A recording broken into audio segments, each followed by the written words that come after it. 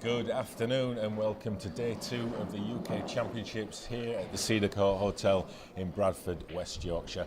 If you were with us yesterday, you'll have seen the opening rounds of the professional event, and today we're going to be focusing on the professional event, reaching with the finalists tonight around about 9 o'clock, where someone will lift that fantastic trophy just behind me.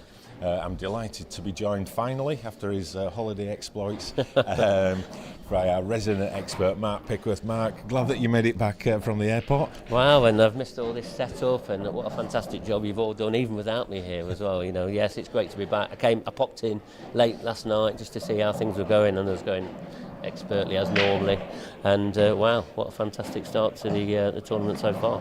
Yeah, and it doesn't get much better than the match coming up now. We have got the world champion Liam Dunster up against his fellow countryman Mark Boyle, one of the best players in the world. I mean, what a blockbuster start to get things underway today. Yeah, it certainly is. A number 1 seed against a number 16 seed. These met in the last 16 in the professional last tournament, and I'm sure they've met thousands of times, and I'm sure they're going to meet for another 1,000 times. These coming months as well. What a fantastic match we've got in store. And for people who are new to Black Ball, new to the IPA, and watching the event for the first time, what can we expect in this match? What would you say the strengths are of each of these two players? Well, I love Mark Boyle's pattern play, Liam Dunster's tactical play, but even Liam Dunster, his pattern play is superb. Probably a little bit behind Mark Boyle. I know he won't like me saying that, but that's just my opinion. I'm sure everyone's got their own opinion. But this is going to be a fantastic match, and one definitely not to be missed. This is the battle of the Scots. Yeah, and this could be a final in a world final. These two are the cream of the crop. Yeah, and I was reading in the pool community, some of the social things, and that one of the big guns is going to go out of this tournament, and this is the last 16 match. And when you at the IPA, the strength in depth in players is unbelievable, and these are two of the best players in the world. And on the outer tables, we've got the rest of the pro matches that are going on, the rest of the last 16 matches. Just tell us some of the players who were there, competing for the title, who we might see later on. Well, I mean, the last professional tournament was contested between Liam Dunster and Clint Ianson. So Clint Ianson is in the bottom part of the draw, and we could have a repeat of that final in this professional event tonight, and that could possibly be. But there's people in there, John McAllister, Mark Farnsworth. There's plenty more that's all going to. Even some of the new up and coming players. Robert Stephen, he's got Ross Fernier. Another battle of Scotland. How many Scotland players are in this last 16? It's tremendous, and it's going to be a fantastic final tonight. We're scheduled about 10 o'clock. Is that right, Kev? Yeah, about 9-10 o'clock, depending on how the matches go. But the way these guys play these days, it's usually earlier than later. Yeah, it certainly is. It's really fast-paced action, and it's going to be one fantastic afternoon's play, and tonight as well. Do not miss out on this. Yeah, so that's setting it up nicely, Mark. We're going to be with you throughout the day as we reach that final tonight, as we said, around about 9 o'clock. So no need to go anywhere, so settle back, relax. Let's get straight over to the commentary box and Dan Fairway. Cheers, Kev. Good morning, everyone. The Battle of Scotland this afternoon even. It was a long night last night. Liam Dunster takes on Mark Boyle, the professional number 1, the world champion, the man to beat on the IPA tour. Takes on Mr. Magic himself in what should be a titanic tussle to make it through to the quarterfinals. Second call for Zenia Heap, please, on TV2. Second call for Zenia Heap, TV2, please.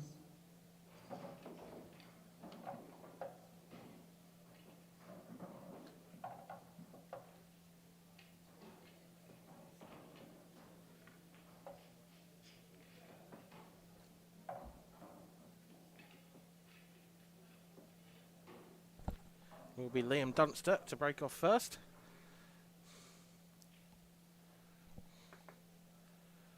See Robert Stephen there, just to the left next to Liam's chair. He will be watching on with interest after his performance last night. Superb performance in the final match of the evening on the stream table.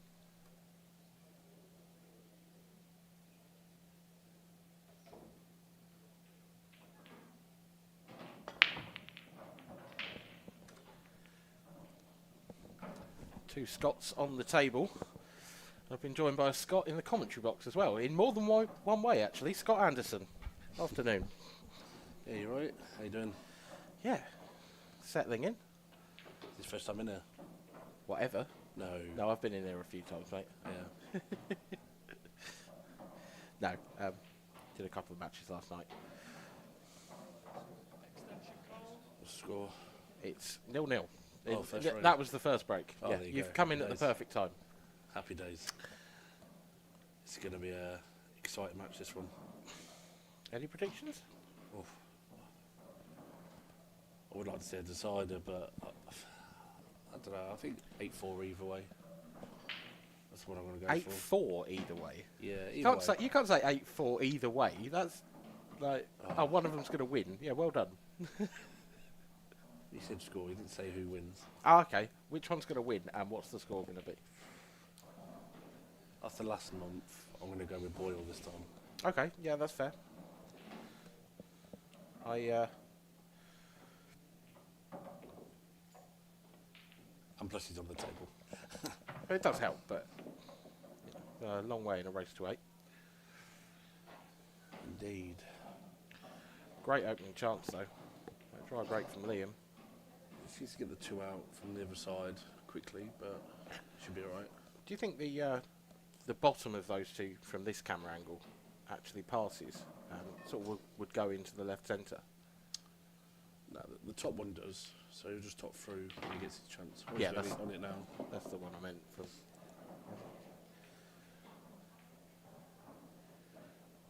Yeah, I think he would have taken that now if he'd screwed back another, 6-8 inches. Yeah, I thought he would have followed through on the last shot and then followed through again, and but he should still be alright. That's the perfect. On table 4, please, Ashton Dinsmore and Lauren Williams. Ashton Dinsmore and Lauren Williams, table 4, please.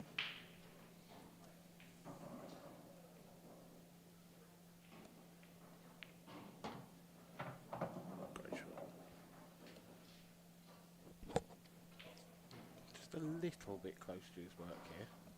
I think he's fine. Just screw back about It's 3-4 inches. There's a bit more of a gap there than I thought. When you look on the overhead, it's not too bad, but I thought it was about an inch gap between the balls from. Honestly, I was saying last night how fast these tables are, and the reaction will come. It's perfect. Do you think? I think he's underdone that a bit.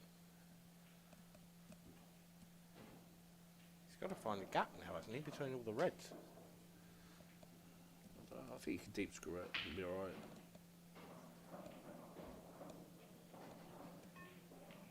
Find out. Oh, he has tried to stun it. Yeah, I don't think he screwed back the previous shot enough, and now Mark is in trouble. I mean, that is cuttable, but my word, where's the cue ball going to end up? I don't know. I've been trying to reverse double this one. I don't fancy the cut, but I mean, either way, it's a 1 in 10, isn't it? plus he is cutting it. Fair play. Loading up with right hand side. Oh wow! Oh, this what is attempt. close. Well, second prize. Covered a pocket that Liam needs, but surely Liam Dunster will find a way around that. Liam's got to be careful here not to. I mean, if you're going to try and find a snooker, it's got to be a really good one. Yeah, like I say, not my expertise in this situation now.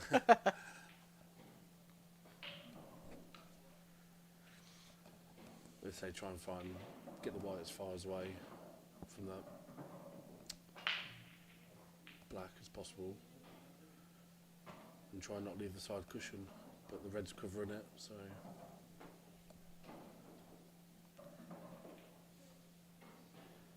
He's in a bit of a difficult spot here, Liam Dunster. I think he's playing safe here. There he is, yeah. I mean, there's a lot of traffic now for Mark Boyle to have to get over, but Yeah, don't. lot of room. Let's They- just say that. Oh, he hadn't surely left it. Surely not. Oh my word, I think he might have done. This is very tight. No, No, he's- no, he hit the red half ball. And his bad ball. Yeah, not convinced about that one from Mark. Shot clock pressure, obviously, had already used his extension as well.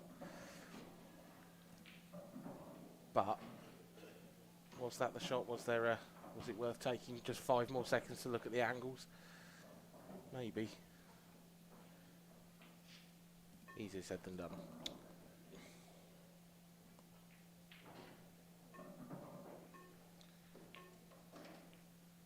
Liam Dunster there playing the percentages. And then moving that last red away from that pocket covered by the black. Seems as though he's pretty much done his work.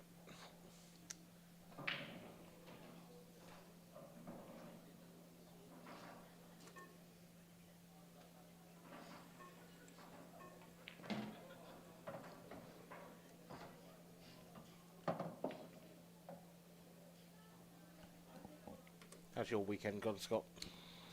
Well, I'm out, so not Of the pro, still in the open. Still got that to yeah, look I forward still to. got the open. I'm waiting for the amateurs to get to our stage. I think if that's what you as you say. So yeah. Who did I play? Played Dan Wiley. From Okay. 7. 2 first-year professionals. Oh, that's a good result. Yeah, and then played my doubles partner last year's Worlds, Ross Fernie, Yeah. Okay. and Ross is a machine. yeah, I lost 8-6, so it was a good game. Yeah, tidy effort, solid effort. Yeah, he's good. Must be tough to come into the professional ranks when you see the quality at the top, particularly at the top end of the rankings.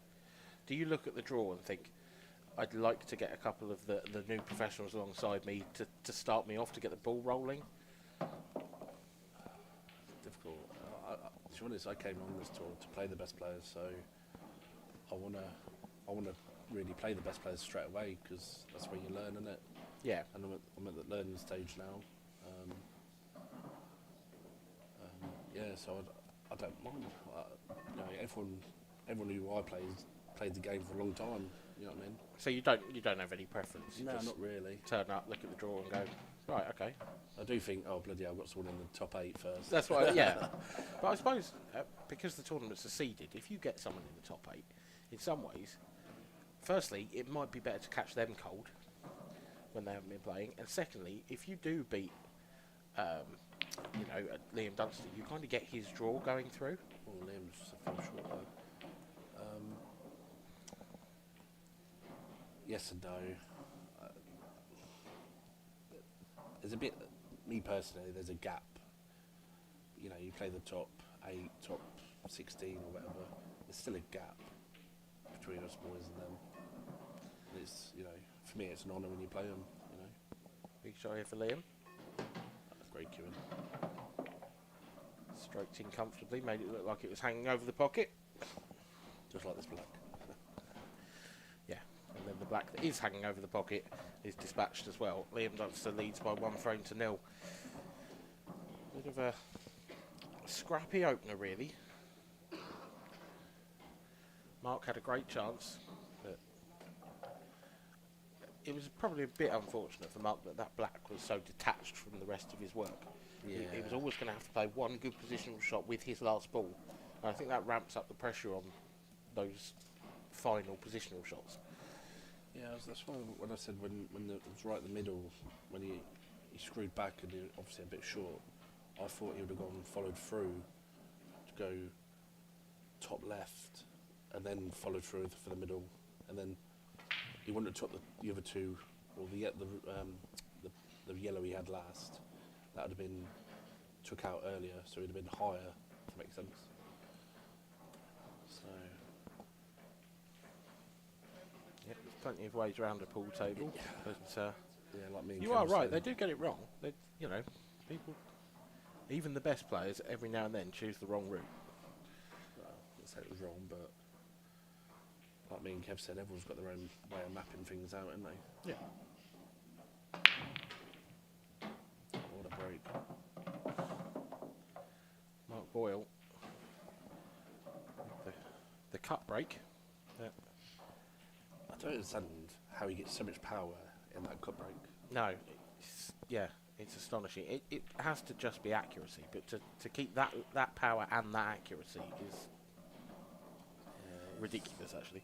Yeah, every time I've tried to copy it, and 4 out of 10 frames I'm easily getting the white off the table. Yeah. So there's got to be some technique in it. And that's not a risk you can take at this level, is it? Might as well hand the frame away. Yeah, 100%. Great split from Mark. Just the red and yellow that have gone close together in the centre of the table, they're going to cause a problem either way, really. Whatever he chooses to do from here, because Depends if you can see the yellow, in the middle. yeah, it looks like he can. Both of those two balls would go That is right. bottom right if he needed it. Other than that, I think he'd have to move something. That is perfect now, just middle, a little nudge them 2 bad balls out.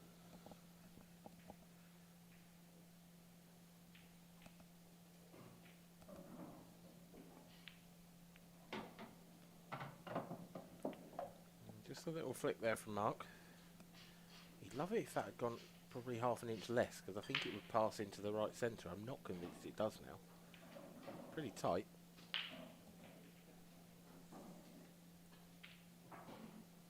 It might go into that right hand half of the pocket.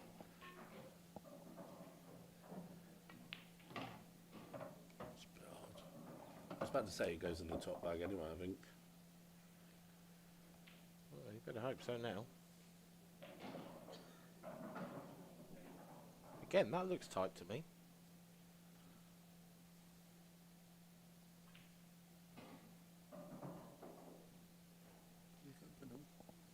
Yeah. Obviously doesn't pass, because he definitely would have taken it then if it did.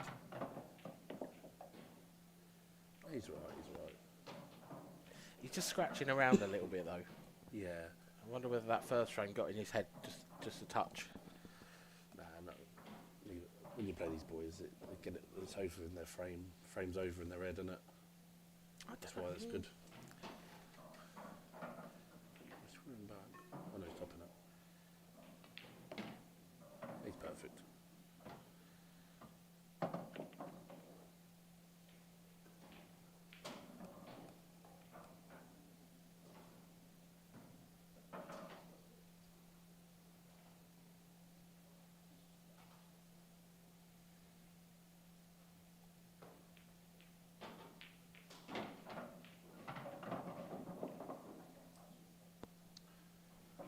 We should be part of this platform 1-all.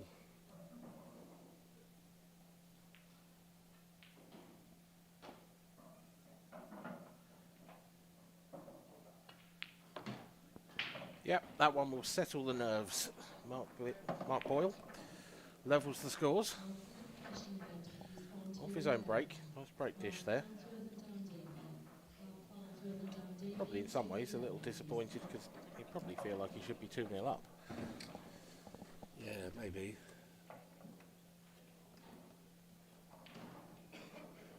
Even though it was only the first frame, those are the sort of things that can come back to haunt you, particularly against Liam Dunster. Because Liam is, in my opinion, the most likely player to play perfect pool for a match. If anyone's going to do a perfect game, it would be Liam. He puts the hours in, doesn't he? So he mindset on the game, and that's why he's probably the best player at the moment, or one of the best players at the moment. Yeah, I know he started running his own club recently. I wonder whether that's had any impact on his practice time. And I don't know much about that, but yeah, I see on Facebook, him and his missus or something, he's got their own club now or something. So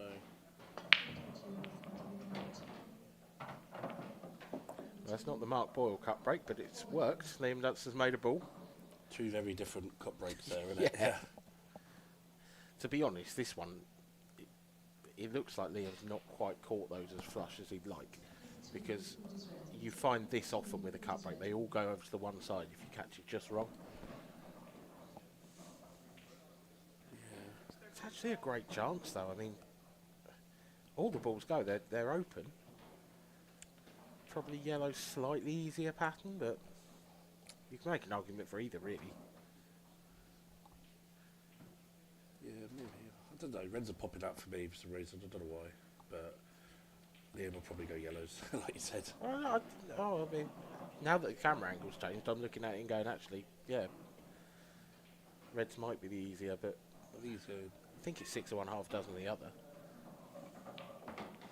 It doesn't surprise me. He's played it well.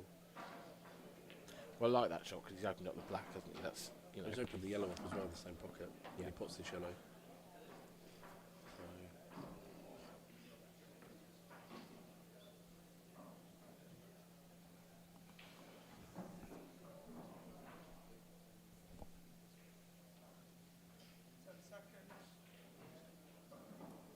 12, please. Corey Reese and Michael Thomas. Corey Reese and Michael Thomas, table 12, please.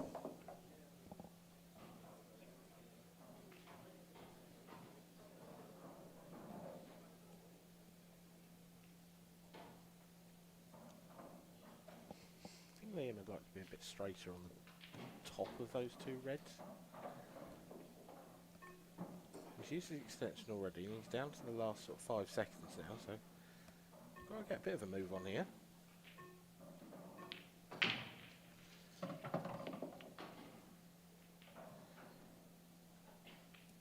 I don't think I've ever seen anyone take the clock down to 1 more often than Liam. yeah, he gets it. I'd love to know if he practices it because he just hits it perfect, doesn't he, on the time. But I've never seen him time foul ever. No. I've seen Mark Boyle time foul. oh yeah, Yeah, he time fouled in the Champions Cup wow. a little while back. Might have been the first tournament, that one. Ooh, now then, dunno. Liam. I think he's straight enough that he can top this through. He's going into the red, but he should be alright. I don't know, if he's going into the red, I'm not sure he is alright. No, because he'll just go over on the far side, top through to the other side, and then take the yellow on the top right.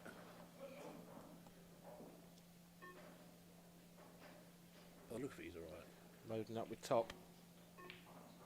Oh, no, See, there you go. Plum. Absolutely.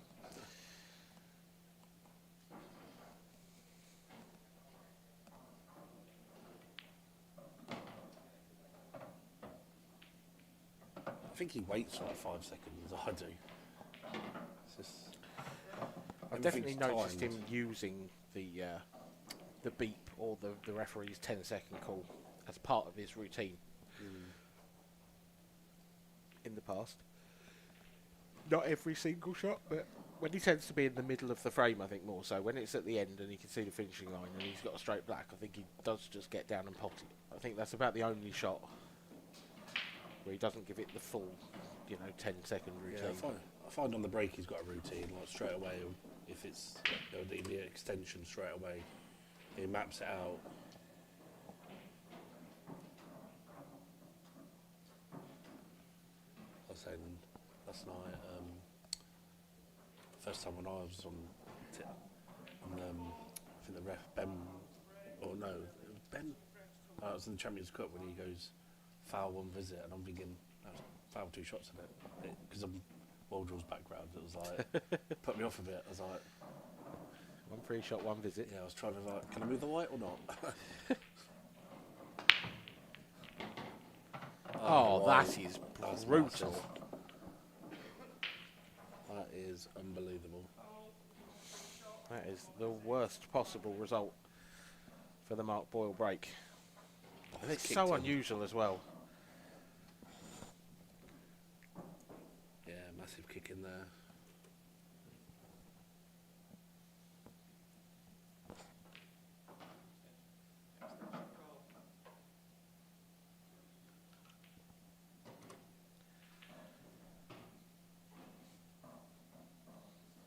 Sort of one awkward ball on each colour set. The yellow on the left-hand cushion, and the red on the right-hand cushion, but Liam does have his free shot to open things up. If he was mad as me, I'll be probably going. I think he's nudging this red out, but yeah, he's definitely nudging the red out. Yeah. There he goes. Wait for the beep.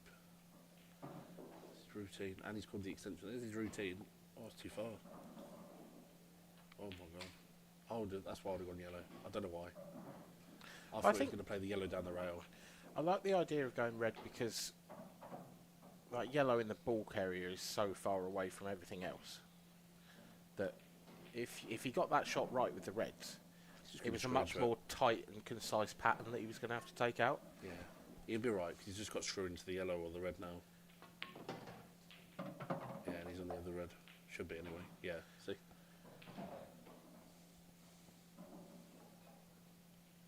Yeah, see, if he was in the situation now taking yellows, he has got to play one good positional shot going right all the way up table. He doesn't have to do that with reds. I think that's probably the reason he went reds over yellows. Yeah. For me, that didn't matter because where the black is, you know, it's over the middle. Happy days, you know what I mean? But True. and plus, who says he wouldn't have just clipped it and it would have gone middle to be set yourself up there anyway? But they're both fair, weren't they? So Yeah, it's just unfortunate for Mark that the cue ball flew in off because you'd have had to have backed him to take, you know, as long as the cue ball didn't land stuck on anything, yeah. he'd have taken these out as well. Fine margins this game.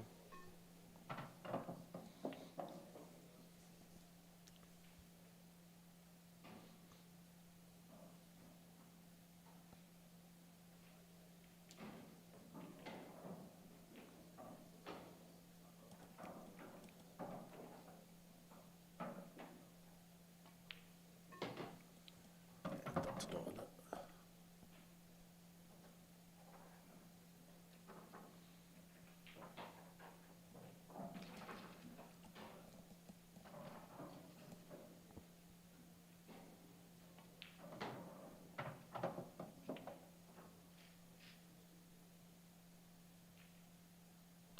Yeah, see, this is what I'm saying. Just towards the end of the frame, when he knows he's got his pattern set and it's just a couple of stun shots, he's just sped up that little bit more. And everyone. Probably, yeah. But you don't necessarily expect it from Liam because you think of him as so measured and calm and precise that you sort of expect him to take the same amount of shot, the same amount of time on every single shot. And sometimes he doesn't. Just when he gets to the end of the frame, I just find that he just gets through his shot routine a little quicker. Yeah, maybe. But they were dot to dot, weren't they? Oh, they were. Oh, yeah, without a doubt. Yeah, I just- 99.9 out of 100 for Liam Dunster those last few. I know I had 101. Been playing darts? Yeah.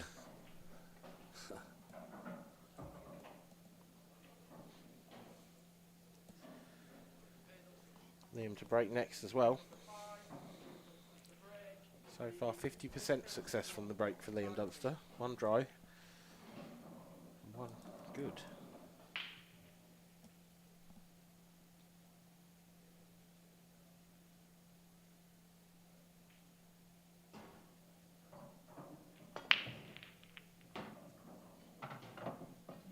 He's absolutely nailed that red into the right centre. Right. I thought he just timed that one really well. Because Yeah. I didn't think it was going to split well. They've gone, you know, they're plumb really, aren't they? They're I absolutely. mean, these reds have come out with an absolute dream. Yeah. It's not really what Mark wanted. No, it's absolutely not, but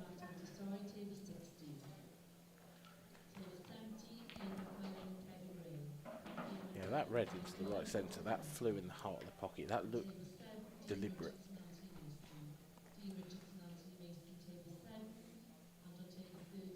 I think that's another thing that perhaps Liam considers that a lot of people don't. I have noticed that if he's ahead in a game, he takes a little bit off his break. I Yeah, think 'cause he he goes to guarantee a ball because if he's ahead, he's got control. Yeah, I think he likes people to attack him, if that makes sense. Yeah.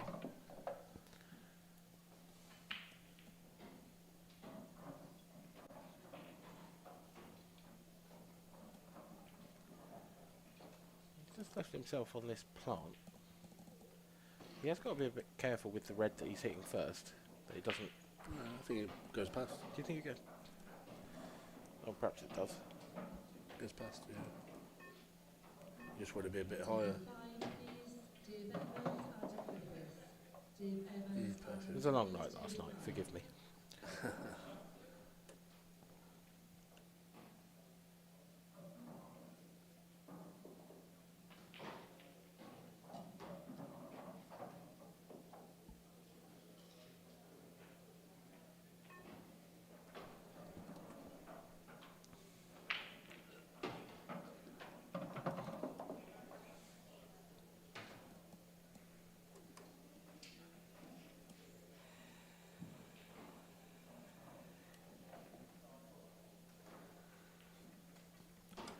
Key shot in the frame here, really. I think he'll be right. It just needs to be, even if he's like between the spot and the yellow, black spot. I mean, oh, he's gone for it. Tell you what, that's a bit unlucky, really. The full ball contact on the black was probably as bad as it could have got, wasn't it?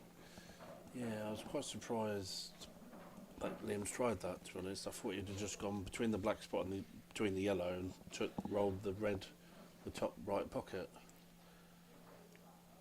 So I don't know if he's got a full pocket for that shot. he's got to commit now, hasn't he? So he's missed it and put the yellow. Wow, I'm really shocked by that. That is a very uncharacteristic error from Liam Dunster. I'm shocked he's not even gone close to the pocket. Really, I'm shocked. No, just looking to see if Mark had asked to have the cue ball cleaned or anything. If Liam maybe. thought he had a bad contact or something, but there was no sign of that from Liam. No. He's hit the yellow thick as well, hasn't he? So if you're Mark now, what do you do if you're here? Are you just trying to break these out? Is he trying to put a red a bit safe? That's a good shot. I didn't know if the plant went or not. It's a very clever shot. Because he's left himself on that one remaining yellow in balk. He's nicely on that to screw back down table, and once he's there, you can't see any problems. Yeah, and it's massive because we both thought it was going to be 4-1, and the game's looking like 3-2 now. It feels like there's a light year between 3-2 and 4-1, doesn't it? Yeah, with Mark's break, and, they are both breaking well. It's just the difference between potting a ball and the white going in, isn't it?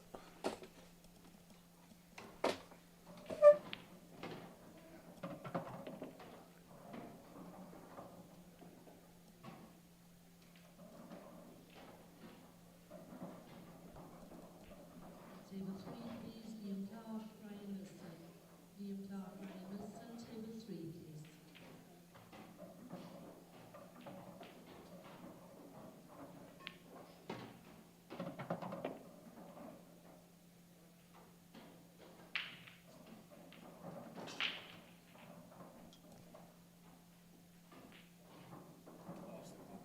Could go wrong for Mark Boyle now.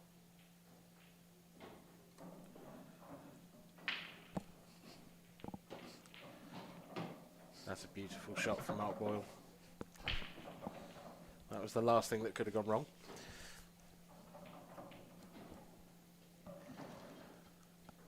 I like the way he's played that shot, confident.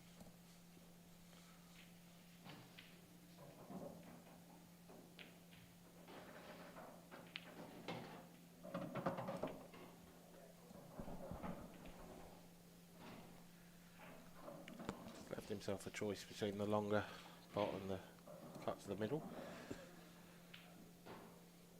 Will certainly take it long.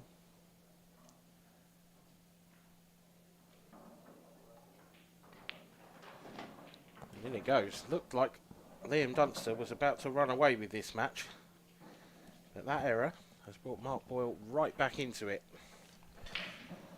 And with the next break, can he keep the cue ball on the table?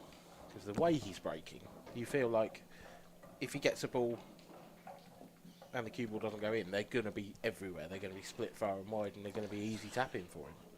Yeah, but what you see on the breaks at the moment, it's definitely could be the case.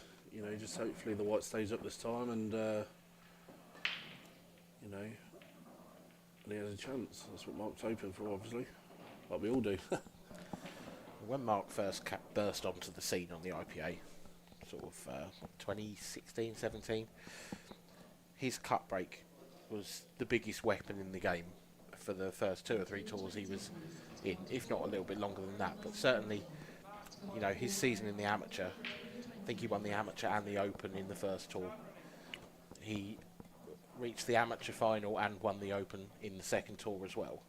And his weapon was his cut break. He was just, he never had to play a hard shot because this break was coming out so well.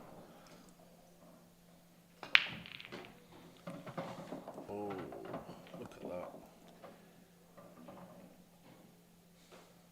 I'll tell you what, if you can hit the ball right, you might be able to, where the 3 reds are in the middle, stun this red in the middle and just nudge that red. And he should be looking okay. Yeah, it doesn't really have a starter on yellows, which is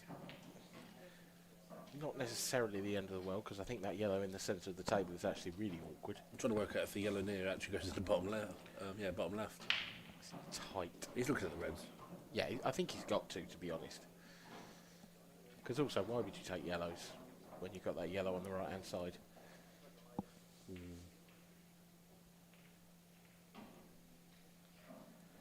Just be careful of the white. Oh, he's missed Would it. have liked to flick there. Needs this to hold up. Is he on the one to the... Oh, he's still on the one No, to he's the gonna right be centre. Just unlucky because he's missed a flick and it only needs a little flick.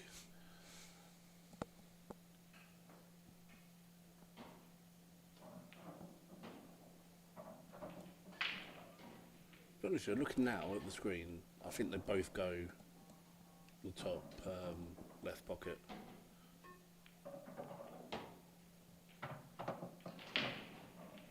Screw into the yellow. With the 3 reds. Yeah, if you screwed into that area, you'd be unlucky not to come out on anything, wouldn't you?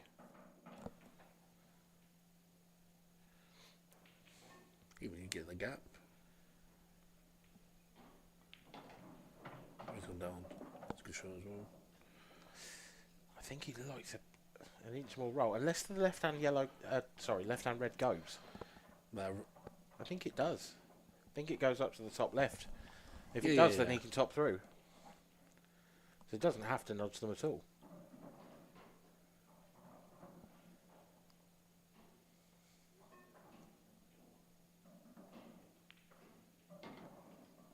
seemed a bit heavy when he rolled through.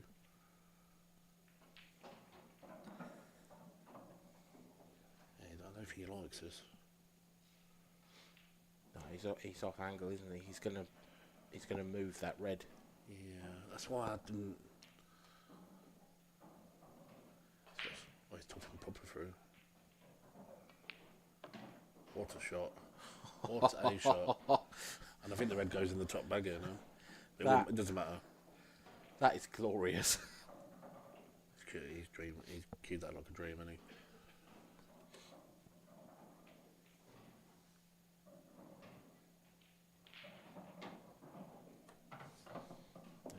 Some wizardry there with the cue ball from Mr. Magic, Mark Boyle.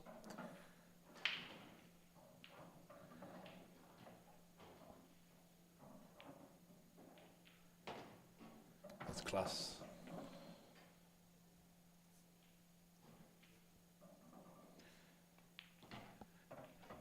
And in goes the black to complete a break dish for Mr. Magic.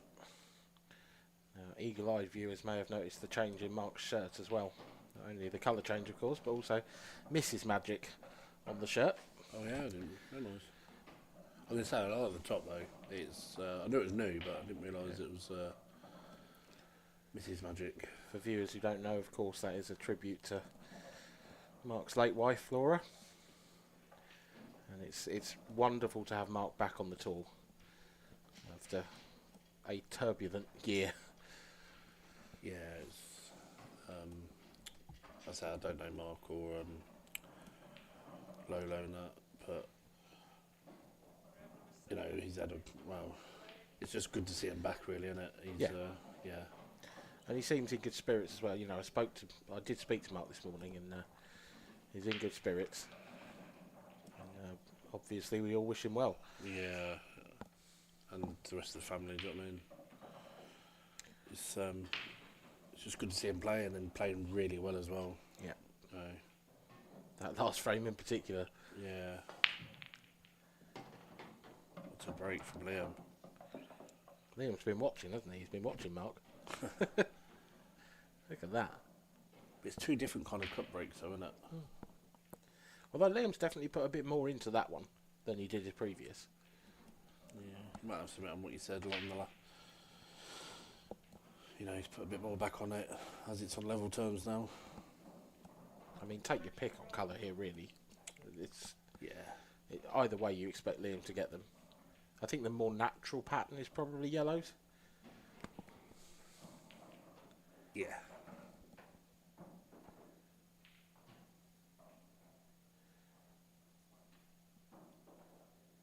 If that red sort of directly to the black, right of the black spot was somewhere more open, I think Liam would be very, very happy and probably already into his work. I think he's just got to be careful around that area. All those balls go.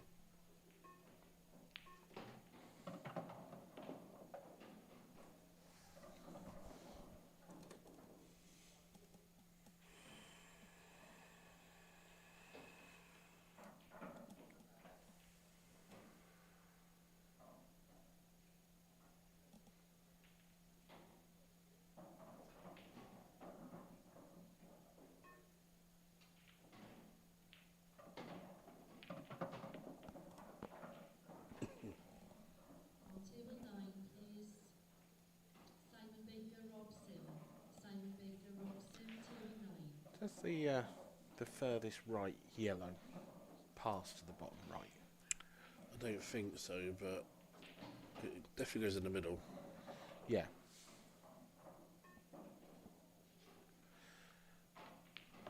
Yeah, I think that previous positional shot, he just overhit a fraction. I think he's just rerouting there. Yeah, I don't. Because if you can get the left hand of those two yellows we're talking about, the one right to the left of the red, if you can get dead straight on that, then it makes it easy, doesn't it? That's probably his last three balls now, those two in the black. Depends what angle he's got here, because he gets from the gap between the yellow and the black. He might roll this one in to go middle, then the other middle. No, he's trying to do what you said, yeah. Wouldn't have minded an inch more pace there, but I think he can hold this comfortably. It's a bit thin.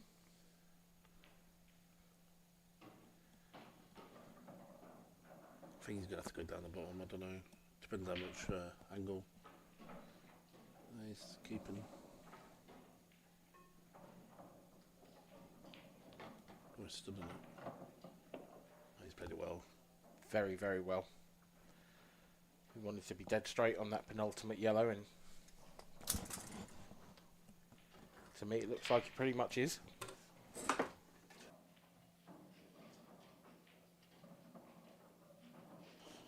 Yeah, probably stun it or run into the red. He stood on it. Perfect.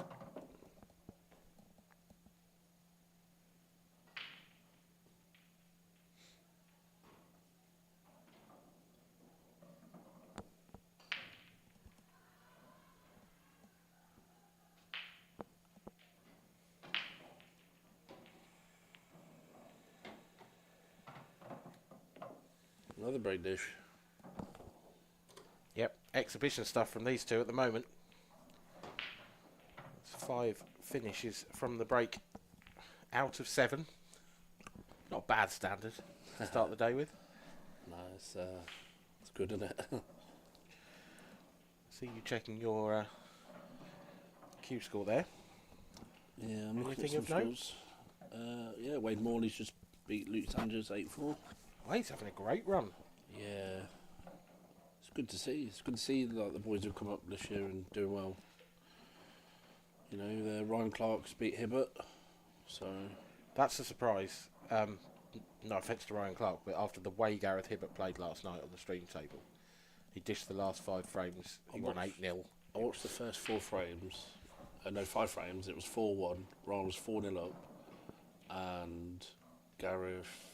Basically, every game was a dish or something. Really? Yeah. Wow. Gareth went in off twice, I think. That's how I watched it and I'm thinking about it. But then I see it 6-all. So it was still a good comeback, but obviously a bit lucky. And also McAllister beat Dean Shields. So So the quarter-final lineup is starting to take shape. We have the winner of this game. Will be taking on Wade Morley in what I believe is his first professional quarter-final. yeah, it is, yeah. John McAllister will take on Ryan Clark. And then the bottom half of the draw, the last 16 is just about getting underway now. Mark Farnsworth has taken the lead, taking the first frame against Dan Davey. And Corey Reese trails another new professional, Michael Tomlinson, by 2 frames to 1. Still early doors in those games. And the next game on the stream will be Gavin Robinson, Clint Ianson. That'll be a good one. And the one I'm looking forward to watching is Ross Fernie against Robert Stevens. Yeah, of course. You being the vanquished foe of Ross Fernie. Yeah. It's been all Scottish ties all for us lot. Yeah, has actually. But yeah, Ross Fernie v Robert Stephen, that's an interesting tie. Robert, of course, came through a very topsy-turvy match last night on the stream against Simon Ward. So it's good to see the boys, us boys that were amateurs last year competing, you know, against some of the big boys. It's good to see. Yes, it is, yeah. I mean, you don't want the new professionals to just come in and be wiped off the map straight away sort of thing, but I said to Dan Davey in commentary last night, and I hope you don't take this personally, but I think the new professional most likely to make an impact, maybe to get final, maybe to win the tournament, is probably Robert Stephen. Yeah, I'll go with that. He's one of the 2 or 3 I had, yeah. You know, I think the other one for me was Michael Tomlinson. Yeah, class act as well. Yeah. Well, Liam's taking a double on here. Wow. Just off the far jaw, that was close. And I think he's on that yellow. Yeah. But they're all snooker players. It's turned into pool players now, but all got snooker backgrounds, and the pots they all come out with. It's like have a day off. I think that a lot, yeah. Tough shot here for Liam, bridging over the red. Oh, what a shot! Brilliant pot. That's a great shot because it opens the black up as well. I just hope he's not dead straight. That was my concern, yeah. I mean, if he was dead straight on this, could he use that yellow as a big pocket and top through? Come around the angles maybe for the yellow to the middle?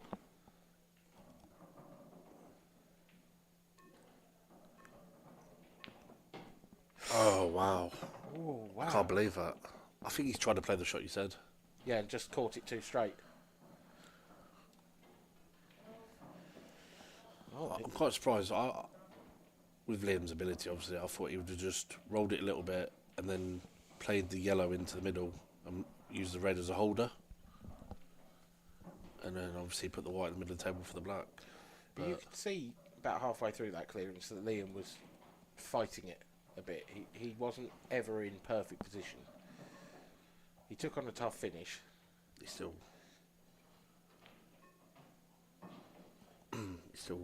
what's the word? I'm still shocked by that shot going in. Oh, absolutely. 100%. be Yeah, honest. yeah, no doubt. I mean, At the pace as well.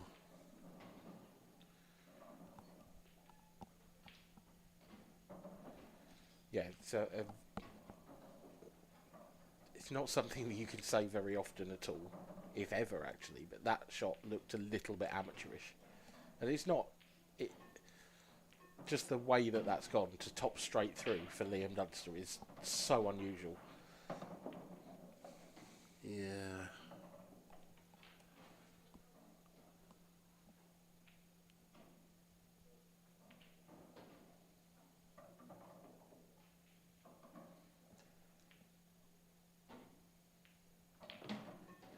Mark just Picking away. Yeah, he is. I think he's got to be careful of that red on the left-hand side. That yellow is covering perfect position for that red. So he's going to have to leave that maybe as a bit of a blind cutback. What about that one? Yeah. I think he could play the red into it now. But I think he's going to play the run down the rail. Yeah. I think that's easy. Ooh. Yeah, it didn't look like it was going to go in, did it? No, it was one of those where that yellow is just far enough away from the pocket that you don't know whether to use a big pocket or not. You go, do I go for this straight or do I knock it off the cushion and into the yellow? And for me, it's kind of gone betwixt and between, really. Screw into the double. Oh no. Well, he's Do you think he could taking play on the skilly. He's taking on the skilly. He's lining this up straight. He's going to have to do this with a lot of bottom. This is not the Liam Dunster shot I expected to see, if I'm honest. No, this is the part of the game I'm trying to learn. The way I play it, I'd have screwed into it. The double, screwed into the yellow. That shot. Oh, I think this is the shot. I think Liam gets this. Oh, look wow. at this. Look at this. How's his luck? Oh my god, that's so unlucky. That is about as bad as that could have gone, but what a shot from Liam Dunster. That is a great skill shot, isn't it? Yeah, I mean, but then I'm starting to see those shots more and more often. I think it was Bournemouth last season. John McAllister made Yeah, I one. was literally about to say that. I And bet it then was John. Dean Shields made an even better one. Oh, he's got the double. Oh, no way. He's got lucky. It's not even touching. Yeah, but I don't think Mark's got a pot on. I think it's close enough to that red that he can't see that one. Oh, he's just gone awful, so it's close. Safety's easy, isn't it? But you don't want to be giving Liam a shot, do you? Anything can happen. Yeah, just got to flick that red over sort of an inch. Like that. That's perfect. You can see a part of that ball. Oh no, he's in. I mean, to be honest, I don't actually think it matters. Because No. even if Liam can see an edge of that, he's got to go cushion first. And he's going to be hitting it hard enough that it's bound to hit a cushion. Cut might be on. You think? That's what he's looking at. Is it? Surely not. That can't be. You can't cut that in.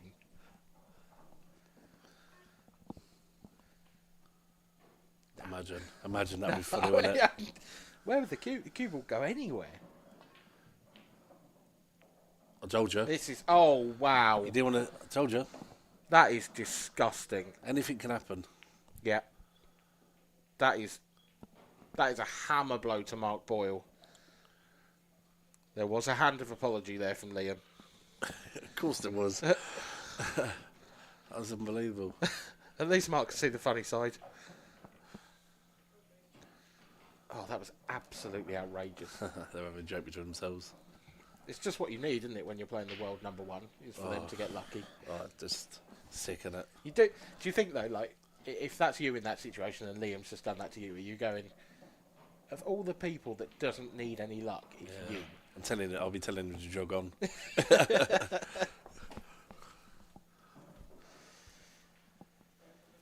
I'll be looking at the bottom of his sole of his shoes. Oh, I mean, it's not just that either, is it? It's the shot before as well, where he's missed the double and finished pretty much touching the red. I mean, nothing's gone Mark Boyle's way in that frame. Oh, nah. The skill shot was great, though, wasn't it? Sublime. Absolutely sublime.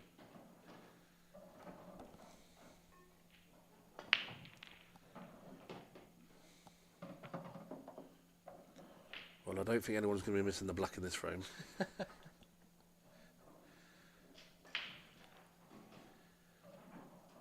Nice. Quite often, if the balls don't come out that well on a frame where the black goes over the pocket, we get a very, very long frame. But because they're so open, I don't think there's much chance of that. I think one of them's got to take something on.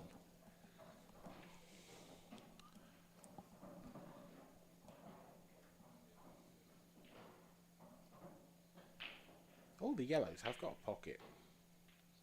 But It's reds, Sure, all, it's Liam reds could- all day. It's reds all day. yeah, Yeah.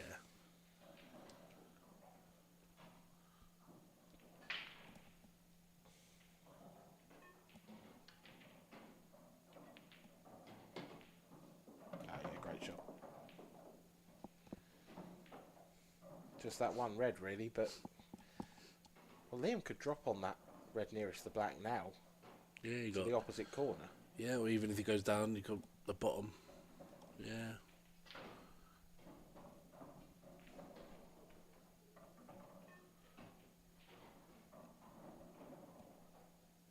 Just waiting for the beep.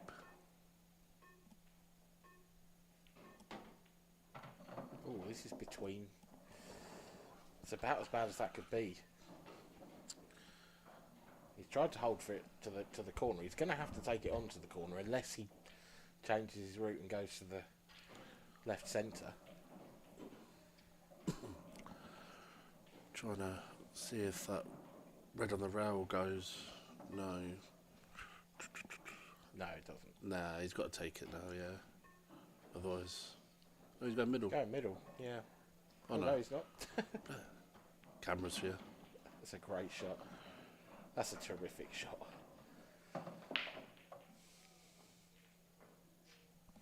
Not quite back in perfect position just yet. Still a bit of work to do. Should be alright. Just cue this back into it, innit? You got the yellows to hold for it. Or he's topping through.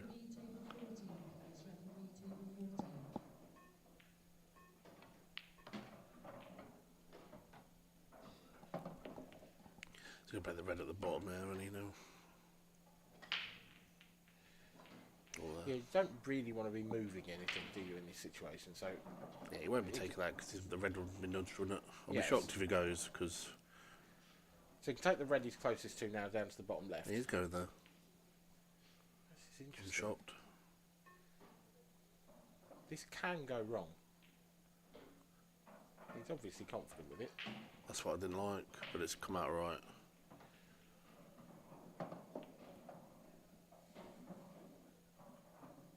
Yeah, that red was so close to the cushion as well that it was always going to double kiss that cue ball, wasn't it? And you just lose that bit of control over the ball. But like you said, Liam is absolutely fine. And, well, you did call that you didn't think the black would be missed in this frame, so Surely well done for that. And it isn't. Liam Dunster leads by 6 frames to 3. And Mark Boyle now really does have his work cut out. Yeah, he pulled it back to 3-all from what looked like the jaws of 4-1. And then Liam Dunster just compounding his luck in the previous frame by Yeah, needs a big break now, doesn't he? by pulling out a break dish in the next. And I'm sure it isn't, but that always seems to be the way as well. When your opponent gets a bit of run against you, they go on and clear the next frame without you having a chance. At this level, 100%, yeah.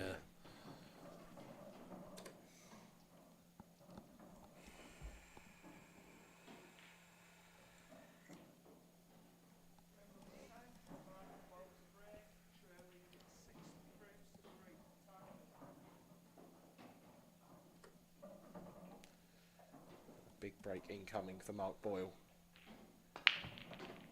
So much power. Cue ball safe, made a ball. Yeah. It's the ideal split. It's One a bad bit red, awkward. one bad yellow. black's open, he's probably going to be forced to take yellows. Yeah.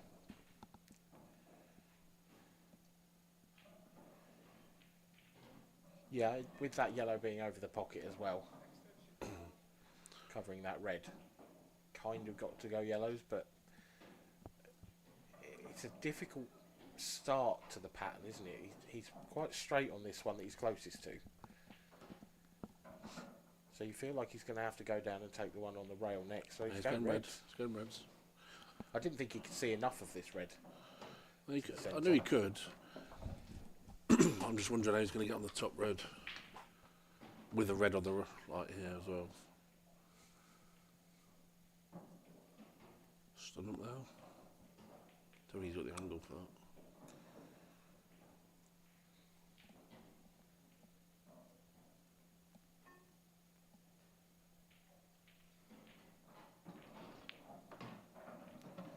Tried to screw up. It's a great shot. It's a great shot. He was good straight on it, wasn't he? Probably wouldn't have minded a bit further. This is missable now. He's got to take that shot on now, surely. He's got to take that red in bulk. Yeah. He's He's not.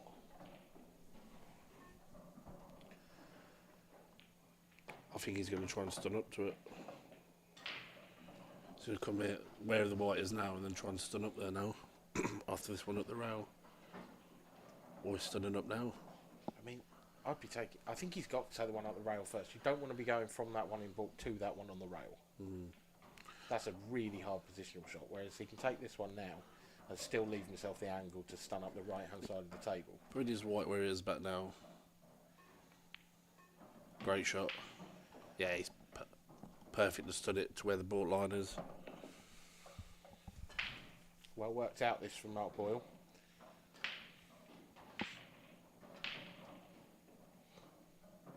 He's got Done plenty the of hard room. work in his head. He's just got to execute it now.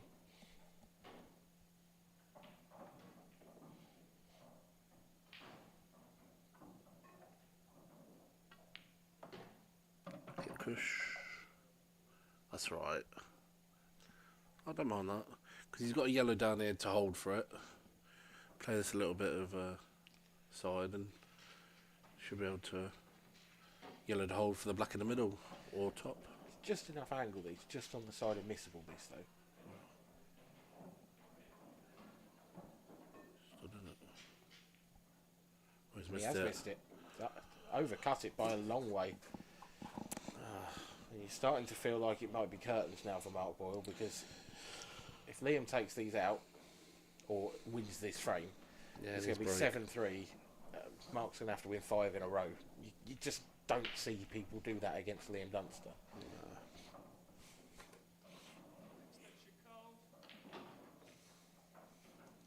He's too consistent. Yeah. 100%. He's too solid.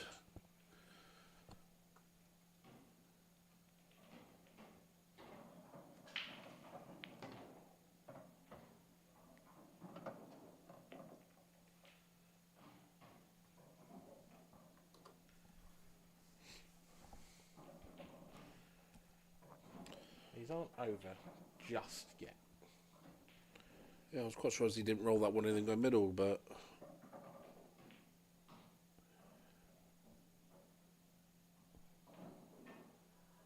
And this looks like it passes, so yeah, passes. you know, he's got 3 of his 4 remaining balls he's going to have to take down the rail. They're not the easiest shots ever.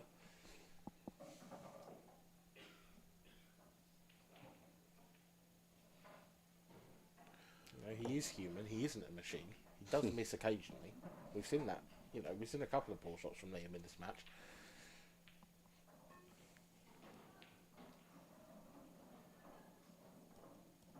And a fluke. And big fluke. It's gonna. I mean, is Liam going to double that? No. But the yellow that's above the black from this camera angle. He does have a big pocket up to the top right. That's true. Top left, rather. Yeah, it's top through, big pocket at the top, isn't it? See, screw back. Yep. He may not even use the big pocket here. He might pop this straight. I think the angle's nicer. I think he will play off the cushion first, then the red, just to get a bit closer to the yellow. He might not.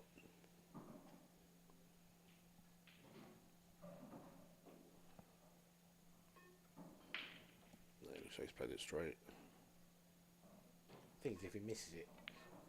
Yeah, cushion first. Ooh. We didn't need the red. But he's got two. He's hit it too well. This is a big shot.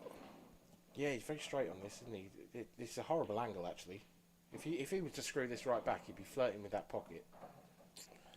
Yeah. Needs to be where he is about now, probably.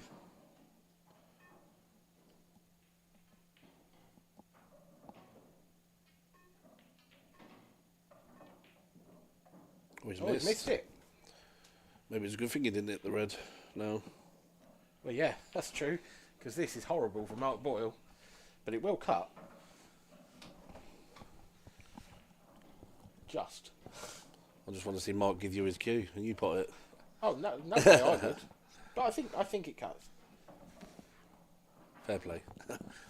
We'll find out. I'd like, yeah, if it cuts, fair play. Oh,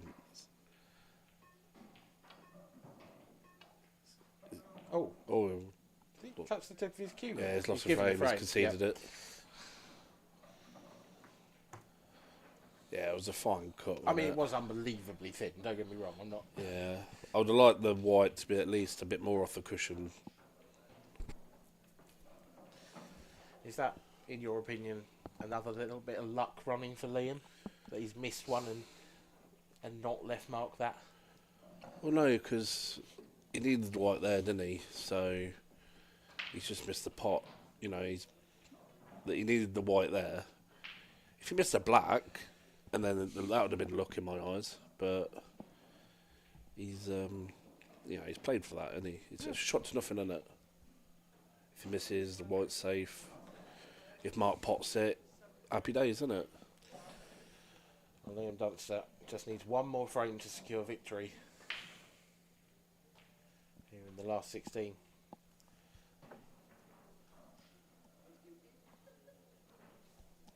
To line up a match against Wade Morley in the quarterfinals. I think Wade will relish it, to be honest. I think he'll look forward to that. Either of them. Well, that's a dry break from Liam Dunster. So Mark Boyle might be able to keep Wade Morley waiting for an opponent for a bit longer.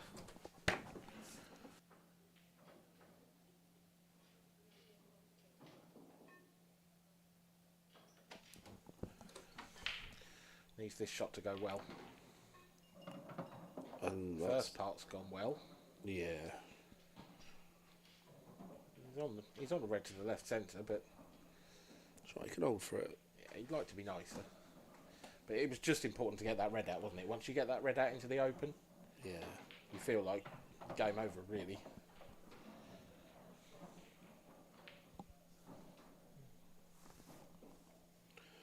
Keep the scores up to date from the other pro games. Farnsworth 3, Dan Davey 3 now. That was 3-1 a minute ago. Dan's been in very good form of late, Yeah. which is annoying from a commentator's point of view. It means I have to work harder. Play less. He should be rubbish like me. And the other one being played at the moment is Corey Rees 2, Michael Tomlinson 4. That'll be a good game. Yeah. Yeah, Corey has been scintillating recently, but Michael, like you said, one of the, the new professionals really to look out for. He's been. Yeah.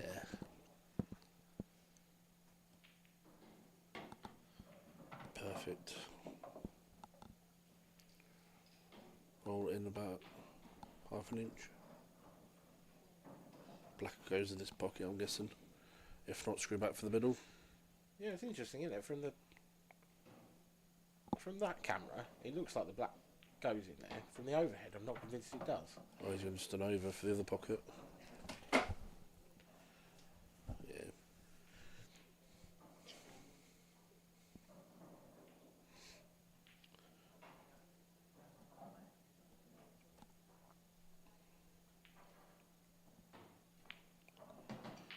Whose break was this? Liam's. This was Liam's break, so could be 7-5 the next time Liam comes to break. If that Yeah. break doesn't go well, you just never know. I mean,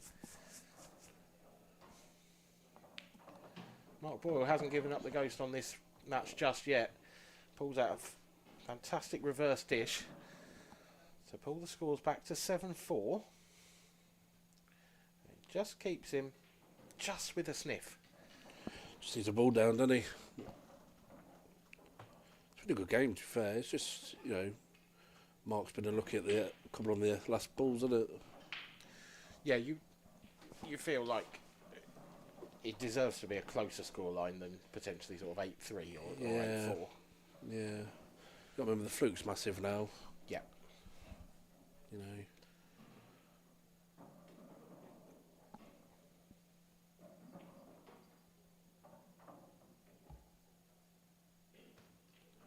Because that'd be 6-5, and then Mark's break. Yeah, it's a big frame.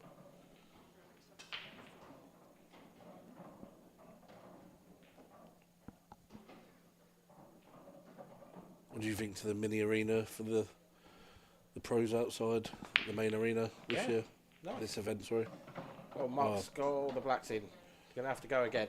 Well, you know what that means, don't you? Well, That usually curse. means. It feels like it usually means it's going to be dry, but do you know what? I've noticed a lot less of that lately. I don't know. Happened last night. Does it to you? No, I was against Ross. I was thank God because they were dollies.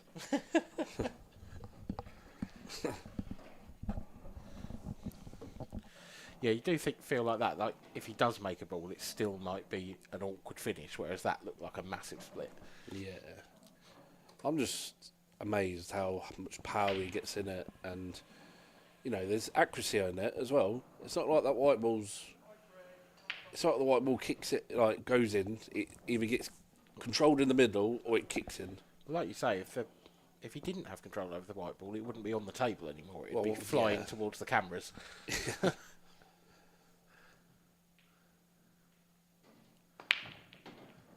See what I mean? Look It just at stays in that that. middle. Stays in that middle. And that is a split. It's not bad, is it? It's possibly not as easy as the split when the black went in, although we didn't really see how that finished. I don't know. I think he's only got one shot to play. It's obviously reds. Yeah, he's looking at it. Screw back about 2-3 inches and play the red onto the red. Yeah. And then come back round and play the plant again if the other red doesn't drop. And then you've got 3 balls at the top. Just got to be a little bit careful playing that plant, that the one doesn't go totally sort of ruined by the yellow. Look, you've got the other red there as backup, haven't you? He's not come back far enough. Nope. He's still okay.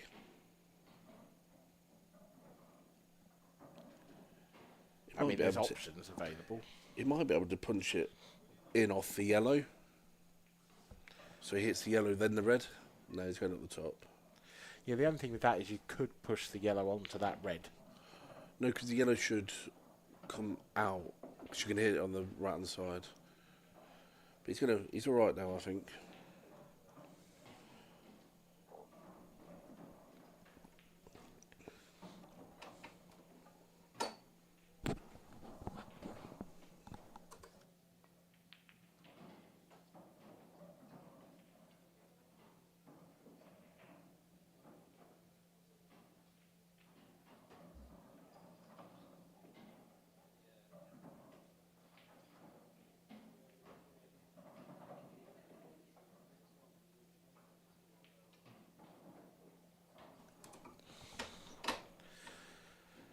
Well, Mark Boyle's missed the plant. Yeah, I was quite shocked he played it so firm. But Liam's in a bit of trouble here. Do you think he could double kiss the yellow and sits over the pocket? It's a bit... I think the red's in the way for a hit on the side.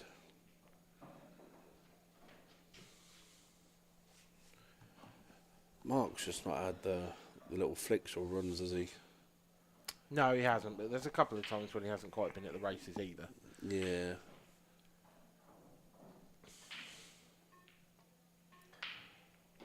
Oh, he's looking for the double kiss. He's gone for it. Oh, Mark Boyle. Do you think it kisses off the yellow?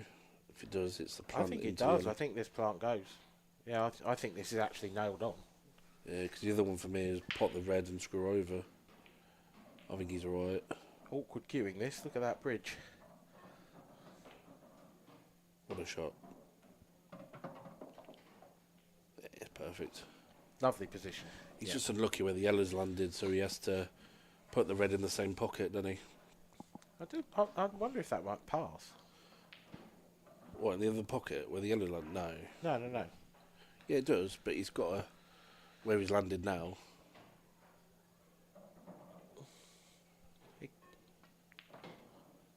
At least this is slow. That's a great shot. Yes, it is. Controlled. Great control, that is.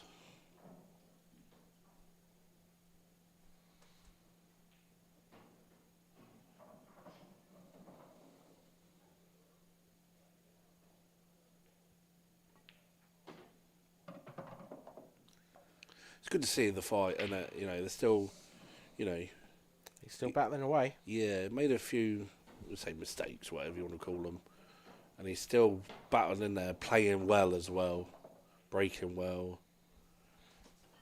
Yeah, I mean, there's a lot riding on the next Liam Dunster break now, because if it's dry, Yeah, you fancy Mark, and then it could be game back on. yeah, I mean, Well, game is still on, but absolutely. But a next break, next break goes dry from Liam. Reverse dish, break dish. You're looking at a deciding frame. We're not that far away. 7-5. Liam Dunster leads. So your score prediction was wrong. Just pointing that out. well, at one point I thought it was going to be 8-4 Liam. I thought.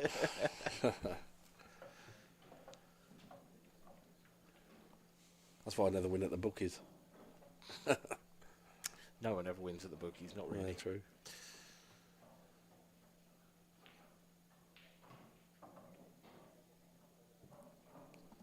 Referee for this one, Rick Lloyd. What do you think of the new sponsors? Do you know Yeah. much about it? Yeah, the NFTs. Do you know what that stands for? Submit tokens, non-refundable tokens. That's it. Non-refundable. NFT. Yeah. Non-fungible token. Yeah. Yes. Yeah, I So where do believe you we've want it? dropped some of them this morning. I think that's the technical term. For people to buy. I'm looking at. I'm looking at one or two of them. So doing my research on it. Oh, what a break for Liam. Yeah, the curtains have just started to edge shut here for Mark Boyle, haven't they? That is. Yeah. That's the best break so far.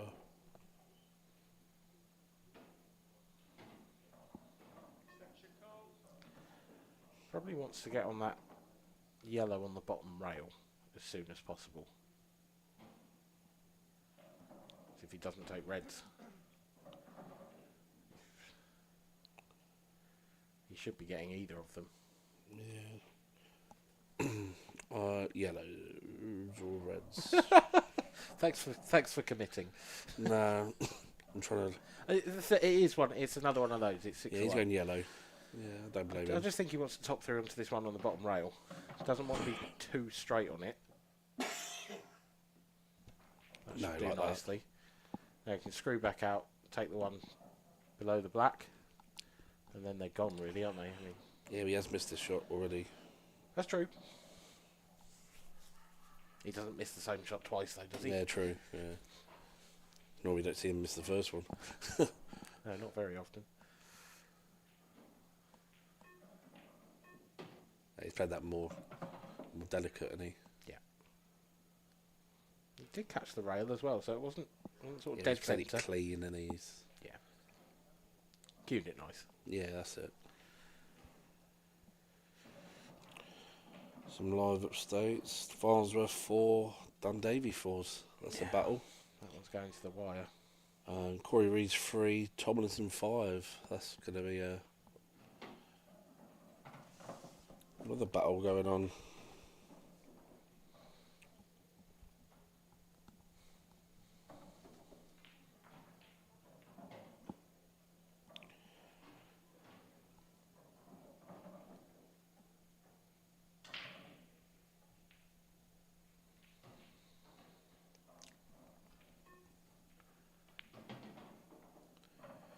Yeah, looks like Dunster's going to win this one out. Yeah, it's been a good game, hasn't it done? Has been a great match, yeah. Lots and lots of dishes. Quite entertaining. Thrills and spills. Yeah. What else do you want on a Saturday? Absolutely.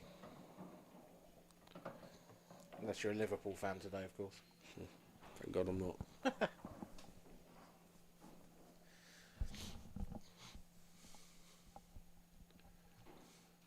There's Carl and Matt, new pros this year. Watching the game. Watching how it should be done. I'll be there in a minute. There's no one better to watch, is there, than Liam Dunster if you want to learn how to play this game. He's proving that right now with an 8-5 victory over Mark Boyle. Superb performance from Liam. Had the little bit of luck you needed as well. Things didn't quite go the way of Mr. Magic. But overall, good performance from Liam. Good performance from both, really, but Liam lives to fight another day. Yeah, I think Boyle will be a bit... Mark will be a bit gutted because he had a few chances and he's not took them, but he's not had the run there and the little, you know what I mean, Mr. 2 golden chances. The flukes hurt, I think, as well. But you got to both give it. The breaks are unbelievable, both on this match. Yeah, both of them breaking really, really well. Liam and Mark using that cut break to devastating effect at times. It is Mark Boyle on your screen there. He will have to wait to play in the Open, either later tonight or early tomorrow, while Liam Dunster gets ready for the next round. And he should be just about to get into the studio with Kev Barton. So we'll hand over to the studio.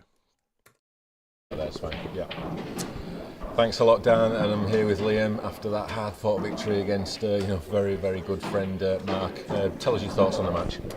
It was a good standard match in patches. I think the shot clock caught us both out at times, to be honest. Like I say, in every interview I have, the 30-second shot clock's just far too short.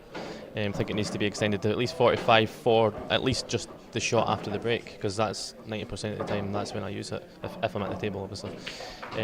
But other than that, I felt I played better than expected. Got off to a fast start, and then obviously Mark's going to come back at you. Did you think the fluke at 4-3 was probably the difference in the end?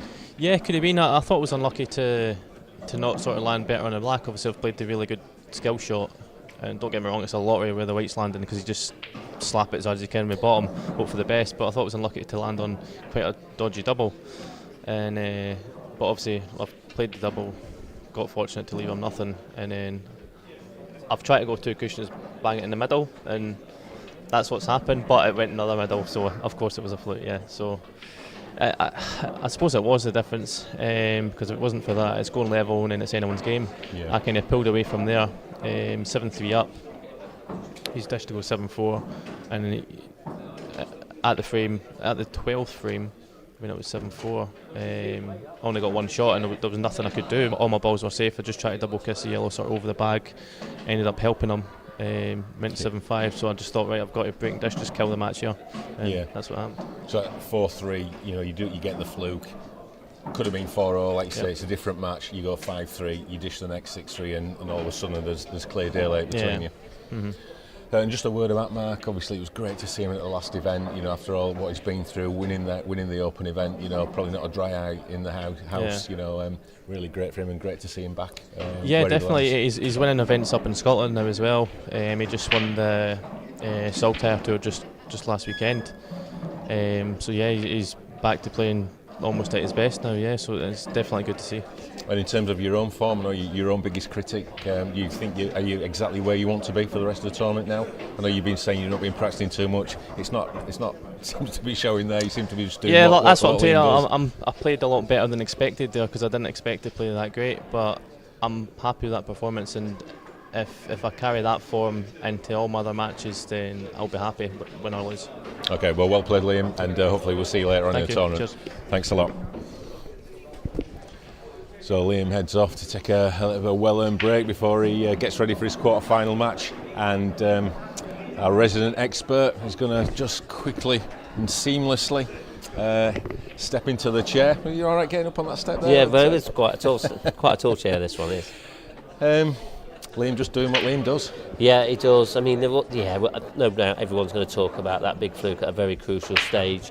But I was just talking to Mark on his way out of the arena there, and he just said everything was always tough for him. It never felt that easy. But I'm sure we'll see plenty more of Mark Boyle. Could be this weekend. You remember what he did last time he lost to Liam Dunster? He went on to win the Open event, which is incredible. And winning the Open event, is it so much harder than winning the Pro event? They're very both difficult to win.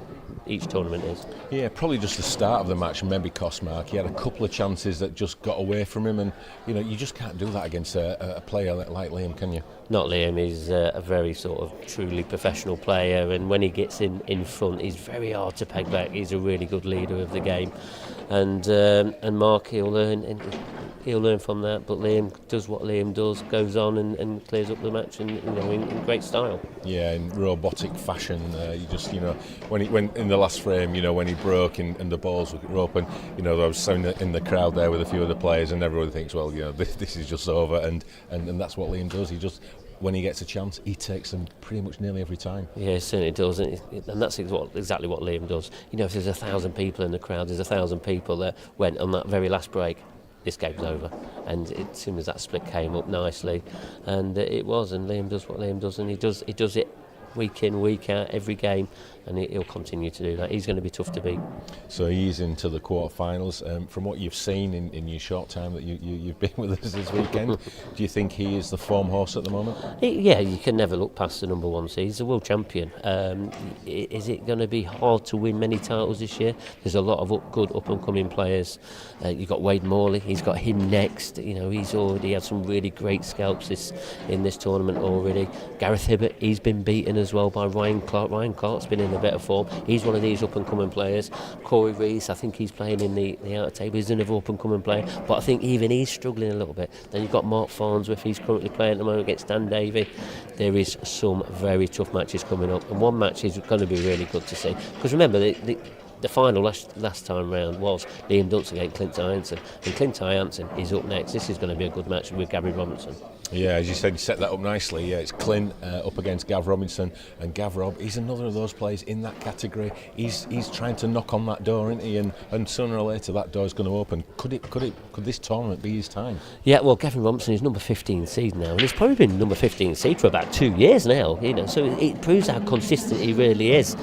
Clint, he's moved up to number 2 in the rankings now. He was in the number 4th spot, I think it was last time, but with some of the wins, I can't see Liam Dunster losing the number 1 spot this season. It's going to take something incredible for that place to go to somebody else. But Clint Ianson, he's been pretty much greatly, really good in form.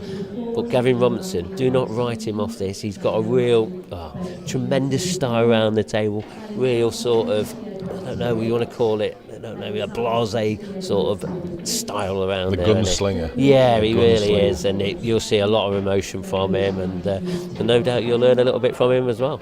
Yeah, just talking about the rankings, Liam's so far ahead. I think he could not turn up for the rest of the season. He's still going to be number 1. He's that far ahead. Such has been his consistency. I won't say dominance, but his consistency over the last few years. So yeah, Gav Rob, he's one of them players. When he marches around the table, he looks like he should be at the a gunfight at the OK Corral. A great character. Yeah, he really is, and you're going to see a lot of emotion out there in this match. And Clint, he's got his own little body language, especially have a lot of emotion. If it's not straight or it's just off straight, you'll see plenty of it in this match. Yeah, and as you say, Clint, rapid rise to form, and his ranking is reflected. You know, he is number 2, and he made no bones about it at the last event. He's going in for that number 1 spot. Might not be this year, but you know it's in his sights. Yeah, it is. He is very much the fans' favourite as well. He loves to put on a show for all his fans, and he's well liked around the globe. He really is, and Clint Ianson's back in form, and he wants his another back-to-back professional titles. Well, that'll be an incredible performance if he does do that. Well, he's done it before. Yeah, and there's no reason why he can't do it again. He's such an incredible talent. He plays all the disciplines of cue sports, and he just loves playing. He loves being here at the IPA. He's one of the world's best players. He really is. He's been a bit out of the limelight recently, but he's back. He certainly is. Right, we're about to see how back he is. It's Gav Robinson against Clint Ianson. Over to you, Dan. Cheers, Kev. Yep, Gav on your left, Clint on your right. Gav Robinson yet to make his maiden IPA title. Been there or thereabouts. Tends not to bomb out of a tournament too early. Tends to get to this sort of stage, but he hasn't really pushed on from your last 16 quarters, maybe the odd semi.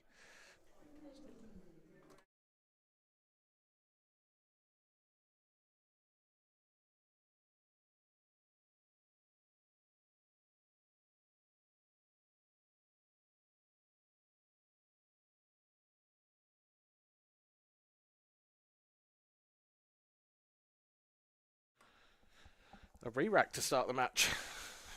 Keeping our referee Darren Maidment fully on his toes.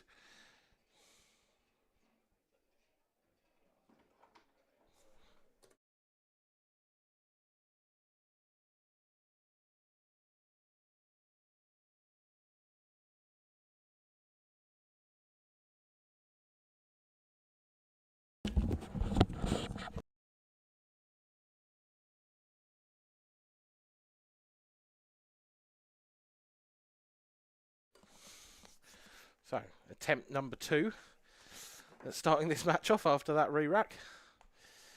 And delighted to be joined in the commentary box by Luke Sanges. How you doing, Luke? Hi, Dan. Good to be with you. Gav Robinson, Clint Ianson. You'd have to make Clint the favourite, wouldn't you? Yeah, Clint's my pick for the tournament outright. Oh, okay. Really fancy him to win one of them this weekend. I think after his money match with Declan, I think he'll give him a bit of momentum. Yeah, he was on fire in that one. And that is a great essential opening break. Pick your colours out. I mean, reds, really, I suppose. The black's a little bit awkward if you go reds. I mean, flies up to the top left or top right. Just got to choose his red. Oh, looks like he's going yellows. He's going yellows. He fancies breaking those two out on the side cushion, I suppose. Yeah, it just goes back to the problem ball, the black that you said. Yeah, this solves that problem straight away, doesn't it? Once, you know, if you go yellows, then the black's easy. He has got to break those two out successfully. And that will do. Yeah, it looks like it was the right choice in the end.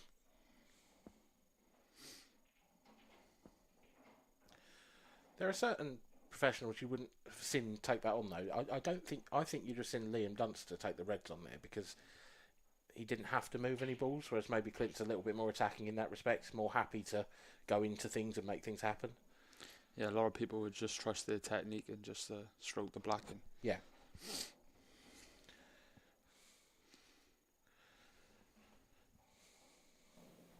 Clint well into his work here. This is the frame ball.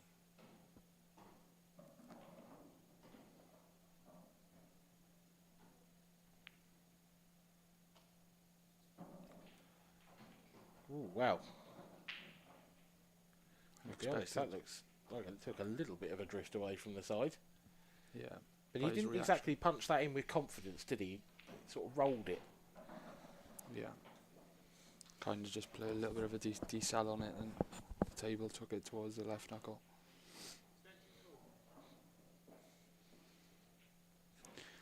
Gav needs to make this chance to punish Clint. Big momentum swing of that is. I know it's the first frame, but It sets the tone for the match, though, doesn't it? If Gav can take this opportunity, he's got a tough starter here, but you feel like if he gets this is essentially frame ball as well. good shot. That was the frame ball. Yeah, good shot. Nice little flick off the knuckle, but to be honest, he was always going to be good on something as long as he got the cue ball back down into that half of the table.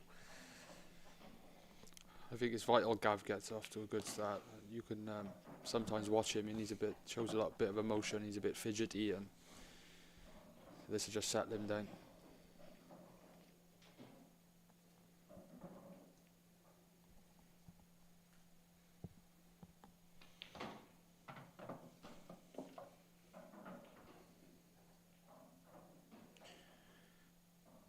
Big break in the next one for Gav, and could be too clear. It's a nice way to start the match, that, isn't it?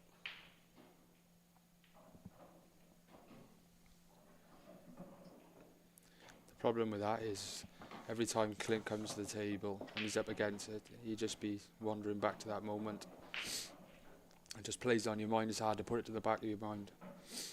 Yeah, just wish I'd hit that shot with a bit more conviction, sort of thing.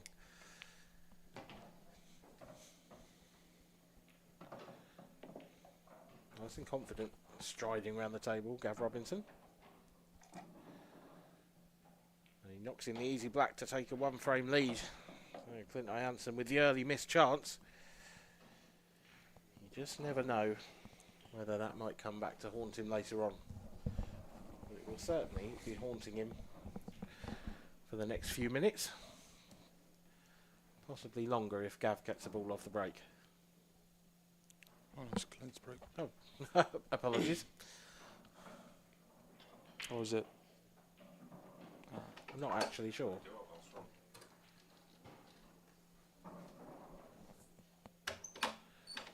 It's just testing the table there.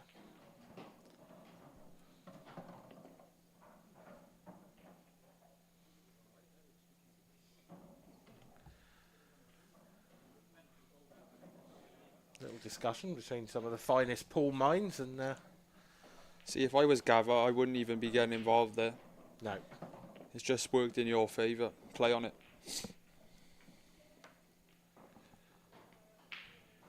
Well, you didn't see that because the referee was in the way. But I did just see Clint knock a yellow down the cushion dead weight, and it flew absolutely dead straight. So we'll never know what happened there.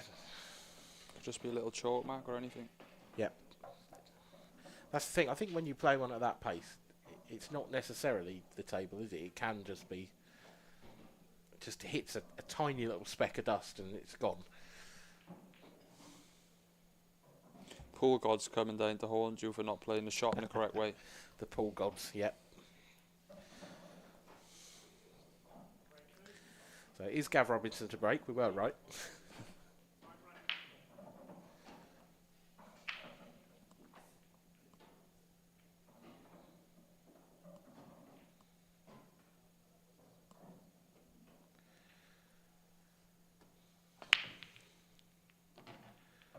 A little bit of a contrast from the last match when we saw two players cut breaking.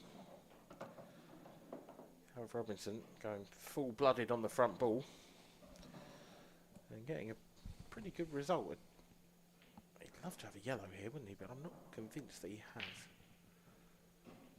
I think his only easy starter is the red to the right centre.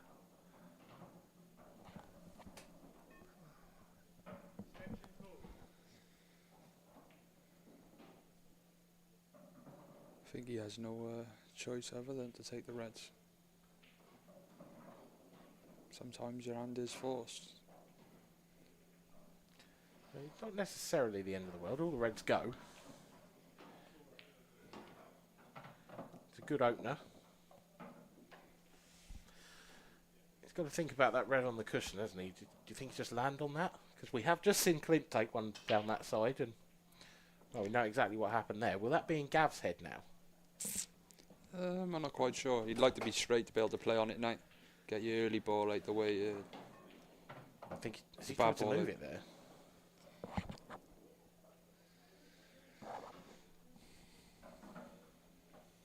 Still might have the angle now.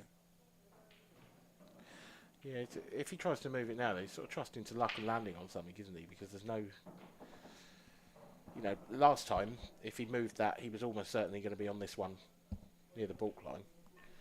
If he tries to move it now, he's going double.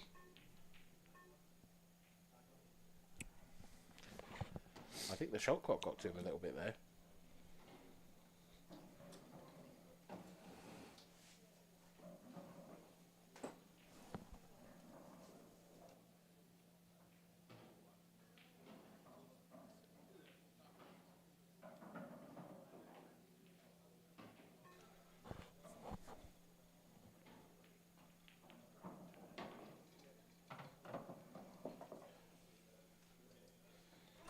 It's actually not the end of the world the way it's landed there. I think he might have the natural angle just to develop it now. Yeah, well, Gav Robinson made the most of a mistake from Clint Ianson in frame number 1. Can Clint return the favour? Has he got an angle there to move the black?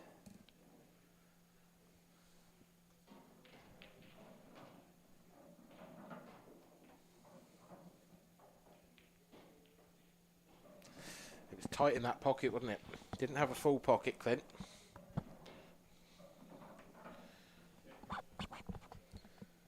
It's been a bit of a scrappy opening to this match, though, Luke.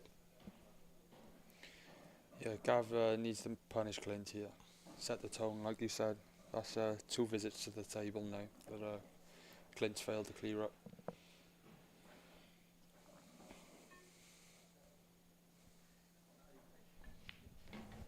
Gav looking to move this red. That's a great shot. That's come out perfect, hasn't it? Flick that yellow out of the way. That makes that red possible. Possibly a bit straight on this one on the bottom rail. I think I'll be able to get it a couple of inches off the rail. I think that's perfect.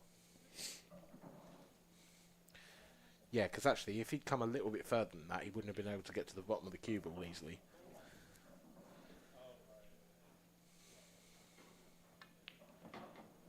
I'll tell you what, I don't think Gav Robinson's going to be playing this one slow.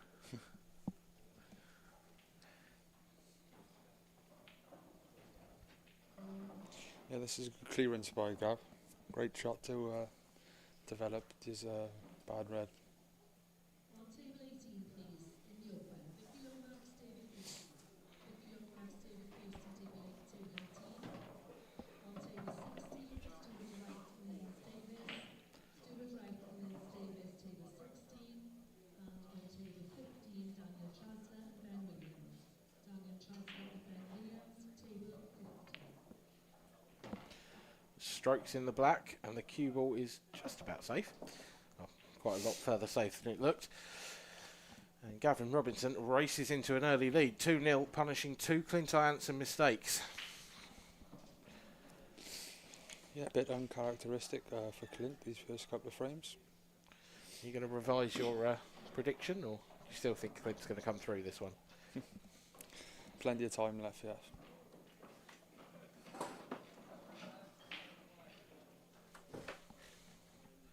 Just goes back to show, though, I know we keep banging on about it, but that first frame just kind of put you on the back foot straight away. Yeah.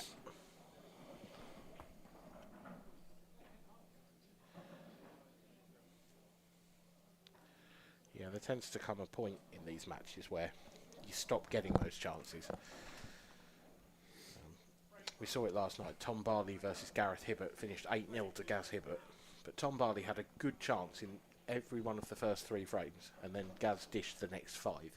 But you know that even though Gaz dished 5 in a row later on in that match, if Tom had been able to apply a bit of pressure earlier on, it could have been a wholly different story.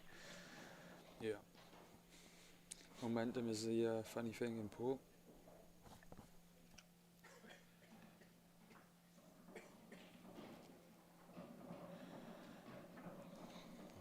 Talking of momentum, the last thing you want when the momentum isn't running your way is a dry break, but that is exactly what Clint Ianson's had there.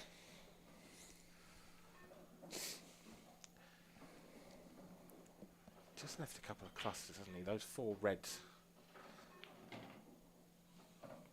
in the bottom half of the table, but particularly that red on the side cushions. Has he gone after that now? Is he going to try and double this?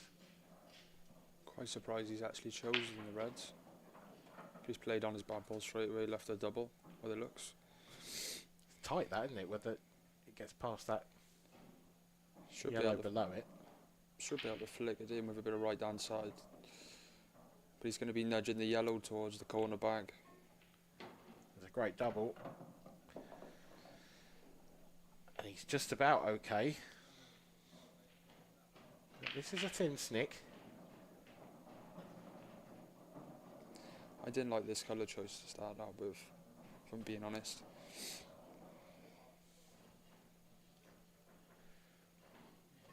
Well, he's on. That's a terrific pot.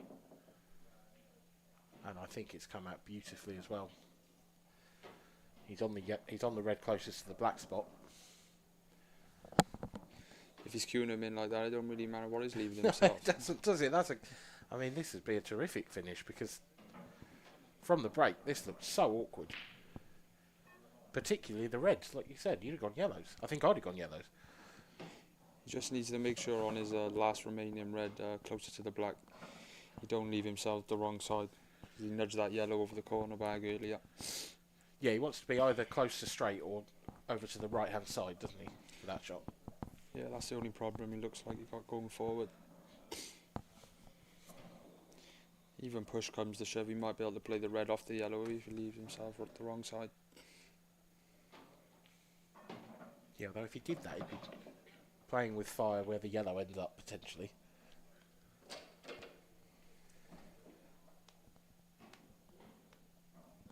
a bit straight on this one, isn't he? Yeah, he could have played that a little bit better. I think he's okay though. His table's playing really, really quick, so you couldn't manipulate angles. Yeah, he's just pointed his cue at the gap between those 2 yellows in the middle, and as long as he finds that gap, which he has. I think that just shows to show how confidence Gab's feeling, just leaving the long one.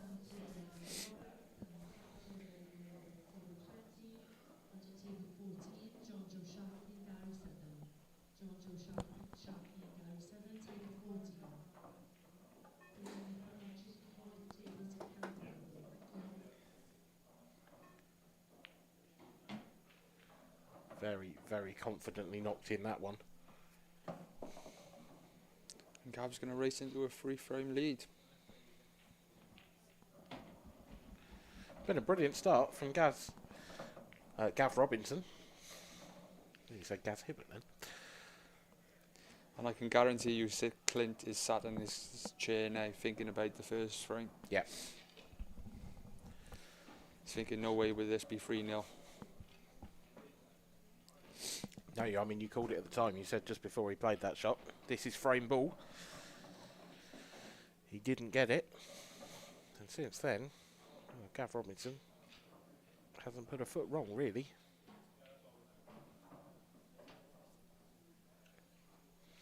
Credit to Gav though, he's kept his foot on his gaff and he has said the marker to Clint. Put down a marker, shall I say. You can see in the background the 3 other tables reserved for the professional games, and they are all underway. Mark Farnsworth 6-5 up at the moment against Dan Davey. Michael Tomlinson is 1 frame away against Corey Reese. He leads by 7 frames to 4. And Ross Fernie trails Robert Stephen by 2 frames to 1. Plenty still to go in that one. But we are. Was the last ball going to drop?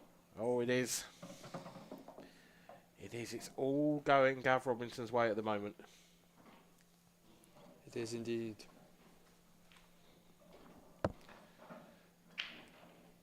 he have a nice opener here on reds? I don't think he has, but I think you'll be seeing him play the plant. Yeah, I mean, if he gets that yellow onto red in the centre as well, it probably pushes another yellow safe. Could be a bit more insurance. He'll take that. Also, that's just cleared a path for a double on the black if he doesn't want to move it. Yeah, I think Gav likes his doubles. He chose to play on one in the second frame, so I wouldn't be surprised if you see him leave himself it. It is one of those, isn't it? If you get right behind the right angle on a double like that, it's almost as good as a straight pot for these players. He has tried to move it.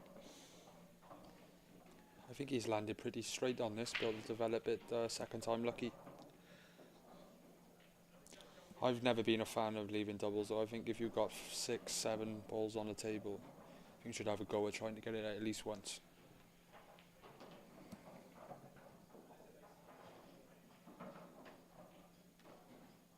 Pretty sure he got the angle, yeah. If he just screws into the yellow and just nudges the black. Yeah, I think he might have been worried about what he was leaving himself next, because if he left himself hampered on the red he's landing on now, he'd have been in trouble. He wouldn't have had an out shot. I think now he might have to leave the double on black. Yeah, I think he just needs to commit now.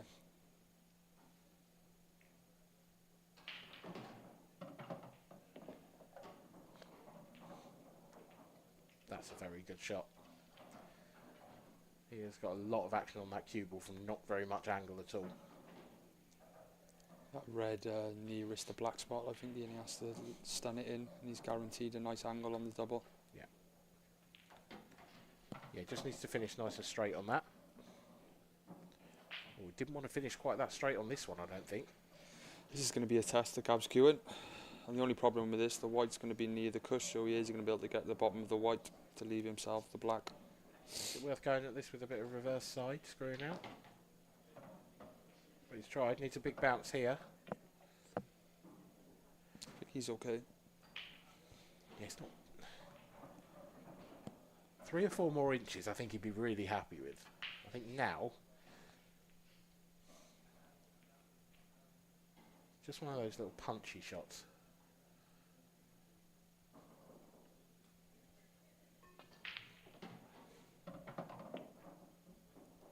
No, he's on the double. Bit thinner than you'd like. I wouldn't be surprised if you see the white ball go close to the corner bag here, flicking off the yellow. I think it could go close. I fancy Gav to make this. No. Oh, yes. Oh, I thought that was far jaw. But it's dropped in, and Gav Robinson leads by 4 frames to 0. Great start here by Gav. He hadn't put a foot wrong, really. Yep. Break dish and reverse dish in the previous 2 as well.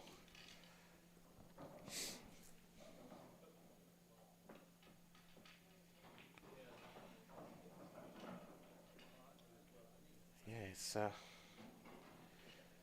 all coming up Gav at the moment. Clint. Looking to the heavens.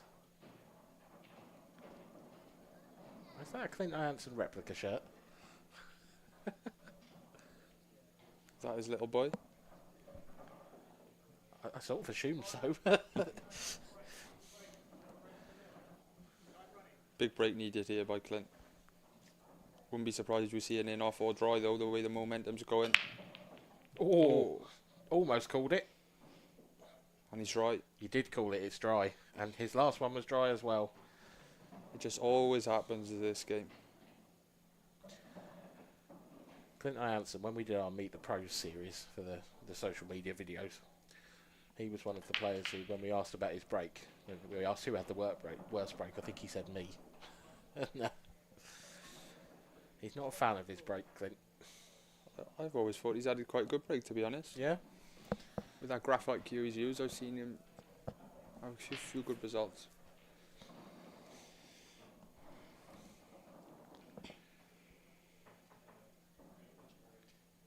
Gav straight into it. Uses extension, deciding to go reds. And again, this is one of those, isn't it? It's a tricky table, but you can see the pattern straight away. You can see what he's gonna go after. I think you'd be going down for these ones in the middle. The two closest to the middle, they're like his problem area.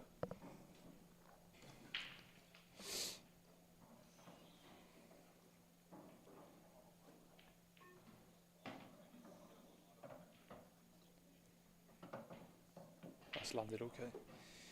Should be able to stun across for the next one. The problem ball is the black, because it only goes in the middle. As long as he doesn't want to be taking this one, then a bottom right anytime soon. Yeah, if you can leave that one to the right of the black spot, then makes the black a lot easier, doesn't it? This clearance has become a little bit awkward now with that. And now it's become really awkward because that red, which was possible, is now completely tied up.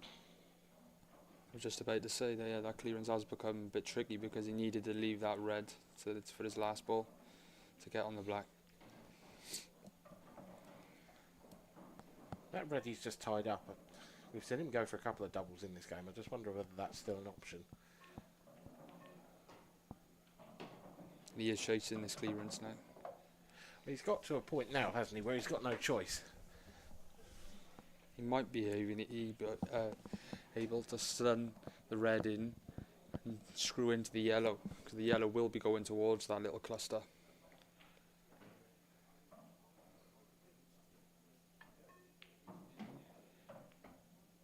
That is a terrific shot.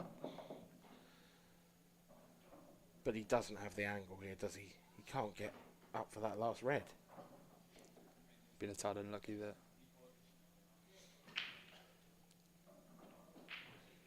I think we might see another cross double or treble maybe. Yep, double it is. It's not there. Now Clint Ianson comes back to the table with a chance that you feel he really does have to take now. Been kept away from the table for the past couple of frames. A couple of misses in the first two. Vitally important he doesn't go 5-0 down now that he's got the chance to get back to 4-1. I think you might see a little toilet break from Clint here if he manages to take this frame.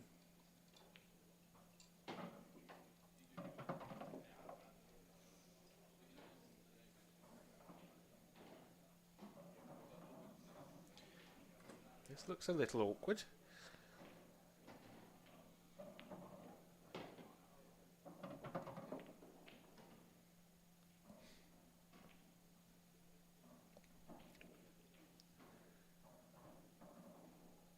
This is ABC for Clint.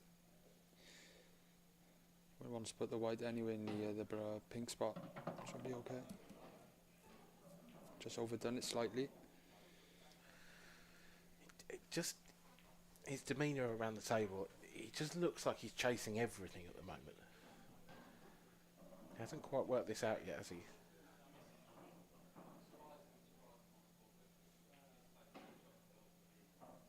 He has been frozen out and will take him a couple of shots just to adjust to the pace of the table. They are running so quick at the moment. Yep. It's good recovery. Yep, that one really is spot on.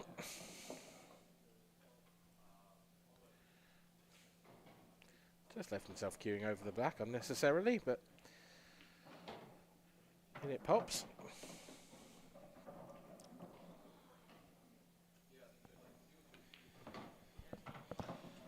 Clint stops the rot. Yeah, about time too, from his perspective. I think after that dry break he thought, oh, this is could well be 5-0. But he came back to the table.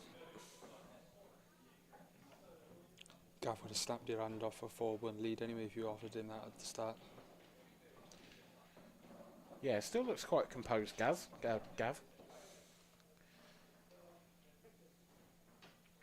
He's a little pocket rocket, Gav. Yeah, nicknamed the Rocket, of course. Does wear his heart on his sleeve. Yeah, I can see on the tables behind that all three of those games are still going. So Michael Tomlinson hasn't quite overcome Corey Reese just yet. In fact, Corey's got one back. It's 7-5 that game now. As is Mark Farnsworth versus Dan Davey. Mark Farnsworth one frame away from knocking out Double D. And where's this cue ball? Oh, how has that stayed up? That looks like it's in the pocket. I guarantee Clint smiling in his chair again. Without a doubt. A knowing look, I think that is. There he goes. Awkward though, this. Queuing out of the pocket. Good opener. Yeah, real confident punch. That shot from Gav Robinson. I think you'll see him drop this one in the middle and then the one down the rail. As long as he runs through a few inches, he should leave himself the one in the corner bag, and then it freezes itself for the second red, so you don't have to play the plant.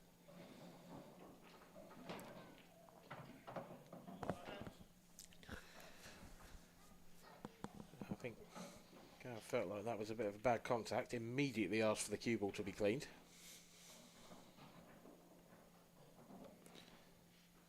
And he got to run through a couple of inches, and then it frees the pocket up then for the other red. I think you'll be finding that's his last ball to get on the black.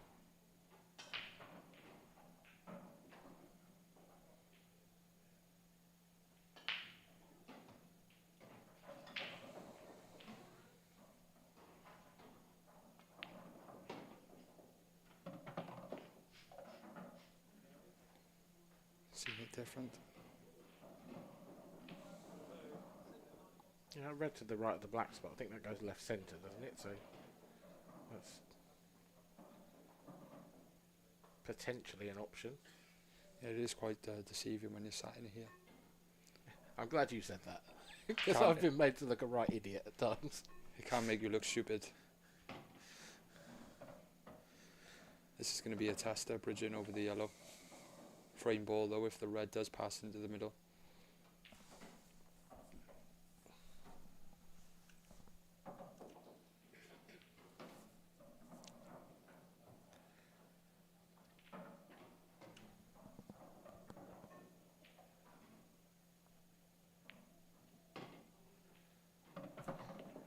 I think it does. No way he plays it like that if not. I think he thought he missed that then at first, the way he was up off it. Just caught it to the fin side of the pocket, nearly ran behind the other red.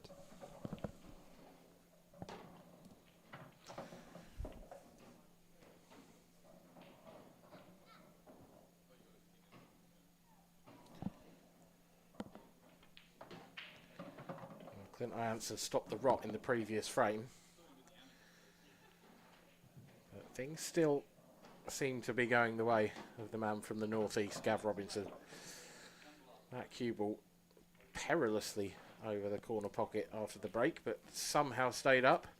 And thanks to that, he leads by 5 frames to 1. Yeah, another good clearance by Gav there. Yeah, I mean, you know, I'm saying things are running his way, but that's a little bit harsh because he's playing really well. Still got to pot the balls. Yep. And they haven't been easy clearances, a couple of them. He's had a few tricky openers. So far, Clint Ianson, in terms of break success, is 1 out of 3 in this match. He needs to improve that record pretty quickly here.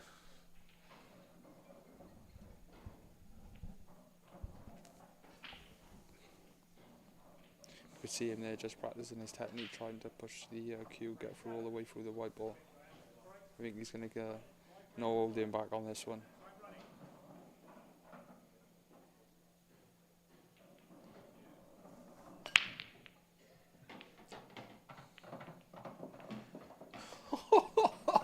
That is insane. I did call it. You did. My word. That might be the best break I've ever seen. You do well to beat that.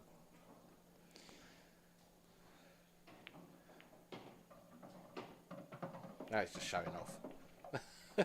They're that easy, it doesn't even matter that he's skilly. No, this is just ridiculous. I think you get these, Dan. Thanks, mate. Do you know what? I'd mess them up.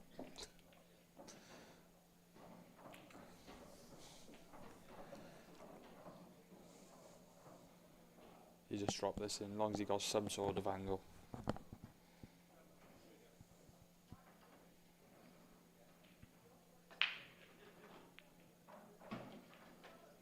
Yeah, just pinched the bag, left himself a couple of inches to the other side.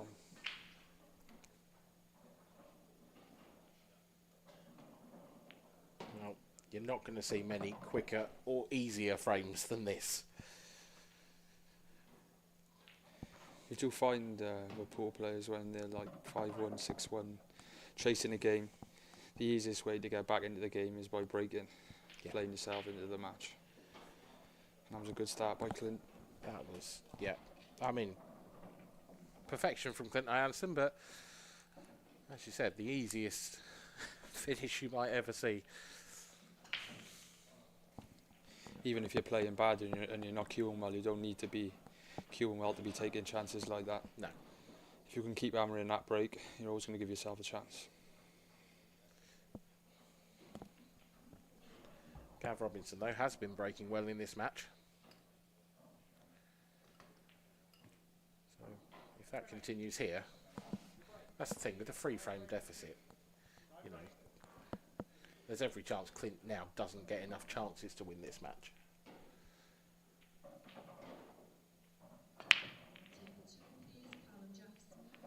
Gav didn't quite put as much into that break, I would say, as he has in his previous ones. Still got 10 balls or so past the halfway line. Yeah, not bad. But it is dry. Yeah, this is the first time there's been a little bit of a momentum shift.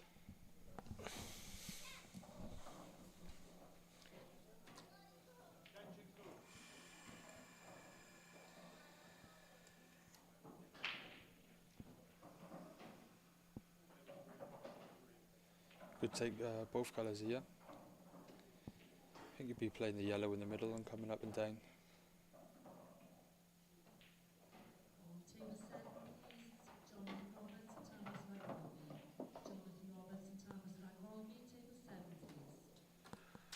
Just a little bit congested, isn't it, in the top half of the table? It's just got to be careful.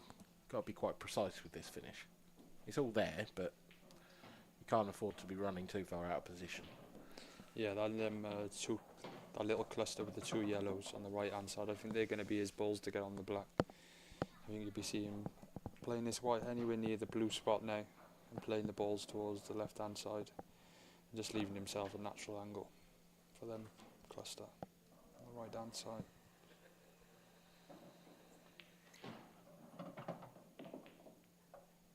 He's got away with that. That skidded more than he intended.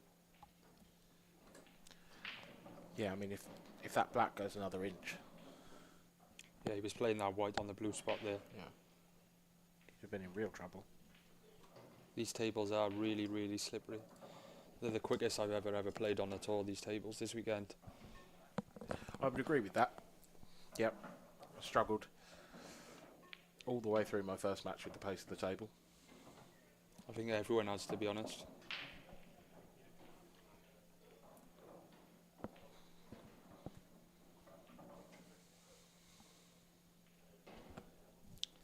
Can't really see this going wrong now for Clint. He's done the hard work.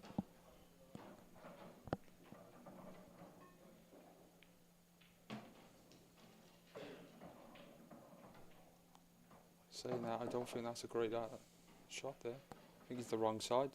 Yeah. Can he just sort of slow drag this and hold it? I think he is going to be the wrong side of the yellow.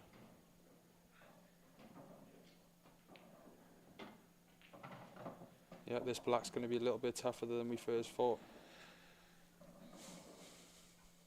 Yeah, he can't hold that, can he? Is it worth taking the double on?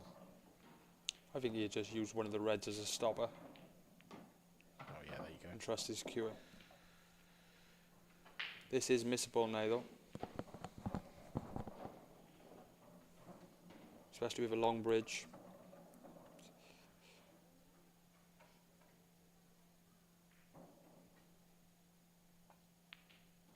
Oh, kick. Oh, Good shot. it's a good shot. Did that black jump off the cue ball a little bit to me? Not sure. This is the first time Gav's had to put up with the shift in momentum. Yep. And that's the thing, he was 5-1 up and cruising. Clint's come out with that monster break. Gav's gone dry. Clint's breaking again now. It could be 5-4 before Gav sees the table. Although surely the break is not going to be as good as that last one. I think we're going to see another sledgehammer. It can't come out that well though. It just can't.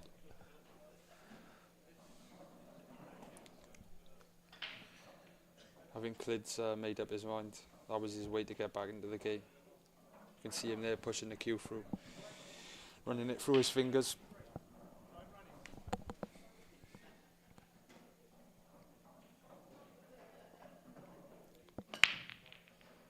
And there's another Brahma. Oh, the black's gone. The black's in. And what's the chances of this next one being dry? But you know what? This exact thing happened in the last match, and Scott Anderson said exactly that. And it didn't. It actually came out nicer, if anything, for Mark Boyle, I think. Or at least, similarly. It does seem to happen a lot, but I don't know. Recently, I think that's happening less, and I'm not quite sure why. And it might just be my own personal. I would say the way this game's gone with the momentum and from the first frame, I'd have my pound on this coming out dry.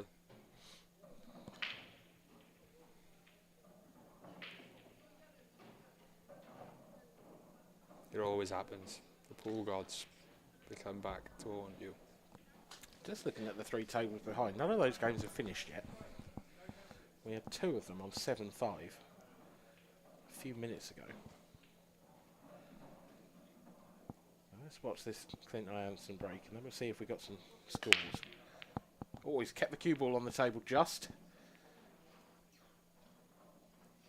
Would you believe it? And he's kept everything else on the table as well. Luke, if I'd have taken that bet, I'd owe you £1. It's a funny old game this mine, isn't it? It is, and oh, look at these yellows. I think you'll be seeing him taking this yellow in the middle now, playing the one in the corner. You could take this 5 different ways. But after the last couple of frames, this is all Gav Robinson's Christmas has come at once, isn't it? Yeah, they're definitely the run of the balls has gone with Gav so far this game. But credit to him, he's been taking his chances, so that's all you can do. So I mentioned that all the games behind the match table, the main table, are still going on. Mark Farnsworth now 7-6 over Dan Davey. Corey Rees trails Michael Tomlinson by the same scoreline. So we've got 2 of the last 16 matches there going right down to the wire. And the other one, other than this, is Ross Fernie, Robert Stephen, and that's still at 2-all. That's got a slight problem with the yellow on the blue spot here.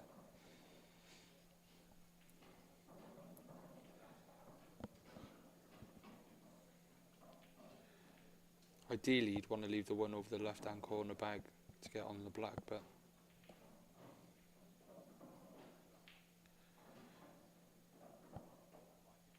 yeah, I mean, that one he could take into the right centre. And I'm assuming that, yeah, that one on the right-hand side, that's easy enough to drop into the same pocket. yeah, I was just looking for problems, to be honest. Yeah, he just needs to leave himself an angle on that next one so that he can come out the other side of the black and make the one over the bottom right easier.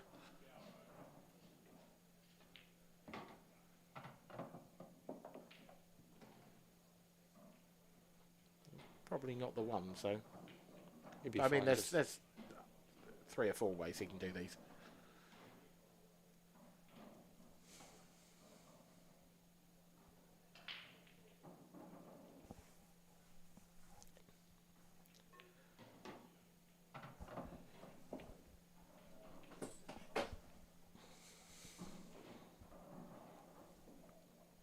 Still got to take him though, at the end of the day.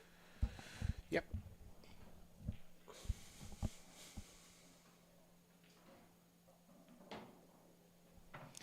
Every time it looks like there's going to be a little shift in momentum back to Clint, so Gav's stood up well, to be honest.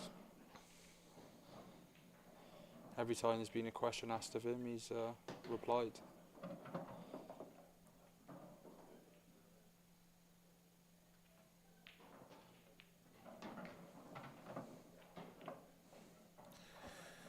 And he has replied again. It's 6-3 now to Gav Robinson.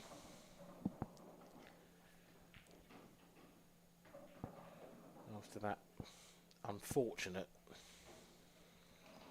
re-racked break for Clint Ianson.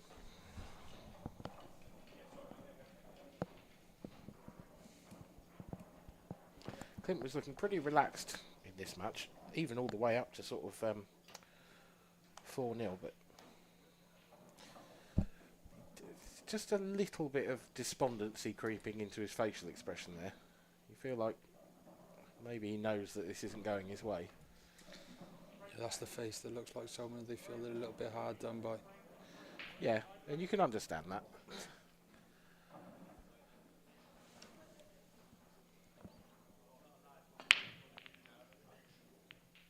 Another big break by Gav. Oh, it's gone dry. Wow.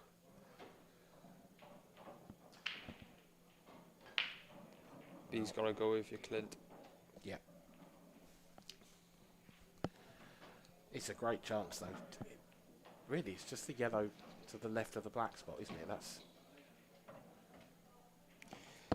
Ideally, he wants to be playing on that sooner rather than later, so it clears the way for the yellow and gives him opportunity to get back on it. ooh. Bloody hell. He's actually on it now, though. Yeah, I don't think that was quite as intended. That black was, if he'd caught that a fraction harder or thicker, that black could have gone in.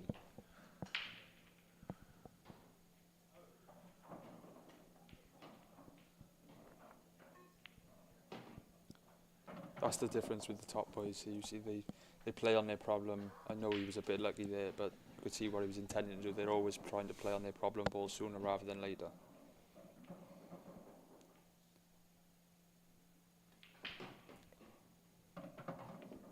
And that's not his best shot. No, he's in no man's land here, really. I mean, sure, he's on the yellow to the middle, but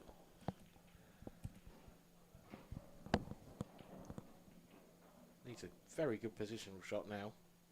He's taking it to the opposite corner.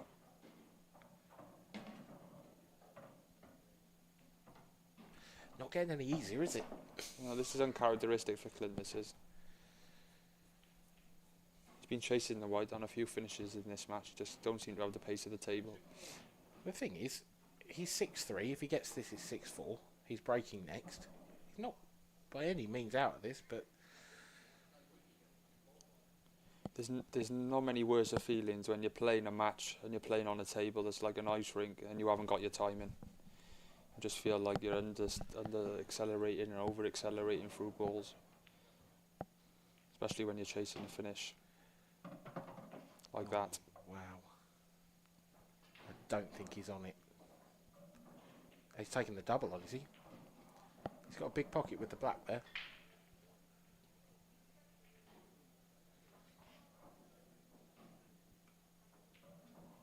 He's swerving this. Made it. Oh, that is a tremendous shot. What a shot. What an amazing shot from Clint Ianson. That was a shot of frustration. He got down really quick on that as well, didn't he? He did, but he did get back up and settle himself, didn't he? That's a wonderful finish from Clint. Correct, that's what's winning the frame there, getting back up and composing himself. He just wanted to get down and lash that and smash the double in. Yeah, just about kept control of his temperament and back up off the shot. Said no, give it the respect. And my word, that's got to be so accurate to be able to do that. Brilliant from Clint Ianson. Very surprised you haven't seen a toilet break from Clint after that. Yeah, let Gav suffer on it.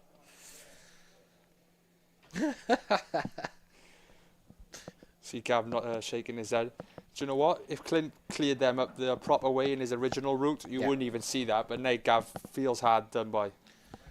thing is, Gav's had a little bit, Clint's had a little bit. You know, it's one of those. But it is hard when you think you're coming back to the table and then you don't.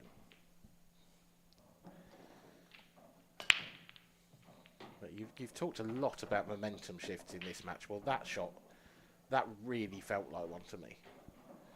He's got a nice opportunity here.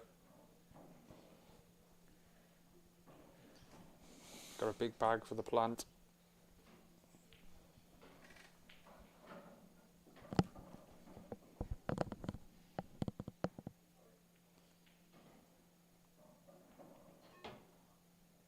Doesn't want to nudge the yellow too much. Doesn't want to be straight on this, ideally. He would have liked to be playing on the plant now after this red into the middle. Yeah, I think you're right. I think he's a bit too straight on it. Looks like he's just going to have to stun this in and play the red into the right corner and swing the white off 2 cushions. Oh, he did have the angle slightly.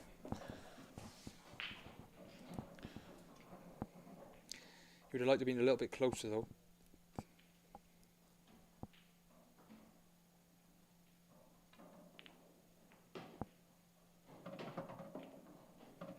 Terrific shot. Didn't necessarily want to make both of them. That's just put a little twist in the tail. Yeah, played that too well, if anything. Yeah, you could not play it any better than that. I don't think it's the end of the world if he runs through and leaves himself low. I think he can play the black in the corner pocket on the left once he's cleared the red.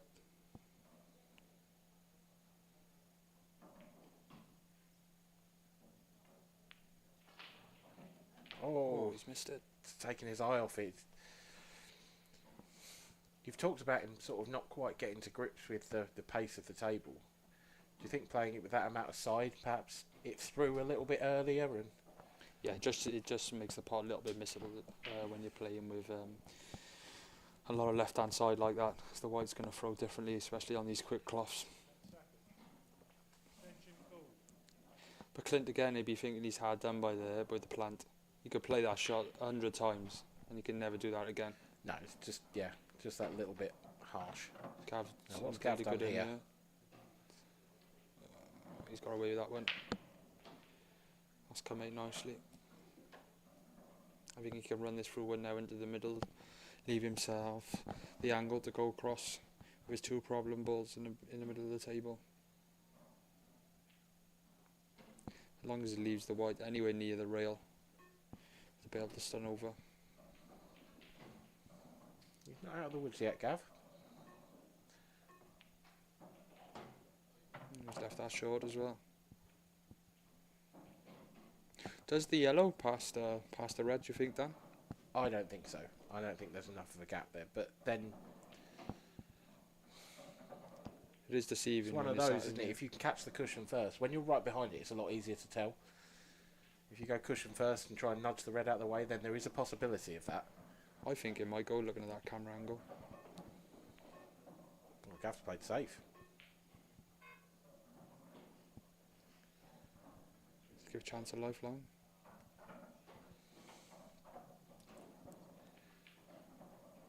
Is it worth Clint trying to plant those reds, come off the cushion first and try and plant them?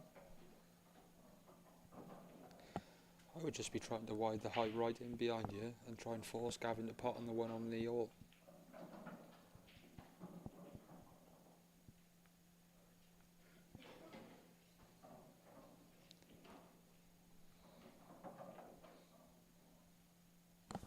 Yeah, I mean, you are. Gav's kind of got to take that now. He's not. Oh, yes, he is. I'm quite surprised he's played that shot when he had the opportunity to play it earlier. Yep. Couldn't have played it any better though. He is perfect. Just one good test of queuing, bridging.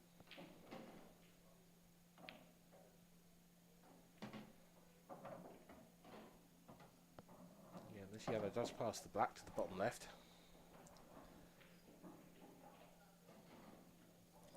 Does he leave himself the double?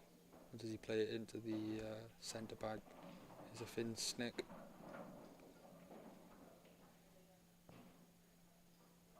Or does he even play on it now?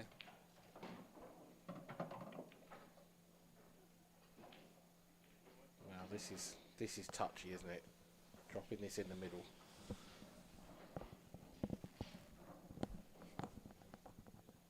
Really got to trust your technique with these shots. And trust the table. Yeah.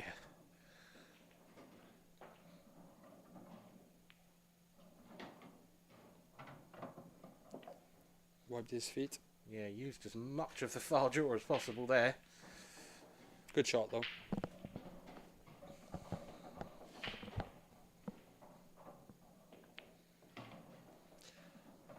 Clint Ianson may feel, again, like a little bit of luck with that 3-ball plant where he ended up potting them both. If he pots just the one and the other one hangs over the pocket, there's no way he loses that frame. But both dropped in. And it's cost him, and now Gav Robinson is just 1 frame away. He leads by 7 frames to 4. He's on He's the the hill. writing on the wall.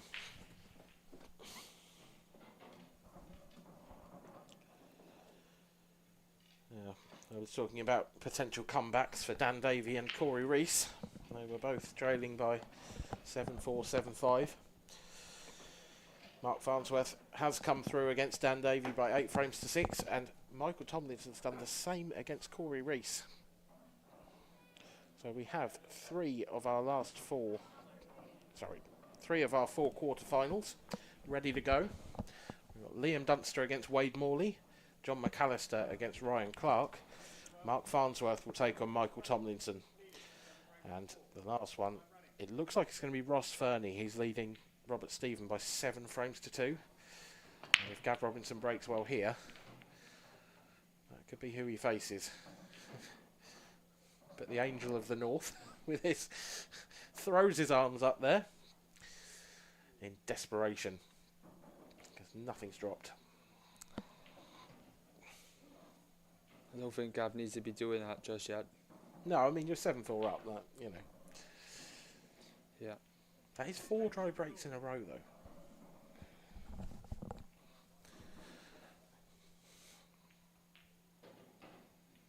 Yeah, if anyone should be flapping their arms, it's Clint. Yeah. Yeah, we've had 6 dry breaks now in this match out of 11 frames.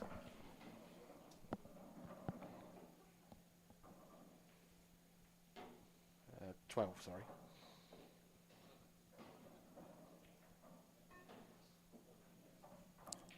Does the yellow pass this on top of the red, then the bottom half of the table? I don't think so. Not from that angle. No. Ideally, he wants to be landing low on that yellow to give himself the angle. But at this point, Clint's just got to be happy for the chance, hasn't he? I think you could see him playing into it now. It's worth a go, isn't it? If he catches it flush in the face, he's going to be pushing the red towards the top rail. Can't see any problems if he has a good connection.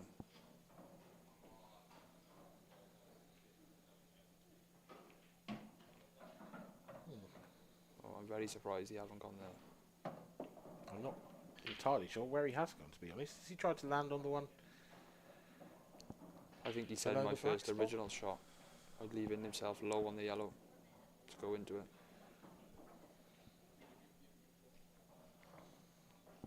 Oh. Clint's drinking in the last chance saloon here because he's only going to have one chance to move that yellow. And he does have to move that yellow. Is he going to leave himself the correct angle? Needs to be low, Needs to slow up. and he's too low. Yeah, I mean, is there a chance he flicks it? Oh, he's gone round. That's a lash. That's a lash. And he's covered the black even if he does manage to find a Hail Mary here. 3 cushions in the middle. Off the red. Stun the yellow into the red. I think he's looking at a double off the red. Oh got my it. word. Oh. Wow, that would have been a contender for shot of the tournament. Hey then, Gav. Here's a chance you've been hoping for.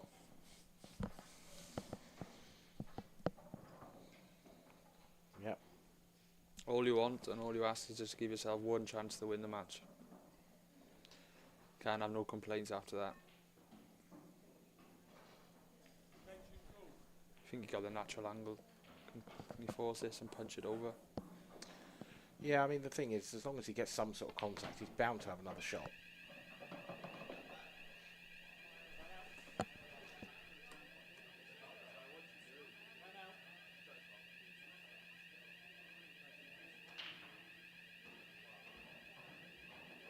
Right, excuse us, ladies and gentlemen, there is a fire alarm going off on the venue. Good timing now for Gav Robinson. It does appear to have been reset. Because Gav's on fire on the base. I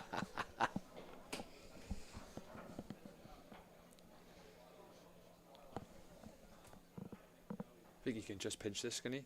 Use all the pocket. And this is the frame ball. Yeah, is he going to push the cue ball through here and take the plant on the bottom rail, or? I'd be stunning this.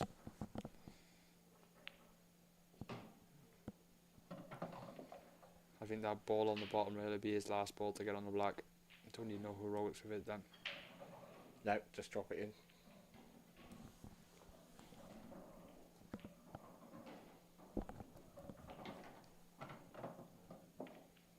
in. A good performance this is by Gav. Yeah, he's been brilliant. He's hardly put a foot wrong, really. It was really just a couple of dry breaks that allowed Clint back into the match.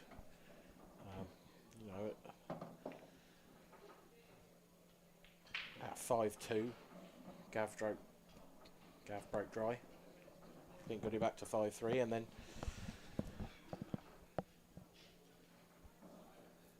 at 6-3 he did the same.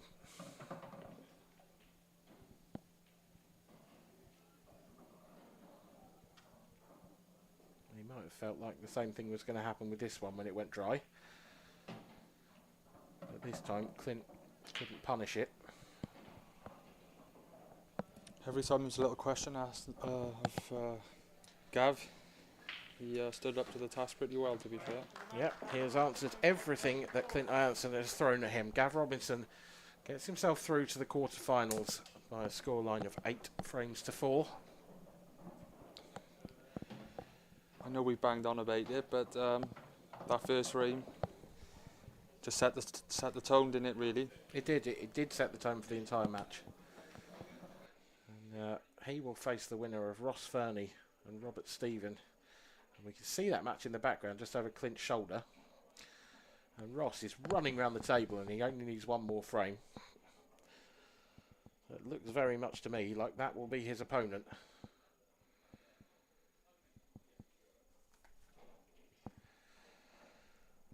And yep, there we go.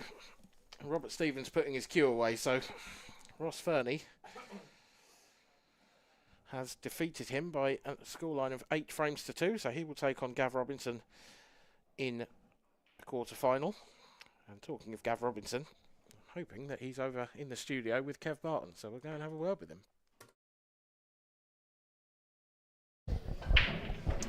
Thanks a lot, Dan, and I'm delighted to be joined by Gav Rocket Robinson. Gav, fantastic performance there against Clint. You must be absolutely delighted with that. Yeah, I played. I felt like I played really well, and I've been putting a lot of practice in, to be honest with you. And it's not been like bashing practice; it's been proper practice. And I'm just trying to put into the matches, you know. And sometimes it's frustrating because you can play really well, and then you come here and you don't seem to get going. But I was a little bit frustrated there because I got caught out on the clock a bit of 4-0.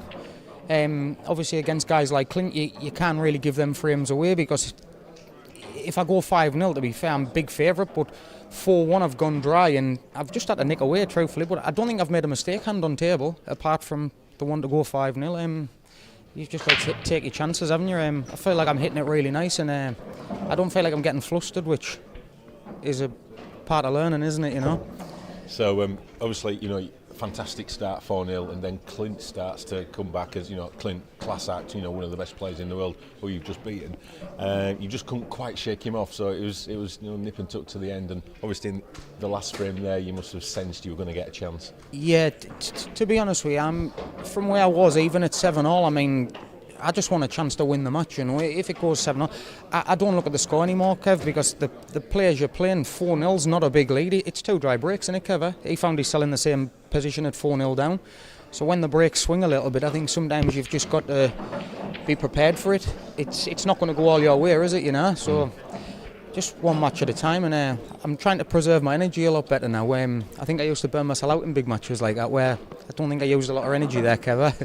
And I saw you earlier, outside the arena. You got your family here, your new child. That must be great to have them here and somewhere we can just get away from the pool for a little spell. I play the game for myself, but obviously I like to try and do well for my friends back at home and my family. I've got a good following, and I'm sure all them boys back in the northeast still have been chucking stuff at the TV and that there.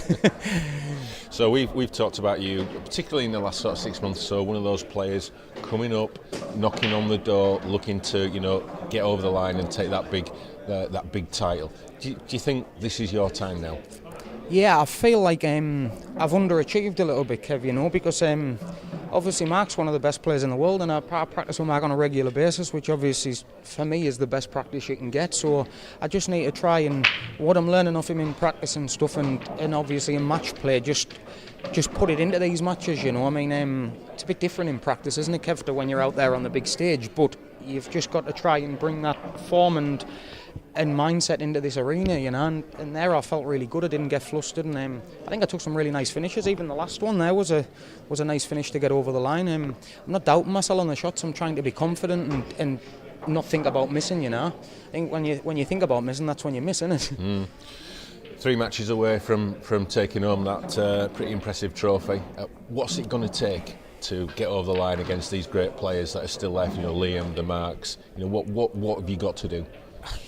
Kev, I seem to beat them all, and I have done. I think I've beat every player in this room, Kev, since I've been on the tour, but it's just putting it together, isn't it, and beating them all one after the other, I mean, I've had a hard run here so far, to be honest. I played Dave Adnell last night. I beat him here too, and to be fair, Dave hasn't done anything wrong. I've played a similar standard to that, and I just want to... I'm not pushing too hard, Kev. My time will come, and I think sometimes you've just got to let it come and be patient. Sometimes I feel like burning that cue or chucking it in the river, but then other days you love the game, don't you? And I think that's just part and parcel of learning. And I've only been playing pool like 7 years. I mean, I've played cue sports all my life, but the patterns was where I was struggling. And obviously when I'm practicing with Mark, I see the patterns he's taking, and his white ball's not travelling far and stuff, and I'm just trying to learn as much as I can off him, So hopefully I'm heading in the right direction. You certainly are. Well, a bit of advice: don't throw that cue in the river just yet. It's working wonders out there. Gav, thanks for your time and good luck for the rest of the tournament. Thank you very much. Thanks, Kev. So Gav Robinson just leaves the interview area, and delighted to be joined by one of the top IPA professionals, Andy Goldstein lookalike. In fact, no, it is Andy. No, it's not. It's Rob Donkin. Rob, thanks for your time and thanks for joining us. You were, I saw you, watching that match. That was pretty impressive from Gav. It was, yeah. Didn't make any mistakes really. I think he missed 1 or 2 balls, but not much at all. Looked very steady. A couple of guys over there made a good comment and said he's looking good here. And I think Clint made a couple of mistakes, but it's not really what Clint does a lot of the time, isn't he? He's one of them players that is renowned for being very solid, doesn't make a mistake, but made a couple of mistakes, let Gav in, and Gav didn't look back, did he? Yeah, and that's a big win for Gav, isn't it? Clint is ranked number 2 in the world. Yeah. He played fantastic over the last few months. He's won an event. He's there or thereabouts every tournament. Beat Liam Dunster in the final, of course. Yep. At the last event. That is a big win for him. Yeah. Yeah, he is. Yeah. I was speaking to Clint last night, and he said he played Snakey, Steve Thompson, and he beat him 8-0. And I think he didn't give Steve a single chance. But obviously today's a different day, and it's just I think his break a couple of times let him down. With that breaking cue he's got, he usually hits it really well, gets the balls moving. I think one of them he potted about 4 or 5 balls, didn't he? But it's just, you know yourself, Kev, if things start going against you, it makes it hard work. And then I think that at the end there was a little bit of frustration because you could see he was trying his hardest, but there was a few things just not coming off and wasn't his day. And it was Gav's. Do you think, so we've talked about Gav, you know, he's one of these players who, you know, knocking on the door, we've got the Ryan Clarks, you know, there's so many of these type of players who, you know, have still to taste success. Yep. You've been there, you know how difficult it is. Long time ago, yeah. What's it going to take for Gav to beat Liam or to beat Mark Farnsworth? It's just like, I think I've heard him say there that he can beat anyone on his day. He can beat every single person here, and he has beaten every single person here. I think last time I played him, he took me apart. But it's doing that one after the other to win the tournament, and it's just a bit of self-belief and just getting the right rubs of the green when needed to. And it's just you got to have things go your way, but also just believe in yourself that you can beat all these people. I think you see a lot of people who sort of struggle to believe that they can beat players like Liam, but at the end of the day, you've only got to win 8 frames against another human being. You're not trying to run a marathon or something, are you? And Gav's well capable of taking 8 frames off of anyone, you know that. So yeah, good luck to him. I like seeing people coming through that haven't won it before, because obviously it happened to me all those years ago, and it's just nice when things click into place and to see a new winner.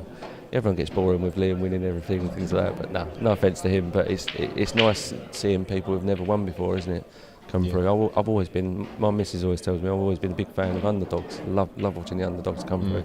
And I think without sounding nasty to him, I think you'd class Gav as a bit of an underdog in the field, but he's so capable of winning it, and I hope he does now. He's a lovely fella, so good luck to him. He's certainly got the right launch to propel him down to the quarters, semis, and who knows, tonight it could be his name on the trophy. That's it.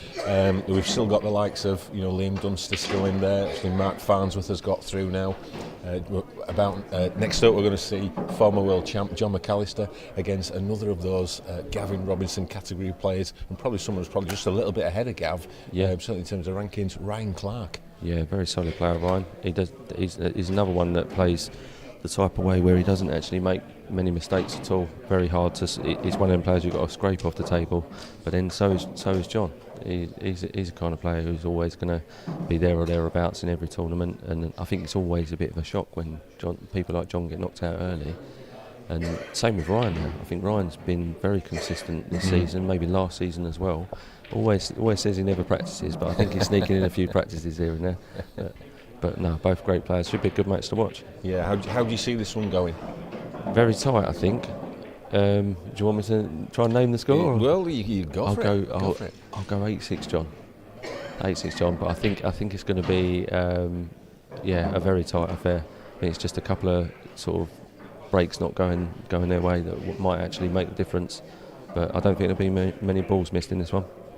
Right then, Rob. Thanks a lot for your time. You've set it up perfectly. Let's get over to the commentary box, Dan. Over to you. Thank you, Kev. Yep, the first of our quarter-finals in the IPA UK Professional Championships is John McAllister and Ryan Clark. And Luke Sanchez is still in the commentary box with me. You gave us your thoughts on the previous match, Luke. What about this one, John and Ryan?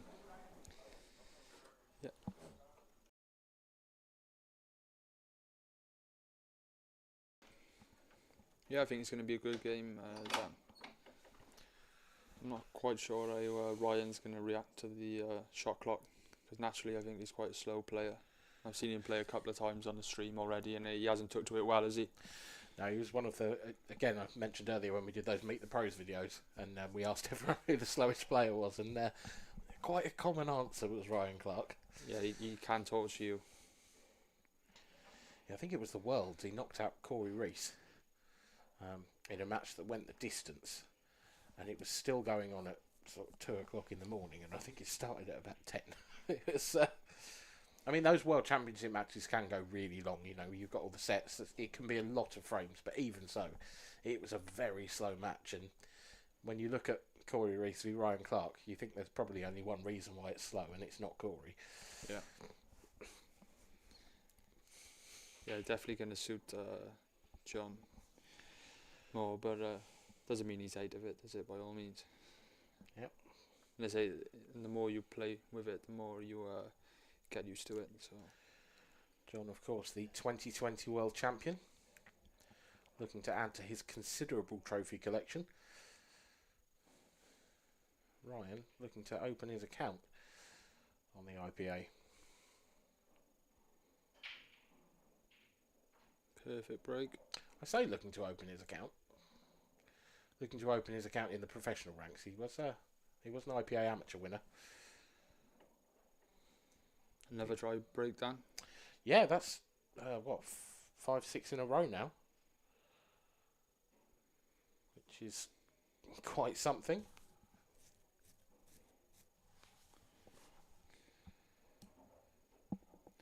Does the black pass into the middle? Yeah, you'd certainly be looking at yellows if it does, wouldn't you? If it doesn't, If it doesn't, I think you'll be seeing that yellow. Ryan just had his cue pointed by as his last ball. I think he can play into this yellow now and just nudge it towards the top cushion, natural angle. yep. Spot on.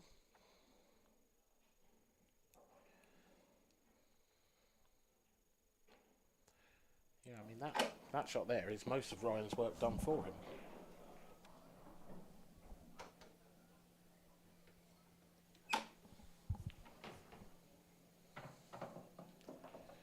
Like you say, it is all about whether that black passes, and it is mightily tight.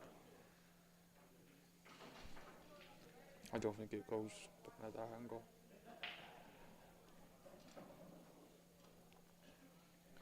Looks a bit straight on this one, actually. Quite surprised he didn't leave that ball to last. I would have tried to clear these down the table first and then gone up towards the other end. Yeah, he's just starting to get out of shape in this finish. He played on that one to the centre pocket. Now he's still on it, but again, the cue ball's going to have to do a fair amount of distance if he does take that now. He's just going to leave one long. It's over at this. Yes. Problem with taking this yellow now. Ideally, he would have liked to be using that one to get on the black. Yeah. He's going to have to leave himself a nice angle on the one on the top rail now.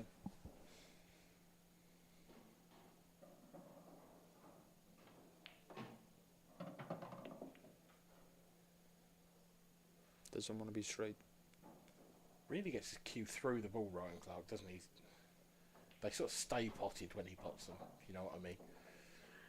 Yeah, I think he used to be a snooker player, didn't he? Yeah, very, very talented snooker player by all accounts. I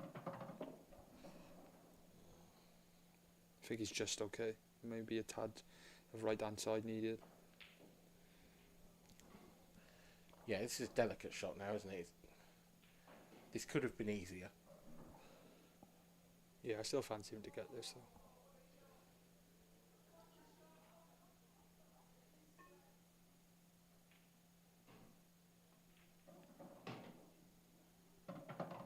Where's the white? Whoa, wow. That has dropped in on its very last legs. And that's why I would have left the yellow there originally. Didn't have to do anything. I mean, he's found the absolute heart of the pocket. It is harsh. Sometimes it just comes to bite you. And John McAllister now with a chance he would not have expected after that break. And he's straight into it. That Rolls Royce cue action of his.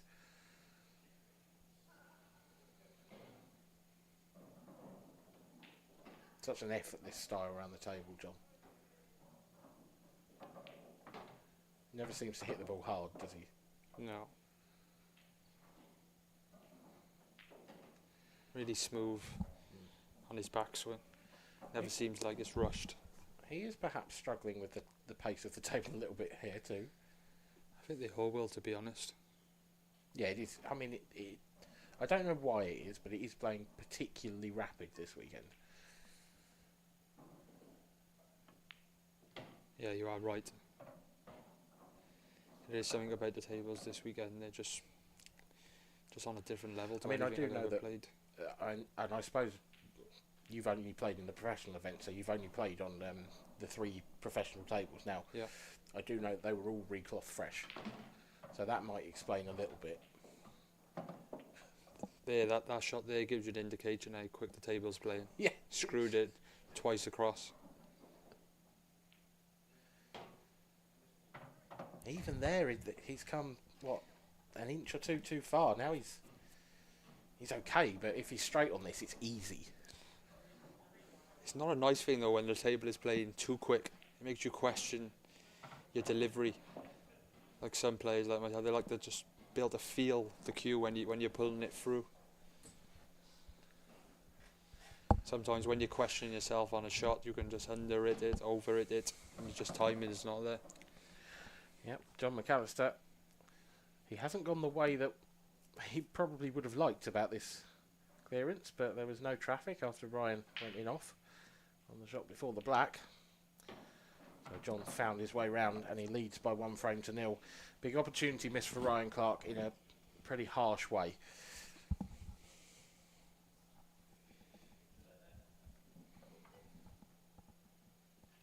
Ryan just have to put that back to the back of his mind as soon as possible. Yep. And we mentioned it, previous match, how the first frame can set the tone. If Ryan comes to the table now and breaks dry and John McAllister clears up, that shot is in Ryan Clark's head for potentially a good portion of the rest of the match. Yep, you're just up against it straight away.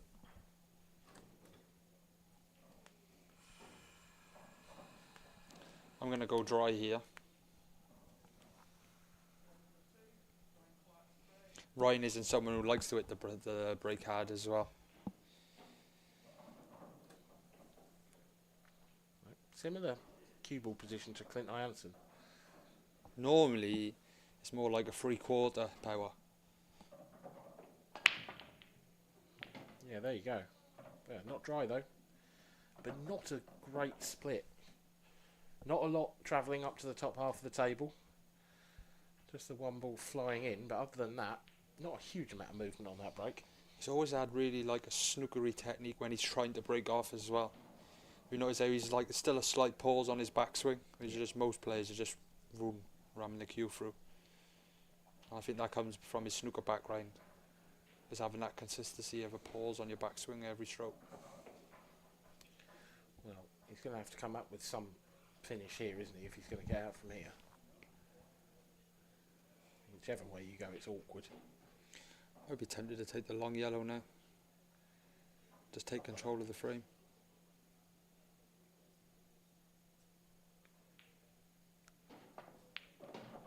Good shot.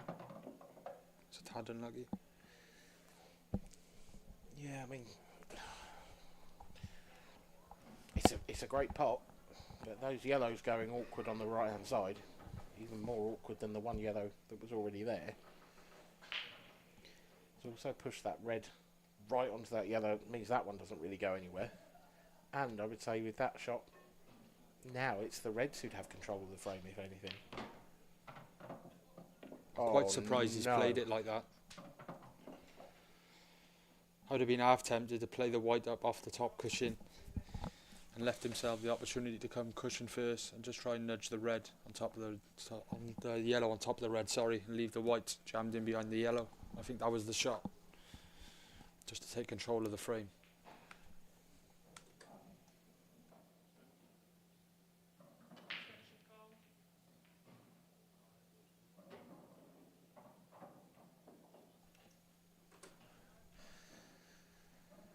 Opportunity again for John McAllister.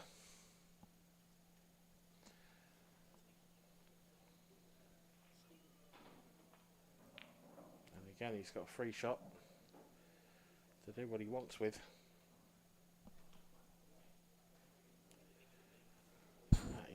spot on, isn't it? I mean, he's done everything in that shot. He's played 2 in 1 there. He's developed his bad ball and then he's played on his bad ball. Yep. On the rail. The added bonus, he's put a Ryan Clark ball safe as well. Just a little insurance policy. Not that I think John McAllister's going to need it with these ones. Another example there of the top players playing on their problem areas straight away.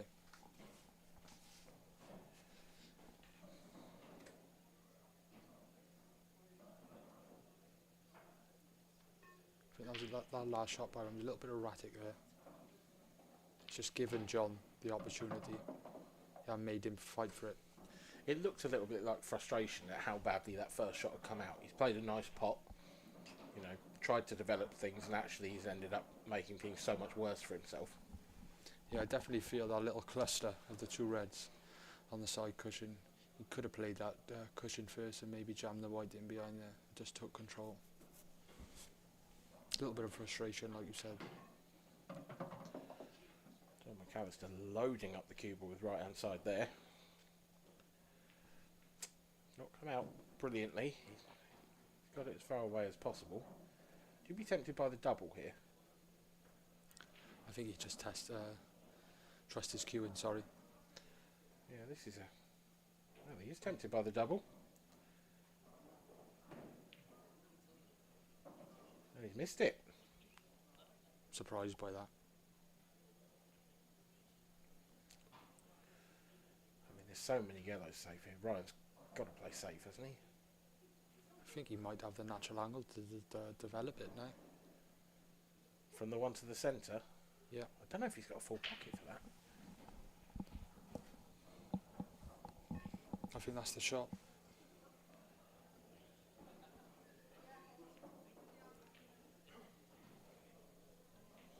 Safety it is. Tap of the table there from John McAllister.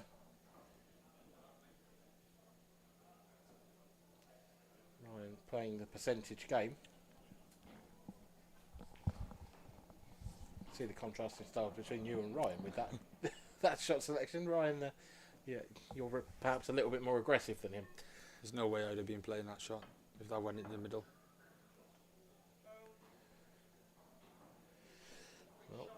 It's still a good shot though, nonetheless.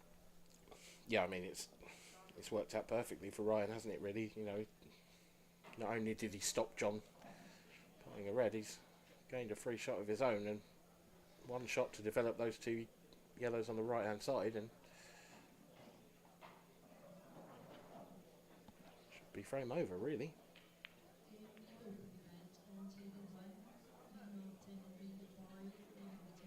You just never know. You always give your opponent that opportunity to come out of a snooker and fluke a ball or I'm with land you. nice. Yeah, that's how I play the game as well. I'm always terrified of playing a snooker because I know how good the players on the IPA Tour are, and I know how good they are at getting out of snookers and potting. And you want to go down fighting. You don't want to go down playing a safety shot. I remember I played Ben many years ago and I put him in a snooker and he came out and lashed it. And I said after the game, I didn't, in a joking about, didn't want to say sorry, and he said it was your own fault for putting me in a snooker. I mean, it's got a point. Yeah. But yeah, if he's going to lash at it. He was right though. Yeah, I don't know. I think you probably should apologise if you really have lashed at it. You don't got no plan at all.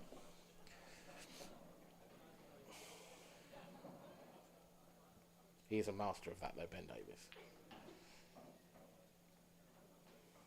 I've seen him pull off some extraordinary shots in my time.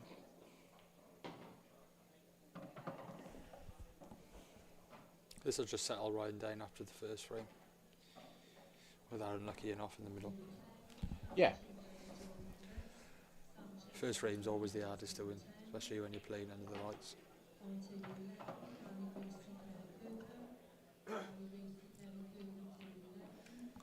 Do you enjoy playing in the arena? Is it your favourite place to play? If you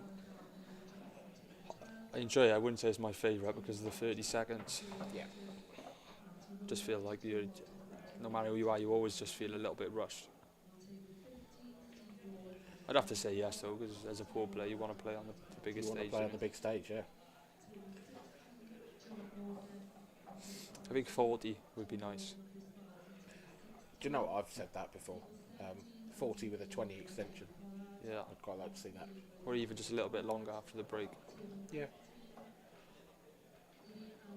You got to think of the other side then as well for the viewers, and you want to make it fast and exciting. So That is the thing. If you give Ryan Clark 40 seconds, he's going to take it. yeah, yeah, you use every second.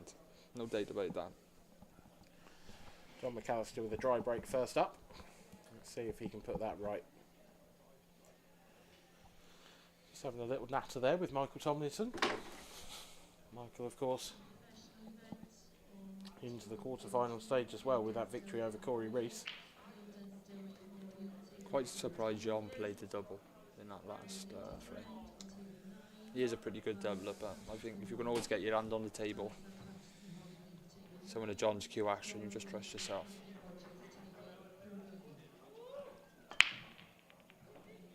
That cue ball travelled straight back up the centre of the table. John McAllister cued it perfectly, but it doesn't matter if you cue it perfectly if nothing drops in.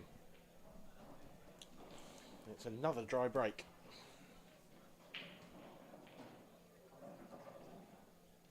I think you could see him be going into the red, the yellow or the black here straight away. Yeah, that's the only real major problem he's got, isn't it, the black? That's if he does elect to go reds. I mean, if he does go reds, those two in the middle of the table, they're a bit awkward.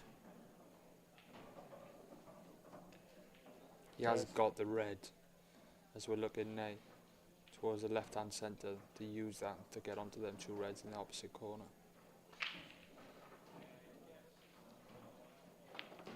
Well, Ryan really stretching there. And that hasn't come out. He didn't catch that yellow thick enough, really. It just ended up moving him further down the cushion. I think he lost a little bit of power on the white ball there with him stretching as well. Yeah, it's a similar situation to the previous frame where Ryan's come to the table and his first shot has immediately gone wrong. And straight away it looks like he's chasing it now.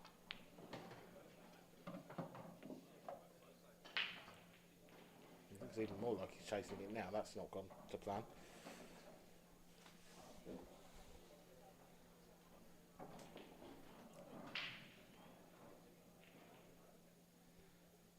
The right one of those little cluster in the middle does go to the corner bank, I think. So we can somehow get on that. Yeah, it's quite a small margin of error to get nicely on that, isn't it? Ryan Clark's taking on a double, and he hasn't made it.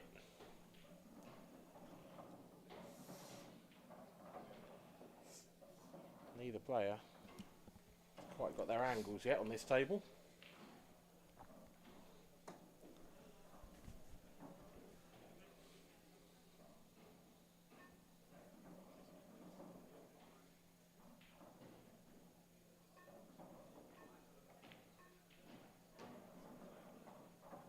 That's clever.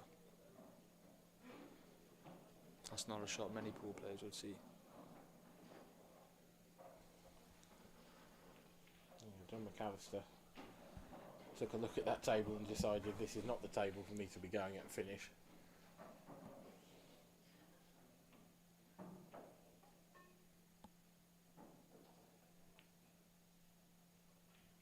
I feel like he's trying to force Ryan's hand and just force Ryan into going for a finish that he doesn't think he's going to make.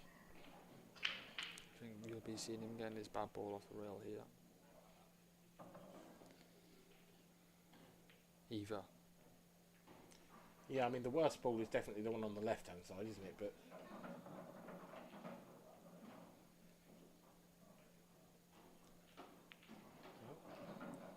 I haven't seen many frames of this nature today. Not been a lot of sort of cat and mouse going on. Just give him Ryan the opportunity to push one of his reds now into open play.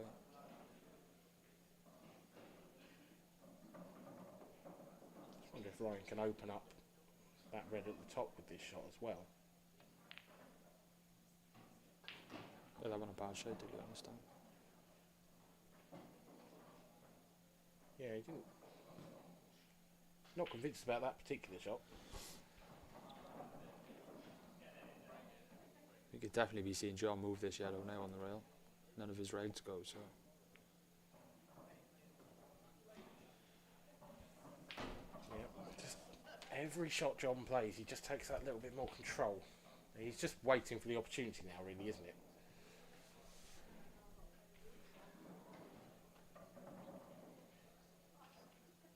Ryan, I just feel like he's hanging on now for dear life. He'd be actually happy to see John go for them. There's no other way he can win the frame.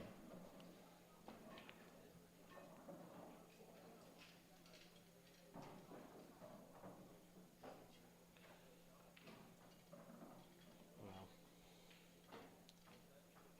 getting to the point now for John McAllister where he's starting to have decisions to make. I think he'd be taking the bag. Can he? Because if he doesn't, I mean, he's got to flick it off the yellow if he wants to do that, doesn't he? Oh, that is precision.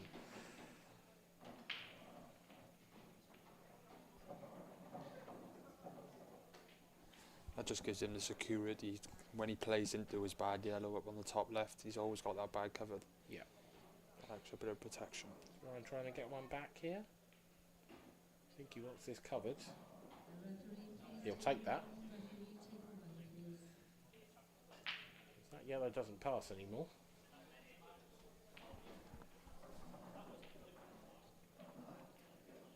But John's going to make sure it does.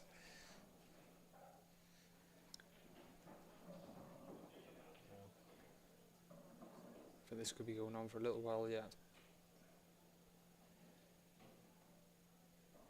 I agree, but at this point Ryan is just desperately hoping for a mistake, isn't he, from John? There's no other option.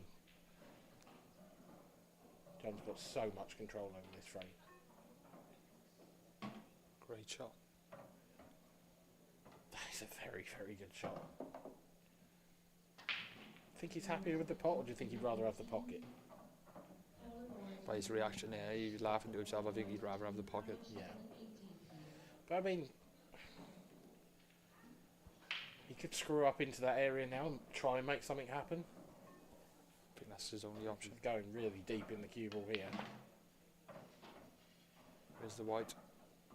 It's going close. Oh, that's in. Oh, no, it's not. Oh.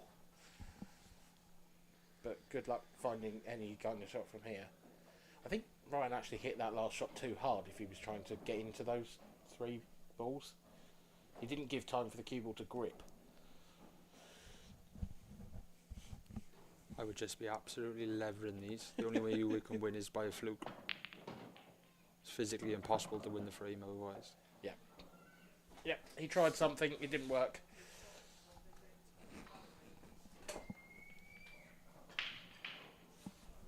Can't really see any problems from here for John.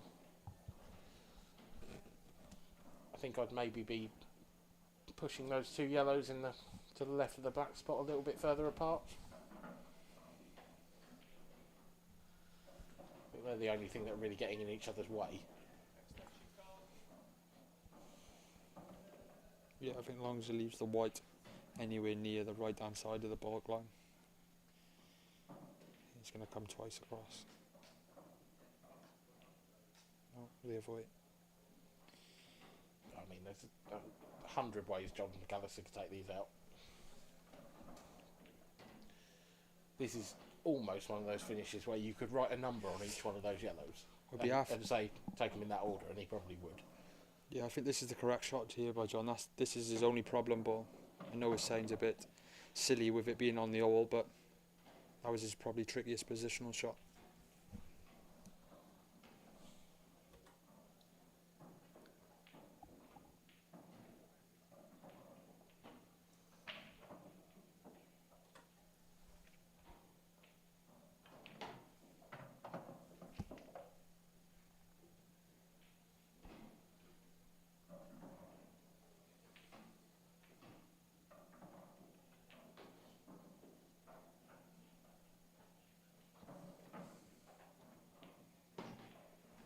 Is the white ball going?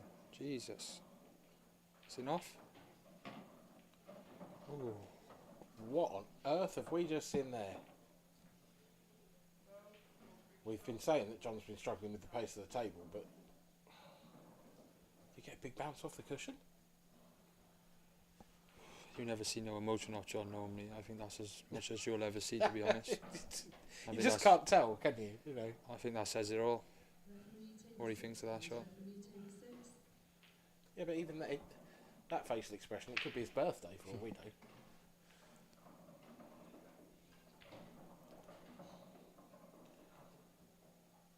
Well, slightly stunned by that in off from John McAllister.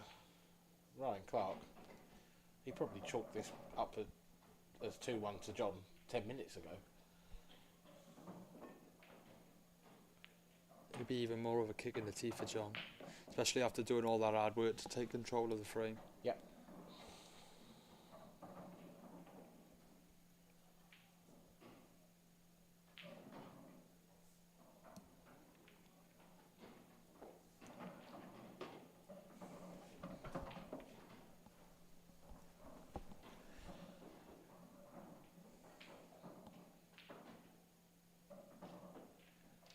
Yeah, that one is certainly going to hurt John McAllister.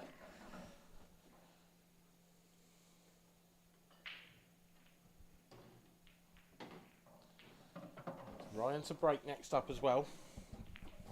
So he could just compound the issue. But it is Ryan. Takes a 2-1 lead in this quarter-final. First to 8, so still plenty to go. We are actually slightly ahead of schedule in our Let off the hook there. in our tournament. Yeah, massive off the hook. I mean, he reeled him in. He wasn't just on the hook. He was in the keep net, I think. I'd be pretty confident of a ball going in off the break here for Ryan. So we do have another quarter final that has just started. Liam Dunster, Wade Morley. You can see that on the table just behind Ryan Clark there. Liam Dunster at the table. That is 0-0. They're in the first frame. And the winner of that match will play the winner of this one. Fancy a couple to go down here.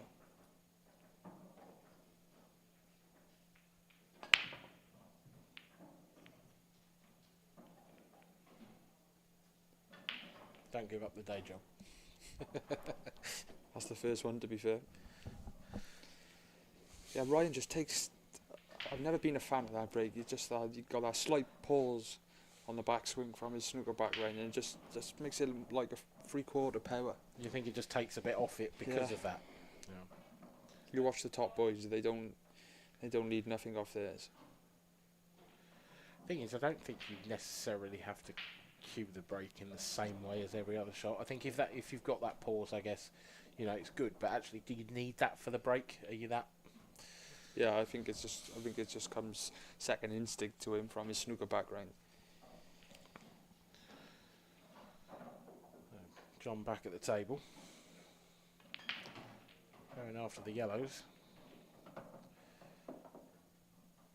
think they all go, but I think he's going to have to take those three that are clustered together towards the bottom. I think he's going to have to take all of those into the bottom left.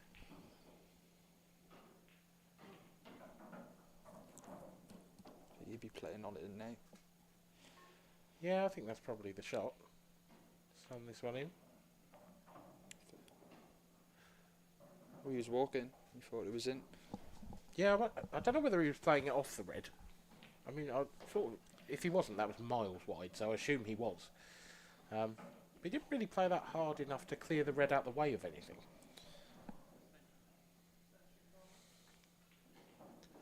Another grimace there from John. And Ryan's got a red to the left centre here.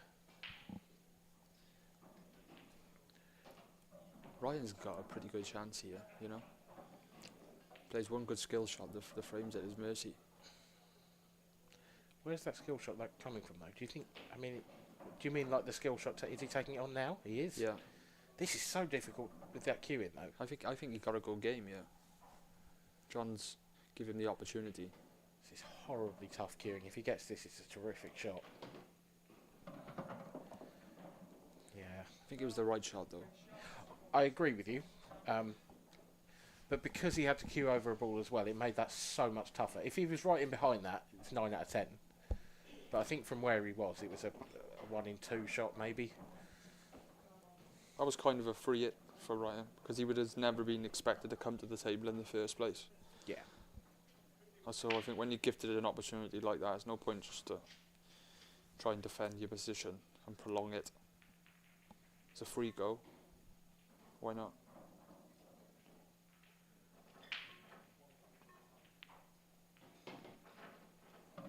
I can almost guarantee you John would have been a lot more nervous in his in the chair watching him cue that up than him trying to play a containing safety.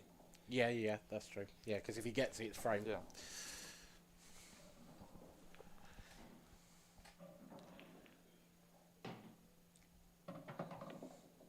That's a nice, delicate little cannon from John.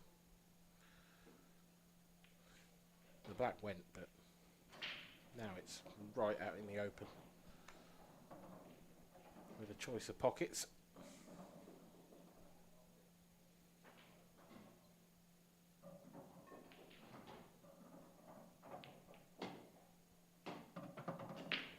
Kind of play that then better.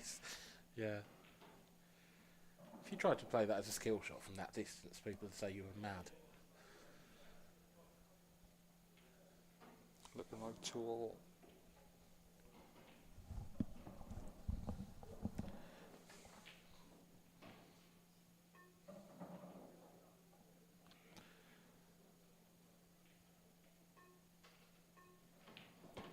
I don't like this shot. That needed to run. Not quite sure why he needed to do that. These camera angles are deceive him, but Well, he's down on it straight away. He's going to take it up to the top right. there was a little bit more pressure on that than originally. Yep. But pressure is something that John McAllister eats for breakfast. And he's tied the scores up. It's 2-all. Another quite sort of long frame. They haven't been, we haven't seen anything rapid yet. And I know we were talking about the pace of Ryan, etc. But we haven't seen any single visit frames, or it's been a bit scrappy so far. It's been a bit tense. Yeah, it has been a bit scrappy. I don't think Ryan's break has helped as well. They've been a bit clustered down the bottom half, haven't they? Yeah, that's true. I think that could suit Ryan though, if I'm being honest. I think he does like that type of game. Yeah, it keeps him in touch, doesn't it? When they're scrappy like that, you're going to get more chances. You're going to miss more chances as well, but you're going to be getting to the table more often.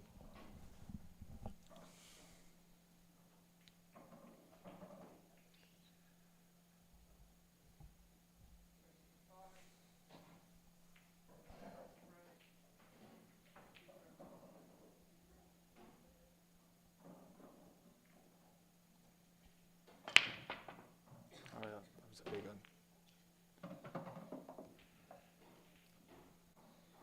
Huge break from John McAllister. Just the 1 ball down, but that's all you need to stay at the table. You know it's a good break when you see that white doing a little hop, skip and jump.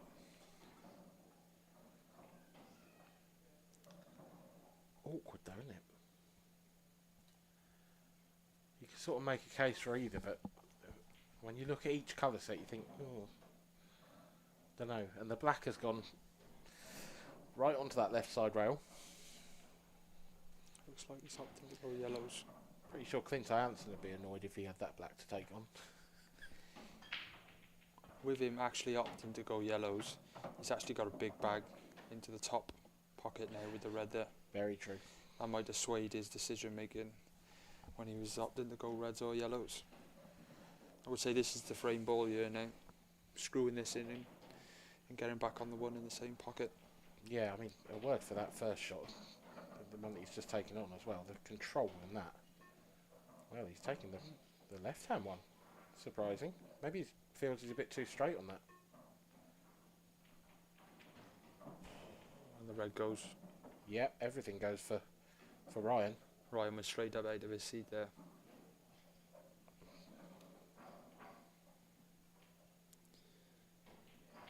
I'm sort of stunned by that shot by John. It's a word we say a lot when a player misses, but uncharacteristic, and that really was. A little bit of pressure on this one now. Needs to make John pay for this though. Yeah. Yeah, this is a big shot. Don't mind losing frames, but when you lose frames after making an unforced error, they're the ones that hurt. Yes. If your opponent dishes, then fair enough.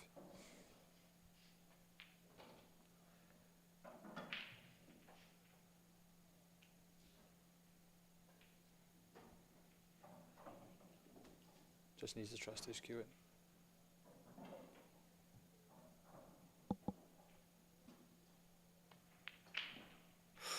Always wide. That was always just that little bit wide.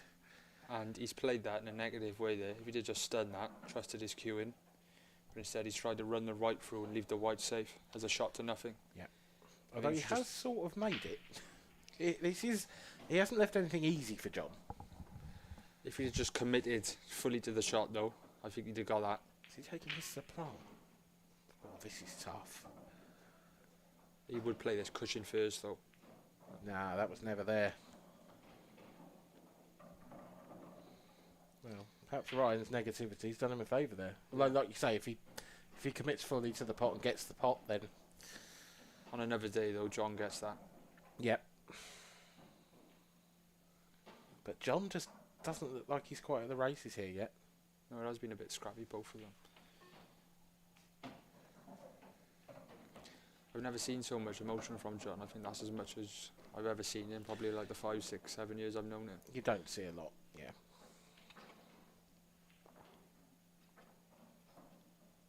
I've seen him smile in photos. Never in real life.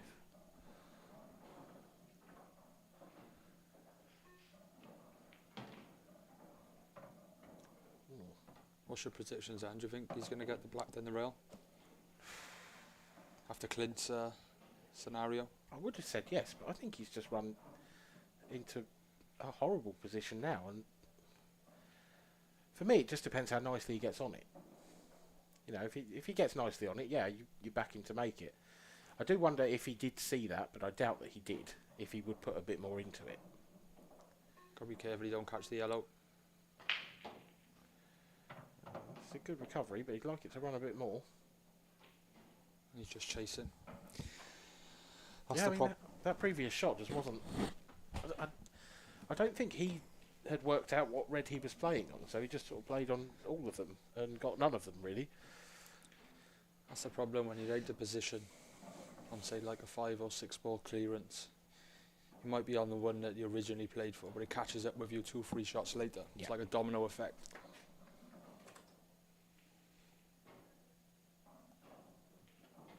He taking on the double. No, just screwing this. Oh, he's taking on the double. Do you know what? I've seen quite a few double attempts in the matches I've commentated on, and I have seen a lot of missed doubles. This table can make you look silly.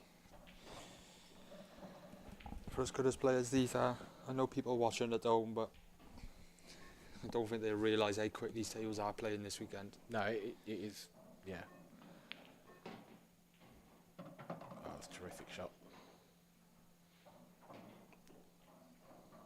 Wanted a little bit of luck to make sure that the black came out nicely, but he'd have been unlucky if it had sat on that red in such a way where it didn't go.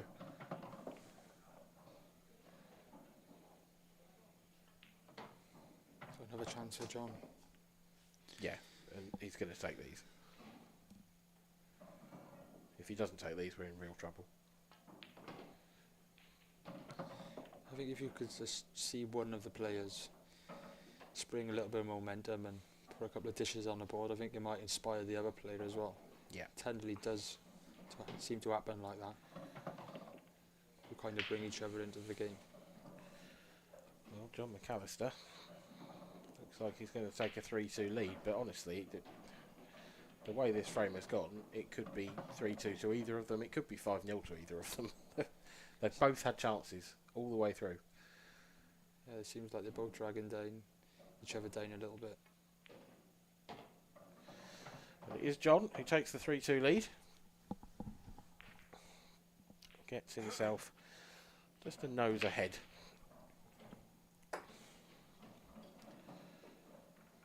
Well, we talk about, this game's been a bit scrappy and slow. Liam Dunster versus Wade Morley in the other quarter-final. That is still yet to complete the first frame.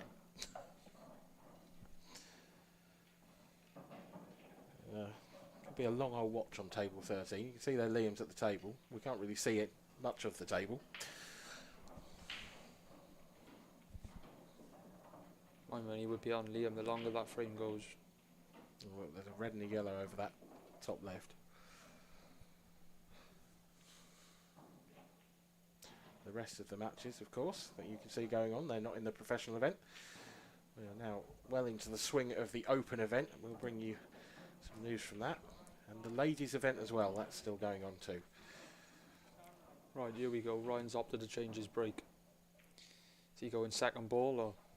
Yeah, from this angle, surely. I think this break would suit him a little bit better. Doesn't need to hit it as hard.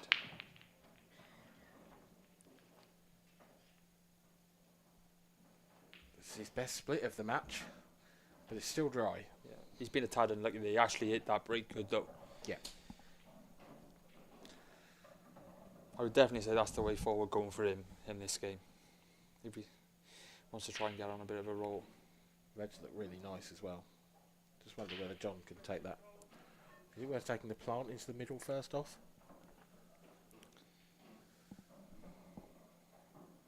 Looks like it just does go on the other camera angle. Is he going to move it? Is he going to play yellow onto red and move it?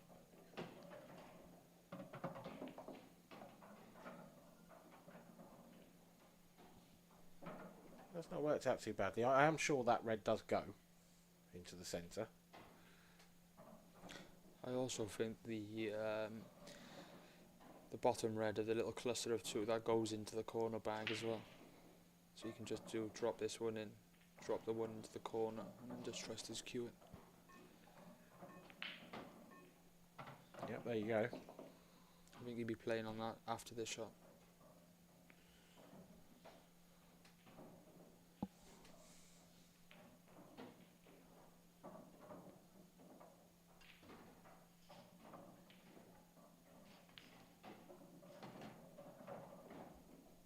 Quite surprised he didn't play that red nearest to the black spot. Well, I thought he was going to do that, but I thought he was going to play the red into the right centre differently and just sort of leave just himself drop it on that first. Because you're right, because now he's left that up the other end of the table and he's got to do a lot more work with the cue ball. If he'd taken that out a couple of shots ago, his pattern, in theory, became a bit easier. But it looks like he's playing on that one now. Does it go? I think it does. Yeah, I think he's got, plenty of pocket to play with there. So actually now it's 3 or 4 straight shots, isn't it? Yeah. Never question John McAllister.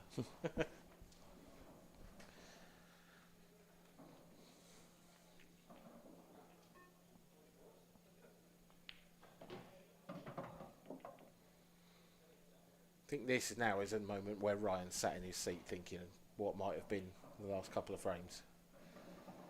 I think it was going to be a case of that for both of them, whoever took a couple of frames lead. Yeah. But they would have both been in the same scenario, thinking what if.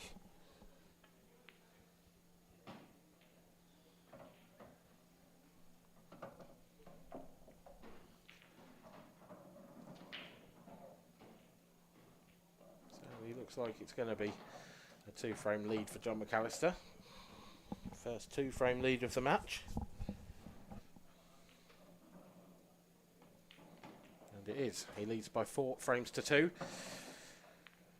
With the McAllister break to come next. Neither of these players have particularly found the formula on the break yet, but you do feel like if John can now, he can really start to pull away in this game.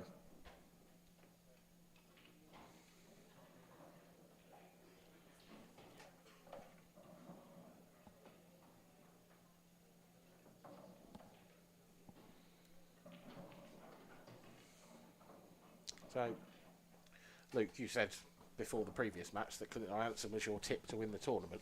And that didn't go well. So, is there anyone else you No, you fancy, or you're not gonna I'm not making no more you're not predictions. gonna be responsible for someone losing? I think I curse Clint.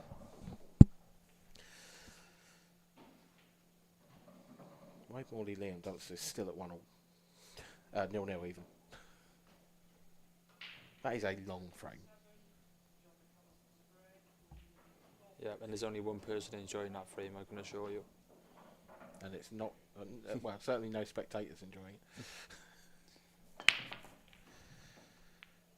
Where's the white? Oh, just safe. Try again. Very weird split, that one. This is a nice split though. These reds are all there. Yep. Just what Ryan Clark needed after the last few frames. I think he'd be studying this one into the corner, left-hand corner, and playing on the one on the rail straight away. And then I think it's Curdins. And Ryan has gone from 2-1 up to 4-2 down.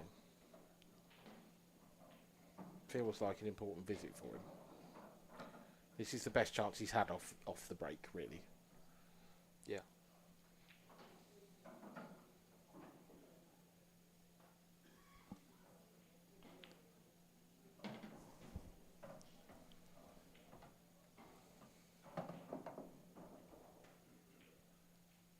Is he on it? I don't think he is he? There he is. It is so deceiving when you're sat in here. Yeah, you really... It doesn't matter what camera angle you've got, it looks wrong sometimes. It wasn't the greatest of angles though, because he has lost the white a little bit there. He's just chasing a little bit again, isn't he? Yeah, I mean... I did wonder if there was an argument with that last shot. Whether he should have taken the one next to the black at that point.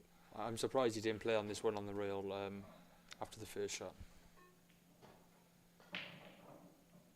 He still should be okay though. Would you want to be leaving that last red, your last red to the one next to the black? Yeah. Yeah?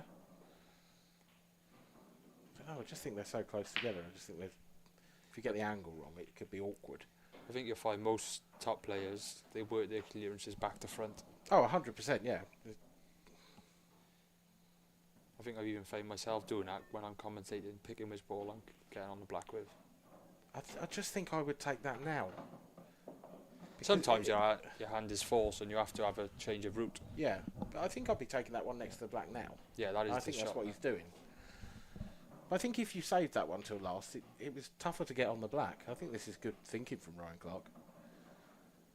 When it's this easy though, No, that's true, but I think a lot of players, and not necessarily at the top level, a lot of players will have seen that table and worked from sort of left to right and save that one till last because it's the one that's closest to the back, and I don't think it always works that way. But yeah, at this level, generally they're going to pick the right route. And Ryan Clark is doing that here. And he's going to pull it back to one frame. Ryan needs a big break in this next frame. Don't think he's got a ball yet, has he?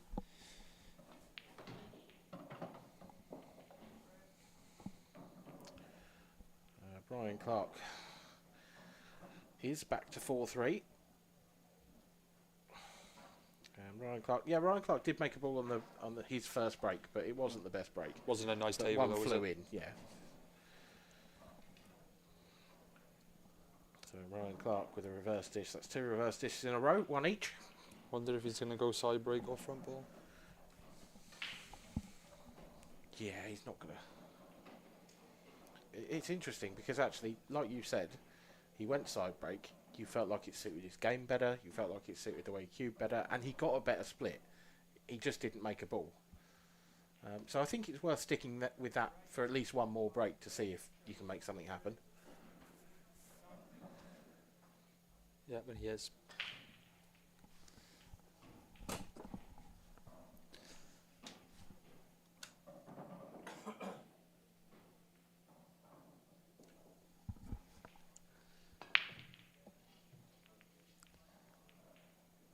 Oh, just drops in last knockings, but a red went in as well. Is he on that red on the black spot? Because if he is, they should be gone. I know he's guaranteed to be on the red in the bulk area. That's true, yep. Much better split though from him from that side break. Yeah, I mean, That's- it's a great split, isn't it? With that side break, you don't need to use as much power as you would with the front ball.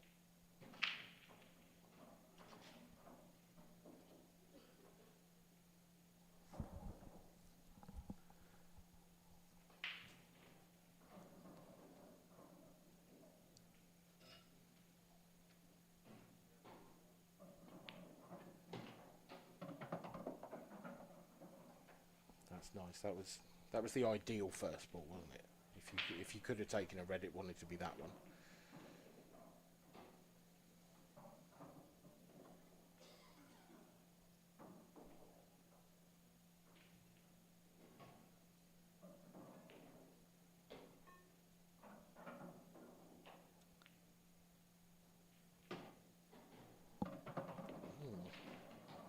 It's very straight on this. Very straight. I think he might be able to just have the angle to come round the back of the two yellows. Screw it back. A little bit of reverse. Yeah, I mean, an inch further down the table and that was fine. Oh, Force them on. that shows you how straight that was, because he's leathered that and he's moved it about 6 inches. You can do that on these cloths and manipulate an angle. Probably on your normal club table, you won't be able to play that shot.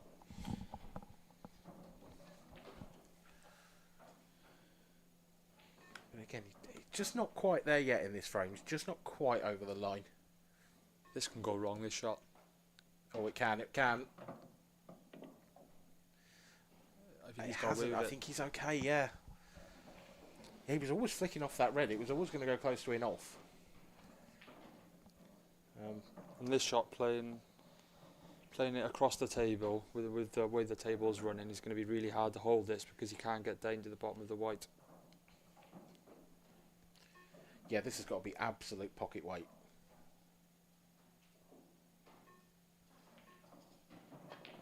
Oh, he's played Slammed already it round. angles.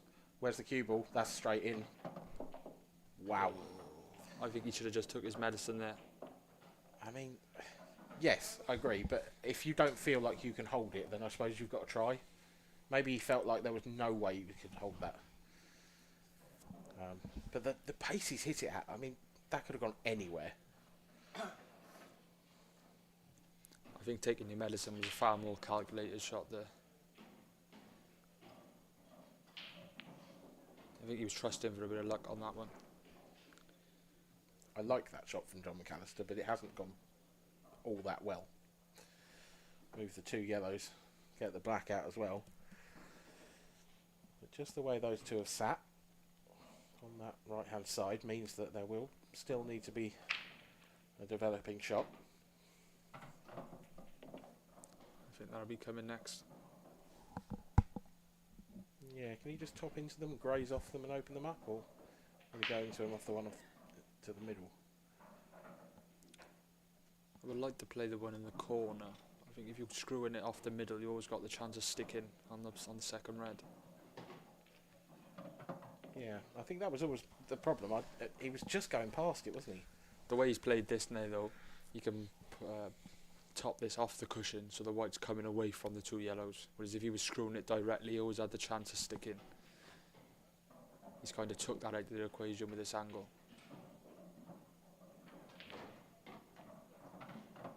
And just as you say that, he looks very stuck to that yellow. Can he see the one over the pocket? I think I've cursed him. I think you might have done.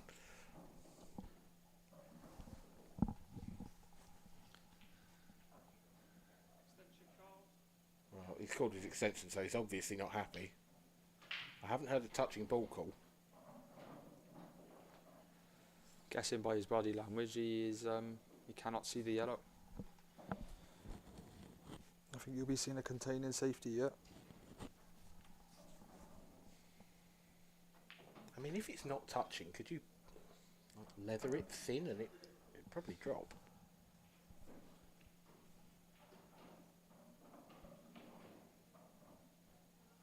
Is he going for the pot or the safety? Oh, you could see it. I think he's played that with quite a lot of right hand side. I think he's played a little swerve there. I think he's milked that. Big time. Like a goalkeeper. and they do a save for the cameras. Do you think that one's for the cameras? For the mind games.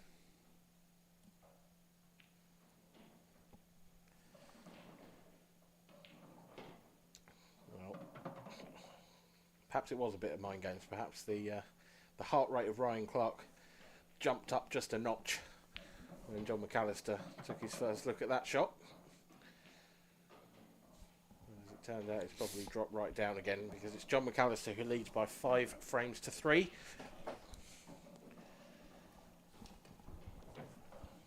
Really fascinating match. I mean, so many dry breaks in this match. Ryan did make a ball in the last one, but we've had, what, 5 dry breaks out of 8 so far? Once again, though, it was another frame, not one in one visit.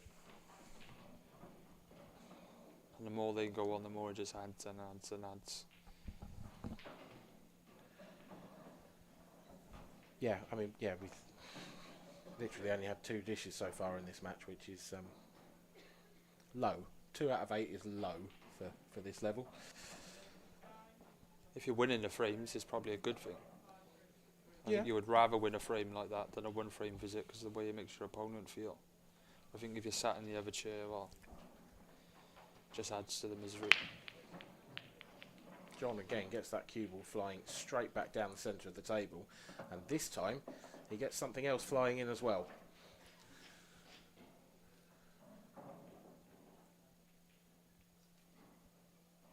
Yellows are pretty good, aren't they? I mean, he's got an opener. I suppose you could argue the top of the yellows closest to that rail is a little bit awkward to land on, but can't really see any problems here. As long as he leaves the white smack on the black spot, he's always going to leave himself a natural angle just to come across. As long as he's low on it, shouldn't be a problem. Can even stud into the 2 reds as a stopper.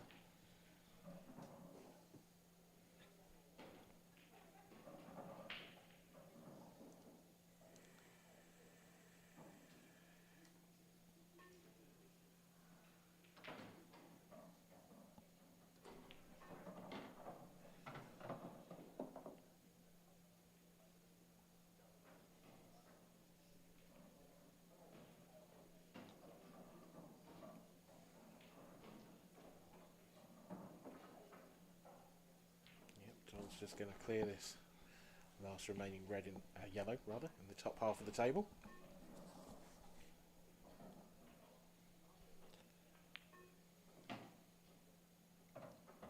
Wants to be low. Don't think he's got the angle, is he? It's tight, isn't it? I think he might have just enough to be able to punch through the gap between red and yellow. I think he just can. He's going to have to punch this. Oh. And that is where you see the difference between a cue action and it. That is a cue action playing that shot. He's made that look effortless and it really wasn't.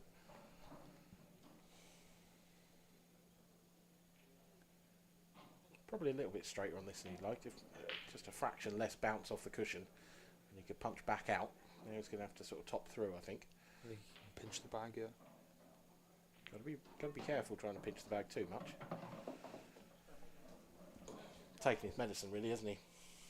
Which I think Ryan should have done. With the way the frames have gone over, there's no way back for Ryan if John wins this frame.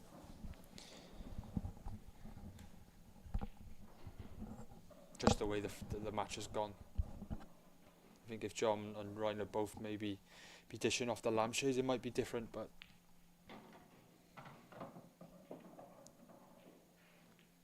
Sometimes there can just be too much water under the bridge in a match.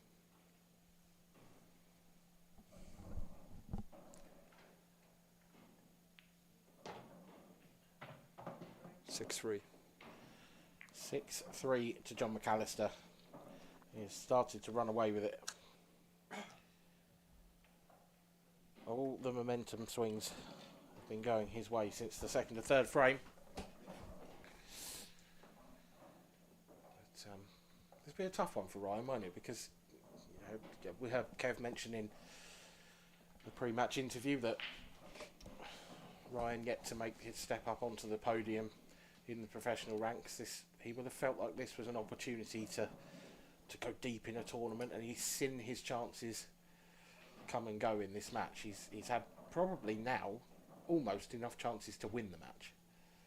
And so if you've had that many chances, you've had chance in nearly every frame, and you find yourself 6-3 down, that's got to be tough to take. It is.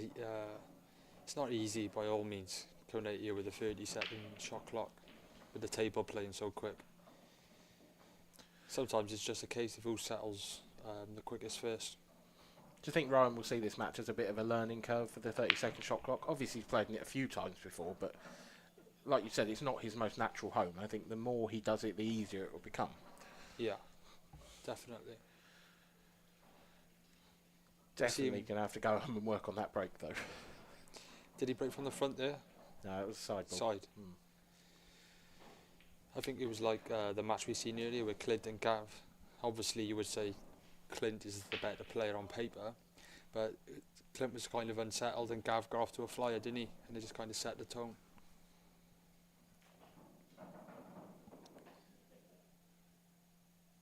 Seems like John's found his feet.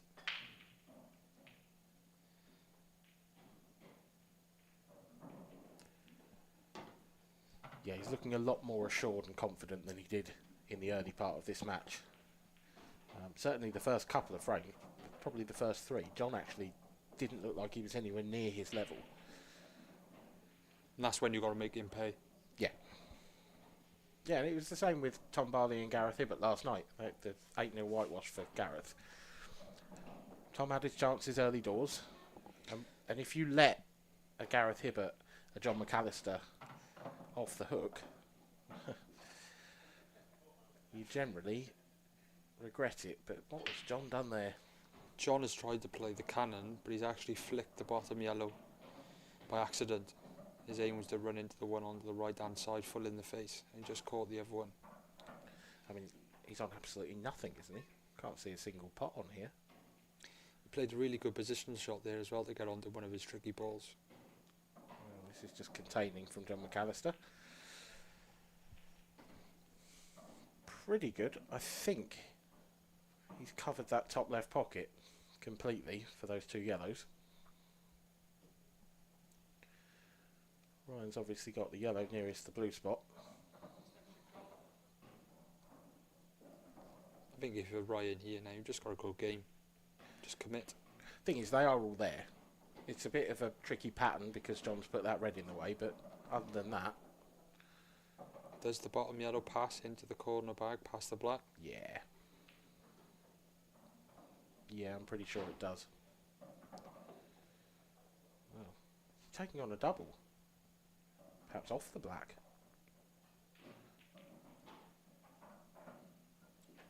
Oh, that needs to travel. Oh, that's gone horribly wrong. That's another shot there he hasn't committed to. I think he's caught in a bit of both minds, trying to cover the bag at the same time. To be honest, I'm surprised he just didn't take the long yellow and go around the, try to pick him off. Because he was nowhere near that double. If he was even taking it on, maybe he was just trying to cover the pocket, but that's a risky shot against John McAllister. John needs to make sure he's not too high here. Perfect. If he was low there, he was a chance of the double kiss off the red on the rail.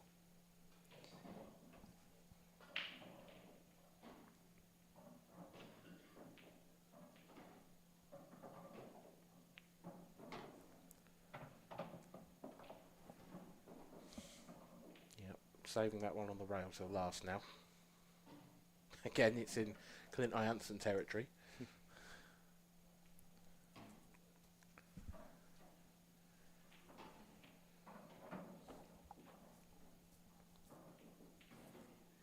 Needs to make sure this white ball lands in the right hand half of the baulk line. Doesn't want to be anywhere near the left hand side. He's played it well. A bit like that. Yep, just nice. Get the cue ball screwed across the table. Just avoid the middle pocket, obviously. It was a cue ball. Perfect. Called it, but I didn't think he'd go that precise. I thought he might have screwed it back a little bit further than that. I would have a pain. He plays this a lot more confident the way Clint did.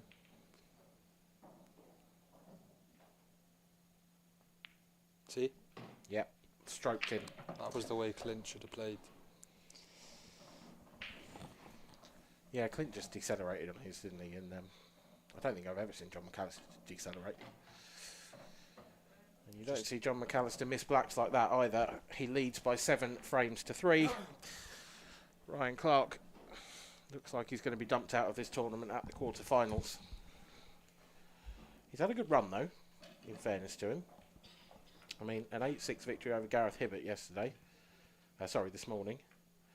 Following on from an 8-4 victory over Nathan Bridges in the second round.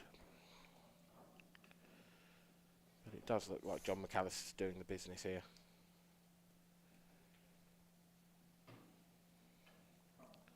John will have to up his game though as the tournament goes on. He can't continue to play like this, in my opinion, and win the tournament. He's obviously grown into this match quite nicely, but even in that previous frame he still gave Ryan a chance.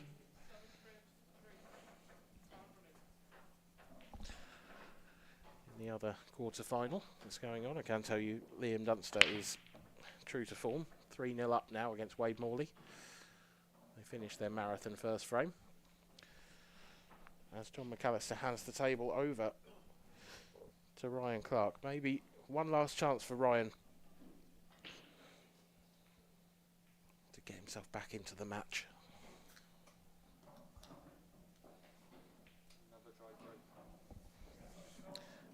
Just wonder about these yellows. I mean, if he takes the yellow he's closest to, or even if he leaves that one, but the one on the opposite half of the baulk area, if you plays that off the red, the yellows are sitters, aren't they? He would like to play that shot first, but he's bridging. So I think if he just... Yeah, it's worth knocking this one in first, isn't it? So that you can get to the bottom of the cue ball to play that shot. Because then you can screw out. Just makes the positional shot a little tad harder. When you're playing this shot, ideally you would like the red in your eye line. Yeah. When you're playing the shot now, he's cutting it back. It's not always guaranteed the nicest of cannons. It's thin this as well, isn't it? He doesn't want to catch the cushion first because then he might stick down in there. I still expect him to get it. Oh, I'm surprised by that. Didn't fancy it, obviously. I think he's played on this one. I can't believe he hasn't played that off the red there. No, I can't. To be quite honest, I don't understand why not. If Farah had a shot here, bridging over the ball, length of the table. Yeah, I mean, I think he did have an area where he wouldn't have to bridge, and that would have been easier. But even so, still surprised he didn't take it. Oh, it's terrific, though. Great shot. What a shot. Doesn't matter when you can cue him in like that. That is a nerveless pot from Ryan Clark. That yellow nearest the cue ball now. Does that go to the bottom left? I'm not entirely convinced it does. I think he's going to have to play that into the right centre. Want some sort of angle, high or low. Don't want to be straight. And that's perfect.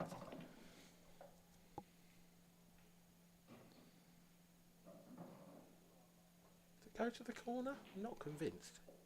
No, I think you'll be playing this into the middle. Yeah? 2 cushions, maybe a tad of right hand side. Just swing them right round.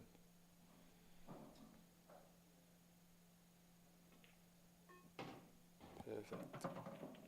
Ah, that's lovely. Or is he perfect? Oh, yeah. The number of times that happens. But yeah, I'm with you. It looks like he's screwing back into the red here. If he can get deep enough into the cue ball that he just flicks off the red, I think he'd be alright. If he catches the red any thicker than that, in a different way, and leave it long. This is a tester. This is pressure. You miss this, you're going home. Or at least into the open later on, but that doesn't sound quite as good.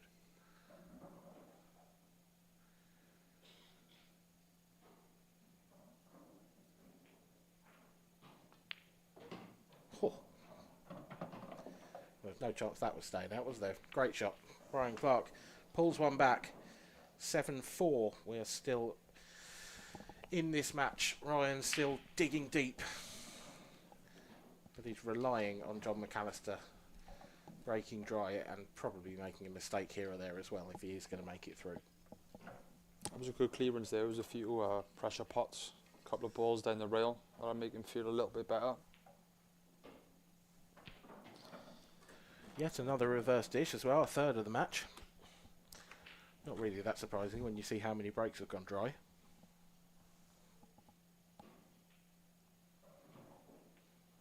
John there flanked either side by Jeff, his sponsor, and Danielle Randall, his girlfriend.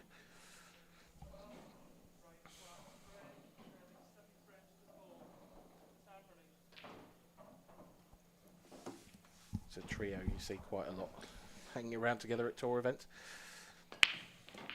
Oh, Ryan. Gone back to the front ball. Probably the hardest he's hit it. I think he's even taken a leaf out of your book there. I didn't see the pause. I think he just went for that. Yeah. And straight in off to the middle. Just John McAllister won't get a better chance, will he?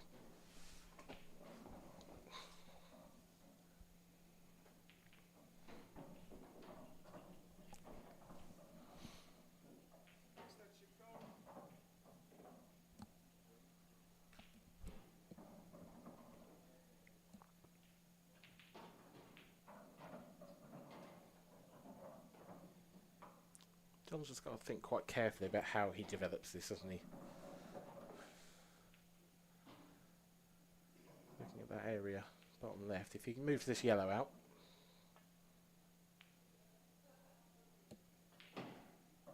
Oh, that's a helpful little nudge, that red dropping.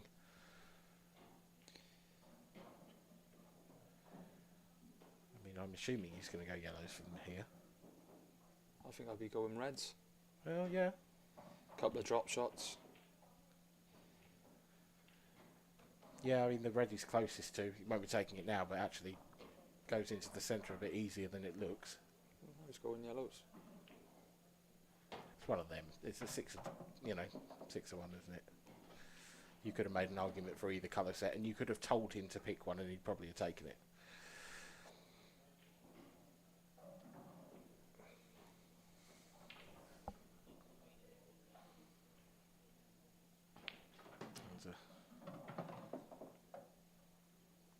The yellows are definitely a bit more trickier, I feel, but towards the top of the table.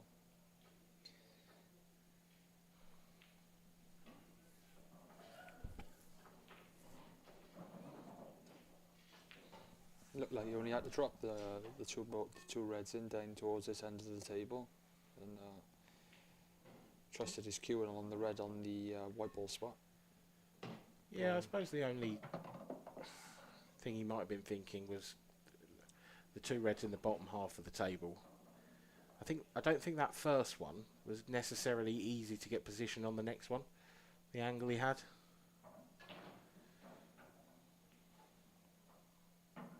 It's interesting though, isn't it? Because, you looked at the table and went reds, and I looked at the table and went yellows.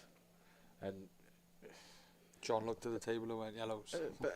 but not quite what I was trying to say, because you are definitely a better player than me. But everyone sees the table so differently. This is the problem, though, that I was alluding to earlier towards the top of the table. Because this is straight now. He's going to be leaving himself his next shot on the rail. Yeah. Yeah, he didn't want to be straight on this. I think he might have to take his medicine on this one as well. And he has. Clock was ticking down there. This is why I didn't like it, if I'm being honest. Yeah, I saw Mark Boyle miss a very similar shot to this earlier on today. This is missable. It's frame ball. If he gets this is over. I don't think he's going to miss it. It is that little bit of added pressure, queuing off the rail.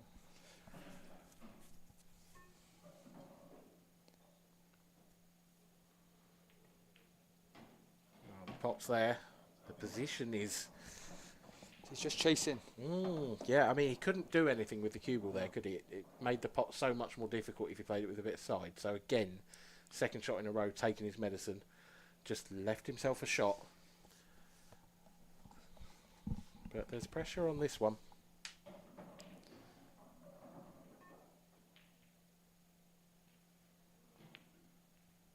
Not that you would know it, that is glorious. And John McAllister is going to beat Ryan Clark by 8 frames to 4. A slow start from both of them, but it was John who motored away towards the end. Good performance from John Luke, but I think he is going to have to improve a bit if he's going to have to win the tournament. Yeah, but it's not about how you start, it's about how you finish, and that was a good clearance there to wrap the match up. Yeah, it's not about how you start, it's about how you finish, and John McAllister finished very, very strongly in that match. Ryan Clark will be disappointed, but he will be back to take part in the Open event later on. You can see John just wandering off towards the interview area. As while he does that, let's get the latest score from the other quarter-final. It is still going on. And at the moment, Liam Dunster 4-0 up against Wade Morley. Sort of starting to feel like the writing's on the wall there for Wade. But back to the action here. Let's go and see what John McAllister has to say about his previous match.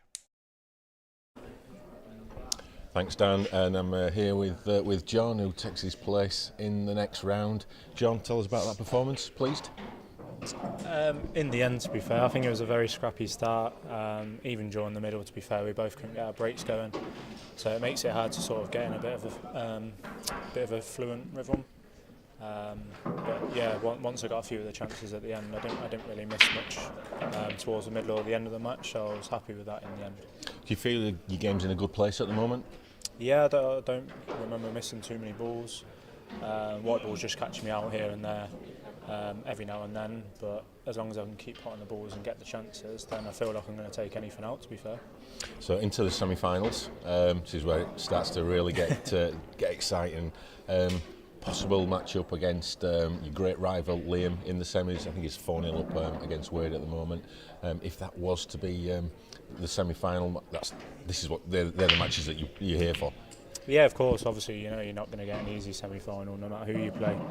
So yeah, you just got to hope the breaks go your way a little bit. You get a few of the chances, and then hopefully you perform at the day as well. You've played Liam a few times recently. He seems to have just had the edge at the moment. What's it going to take for you to readdress the balance and get a chance in the decider would help. Yeah, I think the last 3 he's beat me on a decider. I think I've been kicked in off twice off the break, and it's just one of them really. If you want that to happen, you want it in the first few frames. But yeah, obviously just take your chances and then. Yeah, hope for one chance in the decider, like they say. Yeah, and you and Liam, obviously you're both pretty young compared to the rest of us anyway. Going to be around for a lot of years. No doubt you and Liam, it's almost like the tennis, it's the Rafa, it's the Federer. It's that kind of rivalry that's really building up. The England-Scotland angle as well. Yeah, we do seem to keep meeting each other, but it's just, I don't know, we just keep getting to the latter stages, so it's bound to happen at the end of the day. But yeah, just hope to get one over him really.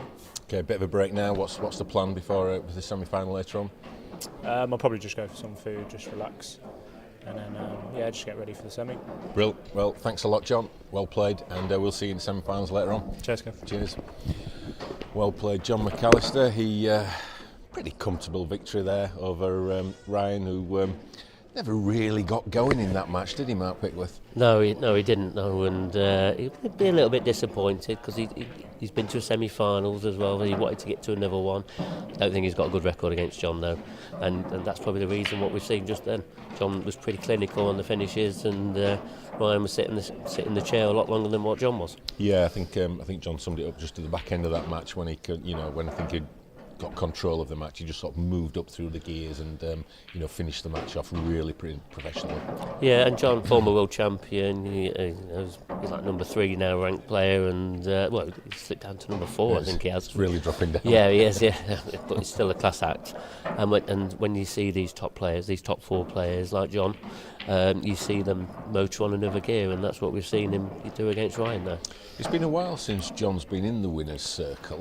Do you think that's going to play on his mind? He's going to potentially be playing Liam next, who's just had the number on him over the last couple of times. Certainly one of those times John was disappointed not to win. I know he's a pretty laid-back kind of guy, but that's got to be going through his mind, surely. Yeah, I'm sure it is, and we mention it every tournament that comes up. John's not been in the winner's circle, etc., etc. John wants to get back in that winner's circle, he really does. He had, I think it was last season, he got to a final, he was winning that final quite comfortably against Liam Dunster. Liam came back, beat him, and he's never recovered from that one.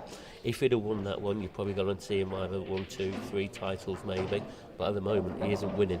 And can he really break a duck?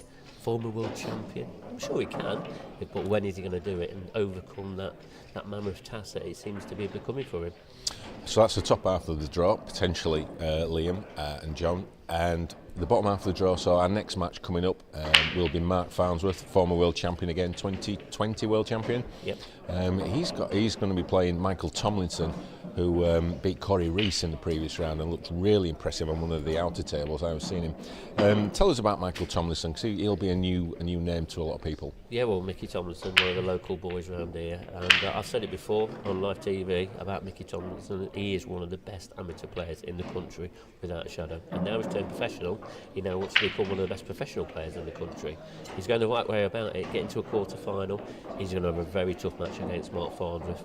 But Mickey Tomlinson, he is an extraordinary talent with some potting skills. He is really, really good, and it's going to be a very exciting match against Mark Farnsworth, who, without question, is definitely one of the top 2 players in the world. Well, I've got to say top 2. And, there'll be a lot of people shouting at the screen now at me and all of that, but let them shout at me. Mark Farnsworth is at the top of his game, and Mickey's going to have his work cut out.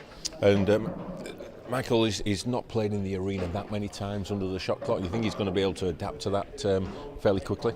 Yeah, well, I mean, we saw Mickey in the Champions Cup, and we saw when he played in the Champions Cup, he probably played the best pull you'll ever see and not get through. It was quite berserk, to be honest.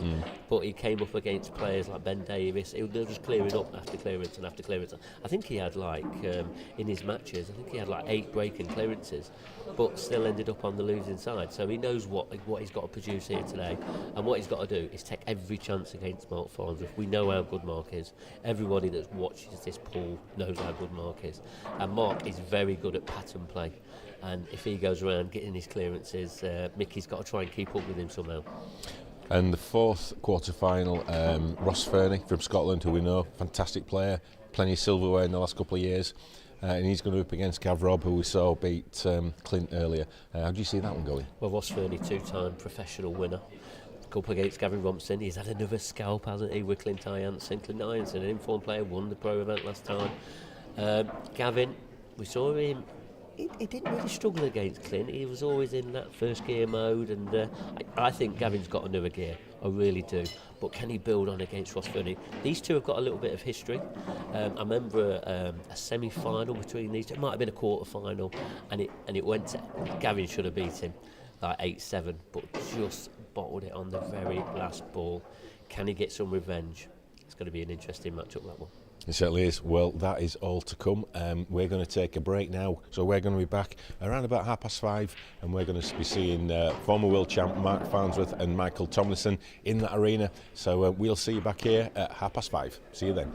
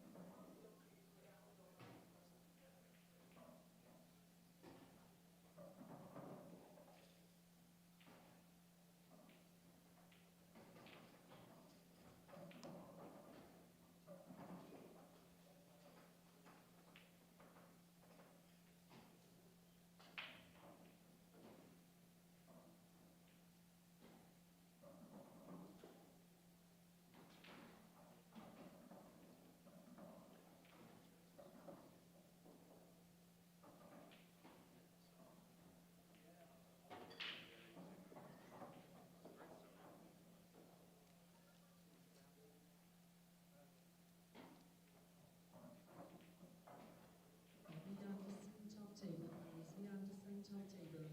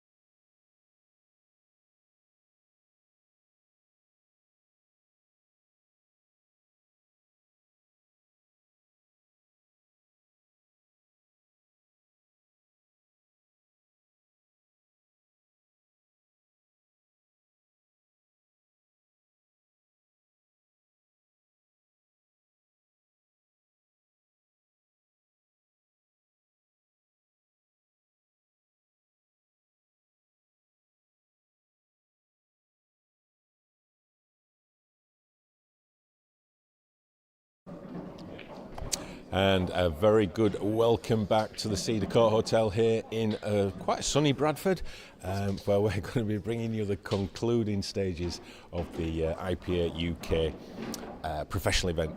And Mark, coming up, we've got a fantastic and really intriguing quarter-final between Mark Farnsworth, the established superstar of the sport, former world champion, against a relative unknown, Michael Tomlinson, but we all know how good he is. Yeah, we do, as IPA sort of players, etc. Michael Tomlinson, very fast, fluent, attacking player, really is exciting to watch. And then Mark Farnsworth, he's got a very great style around the table, really professional style. His pattern play is world class, probably the best in the world in my opinion, a lot up there with Mark Boyle as well, and it's a very different contrast of styles. So Michael Tomlinson is the underdog on paper. Do you think this is a match he believes he can win, and if he does, what has he got to do to get over the line? Well, firstly, he's got to take every chance he gets. He cannot afford to miss. He might be able to afford to miss one or two balls, but after that he really cannot, because once Mark gets ahead, he's a real good leader, and especially in this sport, he knows how to win, and he is a brilliant leader. Once he gets in front, he can go on and win every match, and that's what we've seen. But again, Mark, he wants to get back to the winner's circle quite rapidly. And because Liam Dunster, they all keep taking these titles off him, and he's not going to put up with that for much longer.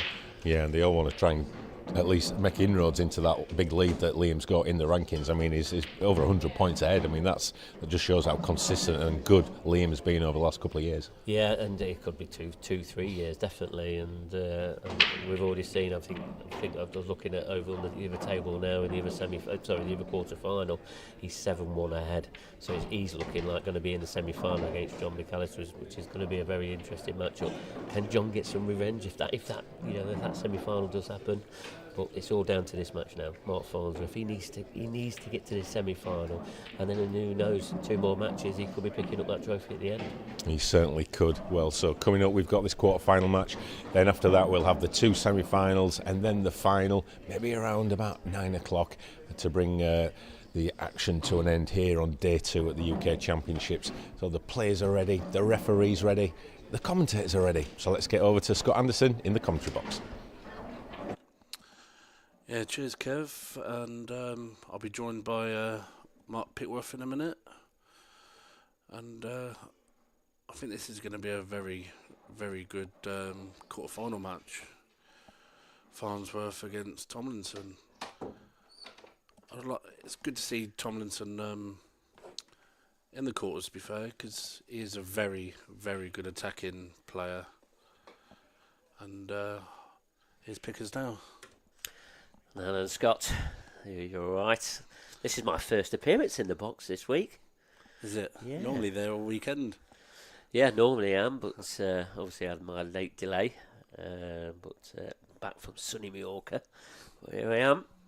And sunny Bradford. Yeah, but I went to Mallorca, Yeah. where it was sunny, and then back to sunny Bradford. A little bit cooler than Mallorca, I may add. Look at that for Tomlinson for the break.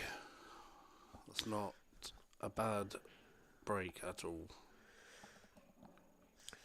Yeah, I know. I think I said it just in the studio there. Mickey Tomlinson, very fast attacking style player, isn't he? Have you ever played Mickey? Twice last year. You did once in a final, wasn't it? Oh, thanks for reminding me. Did you want to tell the audience a bit about that final? It was a great final. Come on. Yeah, I personally thought it was a good final. Gutted I lost, but he kept literally pulling out worldies and big shots to keep level with me until the final frame. Yeah, a brilliant final. Anybody that didn't see that, I'm sure it's on YouTube. Scott, have you re-watched it at some point? Yeah, I've watched it a few times, just wondering how I lost that final. Your time will come, no doubt. But yeah, Mickey now, he's very attacking, isn't he? And he'll go all out attack to make sure he tries and gets each of these finishes. And he can't afford to miss a ball against Mark Farnsworth, can he? Nah. Against, he literally attacks everything. You have to he's like, you can see why his nickname's the Tornado. He's fast, furious, and he gets them. Yeah, he does, but he's got a tricky little shot here. Well, I'm not sure about that one. Has he left one in the top half of the table?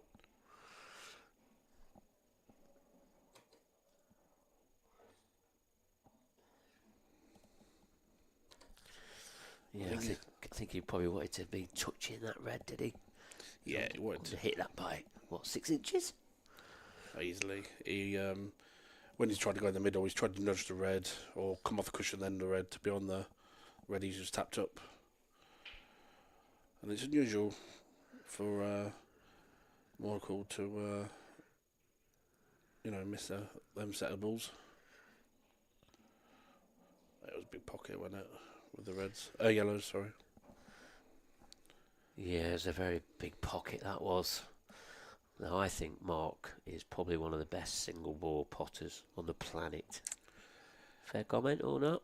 Yeah, for what I've seen of Mark, he's so one shot, very when he needs to pull out, he pulls it, doesn't he?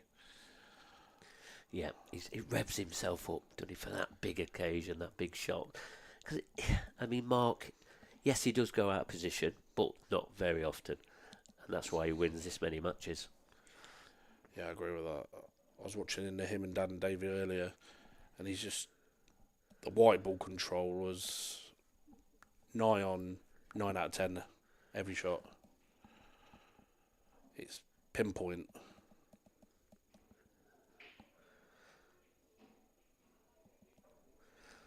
And what I find very interesting about Mark is his desire to win. With the amount of titles that Mark's won throughout his career, he still keeps turning up at these tournaments, wanting to win another one. And that's what I found very impressive about Mark Farnsworth. Yeah, he wants to be number one again, doesn't he? And like you said, the desire's there still in it, the hunger. He still puts the hours in, what you keep seeing. Yeah, even this year, he wanted that world title so badly again. But it weren't meant to be. And here he is still battling away to try and get these tournaments under his belt. He wants to win as many as possible. Yeah, he wants to cement his legacy a bit more, doesn't he? He's going to go down as one of the best. Now he's got that world title last year, Or was it before COVID now, wasn't it? Yeah, 2019. Yeah. It eluded him for quite a lot of years. Because he was number one, for 2 years running, I think it was. And then to win that world title, finally to get it off his back, he wanted it so bad. And deserved it in the end. Brilliant final, 2019. And there you see it. Mark Farnsworth, you cannot afford to give him half a chances, because he does clear these up. I just think you've got to make Mick Tomlinson more attacking now, because he knows that Mark will take these chances out. Yep, we do. But one thing that we always talk about when we're on these comms is Mark Farnsworth's break. It's definitely one of his weakest areas of his game. And but in the start of this season, Mark's been working quite good on his break, recently. So is he gonna start off? He needs to start these off well. These breaks. If he gets ball off a break, he's 9 out of 10 to clear. Yeah, it's just his knowledge of the game is so good. Like I said, his white ball control is incredible. He says that watching off now. Well, he has been working on this break. I know he has. You can tell he has. Yeah, it's more controlled, trying to bring the white back in it. Yeah, it's not about hitting him as hard as you can. It's got to have a bit of control, as you said. That's not bad though, is it? And they've all split, haven't they? The only problem is in top right hand corner, but that's no problem. Not a Mark calibre. No, definitely not. So reds or yellows? No, obviously yellows. Obviously yellows for a challenge. For the challenge. Yeah, I bet. The only problem is, I don't think you can get through to the red into the top left-hand corner. He might try and nudge the yellow when he screws back here, just to make sure the black's got options like that. Yeah, you've called that one, and it should be dot to dot now. Yeah.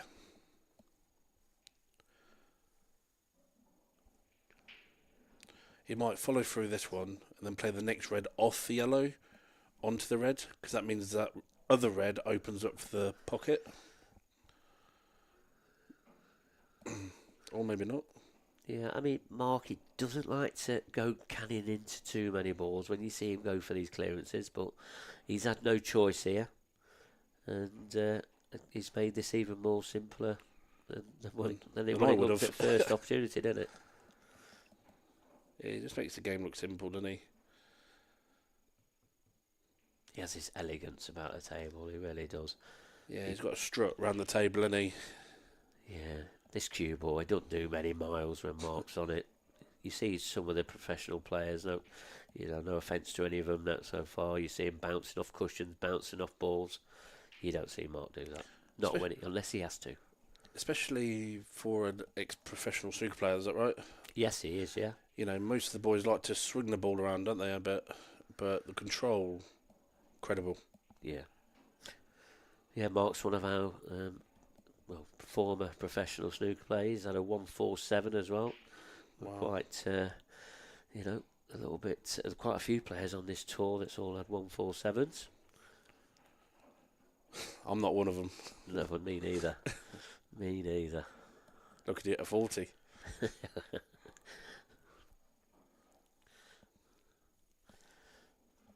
So, is this going to be on a bit of string? He's alright. A little bit short of pace. I'm quite surprised at that shot.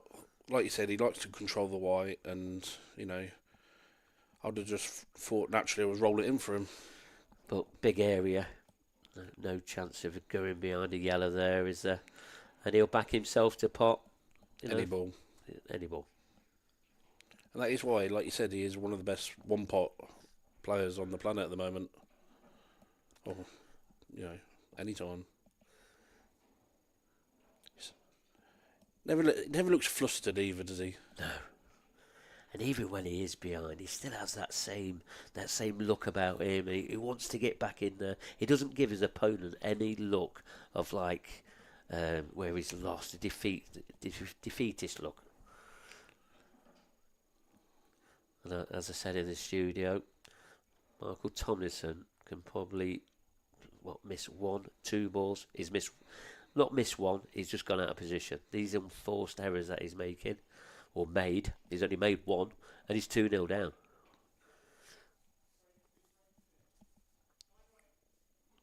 He's got a good break, Michael. You watch this, they're probably commentator's curse. It's controlled. Well, red. These are the chances Michael must take. Yeah, they are, but it's got some trickiness about it. First shot. Middle of the table. First shot, yellow into the red. Open them up. He's making it sound really easy sat here, Scott. Is that why you're sat here? No, I just ran him to inform Fernie. Yeah. Yeah, he's just started his quarter final against Gavin Robinson. The way he played against me, and I watched him against Robert Stevens. He's my pick. If he breaks like that, it's the same. Like Dunster and Boyle are both got the same break. Well, cut break anyway. I think Mark's got more pace. Yeah. We've got evidence of that. So where Mark, he does definitely get more pace than that cut break. I don't know how, but he does. Something he's worked over a series of years. I said I was commentating that game earlier, and I said it's the power and accuracy, and that cut break is incredible. Where more Dunster and Fernie are more controlled into the second ball down. Yeah, it takes some skill to get some power for the cut break. Anybody wants to try that at home and try and hit him as hard as you can off the cut break, make sure you cover the windows up. And the light. Yeah, absolutely. Screw into the red. As you said, Scott, these are the chances he has to take. One position and shot now. You feel if you don't take these, you don't see any way back for Mickey here. But he seems to be playing some good stuff. Not the kiss he wanted there. Yeah, I'm quite surprised he didn't play, but just top it onto this red. But he's tried to find the gap. I didn't think the gap was there. He's trying to get the perfect angle to make it very easy. I still back him to get these. Yeah, he's got that. He's short again. He's in between pockets. It's got to be the bottom right for me here. I back him though to get this. Yeah. I'll be shocked. Oh, he P-rolled it. Oh, Wow. Great shot. That's not a normal shot for him. He normally Nah. punches them in. Is that a sign of a little bit of nerves, possibly? We're saying, Mr. Fairwell was saying he was, Robert Stevens was one of his picks to be one of that, new pros to come up and do well. Like, do well in a tournament. My pick was Tomlinson, as well as Robert Stevens. Because them two are the standout ones that will come up this year. Yeah, they are. Mickey Tomlinson, he was #1 seeded player for 4 tours. Yeah. And then Robert pinched it on the last one. He had a nightmare tour at the end, like Mickey did, in the Isle of Man. But, that's history now. He's a professional player. It's all a fresh start.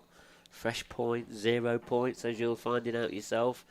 It's going to be a battle down there, isn't it? Yeah, and like Tomlinson and Stevens are both doing well already. I think a few of us have done quite well. I said to Dan earlier, I think a lot of these new boys have proven that the step's not been too far up so far. Yeah, absolutely, and I'll back you up on that one, Scott, definitely. Some of the players that, didn't think they could probably make the grade, I think they'll be disappointed they've not given it a go this season. But I'm sure their time will come. But yeah, the players like yourself, Scott, there's Daniel Wiley, Ben George, Robert Stephen, Mickey Tomlinson, Luke Vokes, Matty Davis, Carl Clark. They're all making a bit of a name, so no doubt I've missed 1 or 2 there. But you're all Wade making Morley. Yeah, we'll look at Wade.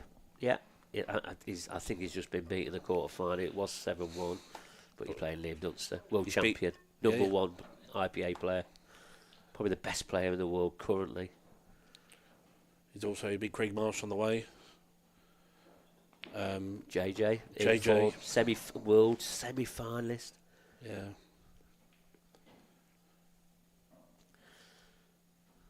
He's accumulating these points up. Wade is, and I was talking to him early on a couple of hours ago, just outside the arena, and he said he's already he set some sights for this year, and he's already got to them.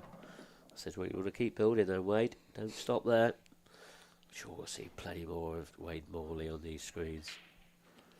He won the world doubles this year, didn't he, as well, Yeah, with world McAllister? champion. He's got a world champion. It's on his CV. That is. Yeah. Beat me and Fernie on the way. Yeah, and as we're blabbering on about the new professionals, Mark Farnsworth, been a professional. God, I hate to say how many years. Don't want to offend him. Quite a few.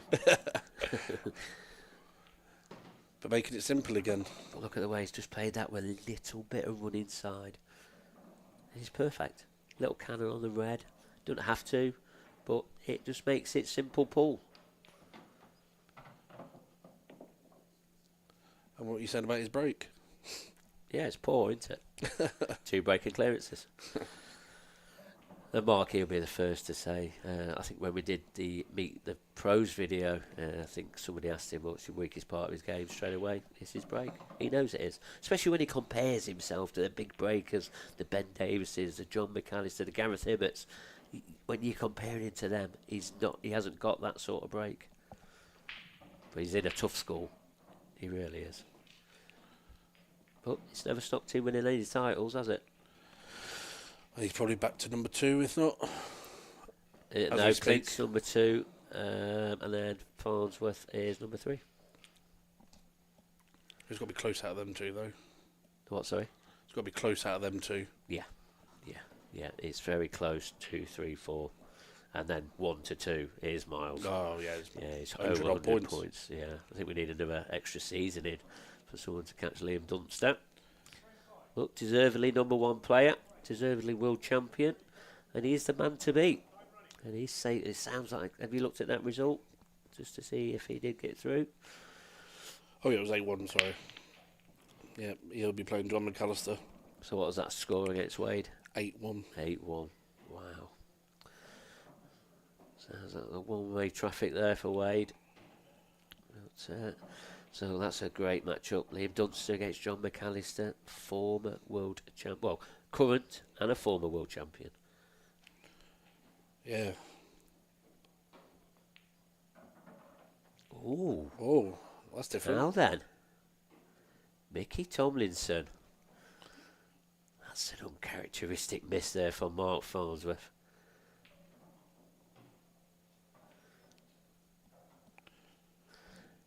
It's a little bit of an untidy table.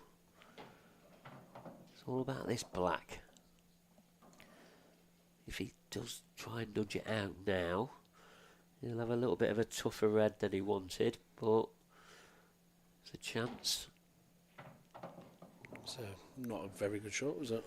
No, it's not. He's only going to have a small window to get down to pot that black. He might have to leave it long. The way he's played it, why didn't he play that as his last shot? Could be perfect now. I think the way that Mickey goes about the table is quite quick, and maybe doesn't, when then key shots come up, probably don't give him that much of attention. But if he clears these up, who are we to argue with him? Yeah, exactly.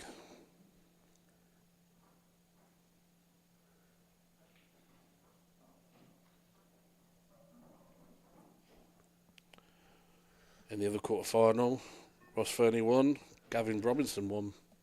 That'll be a tight, good game as well. Yeah, I said in the studio again, they've got history, them two. Have they? And, I remember last year in a pro event that Ross went on to win. Gavin should have beat him. He should have beat him 8-7, definitely. Just tweaked a ball. Sure, that's one. Sure, that's out of his mind now. Gavin has played some great stuff this weekend so far, and as you said, Ross has, and both them players deserve to be in the quarterfinals. Yeah, that thick. He seems to be rolling a lot of balls here. It's not Mickey's way of playing.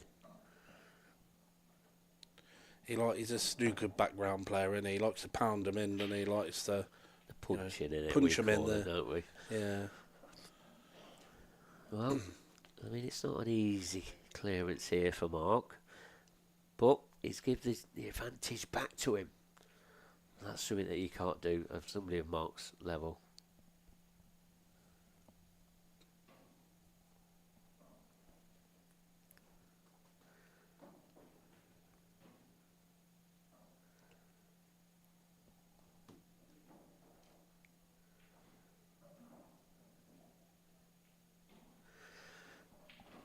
Just wondering if he's going to go all out attack here. Don't think he's going to cover the pocket. He is going to cover. 3-1 up, you see, trying to tie the game up. Yeah, but that yellow on that right hand cushion, it's not easy. And why rush? You've got 7 yellows against 3 reds. What's Mickey going to do here then? Ooh, I think he was going all out attack there. That'd have been a different shot. I think if he wanted it, would it be closer to the yellow, so he could cut it in, couldn't he? Cut the red in onto the skill shot. Yeah, that was his only possibility. I mean, I think he's quite happy that the red's not gone down. There you go, get your pad ball out. Yeah, sure we're going to see a bit of tactical play. Not that Mickey can be doing any of that.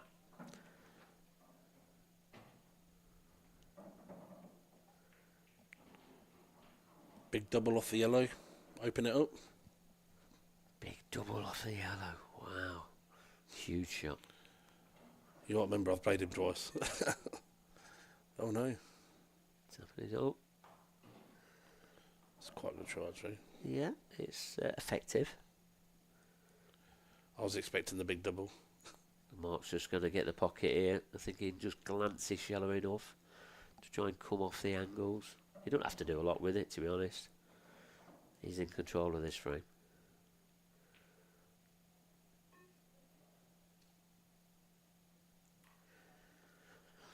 Surely hasn't left the red off the yellow to get the other bag. It's a tricky little queuing shot, though. It's very delicate. He's just going to tuck it behind again.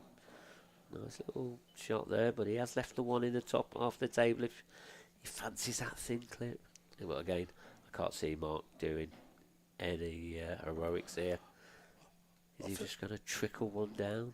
I feel like Tomlinson's not playing like what he would normally play, because he would play the big shots there. Yeah? He's giving a bit... Too much respect? Yeah, that's what I'm maybe thinking. Because Mark's got a chance here for the frame now. Yeah, so he did take that one in the top half of the table.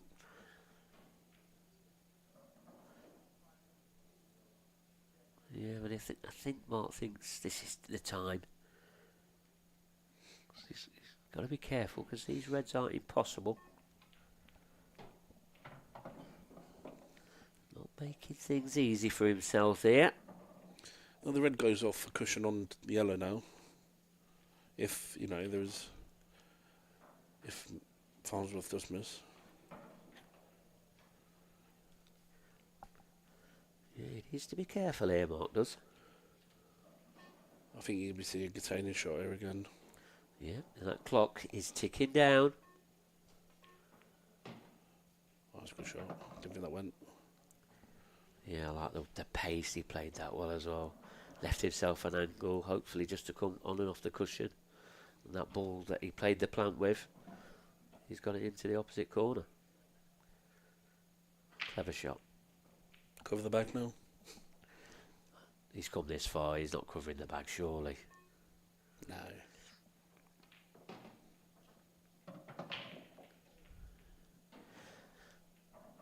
I think he's got to try and get this yellow out that's near the black. I think it does drop into the left centre, but I think he'd rather it out. He's not leaving that there. Yeah. Has he got the angle now? I think he has.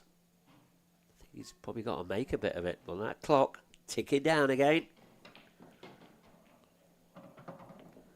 It's not that bad. No, he didn't Wanted it cue better. that as good as he can.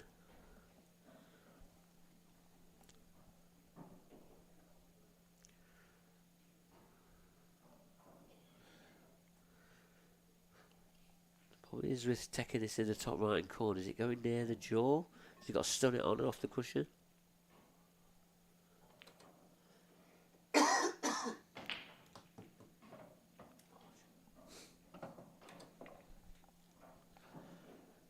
Yeah, and he's done that. Oh, where's the white? This ain't easy now. Well, what was looking here as a 10 out of 10 black, we're probably down to 8 out of 10 for Mark. About 10 out of 10. 10 out of 10 for Mark, definitely. I was bigging it up. That's what it was. Yeah, but it was definitely a lot trickier than it should have been. Yeah, didn't get into that ball of the cushion that well, did it? No, a bit of a loose shot there from Mark, and he'll be. Well, he's won the frame 4-1, and again another error from Mickey. All his fans are behind him. What, Mark or Mickey? Both. Both of them. Mark Moore. Probably all their fans are still playing. Yeah, both of these players have had big money matches. Both of them are well followed.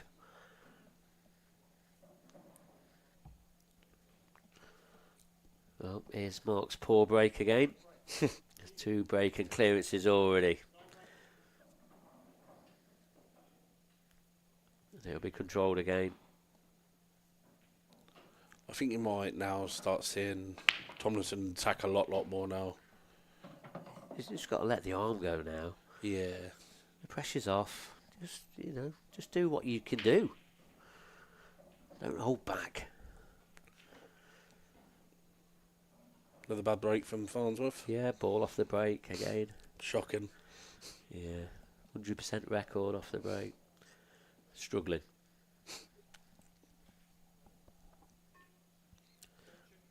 I don't know why I criticise Mark's break. I don't know why. It's just to make conversation, I think. Every time I do, he does this. He must be able to hear me. Don't know why he moans about it. Yeah, we'll take it all day long, won't we, Scott?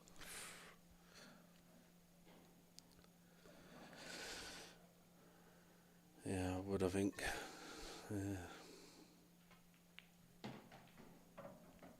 When yellows, for the breads.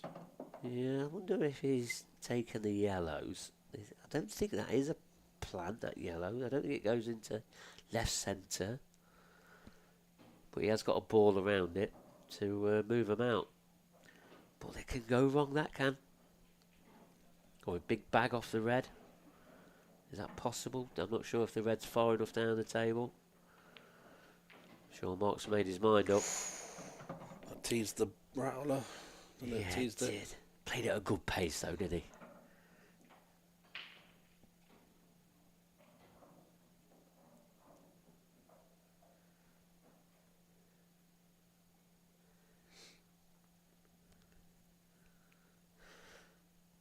He's a deep screw this one again, doesn't he, surely? Yep, deep screw it. Underneath the black? Can he? Has he got that angle? Yeah. Yeah, like that. Oh, it's too hard. He's got some on that, hasn't he? Does his go off the red? No, I think the cut's better for him, to be honest. Because then he goes into the two yellows. Guaranteed in it, that cut. The red's risky. I mean, you could put it off the red, could we pace? Is he going? He's playing off the red. He is playing off the red. It's perfect. Yeah, it looked quite difficult from our camera angle, didn't it? Yeah. Mark's just made it look easier than what it was, surely. He's making us look stupid in here, Mark is. Making me look stupid, saying his break's poor anyway, I know that. 3 out of 3 in a minute, by the look of it. Yeah, inevitable. And this has been one-way traffic for Mark Farnsworth. One good positional shot here. Just needs to find that gap.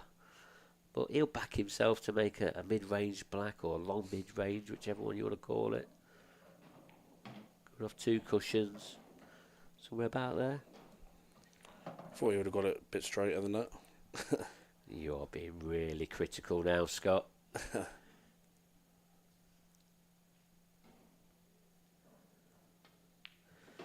There you see, no mistake again for Mark Farnsworth off his break. 5-1. You see any way back here for Mickey? He's literally got to go guns galore. Oh, I think the Farnsworth break's actually working for a change for him. Yeah. He's looking in very good form, Mark is. Very focused, as you see the screen there. Mickey, what do you do when you're 5-1 down against Mark Farnsworth? Just put your arm through these, Mickey. Come on. He's had some battles today as well, Mark. He's had 2 8-6s, that's right, isn't he? Yes. And he was 4-1 down against Curtis Lee. And he come back to win that 8-6. And then Dan Davey. I don't know if he was behind in that much. I never kept close eye on it. I've got a feeling it was 4-1 to Mark. And then next thing I know, it was 5-all. Something like that, anyway. Good player, Dan Davey. Yeah. He's not ranked number 13 for no reason. You got to take this out. Yeah, it's another solid break. Oh, got a difficult opening pot. He's got a yellow into the top centre, as you can see on our screen there. The left centre on the screen now. We can take the long red, but it's got to be yellows, has it? It's the easiest pot. It's not that easy. 1, he must get. He's missed it. He's feeling it. 5-1 down. It's really tough for him. It's not easy when it's happening like that, is it? It's not a good feeling. No, definitely not been at the races for this one. A couple of unforced errors at the beginning of this match, and he's now finding it very tough. Mark's just played really well. Solid, very solid in this match so far. Typical Mark Farnsworth, it really is. Punishes an opponent. Is he going to punish him again? Can't see any other outcome here, can you? Nah.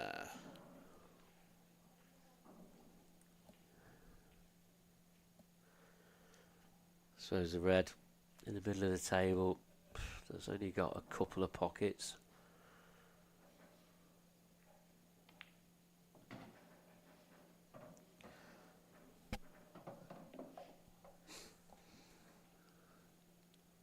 I think he's just got to stun this one, hasn't he? I think he was hoping for a bit more angle to hit the yellow, and then he can come off 2 cushions to be the red down the bottom right. Yeah, that's it, yeah. Yeah, then Well, run it through. No, you can't. You can still run through a little bit and come off the cushion, 1 cushion, land there. Yeah, I think he's probably rerouting a little bit here, possibly. I think he's just going to top it through, right side, come over to the other side. But now he's moved that yellow, he's give that red near the black another pocket. It's all about what angle he's got on this red now. Where can he get to? If he can get past the yellow for the red into the bottom right, it's not bad, is it? And when you 5-1 up, these shots are a bit more easier. You seem to relax a bit more, don't you? Yeah. Little glide shot off the cushion. When you 5-1 up, they come out perfect, don't they? And that is plum. It's just a simple dot to dot. Straight black for 6-1 with Mark to break next. It's simple. Here you see it, 6 frames to 1. And that opening pot there, Mickey Tomlinson, I'd have backed him to get that. Yeah, I would have backed him as well. Yeah, but really under pressure there. And Kevin said in the studio he hasn't had much table time on this TV table where Mark seems to be in here, match after match. And has that been the difference? It could be, but he has been there before, hasn't he? And he knows what it's all about. It's just, I think, when someone's breaking and potting as well and playing as well as Mark, it does end up putting pressure on yourself, don't you? I must get this pot. I must pot that off the break. Do you know what I mean? The mentality changes a bit, doesn't it? Yeah, because he's had 0 opportunities off Mark's break. 0. Is this number 4? Who would back against it? Who would? You? Yeah, well, I would have at the start. I'm not going to do now. Oh, what's happened?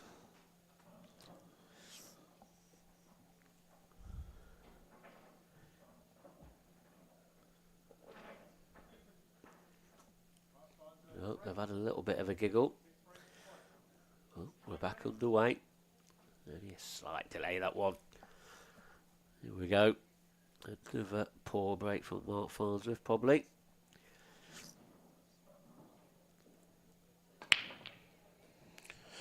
Wow.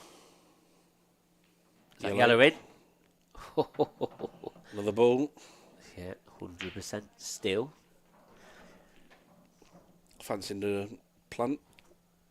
Yellows. Yeah. I fancy left him. hand corner. And that Fancy yellow's beginner. not even going to go wrong. It's going to go away from blocking the other yellow. Everything's falling nice. Yeah.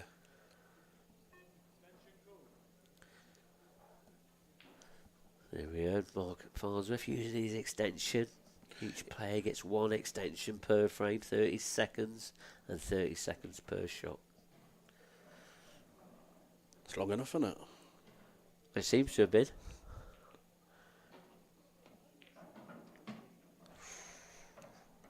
Good pace again. Just wobbled in. It's not gone in clean, but did he want it in clean? Because look how far that yellow's moved. Hardly anything. He's trying to make sure he's on a ball, isn't he? Yeah, he played it at with a pace where he was bouncing off the cushion, playing himself into an area. Coming down table now. It's a bit of a reroute, if you ask me. Yeah, I'd have thought he'd took the middle but screwed back. Yeah, I think a lot of players would have gone top first and then come down. But who are we to criticise Mark Farnsworth?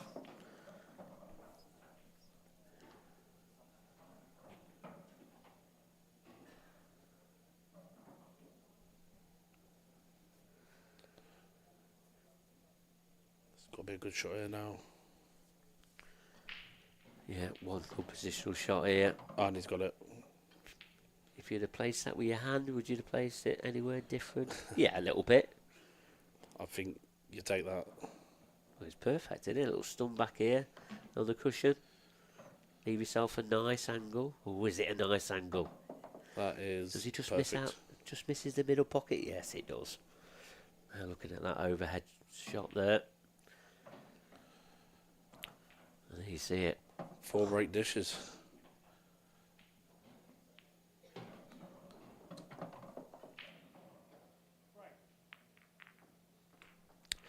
Yeah, 4 breaking dishes it is from Mark Farnsworth. And he has taken a 7-1 lead.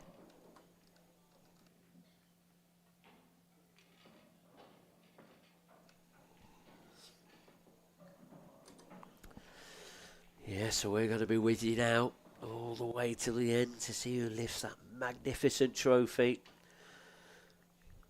Is Mark Farnsworth's name going to be on it? We're going to have the semi-final up straight after this match. I think me and Scott, are we going to stay in for this next one as well? Yeah, can do. I've got nothing else to do tonight. Oh, right, okay. Well, I'll see if there's any other volunteers, but I'm sure that's on the cards. But can Mickey get another frame on the board? Where's the white ball? Oh, Mickey. It's a disaster. And with Farnsworth's form, you've got to fancy him to take these out. Though it is a bit tricky. Yeah, it's a pretty untidy table, this one. Probably the most untidy table that we've seen. do you This reckon, free Reds? shot is key. What do you reckon, Reds? Well, I think he'll play a developing shot. Trying to make sure he does get a colour set. He doesn't have to pot. He'll be working it out. Mark's very good at this.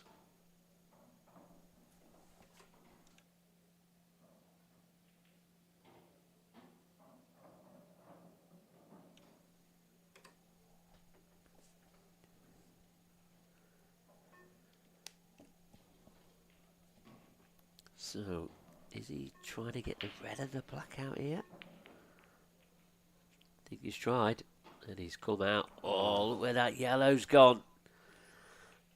It's harsh, isn't it? Yeah, for that to travel that far. Yeah, we didn't see that one coming. Oh, I think like you said, Scott, I think he's probably going to tap the reds here.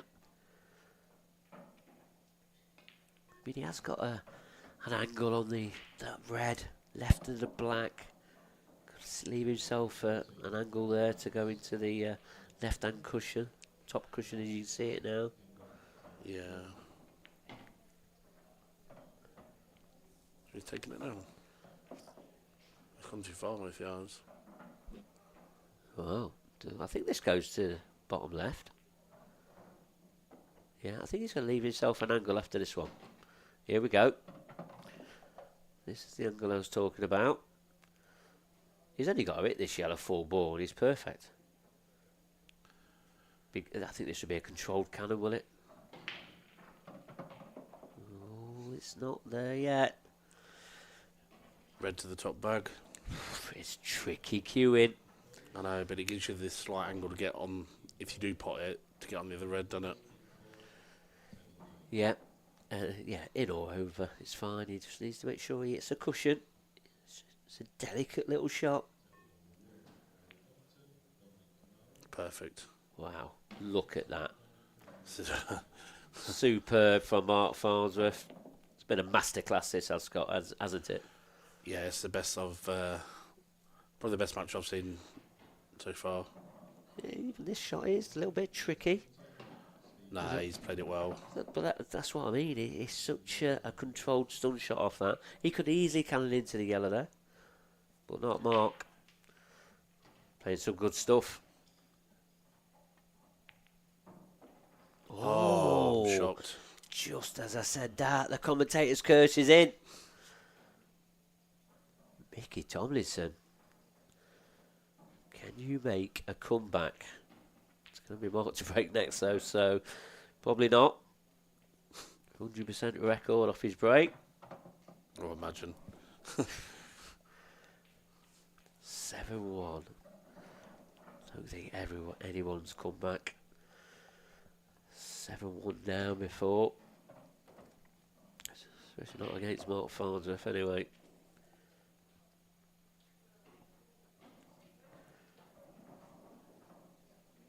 Come on, Mickey. Let's clear these up. We know you've got it in you. You'll get stronger from this though, Scott. It's always a learning curve, isn't it? Yeah, it's an eye-opener, isn't it? Proves at the level you need to get to, doesn't it? You know, it's good to watch, but it's not good when you're playing against him, is it?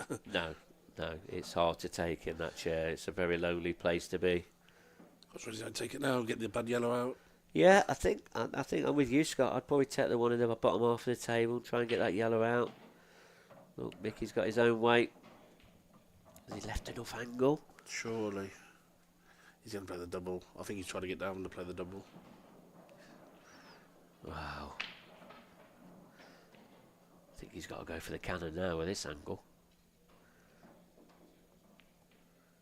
Just dropping it in for the double. You called it. This isn't easy. Nah. Shot. He's made it look easy. It's black. It's not a 10 out of 10, this, is it? Not when you're 7-1 down. I think he nails it. Here he does. And this is what I said in the first couple of frames. You know, he pulls out the big ones like that, and it frustrates you. It's just lucky Farnsworth 7-1 up or 7-2 now, because when he does it and it comes at like for 4-all or something, it's a big frame because you think, well, it could be 5-3 or 6-2 up now. Do you know what I mean? Yeah, I think this match deserved to be a bit closer, but when Mark's been as clinical as he has on his break, Michael's made these unforced errors and got punished. You got to take he's had 4 break dishes, so you take them away, and it's 3-2. Do you know what I mean? So yeah, you've.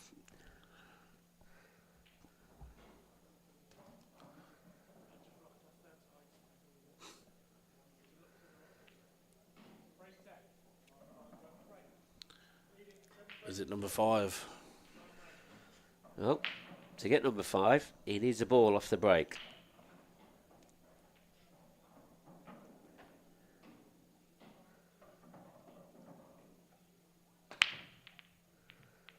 Bit of a loose white, and there's no ball tracking towards a pocket. Mickey Tomlinson's back to the table again. Yeah. But how tricky is this tape? It's horrible. Yeah, that's literally what I was about to say. This is a horrible, horrible table. But you've been saying, Scott, Mickey gets these world-class clearances. This is going to take some clearing up in it. Yeah. Does he go all out attack yellows? Go full bang, top left, cannon into them 2 balls on the top cushion. Hopefully they open up. I'm going to go yes. He's going to go for these. He's got no to lose.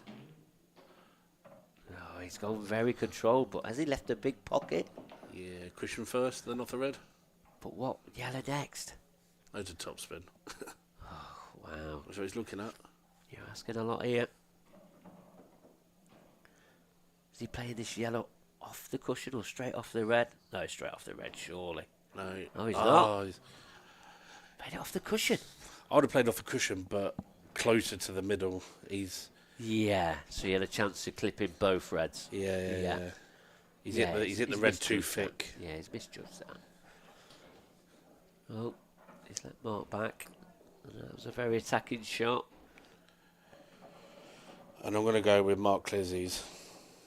He's only got to get in this middle gap just below where the black spot is. Yeah, tricky clearance. I mean, this opening yellow, he's only got one choice. And he's got to do some travelling with the cue ball. I mean, does he stun this up off the baulk cushion? Nah, fin Yes, off, it's- one cushion into the middle. Yeah, can he roll this through? And Might be two cushions, actually, thinking about it. yeah, that's not bad. That's not bad. Could screw stun into the two reds now. You're going to be on the red there, aren't you? Even if you miss it, you're going to be on the red in the middle. Yeah, but again, you're canning into balls. Can go wrong.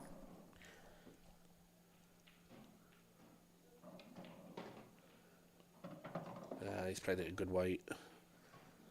Got the best of angles, though, is he? Yeah, because you can stun or screw into the yellow, and you're going to be in the middle, aren't you? Right. Okay. Yeah. Yeah, I see that now. You can even top it through, come into this gap below the yellow, if he doesn't fancy the screw. Yeah, I don't like that shot. Oh, he's going there. He's cutting it back he's to be on the making- top ball. Which is, where's the white? It's okay. I think he wanted to miss the knuckle and they'd have been on the top ball. But he's nudged to red, and it's surrounded a little bit. Yeah, I fancied my way because you'd have been in the middle to get on the top ball, and then you had these two they were sat up ready. Well, this is what Mark's got. He's got a little bit of work to do now. I think, does that red go into the right centre? Oh, he's Didn't even look like it went. yeah, he's perfect again. The problem is the black's pockets are getting less and less. Top centre, left centre. Is that all he's got on?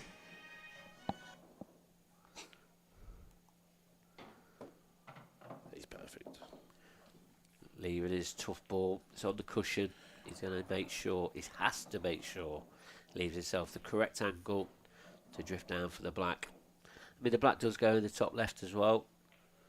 So he has got an option of a couple of pockets, maybe three looking at that. To go to top right as well. He's going for the middle or top, like you said. Yeah, he's got a lovely angle here. What he needs to be careful here, don't get too much side on, and he catches the middle jaw. It can happen. Or snooker behind the bottom, one of the bottom yellows. This is all about cue ball control. Something that Mark is the best in the world He's at. at the knuckle. This happened. Tomlinson's got a lifeline. Wow. Surely not kick off, hit the yellow in the middle. I've already seen one fluke and called it today. Oh, he's looking. Big pocket off the yellow. Might even go off the other yellow. Yellow in. Imagine. He's hitting this with some pace. Oh, he hit the yellow. Controlled. Yeah, it was a good effort. But Mickey Tomlinson looking like 7-3 With his break. with his break, yeah. And then game back on. Yeah, he's going to ask a question of Mark Farnsworth.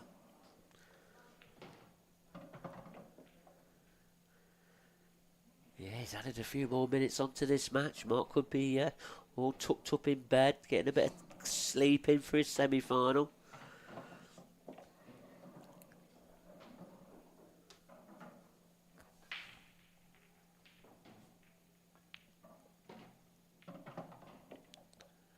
Yeah, he's a dot He's to a dot, dot. as you'd say. And what I've just noticed then is Michael has picked up the pace a little bit. This is when he's very, very dangerous. He goes around just fluent, Yeah, he's this one he's good. nonchalant style. Straight black then for 7-3. 2 frames on the bounce. For the Tornado, Michael Tomlinson. He's trying to get back in this match.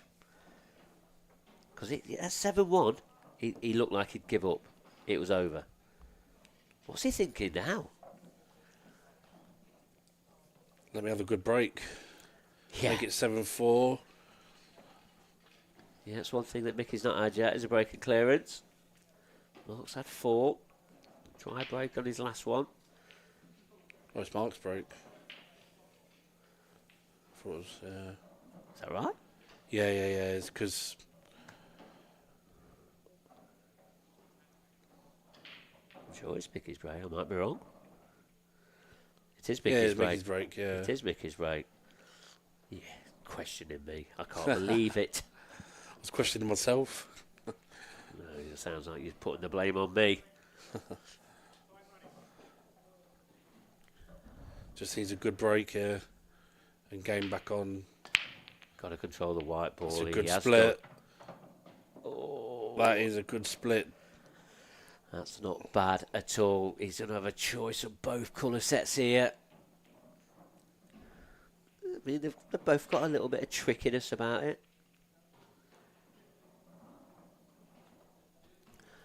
I suppose if you want to go for the clearance, you've probably got to take yellows because the black's surrounded by the yellows.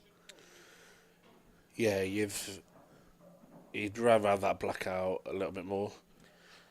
I think he might take reds, to be fair, Yeah, because I think Okay. you've only got to go into it once to get the black out. yeah, interesting.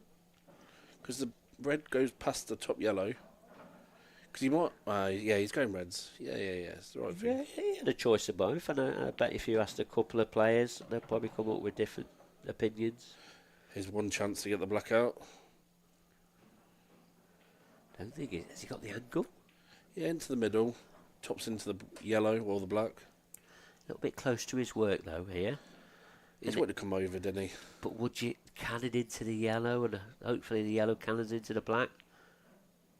No, it's not happened. Yeah, but now he's reopened for the double, if that makes sense. Yeah, The double didn't go a minute ago. yeah, and now he's got an option. And the red in the top half of the table, the one off the cushion. Might even drop in behind and go middle. Yeah, possibly. Well, he's made his decision because the way he's getting down to these, it's like they're all over the pockets. Doesn't want to be straight. Does not want to be straight, and what's even more worse is he's going to be hampered as well. He's got to punch this in. This could not be good. He might. It's probably not even the shot to go for, is it? But he's Well, you going to can't cover, can you? You got to go for him. No, unless it. I don't know. Even that one don't go. Well, it's bigger than what you think. Just on the top of the. Oh, yeah. Yeah, it is. Where's the red gone? Disaster. Things are just getting worse. Kicking it off the cushion. He's got to. Or does he try and glance his last red in and lash at the last red, or is he lashing at it now?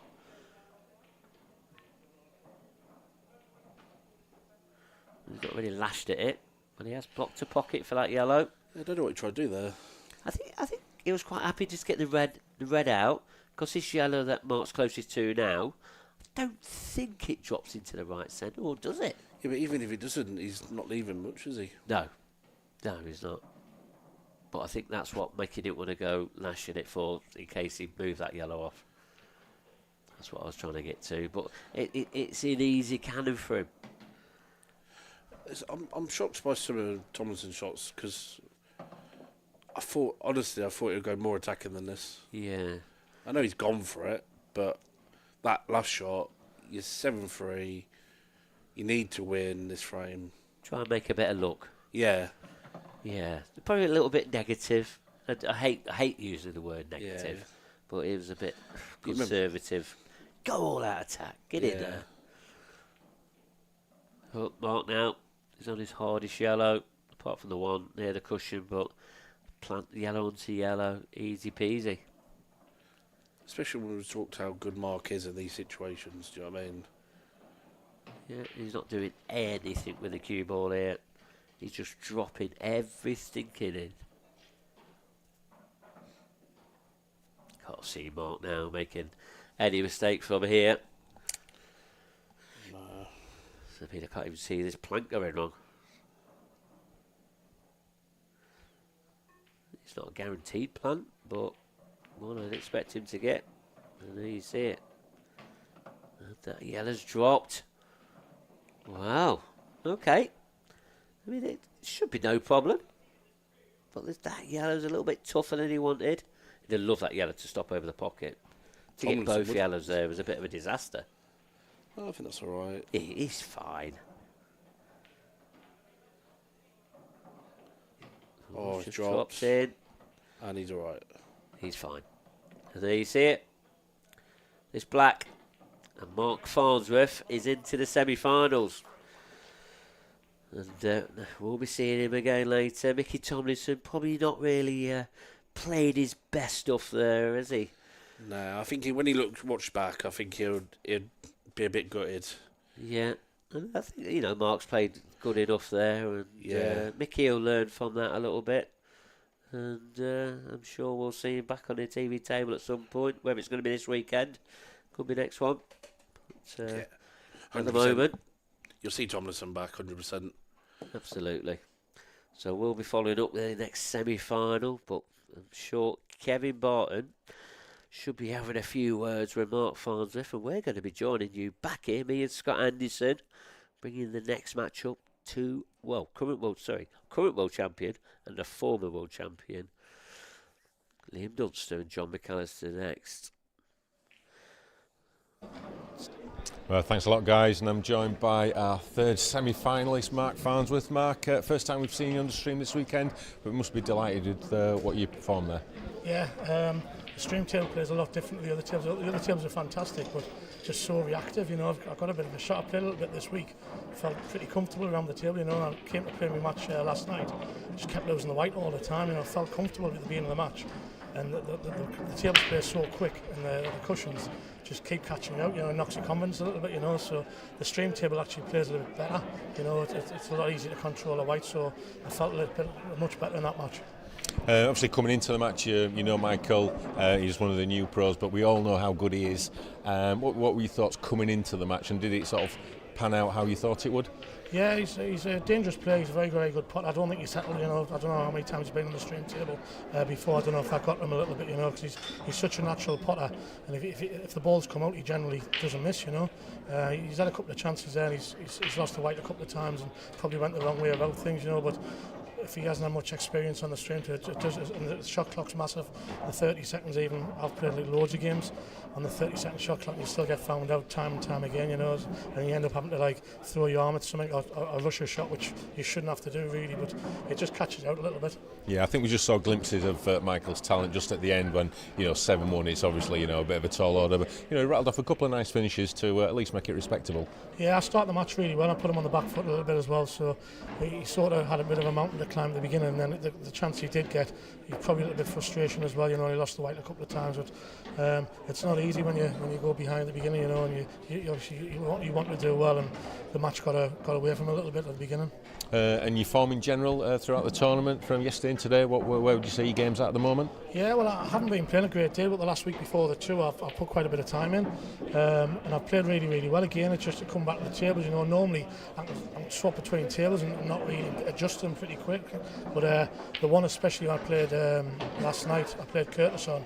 It was like lightning, it was brand new cloth, and it's great to play on conditions like that, but when you're not used to, I play on a relatively new cloth at home, but the reaction's nowhere near as much as that, and it was just like a sheet of glass at times, and I just found myself as if I didn't have a clue where the white was going. But I felt a lot better. I got up early this morning. I was on the practice table at 7 o'clock, having a little bit of a knock, just trying to get used to the tables, so I felt a bit better today, so hopefully I can continue that and maybe improve a little bit more. No doubt Liam was down at 7 o'clock as well. We shared having a few words. I beat him on the match table by about 5 minutes. So into another semi-final, obviously business end of the tournament. Thoughts going into that now, and what might be tonight? Yeah, the early rounds are important, but when you get to that's what you want to, that's what you play the game for, to try and get down to the semi-finals and finals. A bit more pressure there. You want to win the tournament from the beginning, but the early rounds sometimes that can be difficult, so you get going and all the rest, but once you get down to the nitty-gritty, that's when hopefully you can start producing what you need to produce to win a tournament like this. And plans now for the next hour or so before your semi-final? Yeah, just go back to the room, chill out a little bit. I had something before that match, so probably just go and chill out and watch the telly for a little bit, then come back down. Yeah, so will you watch any of this match, Liam and John, coming up, or will you just park that and just try and focus on your match? Like I say, I'll probably go upstairs, chill out, maybe have a shower. Can put quite a bit of weight back on, so I'm feeling a bit sweating. It's quite warm in the arena, so I'll chill out for a little bit, jump in the shower, and then come back down. Right. Well, thanks a lot, Mark. Thanks for your time. Well played, and we'll see you later on. Cheers. Thank you. So Mark Farnsworth, pretty impressive there. Mark Pickworth, pretty much a bit of a demolition job there really on Michael Thomason, and never really got into the match. No, he didn't. I mean, Michael should have got into the match very early on and didn't take his chances. A couple of unforced errors. I think Mark will be a little bit disappointed not to close that match out a little bit earlier. A couple of mistakes started to creep into Mark's game there, some that we don't normally see from him. Where Mickey just came back a couple of frames, I'm sure it got him thinking again. But Mark's class and got over the line there, and once again he's into another IPA semi-final. Yeah, another semi-final. He will definitely have his eyes on the prize, and he will be playing the winner of Ross Fernie and Gav Robinson, who are locked in a battle. It was 4-2 last time I checked. 4-3 currently. 4-3. Gav Robinson was looking like taking that frame too. It could be all even at 4-4 now. I'm not sure, but it's very close. And if it is Gav, an all north-east battle in the semi-final, that is going to be a lot of interest and excitement in that neck of the woods. Yeah, there is. I mean, we had quite a few Scottish battles today, and it wouldn't be a surprise to get a north-east battles. The north-east is very well populated with the pool community and some really great players from the north-east. So coming up now, the first semi-final. It doesn't get much bigger than this. We've got Liam Dunster, the current world champion, the pro number one, against the former world champion, John McAllister. What can we expect in this one? Well, it weren't long ago before we called John the current world champion. He was the longest current world champion ever, I think, weren't it? About 18 months, I think it was, due to the pandemic, etc. It's going to be a classic. John has to start this match well. He really does. He cannot afford any mistakes. He can't keep getting beaten by Liam Dunster. But Liam Dunster is playing some sensational stuff. And you don't normally see that from him. Yes, he is a world champion. But when you've got that world championship crown on your back, it's very hard to keep continuing getting titles because, Liam's just taken on a club and all that, and so he's been busy. Probably the practice has took a little bit of a backward step at the moment, but by with what I've been seeing from it hasn't, and he's playing some brilliant stuff. But John, is this the time now for him? Can he pick up a title? It seems to be eluding. He's got to get back in this winner's circle at some point or other. Yeah, and there's a really great rivalry developing between these two, and I sort of alluded to it earlier. It's the equivalent of Nadal and Federer. These two guys are at the top of the game, and they're meeting consistently because they're always at the business end of tournaments. Yeah, they certainly are, and I'm sure that's going to continue for a lot of years. These guys are quite young, considering me, the likes of me, yourself, and me, and even Mark's only just over 40, etc. Well, you're in the Masters now, aren't you? But yeah, and it is going to be a really incredible match. I mean, if anybody's watching pool for the first time, these are the two players that you can learn the most of. The elegant style around the table. John, he's got the Rolls Royce cue action. He's very smooth, straight through all the time. Liam's Liam. He goes on, gets these clearances. Do not get into a tactical battle with Liam Dunster. Everyone says he's the best at it. Even he says it, that he's the best at tactical. So when we did the Meet the Pros, Liam Dunster said, who's the best tactician? Can I say me? Yes, and he did. And he said me, and he was right. And John don't want to get into two tactical battles. We know John can clear after clear after clear, and he can take 6 racks within like 30 minutes because he is that good of a player. What's going to be the key to success in this match for John if he is to win? We talk about Liam's hand on the table, pattern play, but is John's break, could that be the deciding factor in this match if he can get it going? Yeah, I mean, John used to be one of the best breakers in the game. He seems to have taken a little bit off his break now. We all know Liam Dunster, he's the cut break, and he hasn't got the most powerful break off the cut, but it's so well controlled. Now, has John tried to pick up something to try and make his break more well controlled? He probably hasn't. That's why he's taken a little bit off it. And has it worked so far? No, it hasn't. But can it work now? He's sticking with it, so he has taken a little bit off the break. So it is all about the break, though, for John. Right, well, I for one can't wait to see this match evolve and see how it pans out. I'm sure you can't as well. So the players are ready, the ref's ready. Let's get over to the commentary box and Dan Fairway.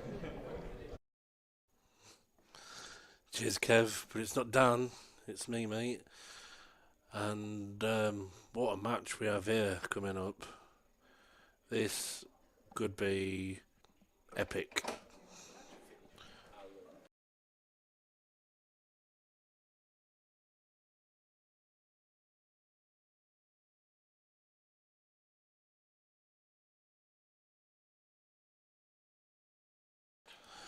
But I am joined with Mr. Fairway. How are you, mate? Yeah, not bad. A bit unexpected. I genuinely went off to have a break. I didn't know the match had finished. I just walked in. And apparently I've been introduced. So welcome back, everyone. Yeah, they all thought I was down for like 10 seconds. No one thought you were me. No one made that mistake. How good is this match going to be? Yeah, I mean, last two world champions facing off. Oh. Longest world champion against the current world champion. It's been a bit of a weird day. I've commentated on near enough every match and didn't do the last one. Apart from the last one, other than that. But my point is, none of the matches have been close yet. In fact, across the weekend of the stream matches I've seen, I haven't seen a deciding frame. I haven't really seen a lot of tension towards the back end of the match. There tends to have been a player who's run away with it a little bit. I don't think that's going to be the case here. But Liam has been in sparkling form all day. I've watched a couple of his games. John wasn't quite at the races early doors in his previous match. So if Liam makes a fast start here, maybe it could be another one of those games. But we'll see how John's getting on. Watson, or nearly. It looked like everything was travelling towards that Yeah. left centre, but nothing down at all. Personally, John can click it on, can't he? So he's had his hour and a half off the table now. Go reset himself. This could be a good match. Personally, I'm hoping for I actually like to see a good tactical battle between them. Yeah, that's fair. It would be. They're two of the better tactical players in the game. I mean, Liam is arguably head and shoulders above everyone else in terms of the way he thinks about the game and the way he approaches it. Well, he's even said that, hasn't he? So. Yeah, but you can't listen to him. I think I even said he was. I think you did, yeah. Probably everyone did. Ooh, now then. That seemed a bit heavy, didn't it? But he should be alright. I think the bottom yellow goes. Yeah, it's just symptomatic of how John was playing earlier. He hadn't got to grips with the pace of the table, and it looked towards the end of the match like he actually got there. But that first shot, that's just a little bit of a rude wake-up call for John.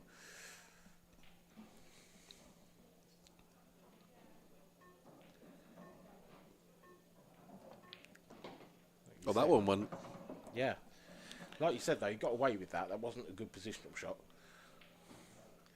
I do wonder whether it might have worked in his favour, because where he nudged that ball out, I do wonder if that yellow passes the black to the centre now, which would be helpful, potentially. I think it probably does. I think it probably goes in the right-hand side of the pocket.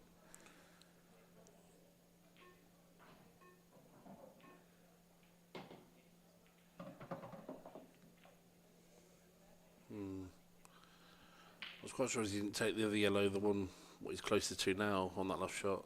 I couldn't understand why, but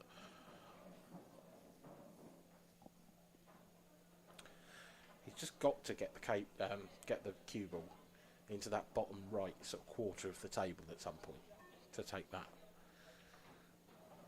yellow there. I think he's trying to screw across there now. it's a great shot. Certainly is. Another inch or two would have been nice. Sort of the wrong side of this for me now.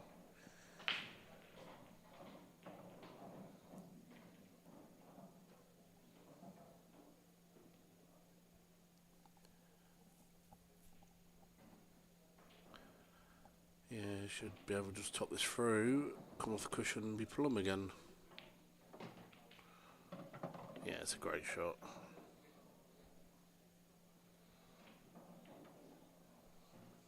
It'd be good to see John get going again, wouldn't it? Yeah, it's been a long time since he's been on the top of the winners' podium, if you like. It's Yeah. We've spoken in commentary a lot, probably too much, about the curse of the world champion. The world champions don't seem to win tour events in the year that they become world champion.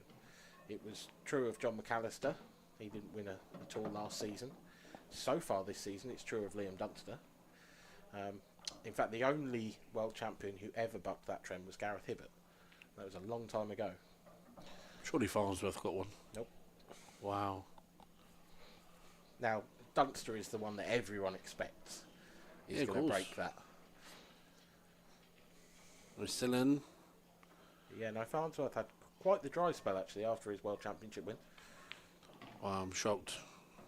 That's a terrific shot from That John is McAllister. great shot.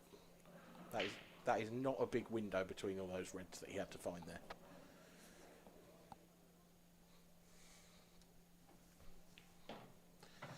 And he knocks in the simplest of blacks for a 1-0 lead against the Dunster break. The dry break being punished first off by John McAllister. A little bit scrappy start to the clearance, but he's actually pulled out a couple of tremendous shots there to get back into prime position.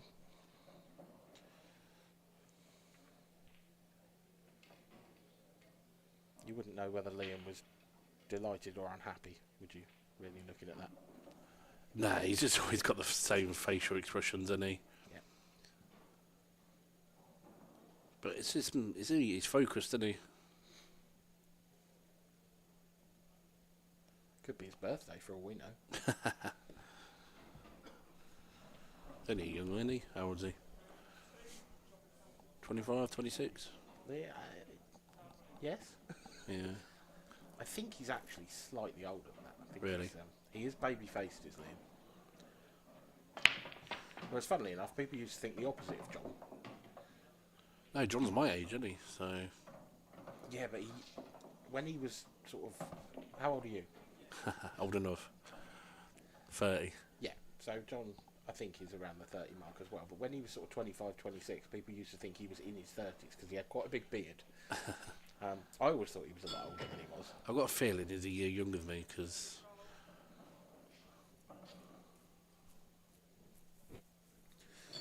Yeah, now that he's gone for the clean-shaven look,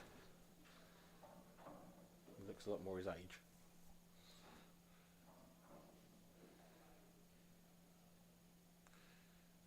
Interesting start here for John. I think he's just going to stun back a bit here and then.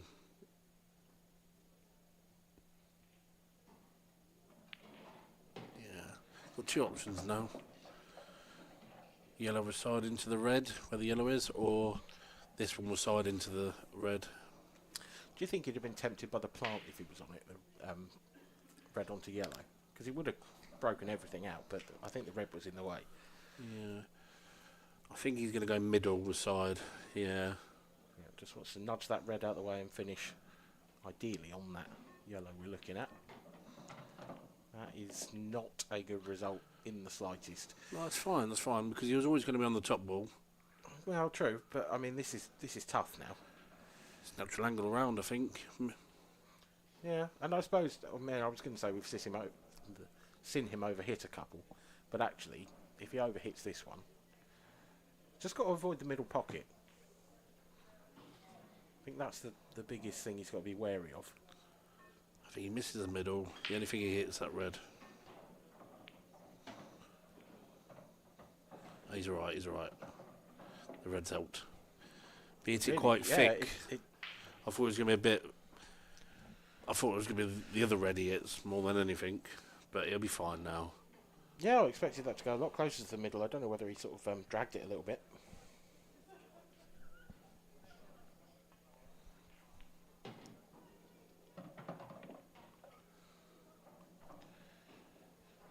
Very good start though for John McAllister.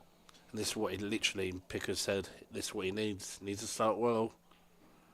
And it's proven it.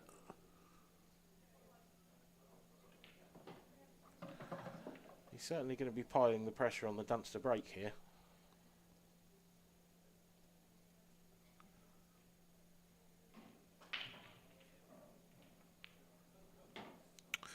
And that's 2-0 McAllister.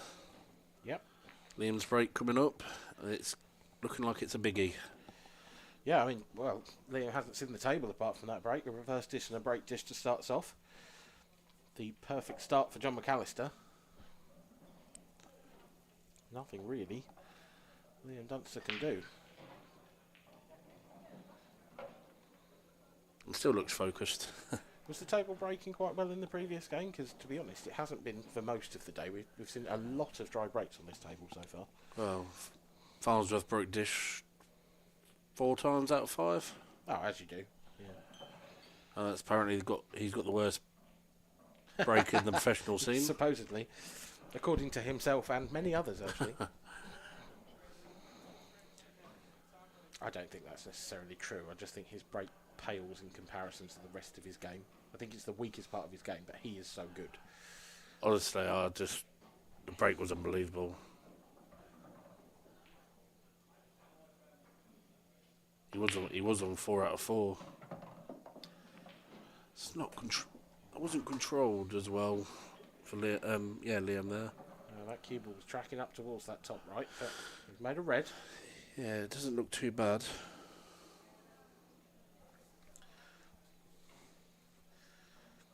There's not really any obvious problems on red.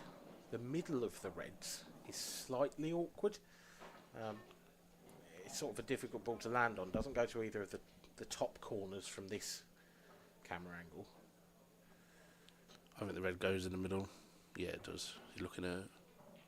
Oh, that one. Yeah, no. But the middle of the 6 reds that are left,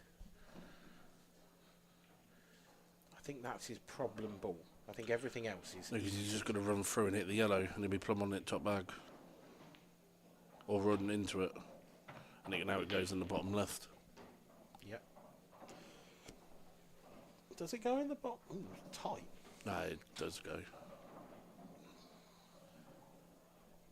Yeah, that was the last sort of issue. The only real issue I could see from the break for Liam. As long as that does pass. He's got quickly to go, because he's already used it. That was close. Nah, you'll never see Liam Dunster time out. That was the closest one. I've never seen anyone use the clock like Liam. I mean, he gets down to 1 second a lot. But I have to admit, he's normally down on his shot. He was sort of running around a little bit there. It's a good thing he only had to roll it in, wasn't it?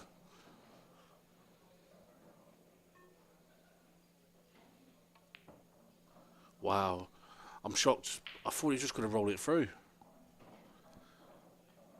That is an unreal miss.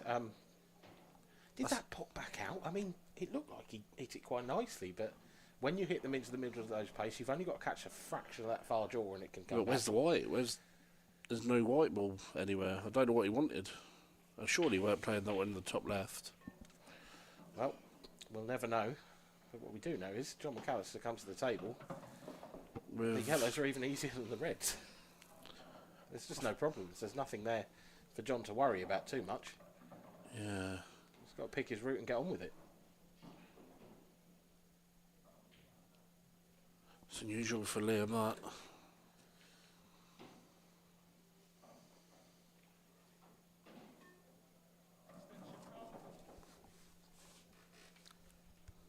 Do you think the time put him off on the last bit?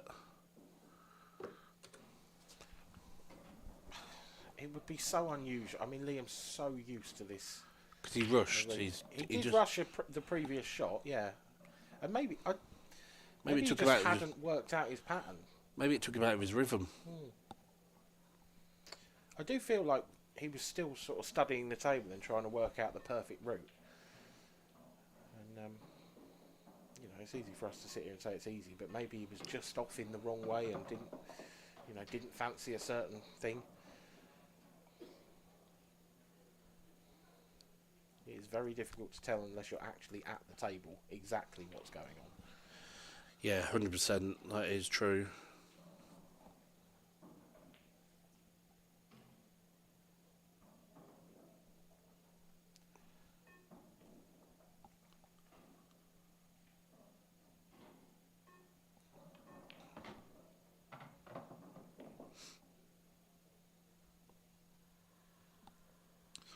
Really just one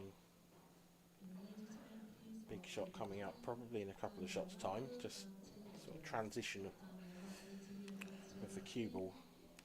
Just to keep everyone updated, in the last quarter final, who will play the winner of Farnsworth, or who's in the semi, sorry, will be either Gav or Ross Fernie, and it is currently 5-4 to Ross Fernie. That is a close game. I'll tell you what, watching Gav earlier, he was playing well. He was very, very well indeed.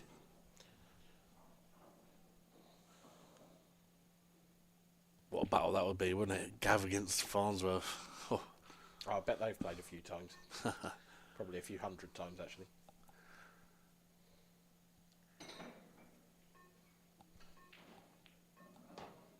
What a shot. That said, I do love the way that Ross Fernie plays the game. Yeah, I've said earlier, he's playing well. Been in great form for quite a long time now, actually. Of course, he got his first couple of events under his belt last season. Probably the breakout performer of 2021, Ross Fernie. Him or Corey Reese. Between the two of them, they were, the new breed coming through. Winning events. And it's most I've seen him focus was today. Against Robert Stevens when I watched him.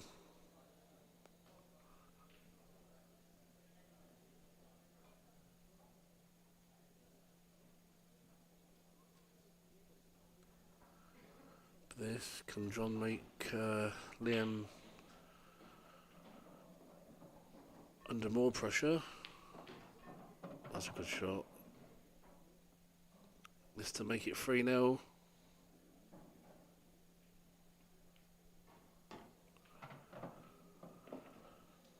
Well, unusual mistake from Liam there, and John's capitalised. Yeah, very, very unusual.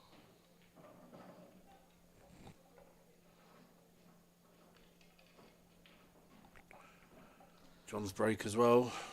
To make it 2 out of 2 for the break dishes.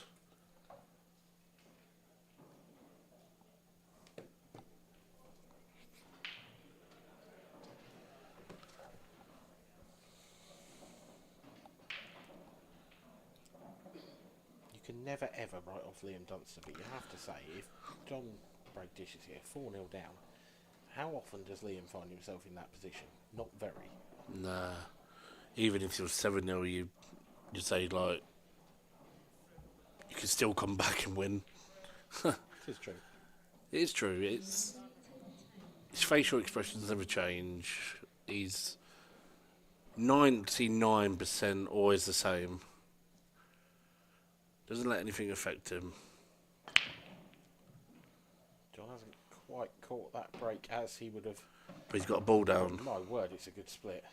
I've noticed with John today, he's gone back to the old break. He has, but he's been screwing the cue ball back, like dead straight down the line. And that was why I said he didn't necessarily get hold of that the way he would have wanted. But having said that, he'll be very pleased with the result because what a split it is. Yeah, that should be 4-0 really. That's a split and a half. That's a scary split, isn't it? Yeah, I mean, I could walk out the door now from the commentary box and go and say, John, you've got to take reds or yellows, and he would do it because they're both there. I'd even fancy you to take these done. Wow, that was, you know what, you're the second pro to make that joke at me today, and I'm hurt and offended. Who was the other one? Sanji's. Oh. He's allowed, though. You're a new pro. Oh. Do your time. No, you're right, though. Like, Yeah, John should be getting these. This is possibly the most. I feel about you. Nah, it was always in. Just caught the Yeah, cushion. But the thing is, it was so close to the cushion that actually it was. Yeah. He hit the ball too well for that not to go in. It's not like he's jabbed it, is it? No, He's just no, followed no. through. Now it's dot to dot. Gorgeous cue action, John McAllister. Well, that's what you're into. Oh, love it. It's like you haven't met me. I commentate on pool. What do you think I'm into? He has though, so just flows through the ball. It's almost liquid.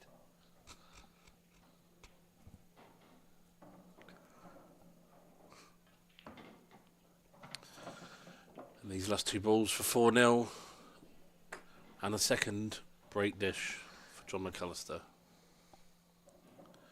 And John looks like he's woke up and wants to be a part of the party. Yeah, and he is. Showing why he's a former world champion. That said, if I was going to invite 2 pool players to a party, it wouldn't be these 2. I've never seen either of them smile. I don't know them both that well to say that. Oh, me neither. Don't worry.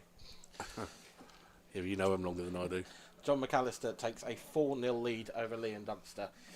Even though it's John McAllister, that is still a slight shock to the system, I'm sure, for the Scotsman. Doesn't find himself 4 down very often. But if anyone's got the fighting qualities to come back from this kind of deficit, it is that man who's just left your screen there.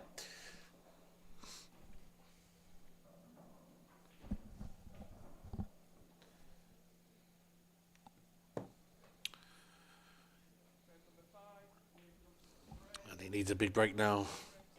He needs to get a frame on the board quickly.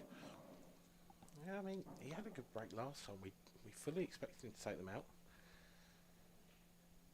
He's going through his pre-shot routine.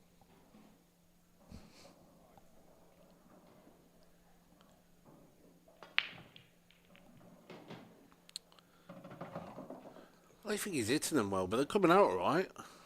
Compared to what it would against Boyle. Yeah. Against Boyle, they were just there. It hit him well, didn't he? While it was controlled in the... To me, it doesn't seem so... Seems the white's loose there, if that makes sense. Yeah, and he's sort of pushing all the balls over one side of the table as well, which when you get like you cut said break earlier, just wrong, that tends to happen. But they're still there. yeah, they're Both of them. Is it luck or is it skill? Or it's a little bit of both with the break, isn't it? To be fair. But yeah, you're right. Both colour sets are available. They're on.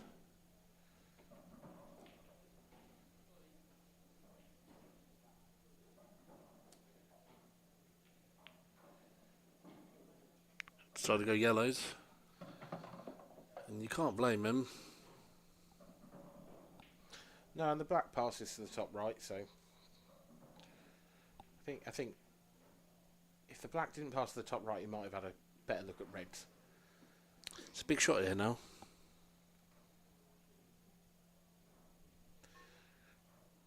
Yeah, he's got that red nicely there as a blocker, though.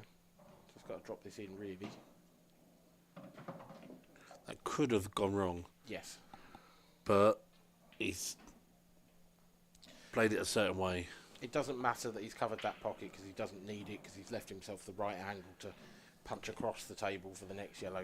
Yeah, but what I'm saying, he could have been bridging there easily. Yeah. I thought it'd have been a stunner job, but it's controlled and you've got to say he's played it well, really. Surely there are no mistakes in Liam Dunster this time. But we would have thought that with the previous frame.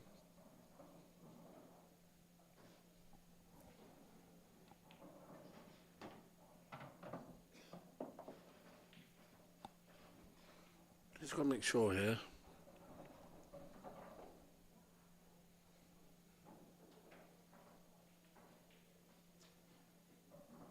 You don't want to be too far away from the yellow, because you know he wants to make sure and get the frame on the board really now. Yeah, I think the other thing is, I mean, you could be forgiven Yeah, he's if played you that just well. have this camera angle to look at for thinking that black doesn't go. It does, but he doesn't have a full pocket. Yeah, you want to be queuing like not behind it, if that makes sense. You want to be right behind it. With Yeah, the cue sorry, though, yeah. so you can, you know, you want to have the pocket in your eye line when you're Yeah. taking that on.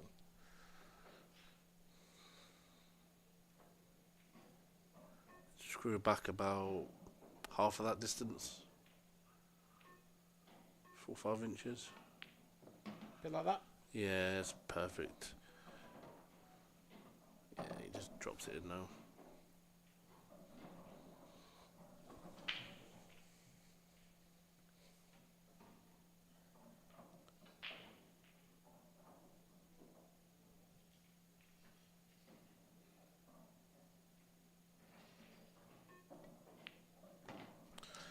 In it flies. Liam Dunster gets himself on the board with a break dish. We'll see in a few moments' time whether John McAllister can respond in time. But that was an important frame for Liam. Yeah. Sorry, massive frame there. Can John respond with the free break dishes now? No, you wouldn't put it past him, would you? But you do have to have that little bit of luck on the break. Yeah, it looks like he's gone away, sorted himself out from that last match. Looks a different player. Yeah, I mean, he looks the player we saw at the end of the last match. You know, he didn't start well against Ryan Clark. But it's not how you start, it's how you finish. As my co-commentator for that one, Luke Sanges, said. And, well, in this one, John McAllister does seem to have started where he left off. Now there, he's got that cue ball tracking right up the centre of the table. And he hasn't made a ball. That's ridiculous. How's the ball not gone in there? Yeah, he's pushed everything to the four corners of the table. And It's literally like one ball in the middle and 2 in each pocket. Yeah. Basically.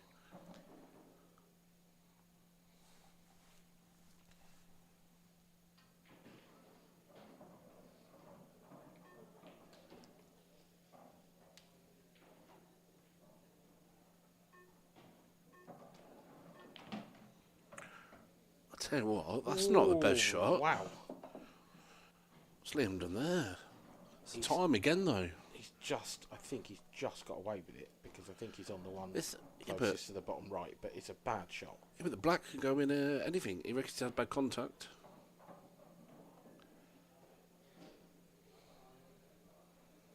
The beep started. We were talking about this earlier.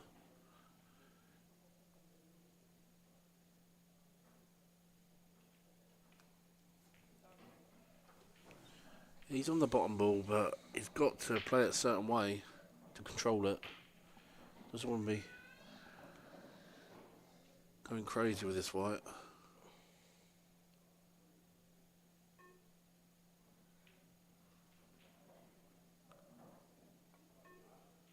It's too thick.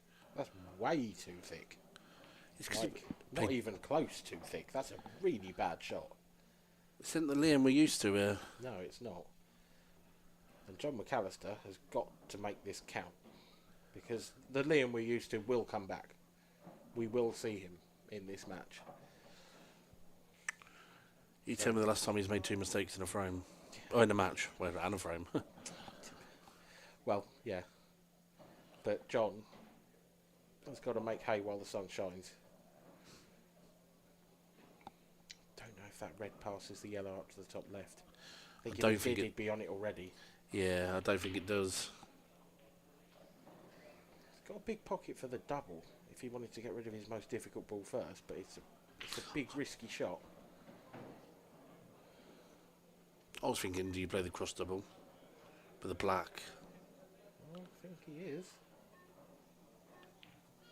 He's Big double pocket. kissed it. He's double kissed it. Oh. He hit the red back on the way out. I think Liam was a little bit lucky in that he didn't really leave anything easier than that for John. Yeah, you couldn't even see the reds at the top. No, they were all covering each other. John gets rid of the one bad bowl to add another one. Red gone on the side cushion now. Yeah, but you can't actually see John getting back to the table from here. These really are bread and butter for Liam Dunster now. Yeah. Because there's no traffic either. Once he gets rid of this yellow in the top half, yeah, can't see him miss him.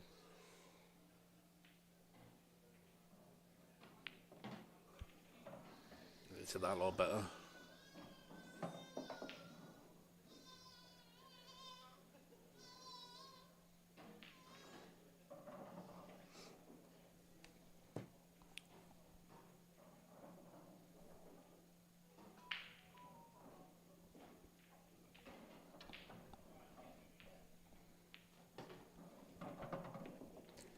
Does not want to be straight, and that's all right. Yeah, straight would have been disastrous actually, wouldn't it? I think he wanted to be a bit more up the table a little bit. He's stretching here, Liam. Not the tallest character on the IPA. Again, that's not ideal, is it? I think he's right. Very thin on either of these, though. I think camera angle's taking a bit more. I think you're right on this one anyway. Let's just say that. Before I lose my words.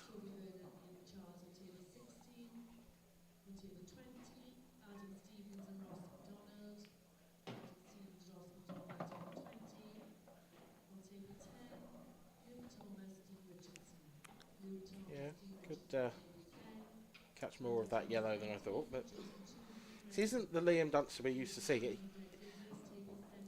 You expect him to just knock these four in without us even having to say, anything really. But he has not made this finish look as easy as it was. He's made it look quite difficult, and that's not something that Liam Dunster does very often.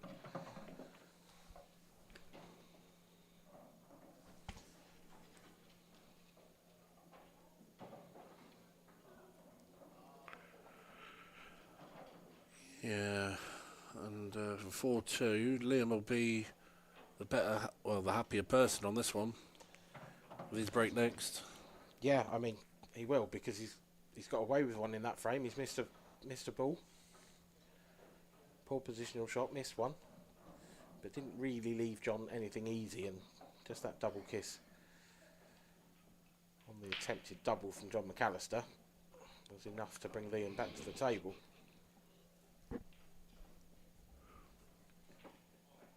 Yeah, and this is, Liam's back in this match now. So we've got plenty of action still going on in the outer tables. Just finishing off the open qualifiers through to the last 1 to 8, and also the ladies competition going on as well. Still in done? I'm in the open, yeah, because I got by through to the 1 to 8. Machine. I am a machine. Also got the women playing, haven't we? Yeah, we'll get some scores going in a minute. Well, I'll just check the pro game, and it is 5-all with Gav and Ross still. So that looks like it's going to go all the way. Has Liam Dunster just gone off and eaten some Weetabix? He's absolutely leathered those. But you see what I mean? It's more controlled, that one. Yeah, but I mean, he hit it a bit harder as well, and well, it's a dream split. It's an absolute dream.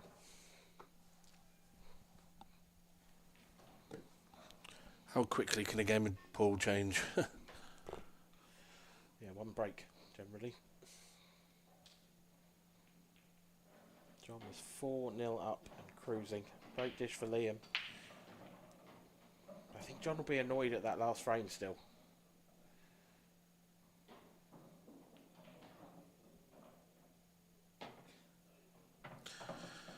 Yeah, these are gone, aren't they? These are gone. Really are. Yeah. 4-3 and pressure back on John, I'd say. He will need a good split. Yeah, my eyes are scanning the table looking for anything that could go wrong here for Liam Dunster and struggling to find anything.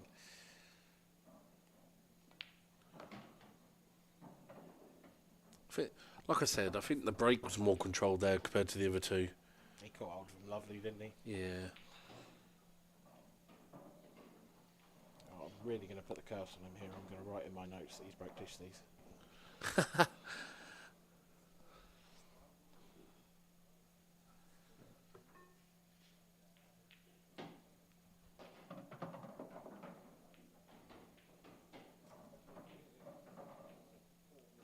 Got to reroute here now. Yeah, But still dot to dot. Top right, top left, middle. It's just, yeah. He was hoping to land on the middle, really, wasn't he? But Shotton. I think so, but I think he was probably just playing into an area, to be honest, because it didn't matter, did it? The way that break came out, all the reds went, all the yellows moved out the way. Perfect. And here he's perfect again. So Liam Dunster is just doing what Liam Dunster does. He said he'll show up, and when you give him chances, he's gonna. Well, I'll say chances, but Yeah, I mean, he's giving himself chances, isn't he? yeah, If he gets that break working, then this could be the first decider for you done this weekend. it could well be. It wouldn't surprise me. When you get into the sort of the top 5, 6 players, certainly the top 8, there's never much between them. You never see an 8-1, 8-2 really. And Liam Dunster was never going to lose this by 0. That's for sure. He pulls the score back to 4 frames to 3 from 4-0 down. And that momentum has really swung in the Scotsman's favour.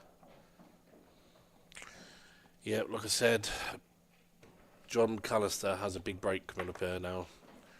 He needs the ball down.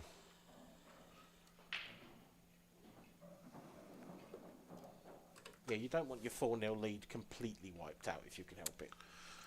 Nah, he needs to keep this his frame in control now, doesn't he? He needs that break flowing, keep it that 1-2 frames clear.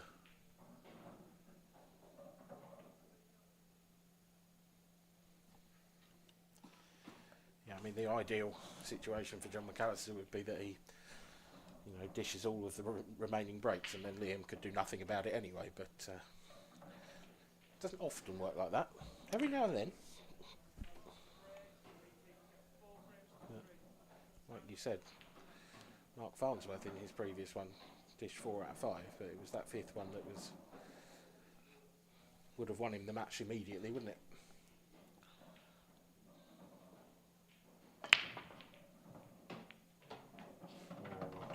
That's big. That's very big. And that black. What's that phrase? What Liam can do, I can do. Yeah. That black just rolling onto that cushion means it passes. Reds are gone, aren't they? I'm going yellow, but yeah. Red.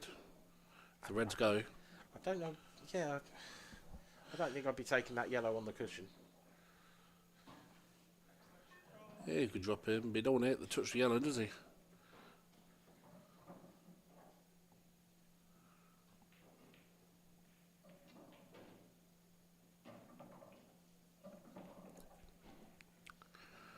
One good shot.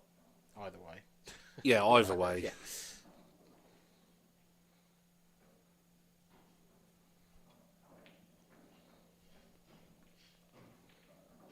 Reds it is.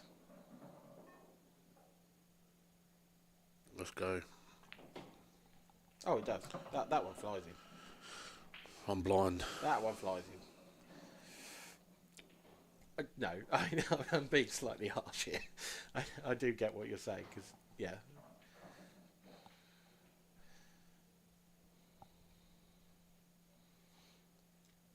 It really isn't as easy to see, and 2 pairs of eyes look at the screens completely differently, and you can't tell for certain unless you're out there. Oh, just wax it as one. Surely it was half pocket. Surely. He looked like he was half pocket the way he punched it in. Oh dear.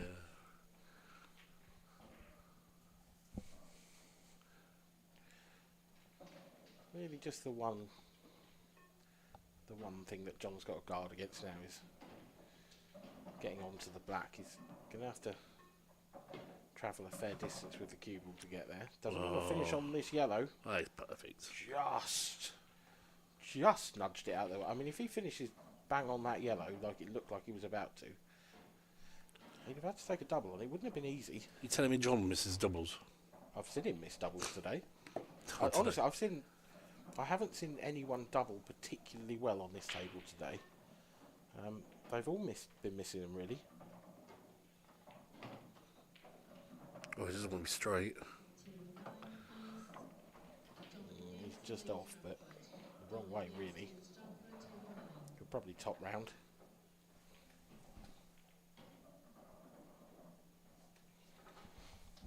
A little bit of top left, maybe. No, he's screwing this. I'm punching it.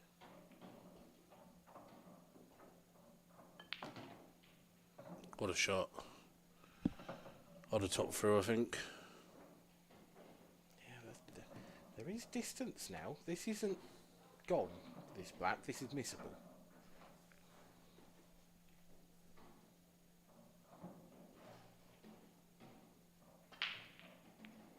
No. Not for John McAllister. He knocks it in like it was hanging over the pocket, and he now re-establishes a 2-frame lead and leads Liam Dunster by 5 frames to 3. With a break dish. Yeah, I mean that's 2 sledgehammers from last 2 breaks. 5 break dishes from 8 in the entire match.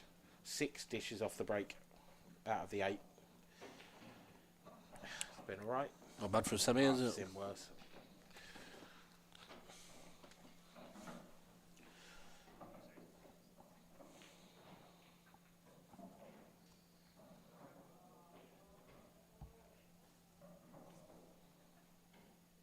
Ross Fernie has eked into the lead against Gav Robinson. He now leads by 6 frames to 5.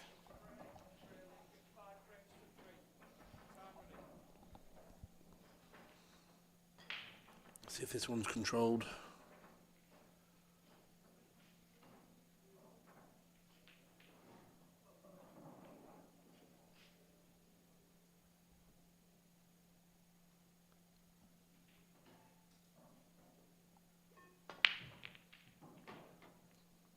And it was controlled, but the black's in. So it'll be a re-rack. Seen quite a lot of re-racks today. Black seems to be finding the pocket with some regularity. And I've seen one where it made no difference at all, and one where it made all the difference in the world. Clint Ianson came up dry after a re-rack when he would have had tap-ins. Just wonder whether. I think Boyle had one as well. Yeah, he did. Yeah, but the Boyle potted off his break, off his re-rack break. Oh, did he? Didn't, yeah. And that was the difference. I just wonder which way the pool gods are going to turn here for Liam Dunster.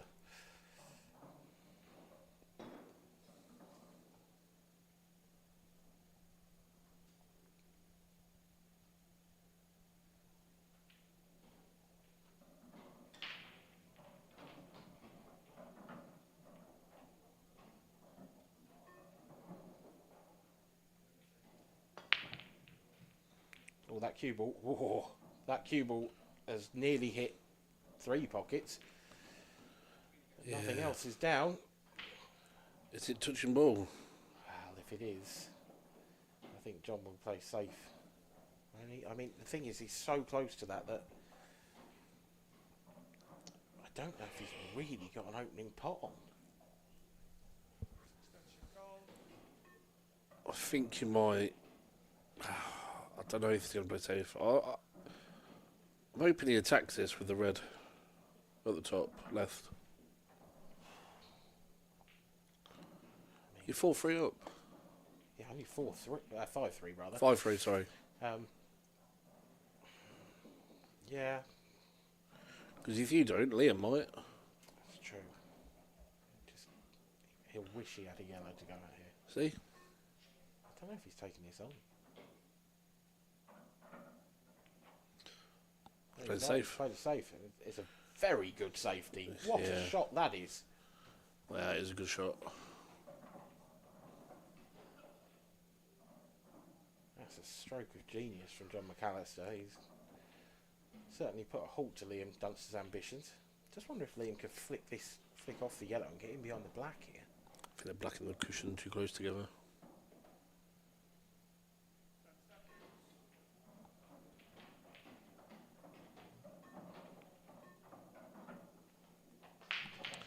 What a touch. Playing with fire there a little bit.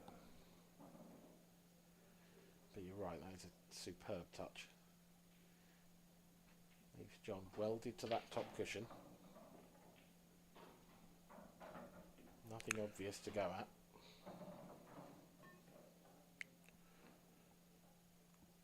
Time's ticking down. Is John cutting this into the middle? This red.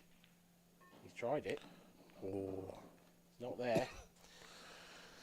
So Liam Dunster really comes to the first semi-open table of the match, of the frame rather. What was he didn't take first shot then? Yeah. Decent chance on Reds this. Yeah. Yeah. Only one hard ball to get on. And you fancy Liam to do that.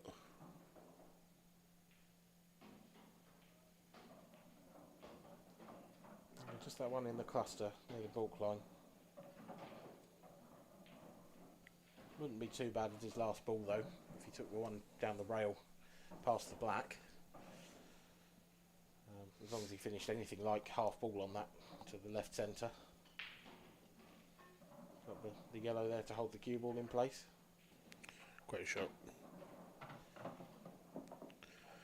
Gonna need another one.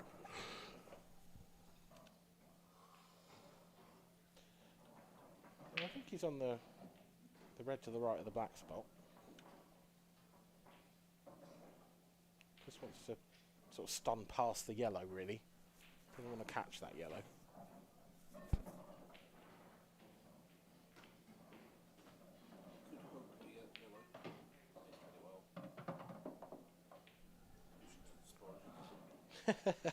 Not really, no.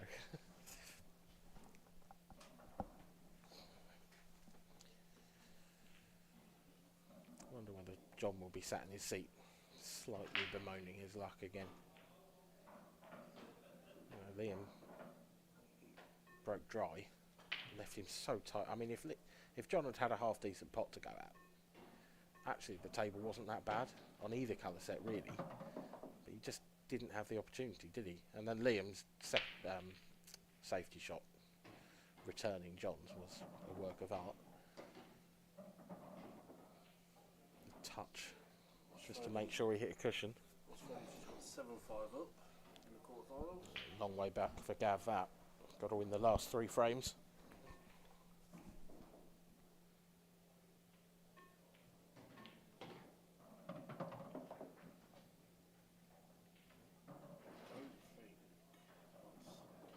It's not great, is it?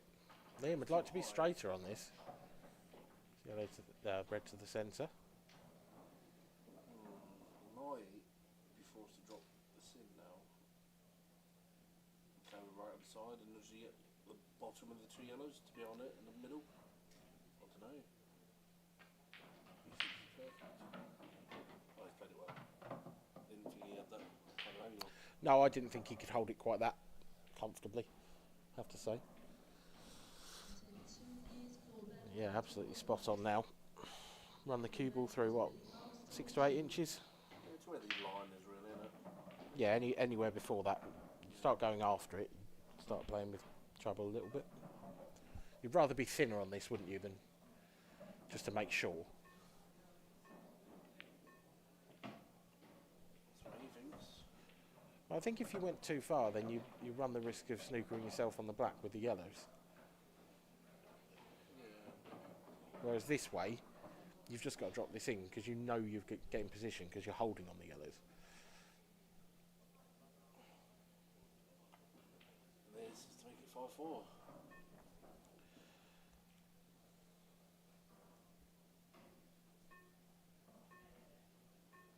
Referee table 8, please. Referee table 8. Yep, in drops the red.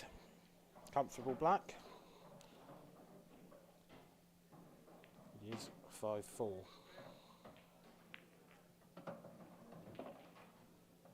I've got one back. Oh, what's that? 7-6.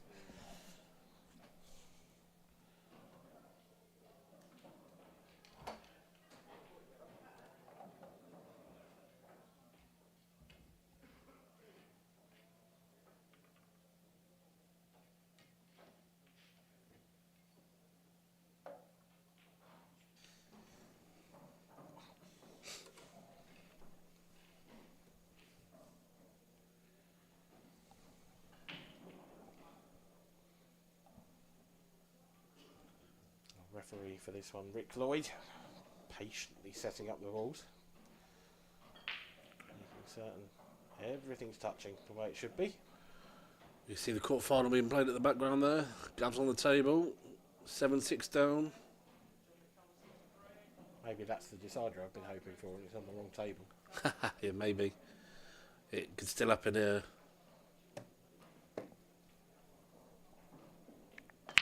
Certainly could.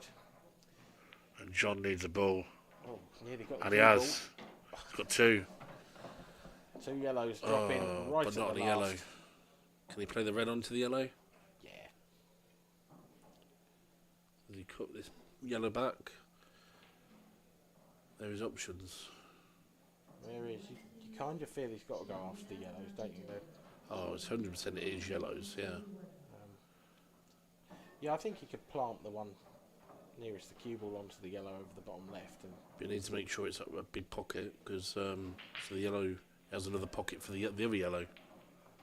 yeah, I just wonder if he could get the cue ball through far enough that it goes to the bottom right.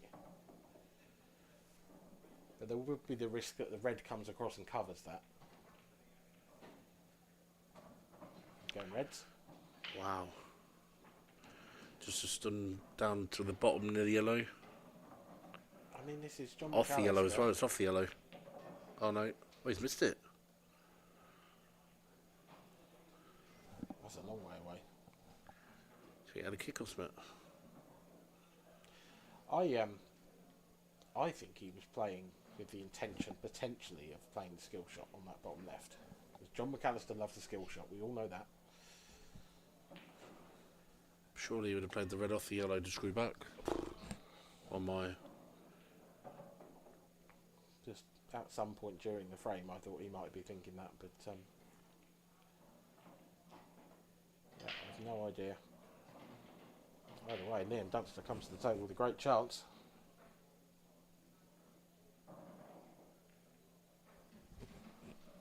I know that the first real miss of the match for John McAllister. Yeah, and it's a weird one for me. What a time to do it.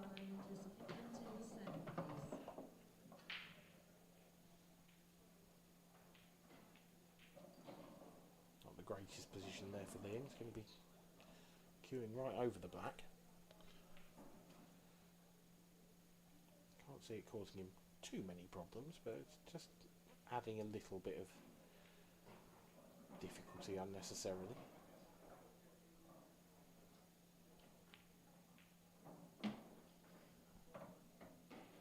That's very nice. It's solid, isn't it?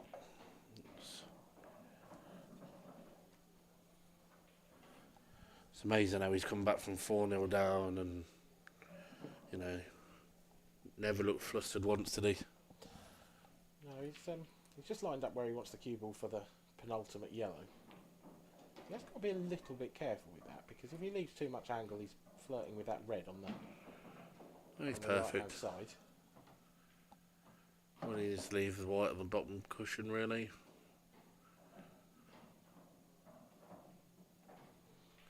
Stun it onto the side cushion, you'll be fine. he had a window of sort of anywhere between the baulk line and probably 6 to 8 inches above it. If he was below the baulk line, I think he was in trouble. He played that really nicely.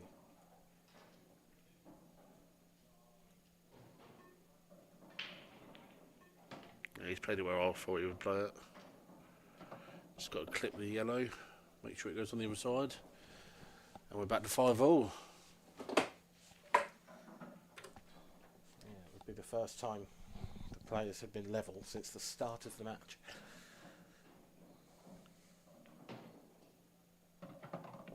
Doesn't want the cushion. Put someone like Liam's level. Surely. Yeah, it turns it from 100% to a 99, doesn't it? For me, it turns it 50-50.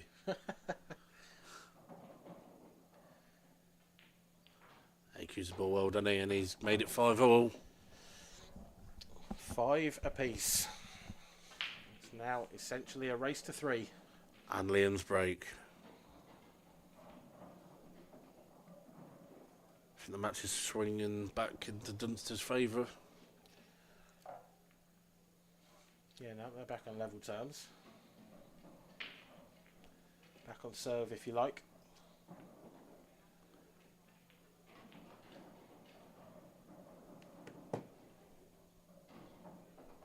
John now is the man in the situation where he's just hoping he gets the chances. He is now the person who will be sat in his chair knowing that there is nothing he can do. If Liam Dunster break dishes 3 times, that's it. John McAllister can do whatever he wants.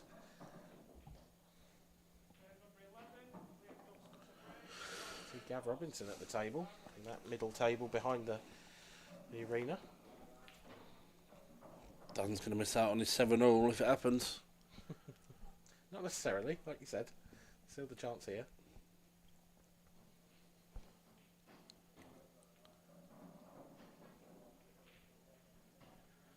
Liam needs a big break, controlled, like his last couple of hours.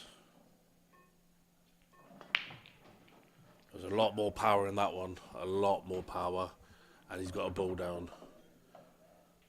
He used every second of the shot clock there as well. I don't think I've ever seen anyone use it quite that much on the break. It's a routine, and it works for him. Oh, it does, but he's normally we normally don't see it get down to 5. Probably the timer stopped a bit too early for him. He's normally around that 20-second mark, isn't he? But he does a little routine, doesn't he, if you watch it carefully. Awkward queuing, taking on this red, but if he gets it, reds are a very nice chance. Yeah, he's only got one big shot, and it's the red off the yellow at the top pocket there. He'll need to hit the cushion, I think. Then off the yellow. Yeah, it's tight, isn't it, that one? Definitely doesn't go in naturally, I don't think. It definitely needs to go off the cushion, off the yellow. He might even play into it yet. Yeah, time will tell. But knowing Liam, he'd probably just play it controlled, off the cushion, off the yellow, and be straight on the black. It's a nice last ball, isn't it, as well? If you can get straight behind it, it's the ideal last ball. Liam's taking his extension, working out the route.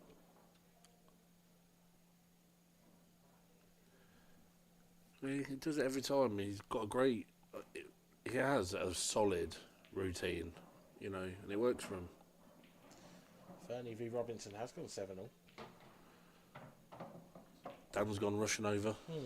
So Mark Farnsworth patiently awaiting to see who he's going to play in the semi-final.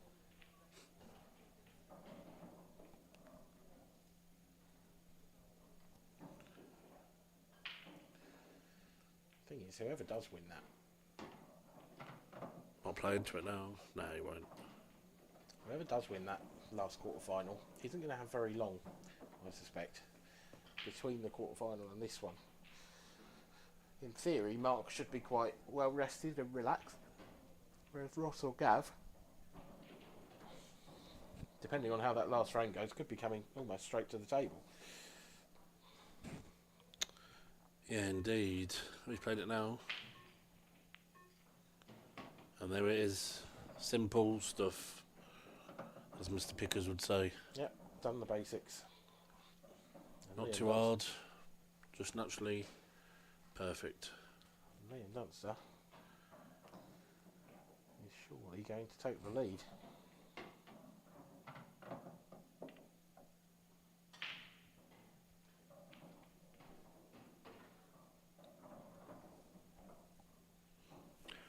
Two simple roll-ins in the middle, one in each middle.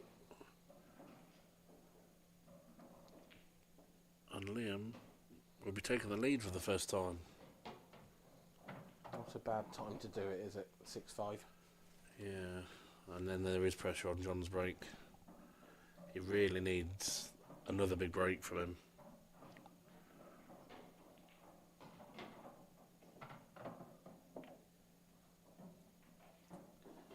And of course, since then, you know, the last break, John made a ball, had a good chance, played a terrible first shot, and he's been sat in his seat ever since. I wonder how many times that moment's crossed his mind in the last 5-10 minutes.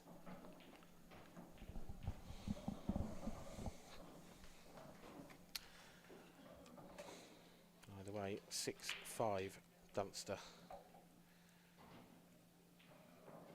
Still looking for his first title since the World Championships back in February at this venue. John McAllister still looking for his first title since his World Championship win all the way back in 2020. Was also here. No, it wasn't. It was No? the Bradford Hotel. It was in Bradford. Ah, But yeah, so same town, but city, but not the same location. The only previous winner here was Ben Davis back in 2017.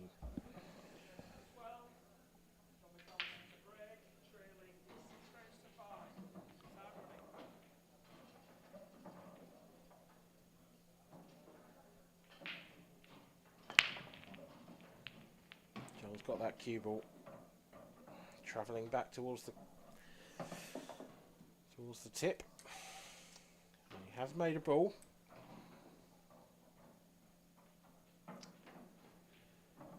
It's not the table he would have wanted to come to, but he will take it. I think he's going to be forced into reds here.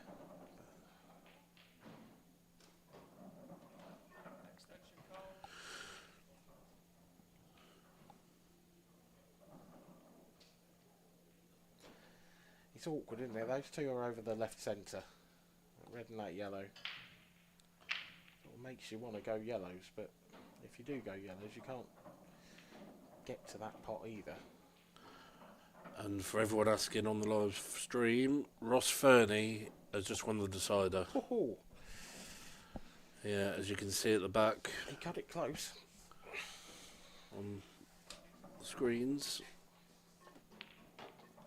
Oh, that is a terrific opening shot from John McAllister. Played a plant to open absolutely everything up.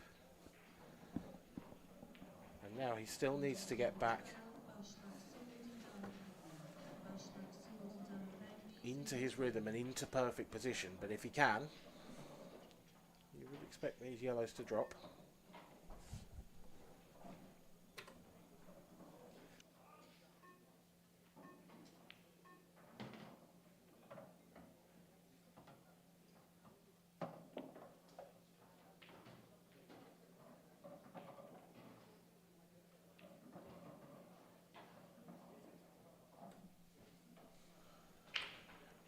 Can John get the break dish on this one? It's a bit unfortunate that the way he played that plant, actually it came out a lot nicer for reds. Cutting this into the centre by the looks of it.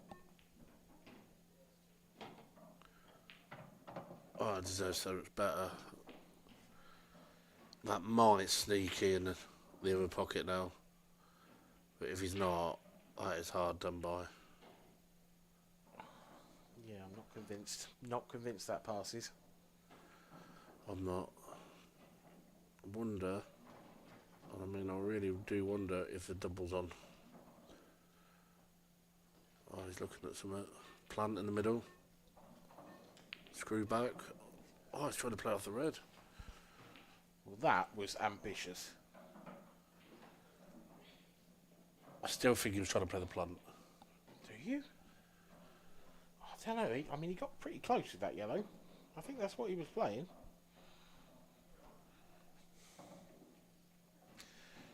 Things just haven't gone for John, have they, since he lost his first couple of frames.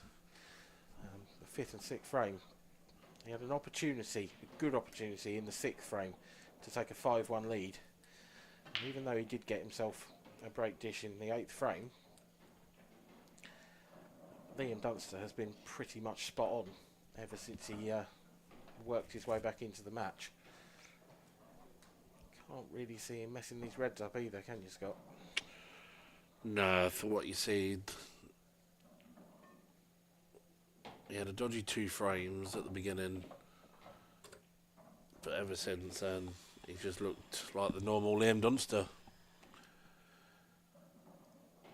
And Liam Dunster, the duster, looks like he's going to dust these up. Yeah, he does.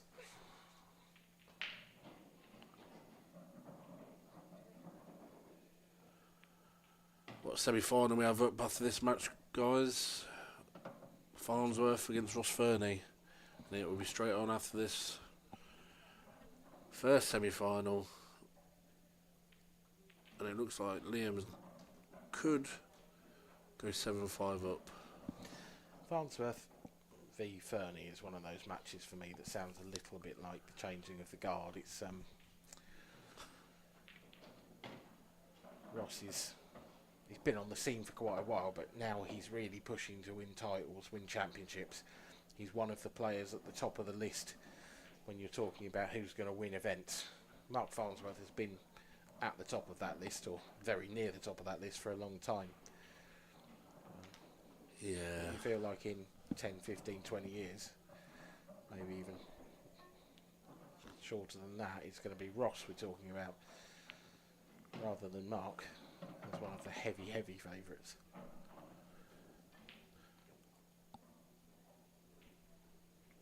Yeah, it's scary. Some of these young lads coming through now, isn't it? Yeah, there's a couple of very young lads here as well.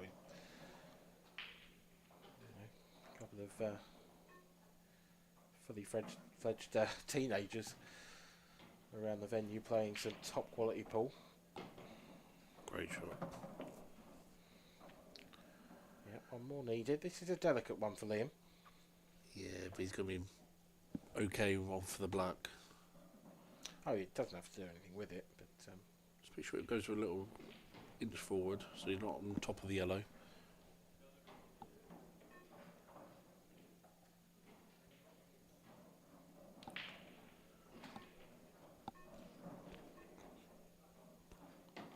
And this black to make 7-5 and Liam to break.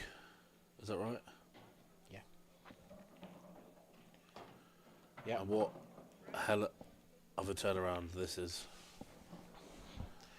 Yeah, Liam Dunster found himself staring down the barrel at 4-0, but he now leads by 7 frames to 5. He's won 7 of the previous 8 frames. John McAllister needs to win all of the last 3 if he's going to make it through to the final, which we'll be bringing you in a couple of matches time after the second semi-final. And Dan wants to see at least John win the next 2 for a decider. I do. I like a decider.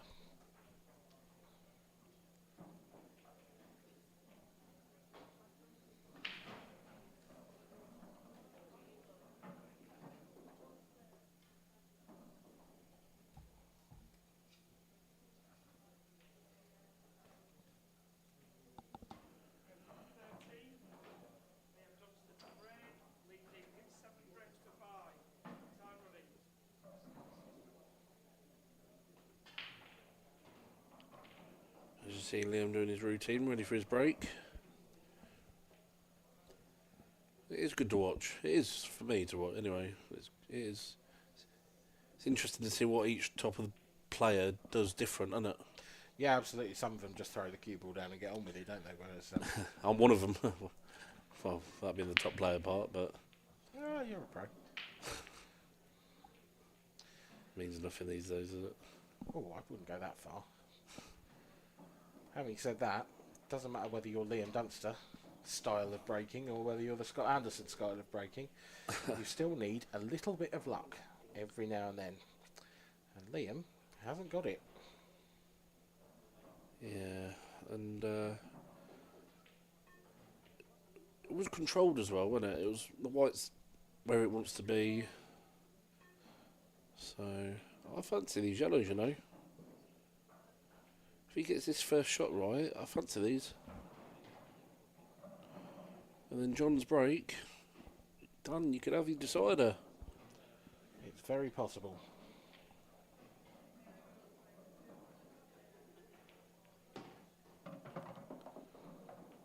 Yeah, John's alright there.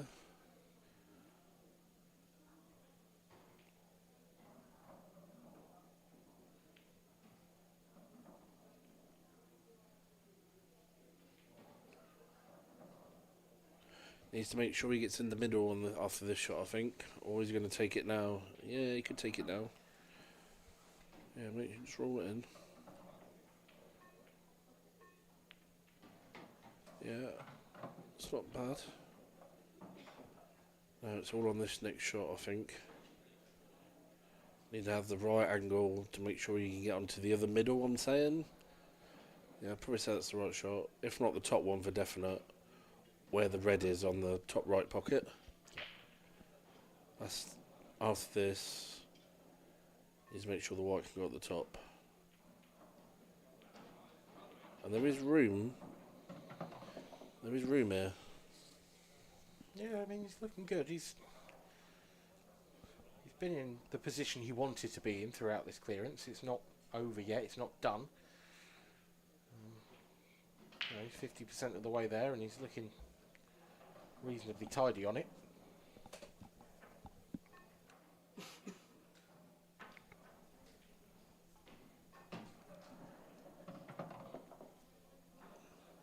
That's alright.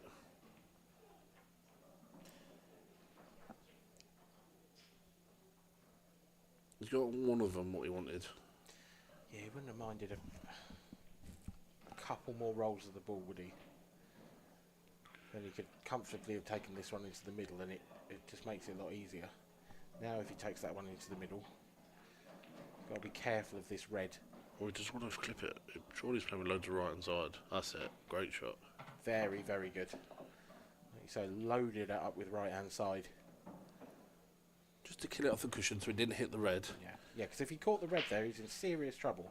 Oh, massive trouble, because he didn't. You hit the red, you could be beyond the red, you could not be on the yellow, do you know what I mean? And now he's got a big shot. He needs to make sure he knows where the white's going now. He did graze that red, though, even with the amount of side he put on it, so that's... Oh, that's a great shot. That's superb. John McAllister. I tell you what, it takes some stones to do that at 7-5 down. To play a delicate little cannon shot like that. Yeah, because I was thinking, did he stun it in, screw back? But to get the black out is a brave shot. Especially at 7-5 down. And just needs to make sure he gets on the black. This is a rule set. Oh, he's played it dead weight. What a shot. This is a rule set that encourages bravery. This is a game that encourages bravery. And John McAllister. Oh, you bet he's brave. And he's hanging on in there. He only trails by the one. It's 7-6. John McAllister to break next. Liam just going to pop out of the arena for a second by the looks of things. Go and compose himself. John looks quite relaxed talking to Jeff, his sponsor. I'm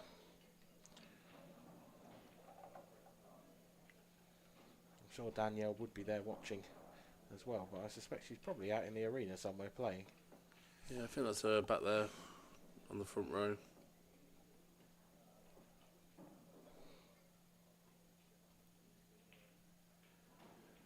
Yeah, she's played in the women's section. Yeah, See if Yeah, you we've can got see her at the back there. You know, the women's section going on today. Yep, they're in the... Well, Danielle's currently in the qualification, the winners' qualification round to get through to the quarters. And she's 3-2 up on Tilly Edwards, Deb Birchall. In the second of those qualification spots. She's currently 2-1 up against Rachel Tucker. Family affair there. Yeah, then the other tables are being used for the Open, isn't it, now? Yep, the remainder of the Open qualifying matches. To play the pros of the last 1 to 8 and a selected few, well, drawn, I'm guessing it's done. A random drawn few. Yeah. I was not selected. No. But yes. Here we are. Right on track and right on target with the timings today as well. Another qualification round in the ladies scheduled for 8 o'clock, and that is getting underway bang on now. See how my mate's getting on. Which one would that be? Which one? Give them a shout out. Well, there's some Leicester lads here, and Regan is currently 3-2 up against Wayne Parker, and that'd be a good win if he can win that, because Wayne Parker's the South African trick shot specialist, isn't he? He is. If anyone wants to have a look at that, they're on YouTube, I think. Yeah. I've heard about them. And then the other 2 lads. He knocked out my mate Sam. No. So, Oh, did he? Yeah, fuming. 7-5. Oof. And then Toby and Liam Charles, they're both Leicester lads, have got each other. And they're currently 2-2. So that is in the losers qualification. Get to us lot tomorrow morning, or no, some tonight, aren't they now? Bit of both. Bit of both. Yeah, I'm on tomorrow morning at 9 o'clock, which is a wonderful time to play pool. Well, I'm a bit later than you, but yeah, I've got to wait till tomorrow as well. Long day today. Liam's back. This is a big break. John needs to get back to 7-0, and then Dan gets his wish for a decider. Absolutely. Dan wants a decider. John McAllister wants a decider. He does, yeah. John McAllister really wants a decider. That's priority number 1 for him at the moment. Oh, the white was kicked, but nowhere near. But nothing else is anywhere near either. Here's Oh, a chance, Liam. that is unbelievable. He's hit that break so well. Apart from the white kicking, but obviously not going in, but... Oh, it's a great split. Yeah. It's a great split, and it's perfect for Liam Dunster. There's nothing more you can say about that. It's... I think that red closest to the top left from the overhead view probably only has half a pocket, but I think that's plenty.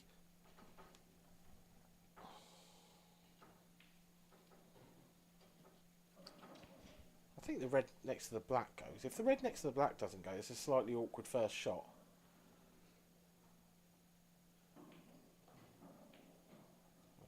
Clipping this one in, it's this is thin. Oh, he's missed it. No. He's got away with it again, hasn't he? He has a little bit, yes. Touch and ball? No, I don't think so. But I think John's on the long red. He doesn't want to be reds, does he? Well, 6.5 dozen the other. He's only got that one bad red. Yeah, true. I was quite surprised Liam didn't take reds. He tried to. Oh, did he? I didn't see the shot. There you go, that's where enough. Looking at your screen. Stop looking at your scores. Yeah, he tried to flick that one in the middle and caught it too thick, caught the jaw. Tried to pinch it too much. Wow. It's a shocker.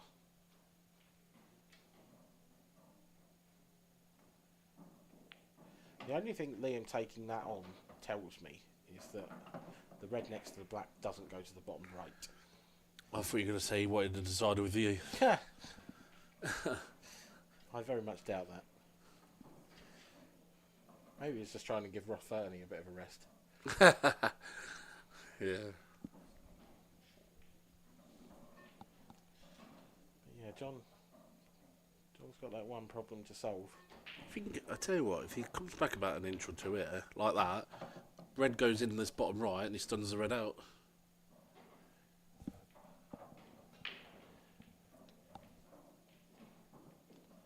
Which red's going into the bottom right? Near the black. I don't think it goes.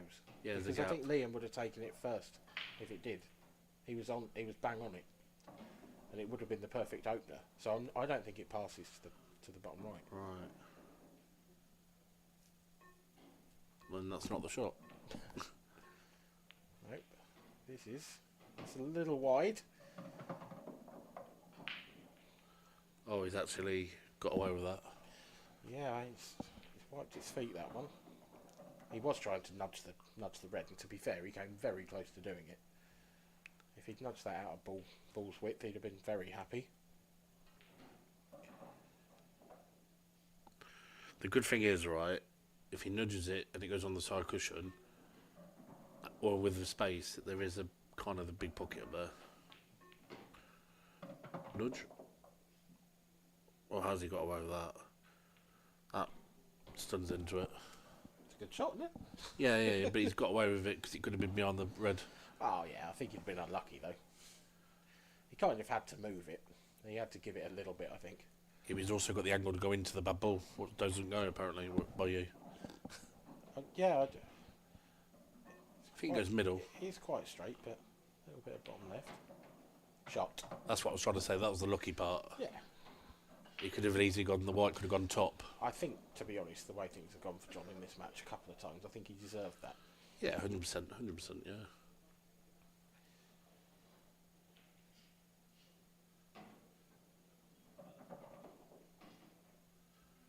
Slightly surprised he's taking this red first, if I'm honest.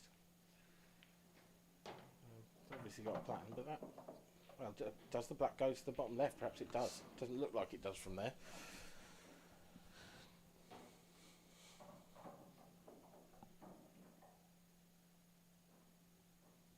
That was a weird shot. Yeah.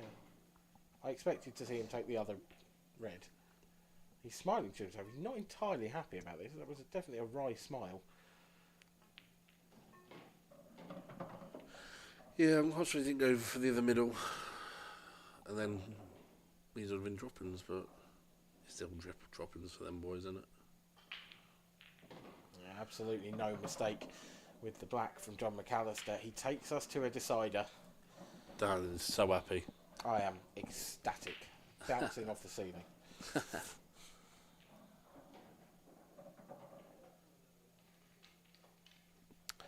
Tell you what, some tasty little open last 128 draws happening tomorrow. Talk us through some of them, Scott. Well, the first two I can see is Jordan Everts against Dean Shields. And then straight underneath is Luke Sanchez against Liam Clark. Oh, yeah, that's a good match. Yeah. Rob Donkin, Lee Anderson. There are some, yeah, there's going to be some annoyed pros out there. Yeah, there's another one. Jonathan Roberts, JJ Full. That's a very good, yeah. Yeah, that is. Oh, another one. Rob Sim, Ryan Clark.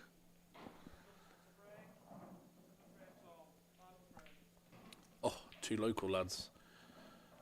Picky versus Matt Steeper.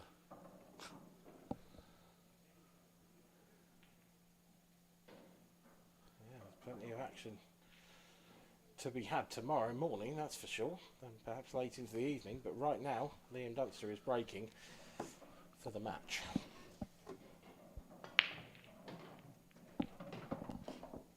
And he's certainly caught hold of the break. Oh, wow. Oh my word. Wow, wow, wow. Well, Wow, wow, wow. is the 4-ball plant on? If it is, then this is not a problem. If it isn't, Liam's in real trouble. I think he just about make that. Could be touching cushion, touching yellow, touching both. Yeah, but he can see enough of that red. As long as that 4-ball plant goes. but it's really tough. I don't know if it does or not. I think it misses it. I think he thinks it misses. Oh, wow. I mean, this is, in theory, this is win or lose this shot. There it goes. And It does. that's crazy. John McAllister's prayers have not been answered because I'm sure he was praying that plant didn't go. But the way that break ended up was nuts.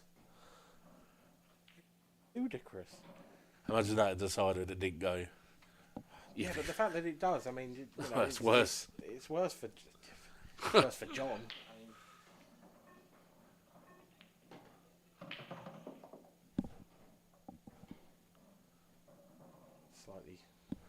Different. slightly odd choice of shot. Just saw my co-commentator Scott Anderson throw me a look. I was just expecting him to roll it in and go bottom cushion. Yeah, me too.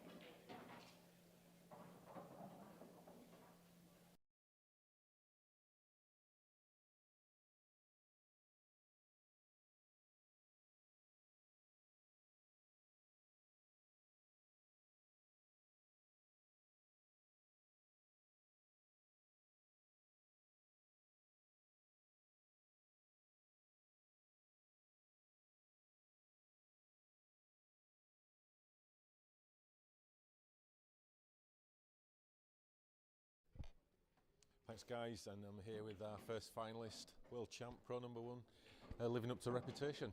Great performance, great comeback. Yeah, I mean, he had me under all sorts. I've dry broke, went 2-0 down for the dry break.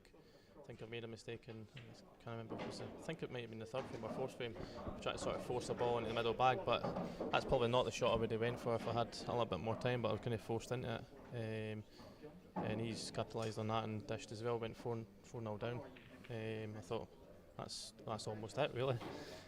But no, luckily for me, my break started working, and then I got in a bit of a rhythm. Went 7-5 up, and then he's brought it right back to 7 each. And then luckily for me, it was what was that, 1, 2, 3, 4 ball plant, first shot. Obviously if that didn't land out, then it was game over. Yeah, on the first glance it looked like it wasn't a plant, and that would have left you in a bit of a pickle, but as you say, you pulled the plant out, great shot, and you do what you do best, you're just clinical with those kind of finishes under the greatest of pressure. Yeah, I mean, like I said to you earlier on, I didn't think I would be coming into this tournament, but yeah, like I say, I'm happy with how I'm playing, just up a game up. It's always great to obviously win, but it's great to be involved in those kind of matches with players like John, who's one of the best players in the world, like yourself. Yeah, definitely. I mean, fair play to John. He's pushed me all the way. I couldn't have played much better from 4-0 down, and he's obviously pushed me all the way, like I say. But yeah, 4-0 down. He's heavy odds on to beat me, because you'd think he's going to bring a few of them to just basically guarantee him the win. But luckily for me, he didn't. But yeah, happy with the way I'm playing. And we've talked about the rivalries between you and John that's really developing, and it's you're going to be continuing to play each other, no doubt, in semis and finals over the next 5-10 years. Yeah, we're both young enough. Just hope it continues. So another final, another chance to increase that lead at the top of the rankings. Possibly finalists against Mark Farnsworth or Ross Fernie. Obviously, you've probably not got a preference. You just want to go in and win. But I guess each potential opponent can have a different slant on it. Obviously Mark, another great rivalry with yourself, and Ross, another great player from Scotland. Yeah, I mean, Farnsworth plays very similar to myself. He always picks the percentage shots. Positioning's great, etc., etc. Fernie's just all out attack, but he's one of the best at it. So that's why he's getting to these later stages all the time, because he's so good at the attacking side. So obviously between the two, if it goes a bit tactical, Farnsworth's definitely going to be the winner. Whereas if it's just crash bang wall up, then it's absolutely anyone's. Will you watch any of it, or will you just be doing your own thing? Watching it, yeah. All right, cool. Well, thanks a lot, Liam. Well played. You're in the final. We'll see you shortly, and thanks for your time. Good luck for the rest of the tournament. So Liam takes his customary place, as it seems, in the final. Who's he going to be playing? He's going to be playing the winner of our next semi-final between Mark Farnsworth and Ross Fernie. Just a word on Liam. Yeah, Liam. I mean, John's getting him a little bit closer, isn't he? And I sort of like the way that John changed his break, put a lot more power in it. That's exactly the John McAllister we like to see. It won't go on before John's back in the winner's circle. But that last frame there, we got a decider, 7-7, and he had to play a triple ball plant. That could have gone wrong. I mean, 1 of a millimetre, he snookered, or it didn't move, it didn't go, but it broke out nicely. And sometimes when you're at the top of your game, things like that work out for you. So he takes his place in the final. Who will he be playing in that final? Mark Farnsworth won just about everything in the game. Ross Fernie, one of these he's not up and coming, he's there. 2-time winner on the professional circuit, quite close succession. Where do you see this one going? It's a tough one, because Ross Fernie seems to like this professional event. He's won it twice, so he's no stranger to winning it. Don't think these two have got too much history between them, and they seem to avoid each other on the draws. But Ross Fernie's broke into the top 10 now. That's exactly what he wanted to do. I'm sure he'll be pushing for a top 5 now, because he thinks he can build on it. He's made some changes to his lifestyle, Ross has, which is very interesting. I had a bit of a chat with him earlier this morning, and he feels better for it. And here we go.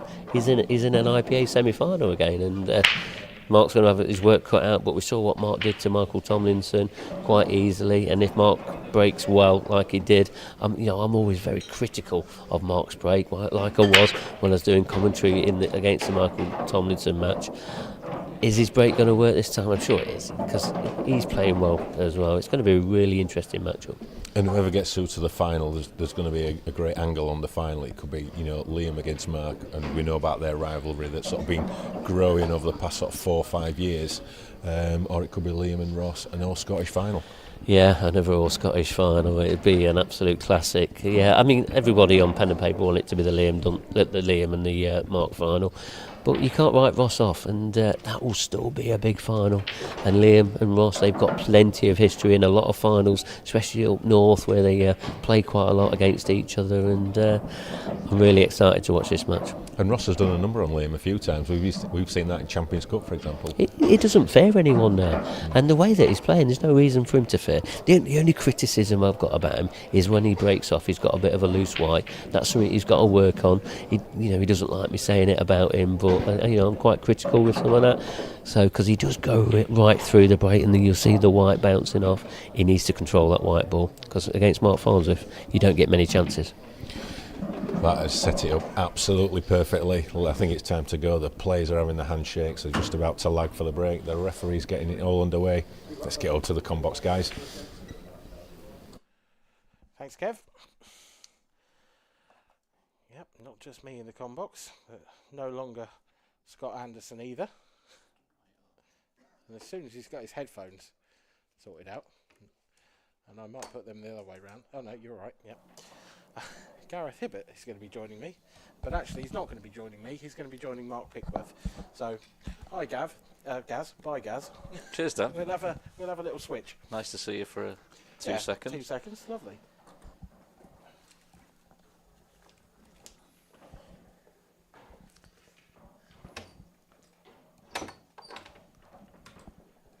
Good evening, and I think we made that quite a smooth transition, did we?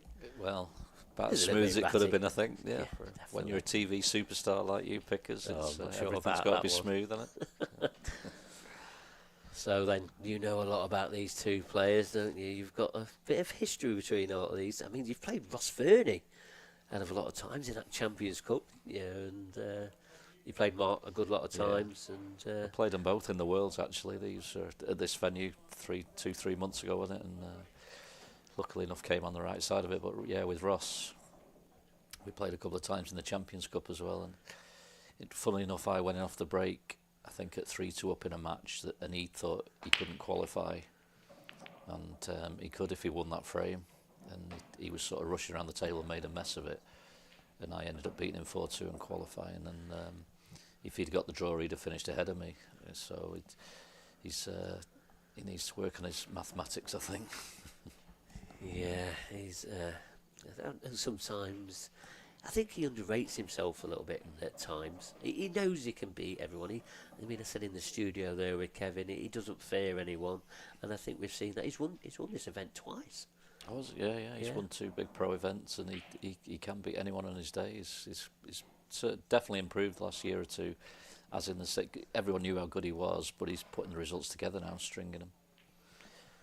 Yep, and that's exactly what you've got to do. Well, we know how well Mark's been playing. He played really well against Michael Tomlinson. Not sure if you saw any of that match, Gareth. I saw bits and bobs, Mark. Yeah, he did play well. He kept Mikey off the table a lot, and he played very solid. He's a bit unlucky on his first break, actually, because he pretty much parked the white, and if it hadn't been kicked further down, he'd have had the yellows, which were obviously a little bit easier, but still fancying for these reds. Yeah, that match with Mikey, he had 4 break and clearances, and then 1 dry break, and the rest was history from then on. But as you said, kept him off the table, and that's what he's going to have to do here with Ross, because Ross is a very dangerous player. Yeah, I think I played on this TV table last night, and it's playing slightly different to the other tables the pros are playing on. So Mark's been on it, and Ross hasn't. So I think if Ross gets into the match and he's like 2-all, 3-all, he'll be happy enough just to feel like he's in the match and getting used to the table. It's not as springy as the other tables. Yeah, I also spoke to Ross this morning. He said about the tables that the professional players were playing on. He said they were rapid, the fastest he's ever seen them. The cushions are bouncing unbelievably. I've not cued that one very well. Got away with it, I think. Just kept the cover. Well, maybe not. Might sneak in. But they are. the 3 other tables that the pros are playing on, apart from this one, they're just so fast and springy. And this one, the cushions are a little bit more controllable. It's just whether Ross can get used to the difference, because he's played 3 or 4 games on the others. Yeah, I was sort of saying to Kev, about Ross, his white ball seems a little bit looser compared to you top players. You're one of them as well, where Ross is on his break is a lot more loose, that white. Yeah, I think I was speaking to him before. I think he's cut breaking this weekend up to now, so maybe that's controlling his white a little bit. He said to me he's been hitting the cut break, so that does control your white. You get a lot less in-offs with the cut break. Yeah, there's a few players that have gone for the cut break, but it's for some players and it's not for others, isn't it?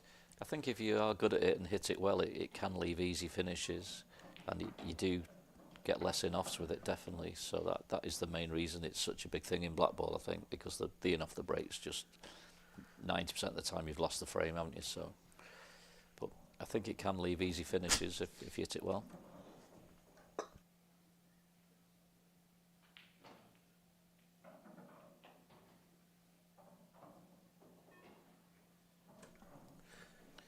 Yeah, I suppose this match is all going to be about how the break goes. It's a clever little shot there from Ross. I think it might just be okay there. Might just have found a little gap. Yeah, it's a great little shot, but he could have gone wrong if it landed behind that red. Yeah, I think he's got one just above the baulk line. This will be a great start. Definitely the start that Ross needed. Yeah, especially because it's from a frame where he wasn't expecting to get to the table when Mark hit that break.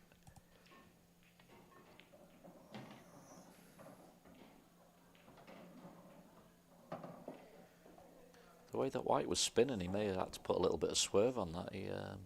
The white was spinning in quite a strange direction, so I think he may have just had to flick that round the black there.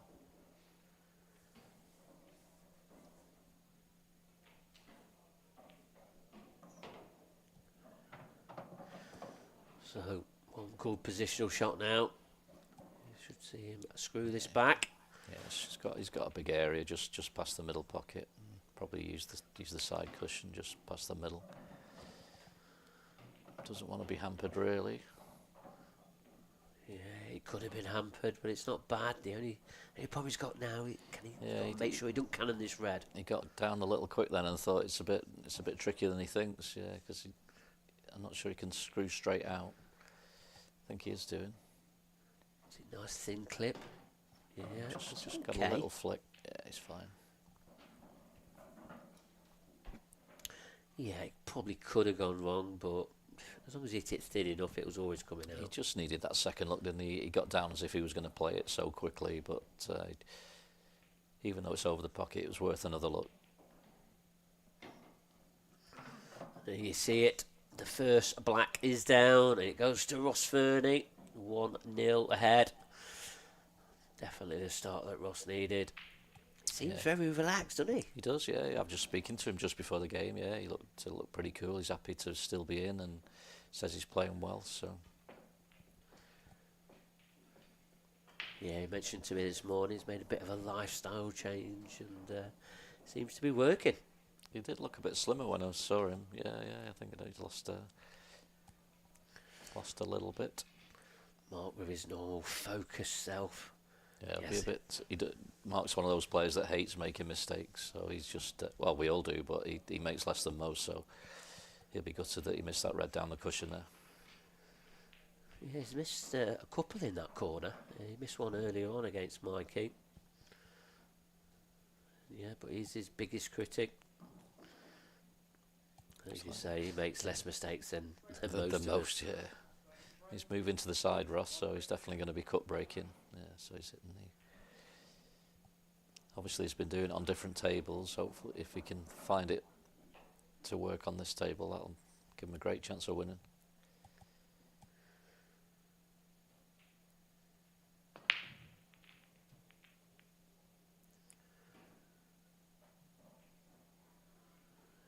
He's made good power, but not a ball down.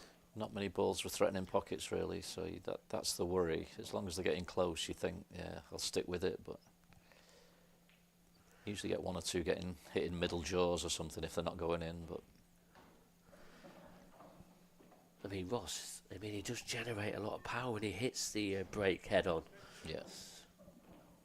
I think, like you said before, though, Mark, it's just to do with his white ball, really. So if he's been having a lot of in-offs, the cut break is a safer option. Yeah, like you've already said, you're going off at this game, off the break. It's pretty devastating, especially at this level. Oh, he's got a kick. That white ball didn't go anywhere. Not sure what he's got now. I don't think he can get the one in the balk area. He's got a plant. He's got a plant or a cut up the rail, or the one just between the balk line and the middle pockets to cut back. Yeah, if that went on a little bit further, you could have possibly been on the bottom right-hand corner, or even the one in the top right-hand corner. But he's on none of them.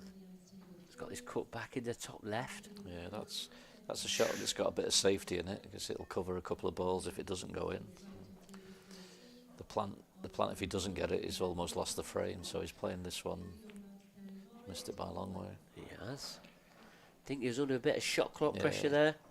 A little bit, but he's got away with it, I think. It was cleverly played with what he did with the white.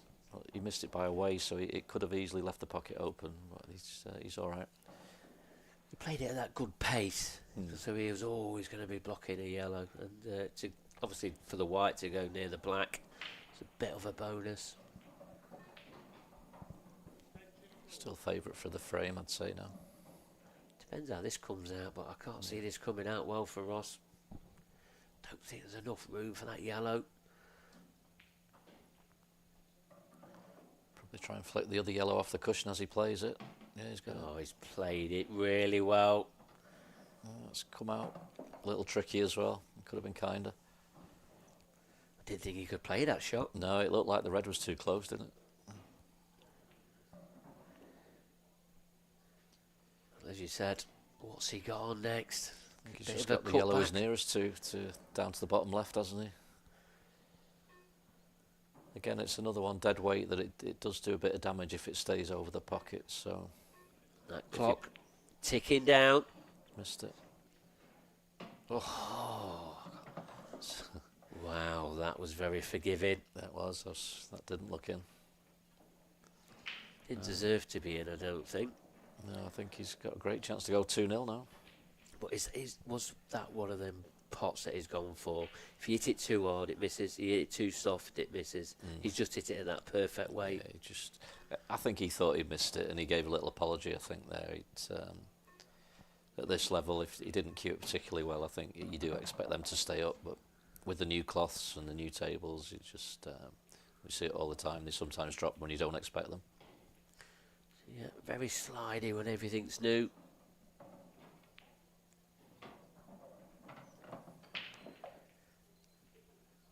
Just going to roll this in, I think. He doesn't need to run it through for the middle. Just roll it through 2 inches and take the yellow straight into what would be the green pocket on a snooker table. Yeah, he didn't have to do that, did he? That's made it trickier. Yeah, just it's unnecessary, really. And I don't like his angle so much now. Yeah, because this can go wrong, because he can overdo this and leave himself the wrong angle on this yellow. Must feel like he can just play it slow enough and hold it. Yeah, he's sort of played it far jaw and just... I think the safer option was to leave it long. Yeah, he pinched a bit of an angle there.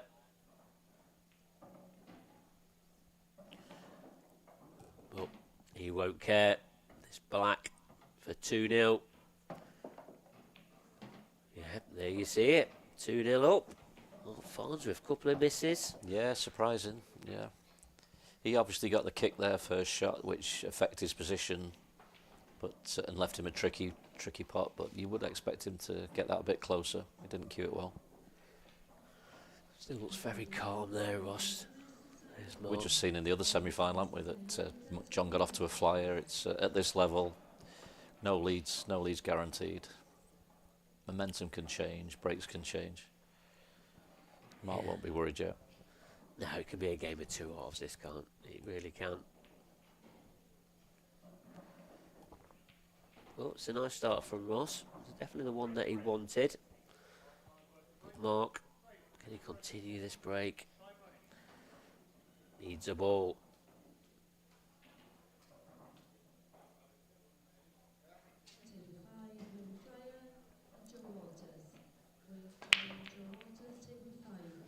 It's good contact.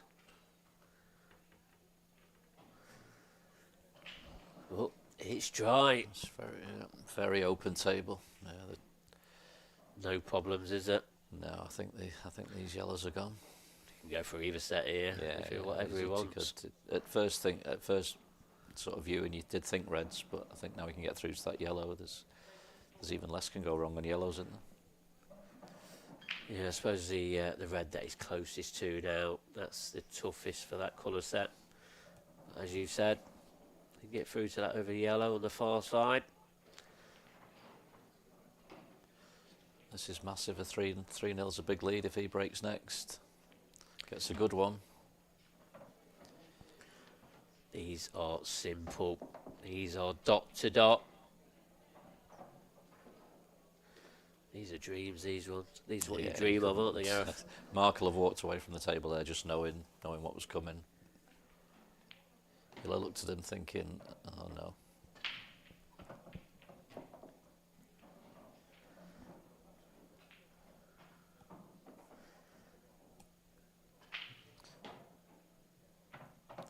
Looks like he's going to take the one to left middle now. He could have left that for the black if he chose to. There's plenty of options for getting on the black.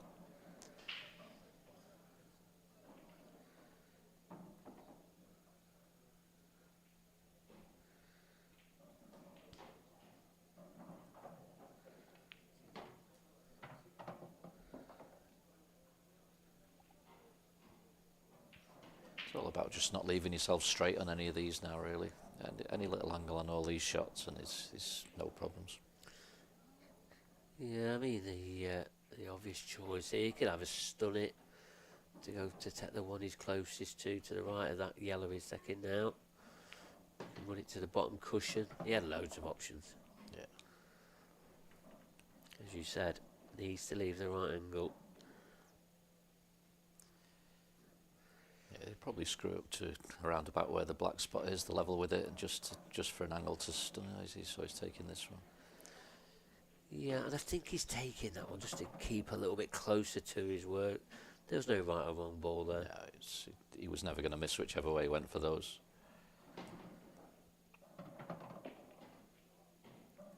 And he gets straight down. This black again is 3-0 ahead, and as you already said, it's going to be Ross Fernie to break in this next one.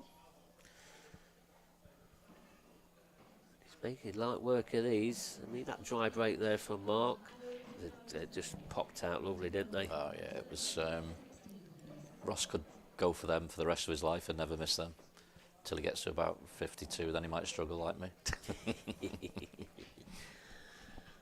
I'm sure a lot of people who struggle if they got to your age trying to be winning trophies and that.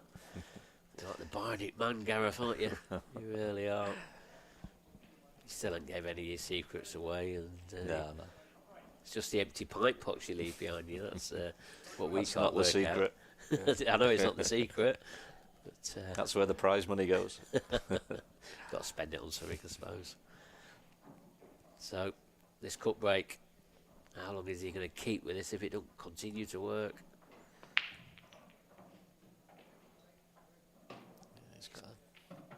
Oh, he's got a ball this time. He's got a pretty good split as well. The yellows are nice. Yeah, if that yellow passes that black into that bottom centre, right centre on our over screen, I think it'd not be a problem. Yeah, he'll be fancying these. 4-0, possibility. Did you see this on? Not really, because as I said, I was speaking to Ross just before the game, and this table is a little different to the ones he's been playing on. He's not been on the TV yet, so he's settled into it really well.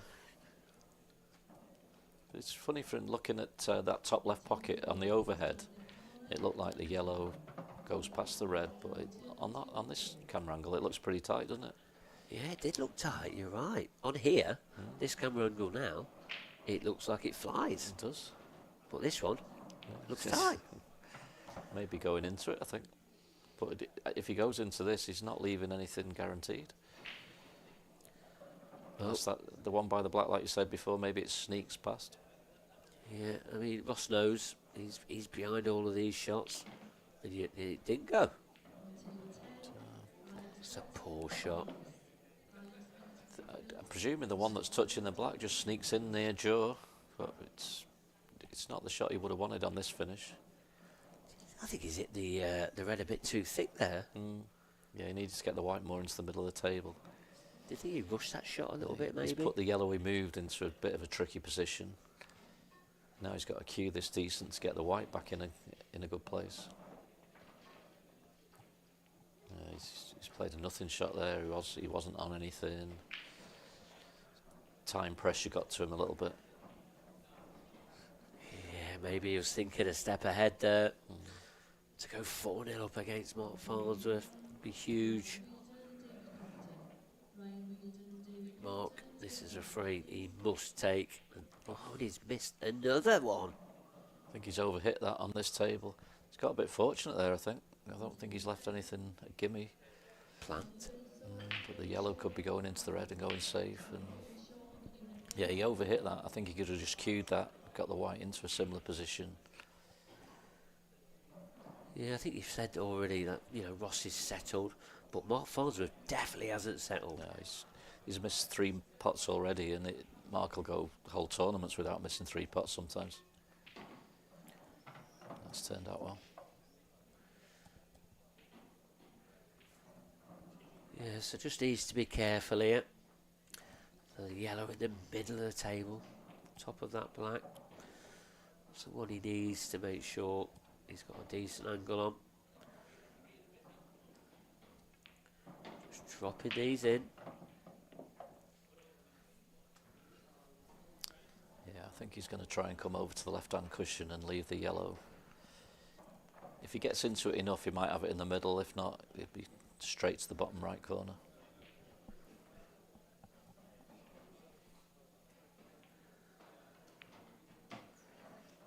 Cued that lovely. Yeah, played that well. So it's pretty simple now. Yeah, he's probably going to take this to the corner. Just a little soft stun. Less travelling with the cue ball. Yeah, this is a second chance in this frame that he didn't expect to be getting.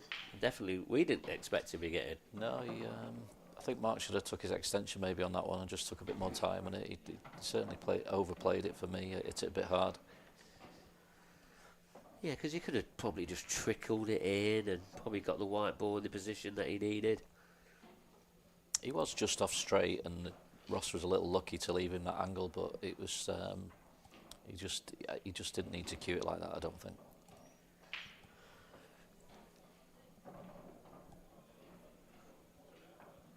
So yeah, Ross probably can't believe his luck really. Mark's had 3 or 4 chances and he's not taken any of them. Yeah, Mark's put himself under a bit of pressure here, but this is what Mark loves. He can real deal with this pressure. But one thing he needs is a ball off his break. Needs to put these misses out of his mind and just start again. He's got to win 8-3 from here, which is never easy against another top player. You're relying on them making mistakes and getting a lot of dry breaks.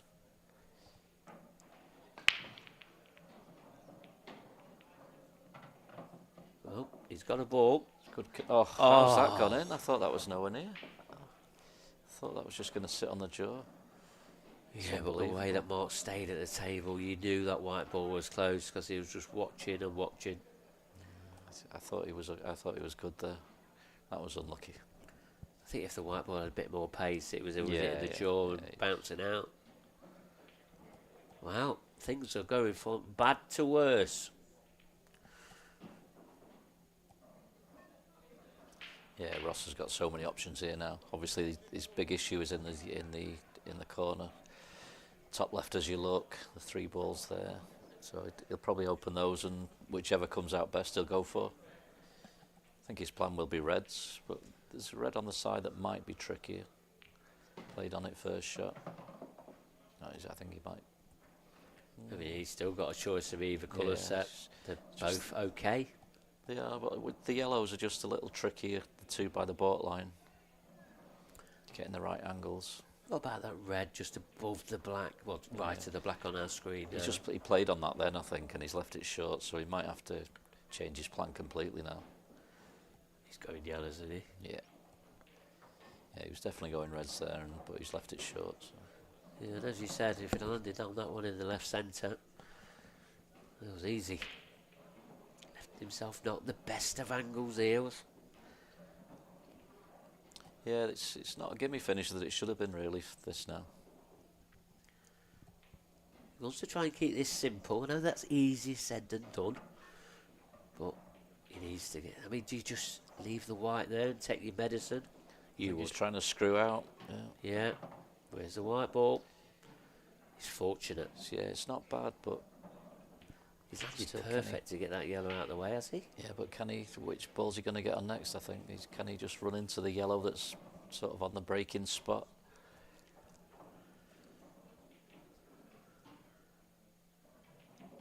Maybe able to take the one to top left and just spin it round. That's why I thought he might have just took his medicine, just keep it simple, don't go cannon into balls. He's got to play a decent little shot here now with right hand side. He's got to judge the pace.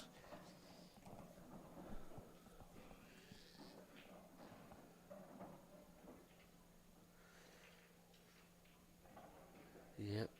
I mean, there's not got too many options for these yellows. And that clock is ticking down.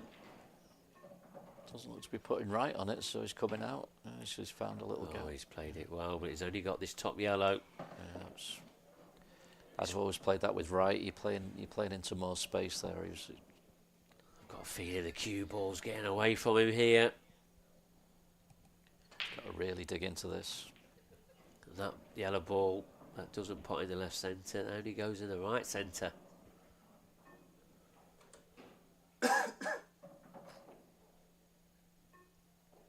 Maybe able to just nudge into the red. Yeah, that's the danger. He tried to take a contact on. Wow, that yellow did something strange as it came away from the pocket then. Big let off, maybe could be a turning point. Yeah, I mean, 2 shots off the break. Came from the first shot, really, didn't it, Mark? He was trying to get on his trickiest red, didn't get on it. Had to go yellows, and they were that little bit harder. And from what should have been 5-0, we're looking at 4-1. Yeah, there's not going to be any mistake now for Mark.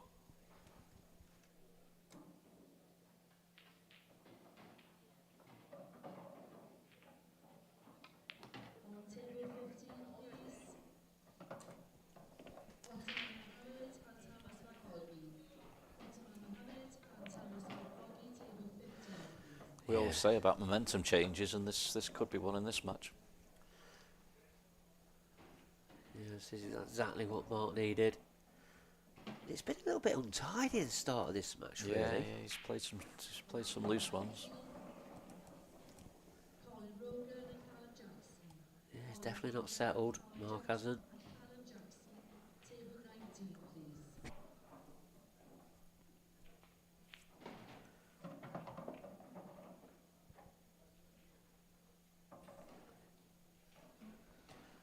Drop this in dead weight now. Just stay above the baud line. Oh, he's playing it up and down. Nice. Played it even better. With this straight black, make it 4-1. Exactly what he needed. It's Ross to break, and that's a chance that Ross might regret. Yeah, any time a guy goes in off the break, you expect to win the frame. At this level, especially with the split there, you get the odd one where there's 3 or 4 problems and they're messy, and it might be a bit trickier. But really, was only one situation there, and he just needed to sort that out with his free shot. Didn't quite go to plan, and could be game on.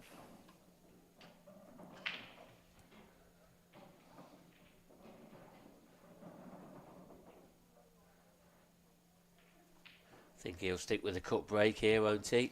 Yeah, He got a ball with the he last potted one, last time, didn't he? So I think he's going to stick with that. He's been doing it all weekend, he told me, so it's working for him so far. Broken cleared in the decider of his quarter-final.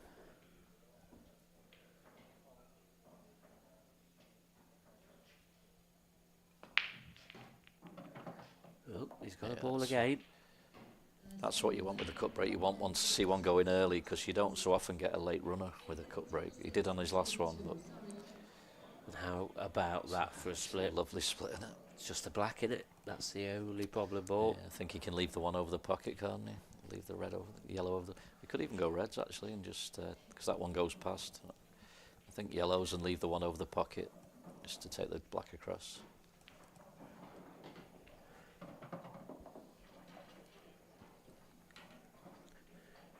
Yeah, he just needs to be a little bit careful. Yeah, nothing silly really. He'd get these all day long, but he's got to be right on the one on the cushion to get back out for the one that's on the borderline. Yeah, because he needs to cut out these careless errors and these positional play. He needs to be A1.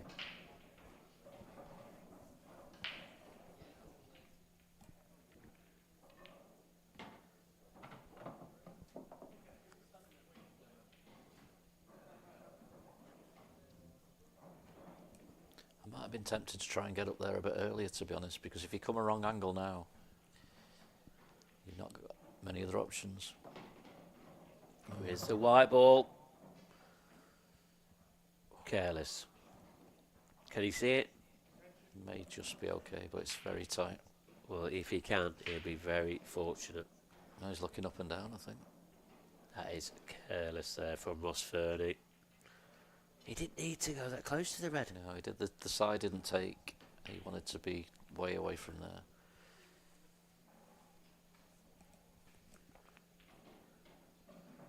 Thought it might have just pulled up in time, but obviously not. I don't think up and down's the shot. I think trying to clip it off the cushion with left hand side is probably the shot here. So hard to hit these thin enough though. You're scared of missing it altogether. It's a lot thinner than you think.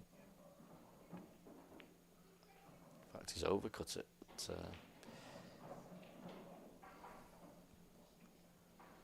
it's not a bad cue ball.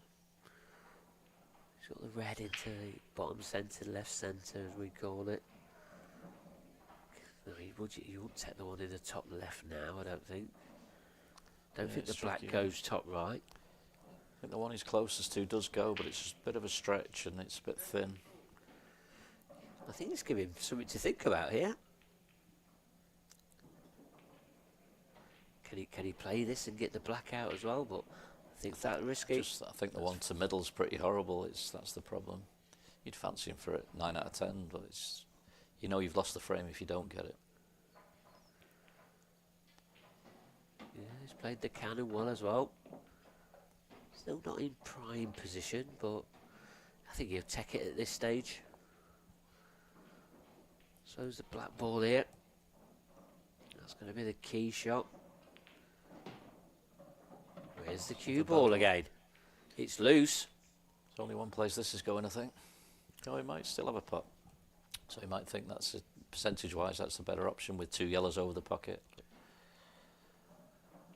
Yeah, that's a loose one. I think he got a bit of a bad bounce off the top cushion there, or he's going cannon into the black, slightly is he? thick. I'm not sure about that one. No, he didn't get into that. He was trying to really nip that and miss the red, and he didn't quite get into it. Been a bit lucky that it's not knocked it safe. Oh, he's still chasing position here, and this is a pot that I expect Mark to get, but it's missable. He's missed these yet. I think it's where the yellow goes here. Does it cover the pocket and stop the black going? No, I think he might just be all right. Yeah, I think the black definitely goes top left now. think he's going to take the one off on the cushion. He's missed a couple forcing them down the cushion though, hasn't he? So that'll be in the back of his mind a little bit. Just a bit off this, he should be okay. Don't want to be straight. Has he got an angle? Can he get the cue far enough down the white to stun it up? I think he's gone round to look the other way to see if he can sneak it past the yellow that's over the bottom right. But you wouldn't want to be playing that shot. I think he's got a bit of an angle when he can't get his cue in there. He's topping it, so he's going for the black in the top right. Well, it does go. And the angle that we've got there, it looks really tight. Well, he's made his mind up. He thinks it goes. So this to make it 4-2.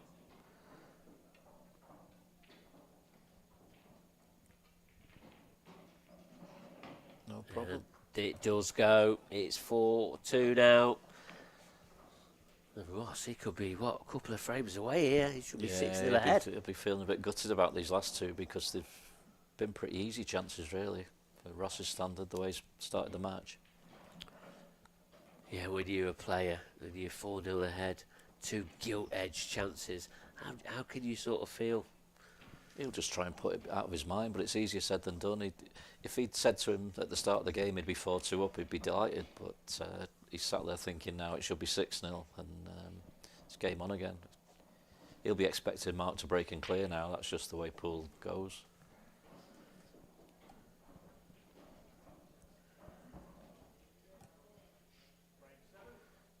Yep, it is. Now then, Mark. He's going to get a lift from these 2 frames, surely. Definitely.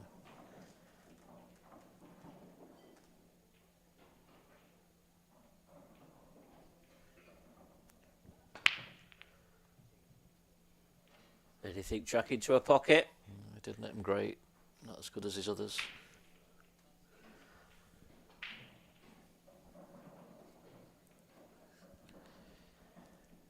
Well, it's the red that's nearest the cue ball. If that goes into the bottom right, I think it's got to be reds all day because he hasn't really got a starter yellow. So it will be reds, I think. It's just it's like before, isn't it, Mark? On that angle, it looks tight. On the overhead, it looks like it flies in. So Yeah, it's the same scenario.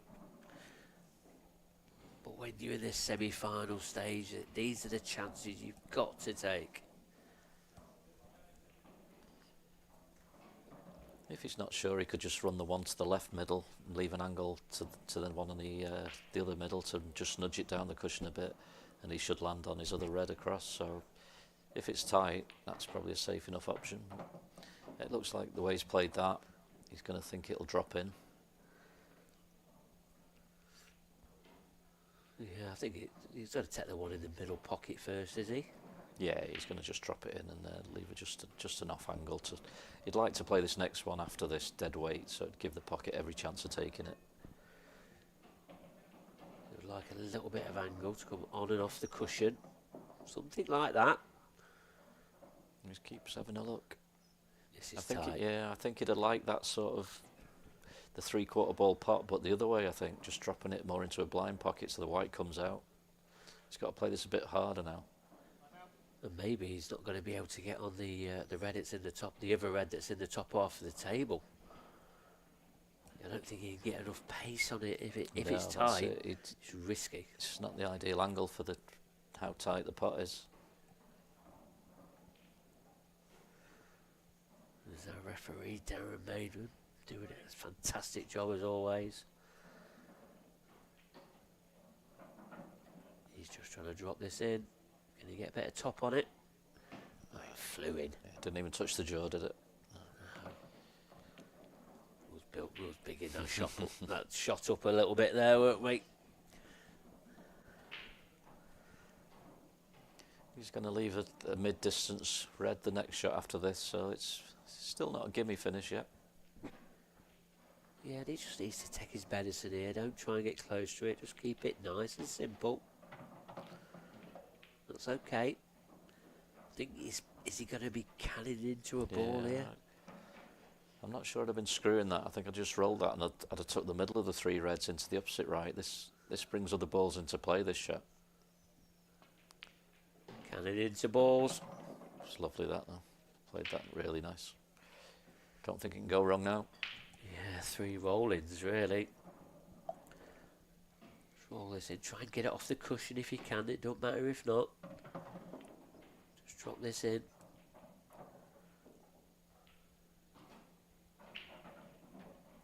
Just what Ross needed really after the previous 2 frames. Made a couple of mistakes.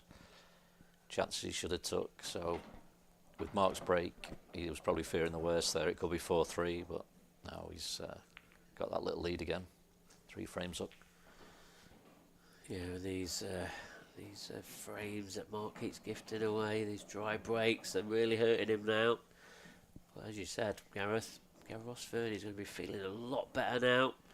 Getting a frame on the ball, 5-2 ahead now.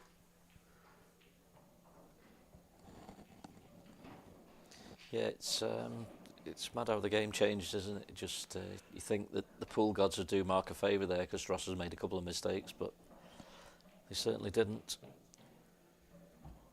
Yeah, Mark's thinking, what can I do? What can I do? Do I change my break?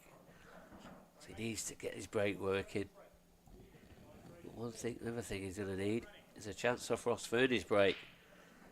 Is he keeping with a cut break? He might as well. He's had 2 successes in a row, hasn't he? His last one, a ball flew in straight away, so that's what you want really.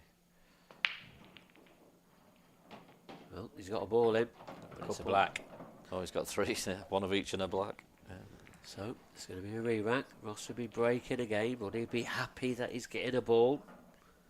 But does it normally happen? Yeah, that's the best break, is it? Isn't it? Yeah. What's the odds this going dry now? I think if he hits it as well again, he'll pot one. But I know the old saying, but I don't think it happens as often as people actually think. Yeah, he's cued that one a lot better.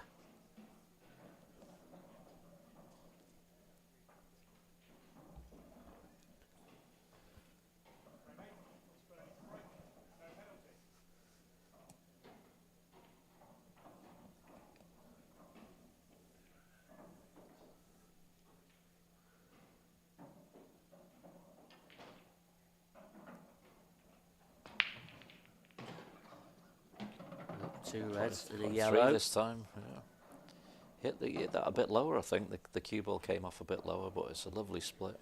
That's what can happen with the cut break sometimes. If it comes out nice, it can be tap-ins. Yep, and these yellows are there for the taking.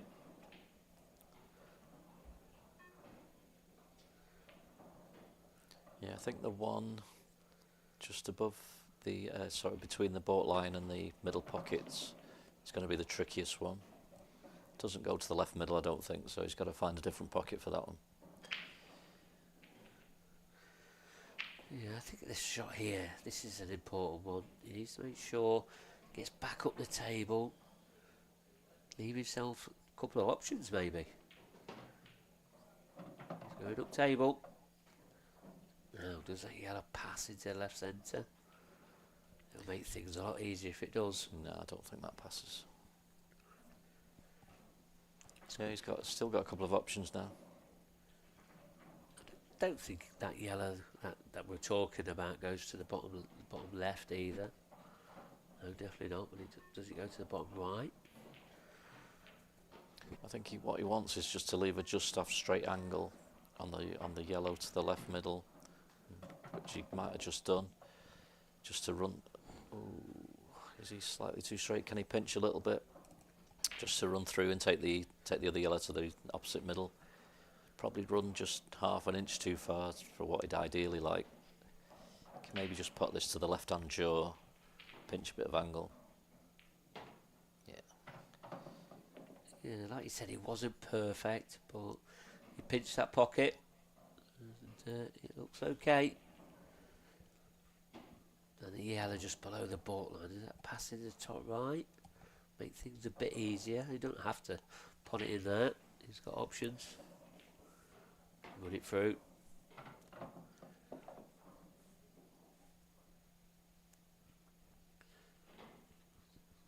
This is one of those where you just don't try and get too clever and bring that red into play, and with the possibility of snookering yourself. Just as long as he's got a shot on the black, he's almost guaranteed to pot it. Yeah, just back yourself to pot a ball difficult black. He's got into that way too much though. He's left himself missable now. Are we seeing a few nerves creeping in now? That was a real poor shot. He obviously didn't want to snooker himself, and he's erred on even more of a side of. Just could have dropped it in and took your medicine. Now, the white ball's going to be travelling a little bit. Cannon and a red. This black is not easy. Far from easy. It's a personal. You can either sort of screw it with a bit of right hand side, or people can just plain ball it, just roll it, drop it dead weight.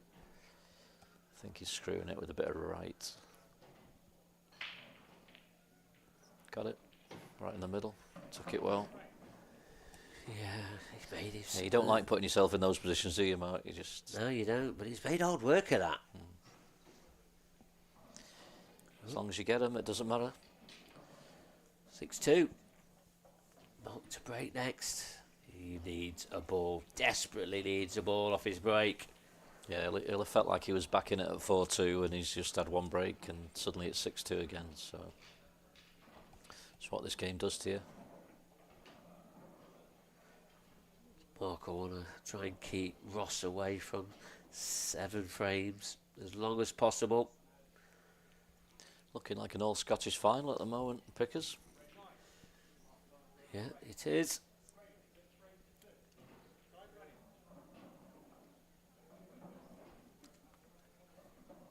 Sticking with the same break. White's in the same position. Where's the cue ball? Oh, disaster. Disaster. Yeah, there's no kick there. That was straight in. Well, we see Ross made a bit of a mess of this last time. Is he going to, do that again? Has he got to try and get the black into play here, does it? Has he got plenty of room to pot that? I don't think so. I think the shot he's looking at there is a bit unnecessary. I think all the yellows go. I think you just keep it pretty simple here. Yeah. Maybe just nudge the one that's just to the two to the right of the boat line. Just take the one below of the two, just up to the top corner. Right, that's what I'd be taking. I wouldn't be bringing other balls into play here. I think unless the two together don't go, I think there's a chance of knocking balls safe playing this shot. Does he hit it hard enough? Is he at a cushion?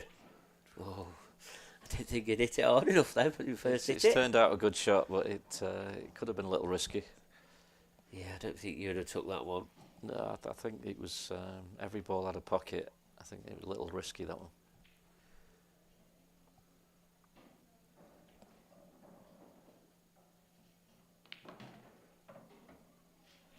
Overdone this one a bit.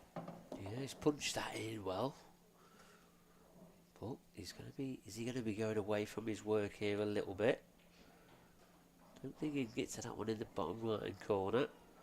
Yeah, be taking the one on the blue spot, as we'd call it, and just probably a soft screw and take the one over the pocket next. Just hopefully it'll land nice and it'll still be easy enough. But maybe the one above the black just sneaks past. You don't want to be playing balls into sort of half pockets when you're on such an easy finish, really. That's the problem. Things can double kiss and go wrong. Yeah, and as you said, Gareth, he needs to keep these simple. Again, nudging into balls.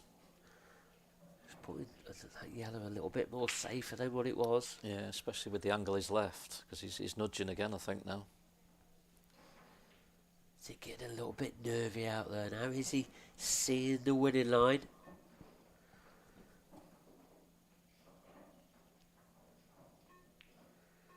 Needs to find the gap. He's getting away from his work a bit. It's just travelled a little bit, didn't it? Yeah. He's not perfect. This is he's just got to drop this into the... I think he'll be playing this with right hand side. He might have to take the middle one next. Just come back down for the one on the bottom cushion last. Well, he's going to be doing a bit with his cue ball. He's trying to drop it in. That's fine. Played it pretty well, yeah, that's a nice shot. It's all about cueing through this now. Just let the white ball do the travelling. Nicely controlled.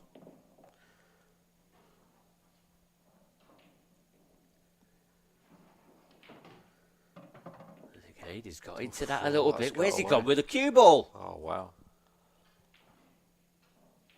He could have been anywhere there. That's unbelievable. Can he cut this into the bottom left-hand corner? Well, the bottom right-hand corner. Bottom left-hand corner on your screen now. I'm not sure he's got that shot. I think he may have gone too far. Wow. Drama.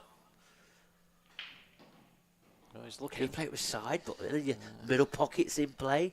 He's very lucky if he's still got that. Another quarter of a he's got roll it and he on. didn't have it. No, Oh, he's got a no. kick. But he played it with. He did play it with side, like he needed to swerve it slightly. But you saw the black ball, it skidded. Wow. If you play those shots with a bit of side, you're more likely to bring a kick into play. Oh, God. How many more turning points are going to have in this match? That's Russell. Be able to. We'd be sat in his seat thinking, "What have I done there?" Because he could have been anywhere in the bottom half of the table, and he's just got a black over the hole. This match should be over. Yeah. It should. He's had some gilt-edged chances. He'll be beating himself up now. Well, I mean, this is simple for Mark. It's not straightforward. No. I think there might have to be safeties involved here, which obviously with the black being near a pocket gives Ross a shot. This could go in. It has gone in. Well, it's okay as long as that red it connects to a cushion. You can rest it on the red that's next to it or just below it. Tricky little shot. Yeah, he's just got to, like you say, Mark, just make sure something hits a cushion. He'll definitely get the snooker. It was a bit nervy one, was it? It's I not think what he wanted. that's done him a favour actually. I think it's just come in the way of the angle, the natural angle. Just come off the jaw nicely.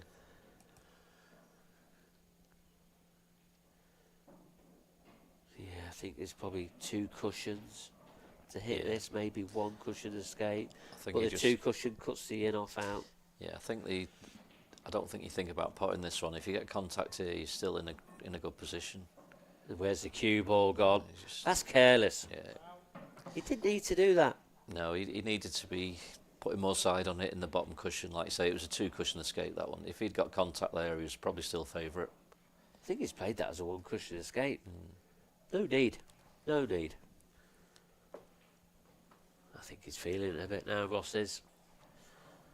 Would be a big win for him here, this. But Might try and get the two out here, actually. Just play this with right hand side and spin the other one off the other cushion. He's cut it a bit thick, so he's missed it. missed it. He's still fell a He'll little have bit plenty more awkward. chances to get that if he wants to, or he'll just take it down the cushion later on. He's should be fine here. I think he'll take the one in the right centre next. I don't think it does. It go into the bottom right. I don't think so. He'll want him to be leaving an angle to try and move it again, but he might. Yeah, he's fine there. Yeah, It's he didn't lovely have to there. do anything Yeah. extravagant, did he? Keep it simple.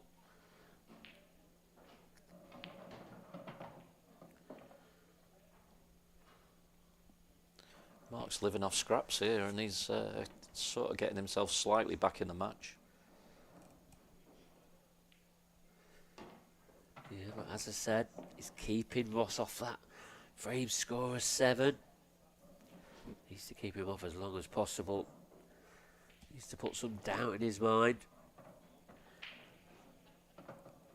Well, Mark's under pressure here. You know, he is 6-2 behind. I don't think Ross can really blame the kick there, to be honest. It's obviously it's unlucky, but he should never have been in a position to have to play the shot he played. It was a terrible last yellow he played. Yeah, he's played some careless shots in this frame. Again, he's going to have to get him out of his mind.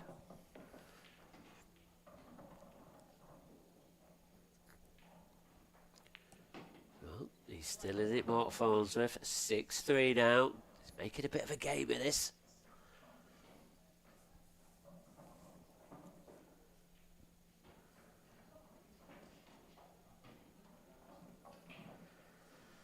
Some North East boys there in Mark's corner.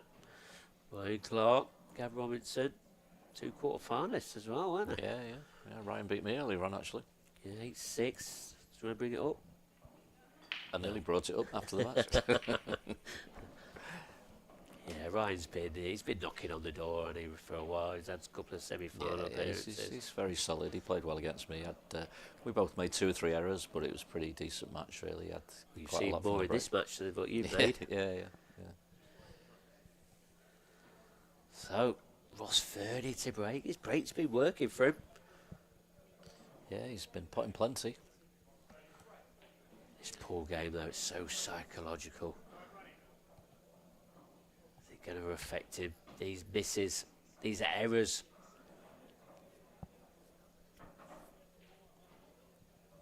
Cues across the pocket for his cup break, Ross, and a lot of people put it more to the side and cue across the cushion.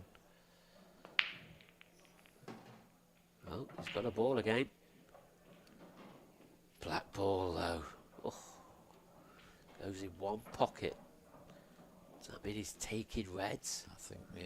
Well, horrible. He's definitely taking his extension, that's for sure, and have a little think about this. I mean, if you take yellows, what? The ball that he's probably going to take for his opening ball, that'll take the one away. It's only a small window to get onto that black. I think I like yellows, to be honest. I think you take one of the yellows, the middle one of the 3 that are close together and still into the red, and you just leave the right one to move up for the black. Yeah, obviously he's going to have to do, the white ball's going to have to do a bit of travelling into that small window. It's not a simple finish, this.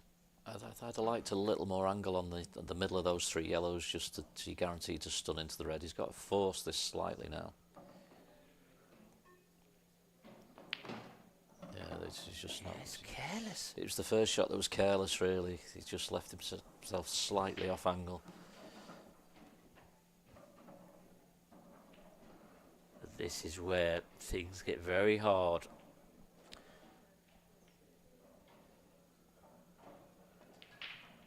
So what he can't be doing is leaving his tough yellow right till the end. And that's a nice nudge.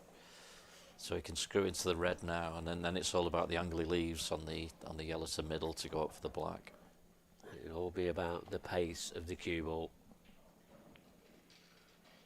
Oh, this is not great, is it? No, I think he should have screwed fully into the red for a full contact. Seemed quite tentative a little bit. That was a little tentative, like you say, Mark.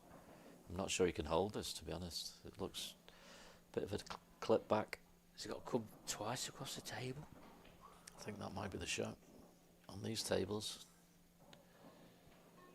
Does he bring in the red that is next to into play? Needs a big bounce here. Oh, he's got a big bounce. Well, what has he got left here? Does he play? Oh God, I mean, he's got a choice of both top corners. I think he's got to play it with right hand side to the bottom right. I think if he plays it with right, he can miss the reds over the middle pocket.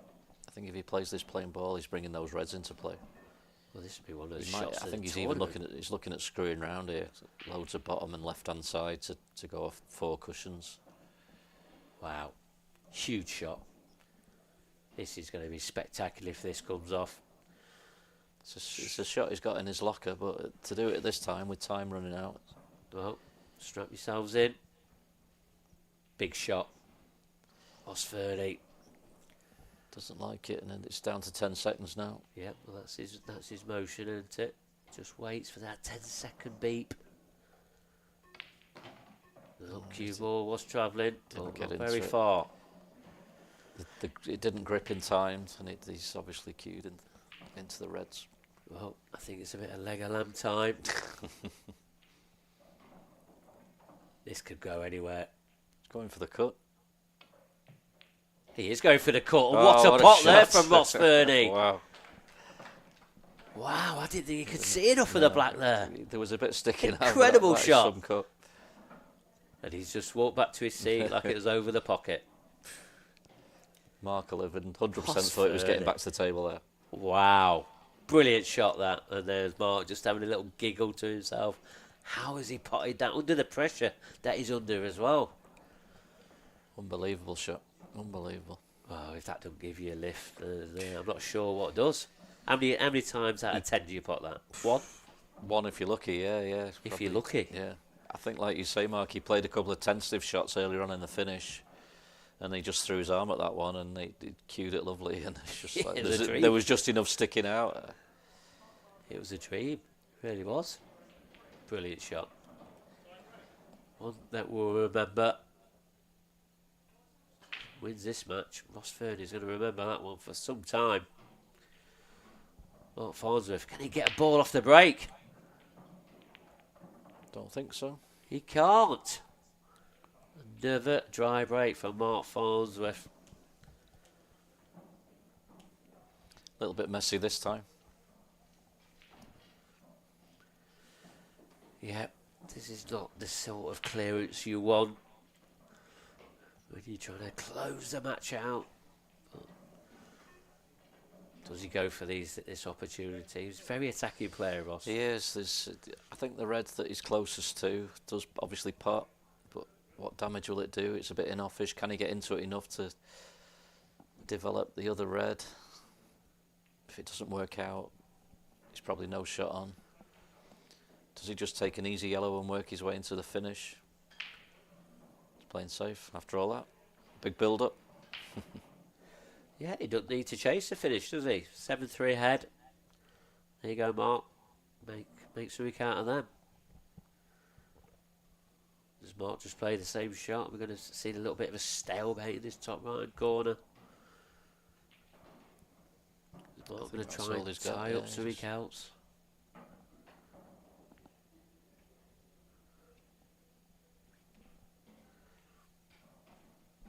Yeah, clever shot.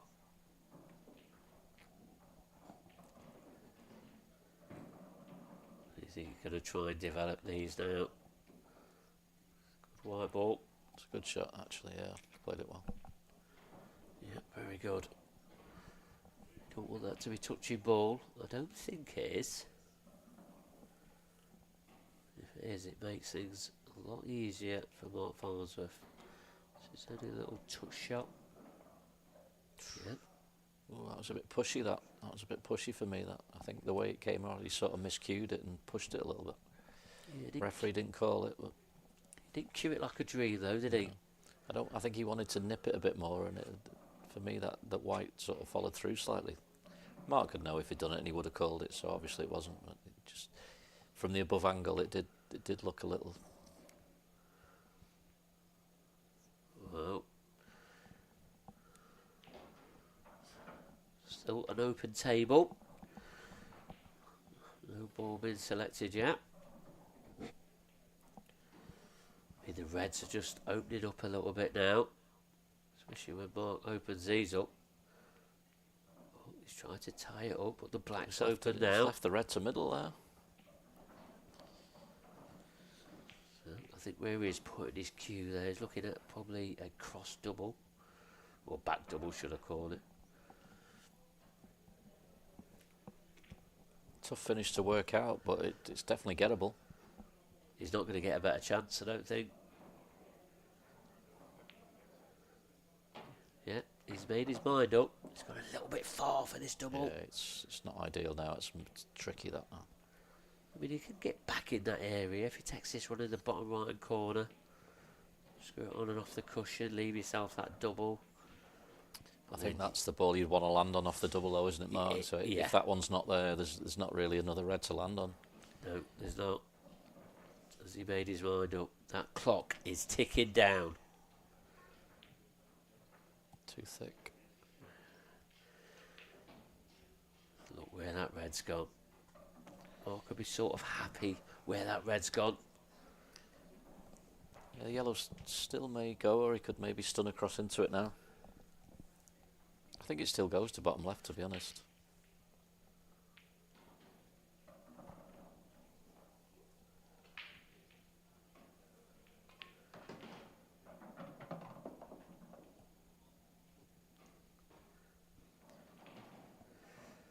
do you think we're going to see Mark probably go for these now? Do you think it's the time? It's going to be a big clearance if he gets these. Shows what a strange game pool is, because you'd think to be 7-3 up on Mark Farnsworth, you'd have to play almost perfect, but Ross has made 4 or 5 real big errors, and it's amazing.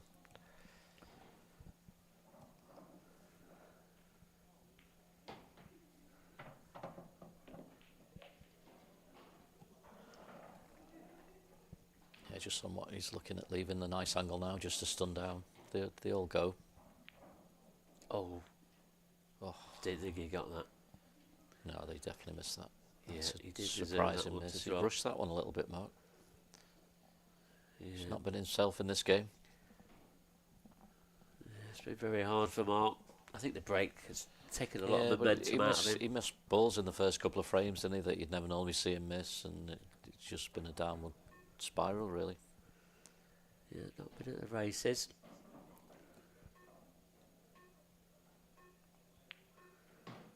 Oh, Ross, he won't be feeling sorry for him. He'll be looking at taking these out. Is he going to try and cannon these out at this opportunity now? Yeah, I think he's playing a nudge. You don't want this white ball to stick to that yellow. He's got a red he should land on, hasn't he, Mark? It's just how the reds go with the black, I think. Yeah. Probably play it with a touch of left. It'd like a 3/4 contact on that yellow, I think. Play with a bit more pace than normal. It's got the 3/4 contact. I think he can maybe play the red one to go? the right of the black now. Don't Play the think one he- to the right of the black and just... Again, it's how this turns out.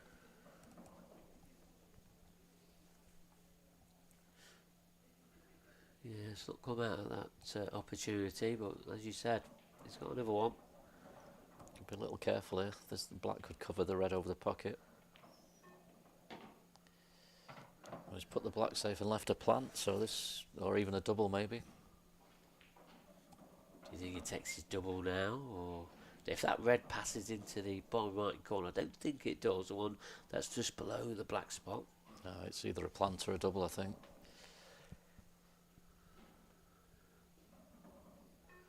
Well, it's the double. Big shot. Missed another one. He's missed the double. It's another chance for Mark Farnsworth. I've been listening to some of the commentary, and they say there's been a lot of doubles missed on this table this weekend. Yeah, just people are finding them tricky. Ross has missed 2 in this frame. Tried to develop the black there. Just it's not like Mark at all, really. He just normally pot the 3 yellows and cue the black down the cushion. Straight down to it. Smashes it in. He's going to have a choice of yellows here. The black's not a gimme though. Take the one over the pocket. Not ideal for getting on the black off the other one, but I think that's what he's got to do. Yeah, I like that. Just brings the in off into play a little bit. This he tops this through with a bit of right, and yeah, it's got a small window. Just got to be careful of the in off. He'll settle for that. Well, yeah, missed a couple of these though. Yes, but I think he'll just sort of drag this in a bit more pocket weight. I think he'll get this one. No danger. Yeah. Do you think Mark's picked up the pace a Yeah, little bit, I or was think it a he's bit playing- of like? I think he's a bit give up? disappointed, sort of disgusted with a few of the way he's played, and he played that frame a little bit like he was just on a loser's stroke, really. He's not had a lot of luck with his breaks, but he's made some mistakes. But as has Ross, you wouldn't think it'd be 7-4 at this stage with the amount of mistakes there's been, would you? No, definitely not. But Ross, he's still not over the line. He's had enough chances to win 2 matches. Yeah, he had 2 chances there. He missed his double. Well, he missed 2 doubles, didn't he? But he got a couple of bad splits on his second chance. Could have been kinder.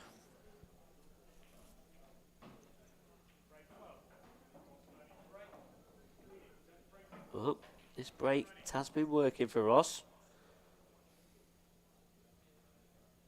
Just when he needs it working, is it going to continue? Oh, the cue ball. Ross Fernie. Bit untidy this. One good developing shot here. I mean, it's, when you're going off the break, it's unforgivable. Yeah, I think all the Reds go, to be honest, Mark. He could move a yellow away just to clear everything out a little bit around the black. But, yeah. Yeah, and he's done exactly that.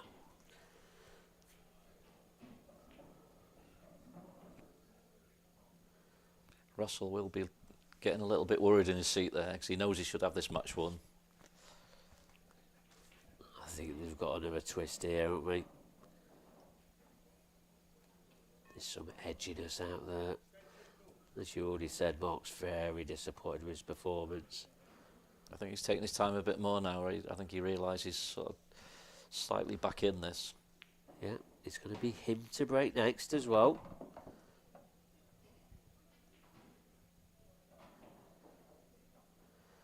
I don't think he's got all the pocket here. The red is closest to into that right centre. I think he's comfortable enough with it because he's played on it, but it does look pretty tight, doesn't it?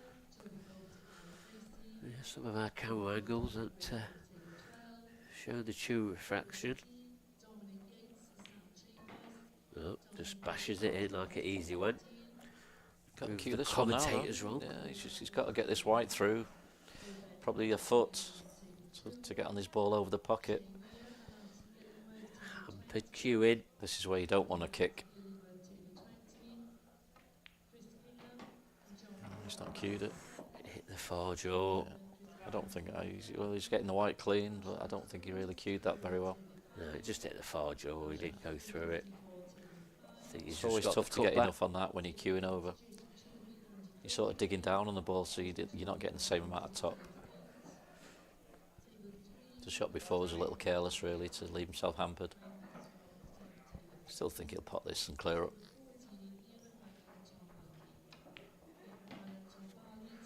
Good recovery. Don't want to be on the cushion. Side didn't really take particularly well there, so Still not perfect. Does he just drop the red that's the lowest one in? Just drop it in. might screw into the yellow here. Yeah. Oh, it's this gone is- wrong. Wow. Didn't expect that. Rushed that one again a little, Mark, didn't he? Yeah, he did. And he'll be frustrated. Can he pot this off the cushion? It's come off wide. And then Ross. I think trying to land behind that off two might have been a shot there. Just to touch it. If you get a contact, they're not really leaving a yellow. Trying to pot it, bringing the white out, and he's left him on a yellow. Obviously, he was frustrated with the way the clearance had gone and the way the match has gone in general. So he just thought, I'll get down and try and pot this. And it's a shot he could have potted, but contact there was pretty good. Yep, I think you're right. Ross Fernie. This is your chance.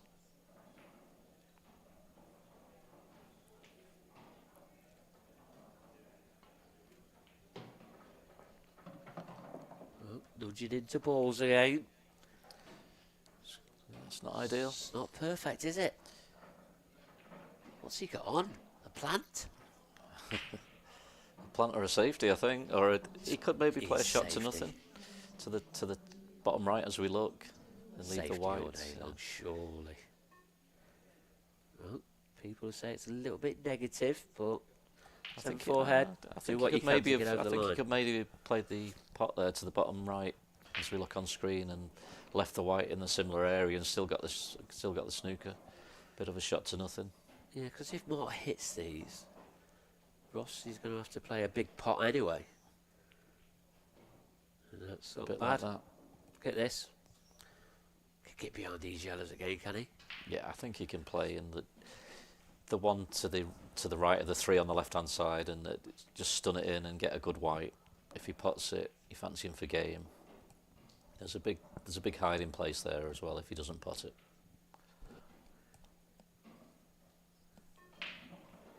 Time pressure again though. Yep. Clock is ticking down. He's rolled it. Good pot. Nice, cued it well. can bring both of his difficulty elements into play here.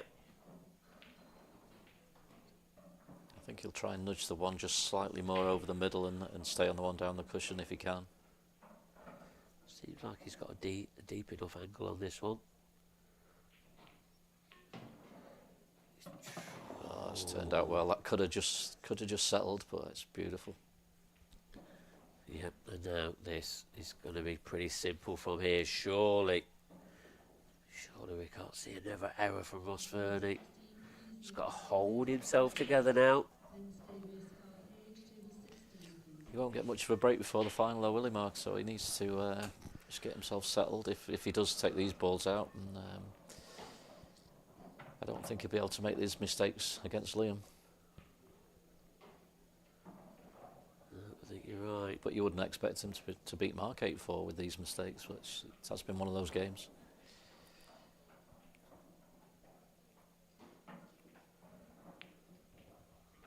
Yep, keeping it very simple. A little bit more angle than he wanted. I think he's got to come round for the same pocket. I think that's a bit too much to drop it in. He's been overdoing these a touch. Has he overdone it again? Is he fine? He's got the wrong angle. Yeah, he has, because he's not got the black into the pocket he'd want it into. So is he going to take the black into the top right, or is he going to play it with pace and come round for the black? I think he's going to stun off the black cushion. Just give yourself a pocket. If you put a bit of side on these though, it can kill the pace. He's just got enough on it. It's a great shot. Played it well. Great shot. He'll be pleased to see that. Great shot. And there you see it, Ross Fernie over the line. Definitely not the best match we've seen there from Mark. No, they'll both be well, Ross obviously won't be disappointed. He'll be delighted that he's in the final, and you wouldn't expect to see that many mistakes in a semi-final at this level. They both certainly didn't have their A game, but Ross is the one that gets over the line. Well, thanks very much, Gareth, for doing that for us, and I'm sure we're going to hear Kevin Barton having a few words with Ross Fernie, and then the final will be straight after that. Cheers, Mark.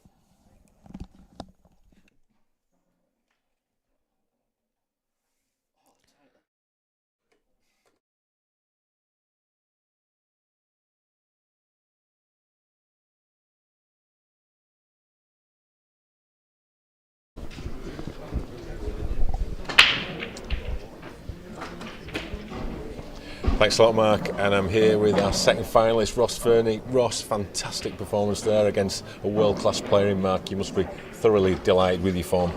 Yeah, obviously delighted to get through against a top player, but I was a bit disappointed with some of the frames I chucked there. It was a wee bit of adrenaline as well with a couple of shots, and then got a bad kick on the black. I kind of deserved it, really. It was a terrible shot, but obviously delighted to get to the final.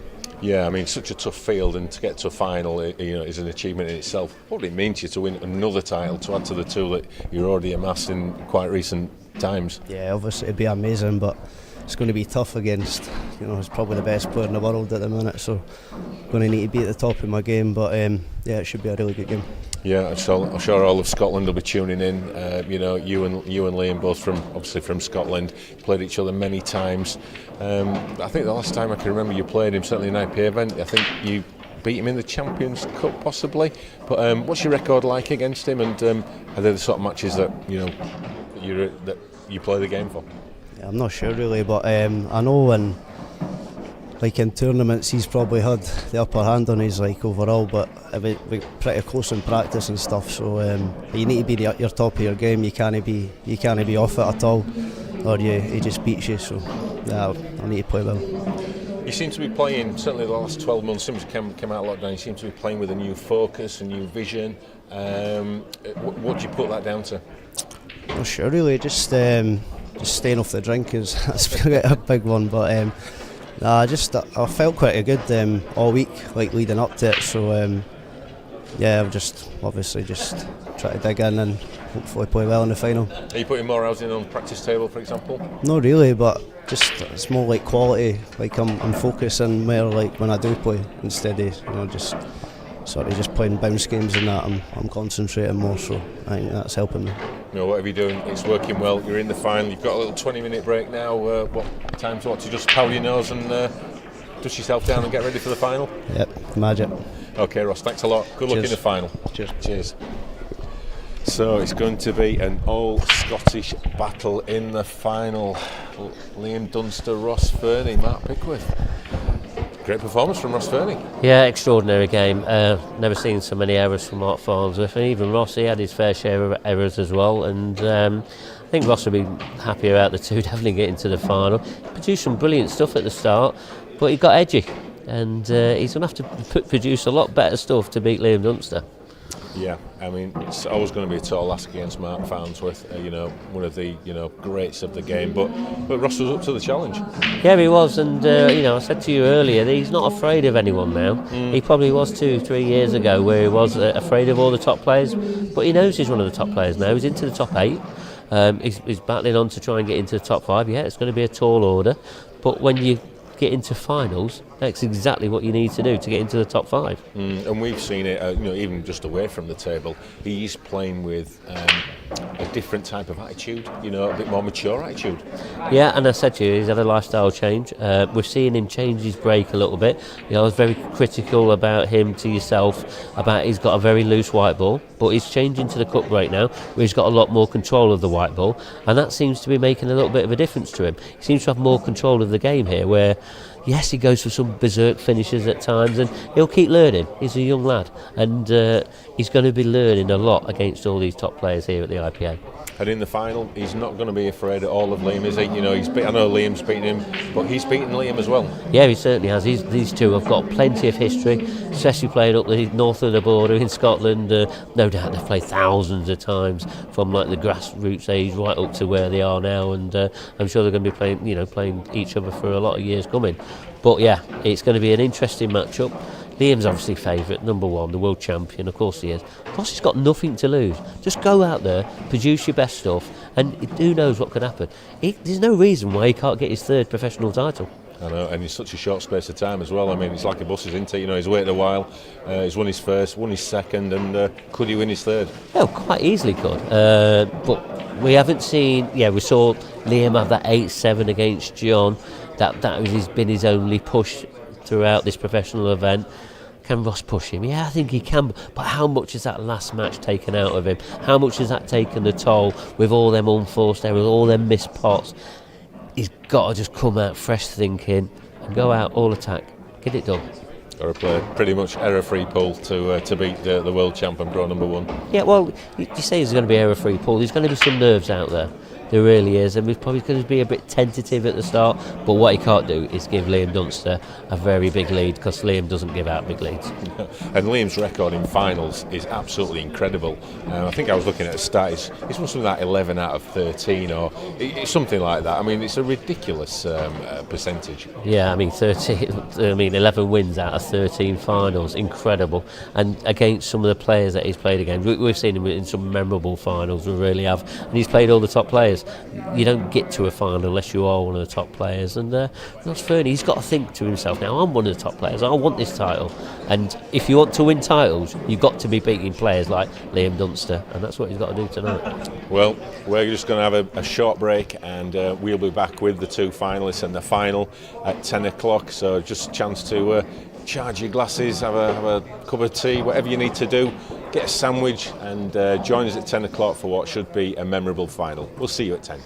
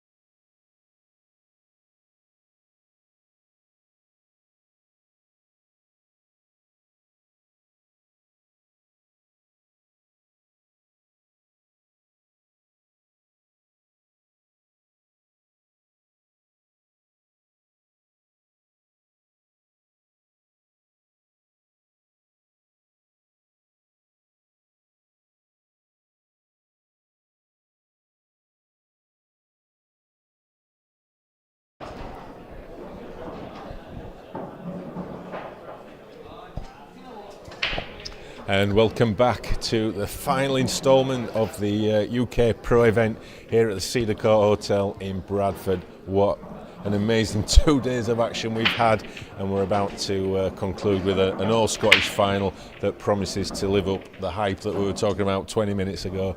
Liam Dunster against Ross Fernie-Mark. This is one just to lick the lips at. Yeah, I mean, we started off with the Battle of the Scots, didn't we, with Liam Dunster and Mark Boyle, and now we're ended up with the Battle of the Scots. Liam Dunster against Ross Fernie, and it's going to be an interesting matchup. Ross looks very relaxed today throughout, even that match against Mark when it got a little bit nervy for him.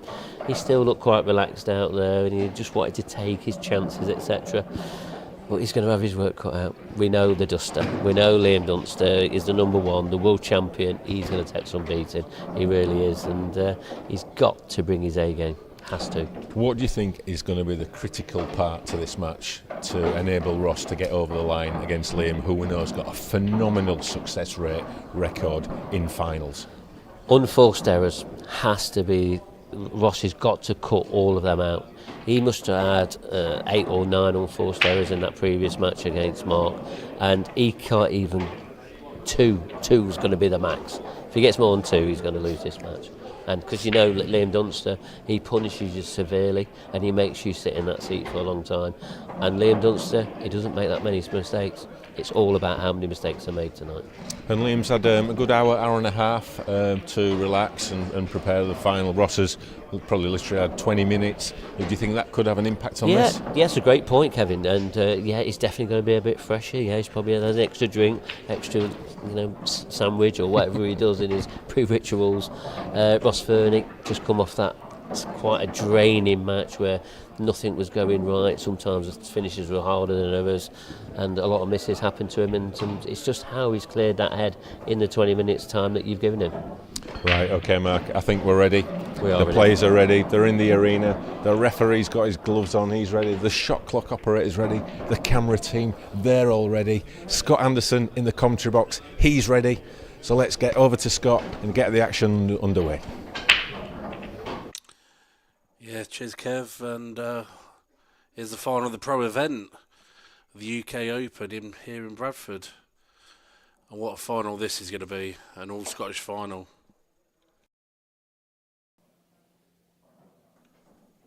I'm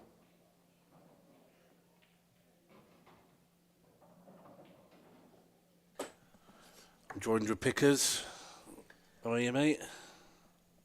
Yeah, I made a quick dash there from the studio. Miles away it is. I've been putting in some runs I have today. You've been putting the miles in, mate. Well, I missed Friday, didn't I? So they're making me work double harder today, definitely. So, can we look any further than Liam Dunster picking up another title? You can't go past him, can you, to be honest? He is the world number one for a reason. Making his gap a bit bigger at the top. But I must admit, I've seen Ross. I've played Ross this weekend. This is the most I've ever seen him focused. He does look up for this final. Yeah, I said that in the studio, and when I saw him against Mark Farnsworth, he looks really focused. Even when things weren't going his way, he still kept that focus. I'm not sure how, because he had a lot of errors in that match, but he needs to cut them out against the Duster. Yeah, I was watching it, and I was just impressed how much he kept his composure, really. So, like you said, he needs to cut their mistakes out and really push on Liam on this final. Yeah, he really does. He has to put pressure on Liam Dunster. You never see the Duster flustered. Liam with the break.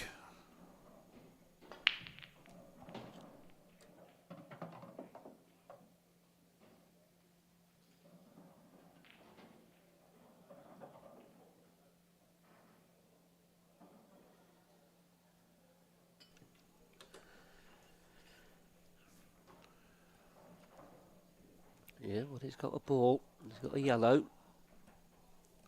Yeah, I'm just debating which way I'd go. Don't know if they play the red onto the yellow straight away with that yellow there on the side at the top there. Yeah, it's not straightforward, this clearance. But yeah, he's probably better off taking the plant now. But sure, he'll be working it out now. He's taken his extension already. He normally, when Liam when he does break off, you do see him take his extension. Well, he's turned down that plant that we was mentioning. Has he got an angle to nudge into him? Yeah, he's obviously got a plan here. Yeah, I don't like this shot because if you hit this red full ball, you're going to be behind it. You're not going to be on the yellow that's near the red. He needs to come off the cushion, nudge it out. Can he pop this yellow? Yeah, he's going to be doing some travelling with the white here.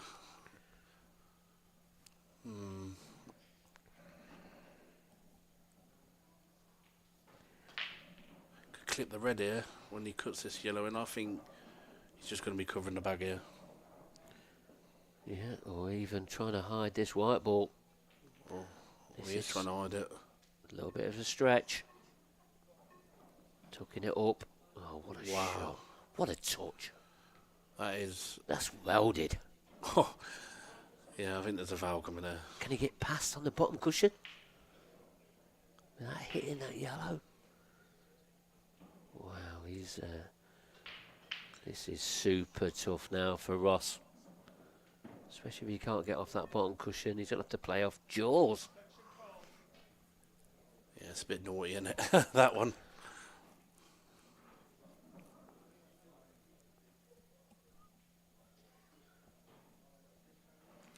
He's got no option. Oh, he can hit it off the rail. Oh, I thought he proper welded him on that yellow. It was just a simple one cushion escape. And that's why we're here. Yeah. Exactly that. I like to pick the moment up a little bit. Put some drama into it. And then you go and make you look really silly. Yeah, he's forced in. Oh, that's a...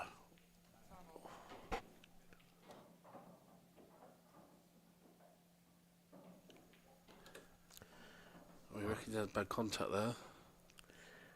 Well, it's gone wrong. He's got two balls in trouble oil.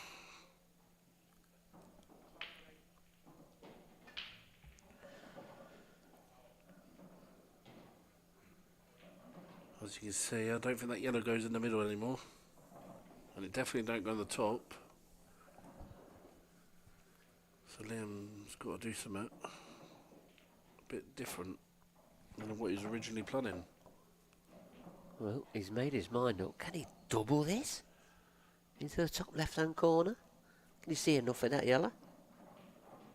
If he is, he's going to have another double. Double.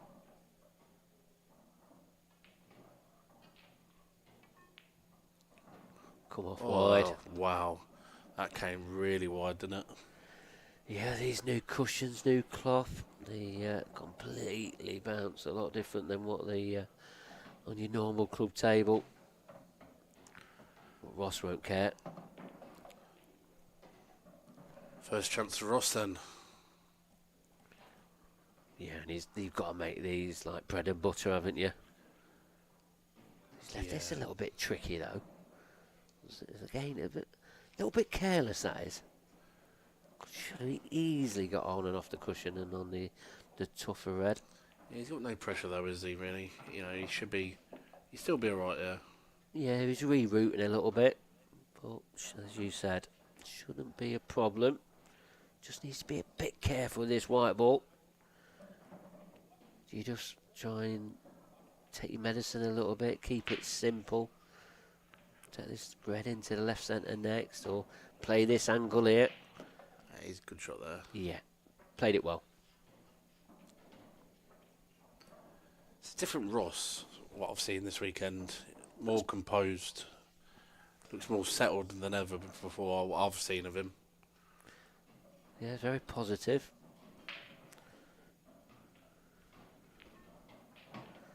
Yeah, just drops that in.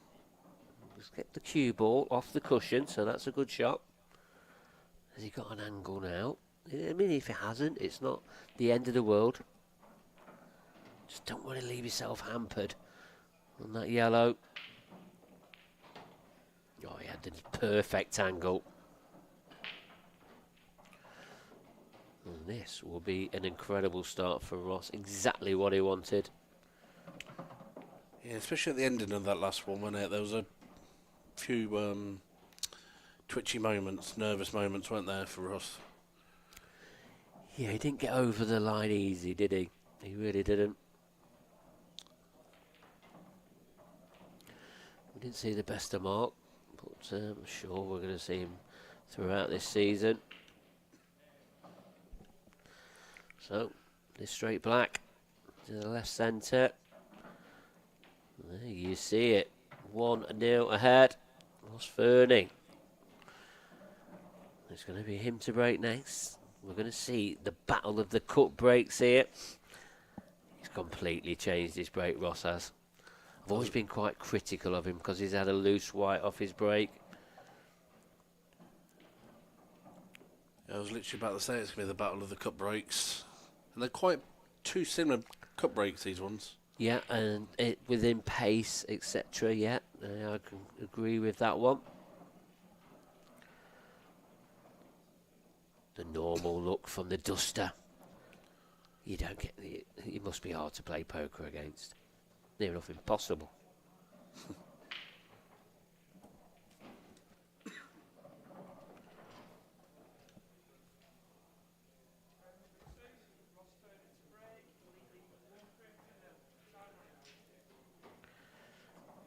First look at Ross's cut break. As you said, it looks very relaxed. Is he too relaxed? Bit of pace in that one. Got a ball, got 3. That's a solid break, isn't it? Yeah, the split okay. Not a golden yellow, is there, really, what it looked like you'd want? I think he's going to be forced to take reds there.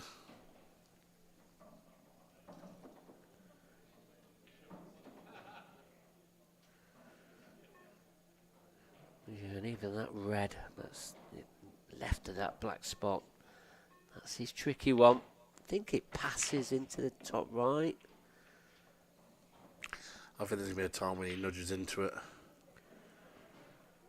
Yeah, but we all know when you nudge into him, it can go wrong.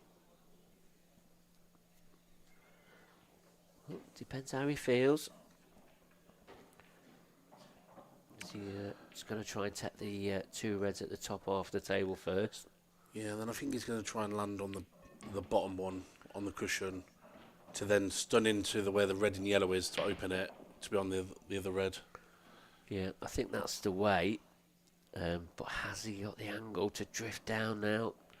This is one of them where you've got a dragdoor cue ball, making sure you get plenty of screw back, run it off with a little bit of side.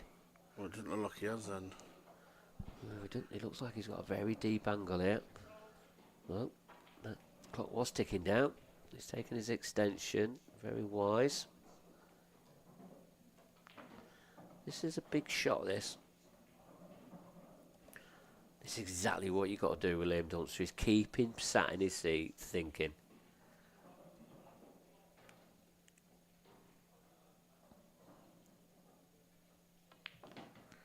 Coming off 2 cushions. Oh, is he on the red? Oh, this could be. He's on it perfect, isn't he? Yeah, he's no hampering, I don't think, either. And don't have to do a lot with the cue ball here. Just follow through and you'll be just perfect. In. Slice to look already. Don't need to do a lot of his cue ball.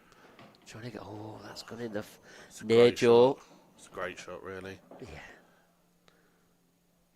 And I like the way he's going about this, playing on this ball on the cushion. He's playing confident as well, isn't he? He's Definitely changed. Yeah, a lot of players have probably just made sure the pot, nudged into the yellow, leave yourself the easy red of the two, if that's the way that you want to call it. Yeah, that's what I mean by playing confident. He's playing everything with pace, with purpose, isn't he? So I don't think he's got the perfect angle here to screw back, miss the yellow, or has he? Yeah, he has, yeah. He has. Perfect. 2-0. This black. There it is. 2-0. Ross Fernie. Exactly the start that he wanted. Punish Liam for his unforced error. And Ross Fernie has a break and clearance. Exactly the start he wanted. He'll be feeling it a little bit there, Ross. He wants another professional title. Yeah, especially after the first event. He got knocked out early on, didn't he? And he's coming here, he's in the final of the second event. It's a great start. Just looks a totally different person. More composed, more relaxed. He's proper concentrated. Yeah, it's good to see. Positive changes always suits a lot of players. He's learning from the best, though. He's in great hands in Scotland, isn't he? Oh, there's a few big names, isn't there? A few? Jeez. If only there was a few, it would make the IPA a bit easier. Oh, no, their A team gets picked automatically. There's a dozen here at the IPA this weekend. Their A team's a joke, isn't it? Yes, it's silly. It's silly. So, Liam Dunster. Oh, he's got some balls moving. And nothing down. Wow. Exactly what the doctor ordered here for Ross Fernie. Now, do you play the 4-ball plant straight in the middle? Open him up? Does it clearly go? He's looking at it. Red goes safe on the cushion. But that red travels down towards that yellow. Stun back a little bit and you're on your top yellow, aren't you? Well, big moments now in the opening part of this match. And you've called it, Scott. Is he going to take it on? Taking his extension. Really thinks this is the key shot of this frame. As you say, though, this opens it up. The 4-ball plant it is. Oh, what a shot. Not only has he played the 4-ball plant perfectly, he's played the gap between the reds to get on this red, just above the baulk line. He's made that red a little bit trickier in the middle as well, even if he does, mess up a little bit. But I can't see him messing these up now. Well, I suppose his only tricky yellow is the one below the black spot. There's not much room to pot that into the bottom left-hand corner. So he just needs to be a bit careful here. Well, he's feeling very confident, taking this now. Where's he gone with a cue ball? I'm not sure he played it like that. I think he's on it, but it's careless. Do you think he's on it? I mean, yeah, it he's looks on it. Yeah, looks he's on okay it. there. But he's got to go around the 2-3 cushions there. 2-3 cushions, missed the 2 reds and Missed the black. And get back on position. Big shot. I think the position's natural. It's just missing everything in the middle of the table. That is Slice the of luck. best bit of run you could have. Yeah. Them reds could have gone anywhere. The white could have gone anywhere. And I think he'd be better off I'll be running hitting this yellow. them. I'll be running this yellow down just to make it easier. And then you can roll middle. He's just got hampered queuing though. That's It's not bad. That's why I played the other yellow. He's not bad though on this. Nah.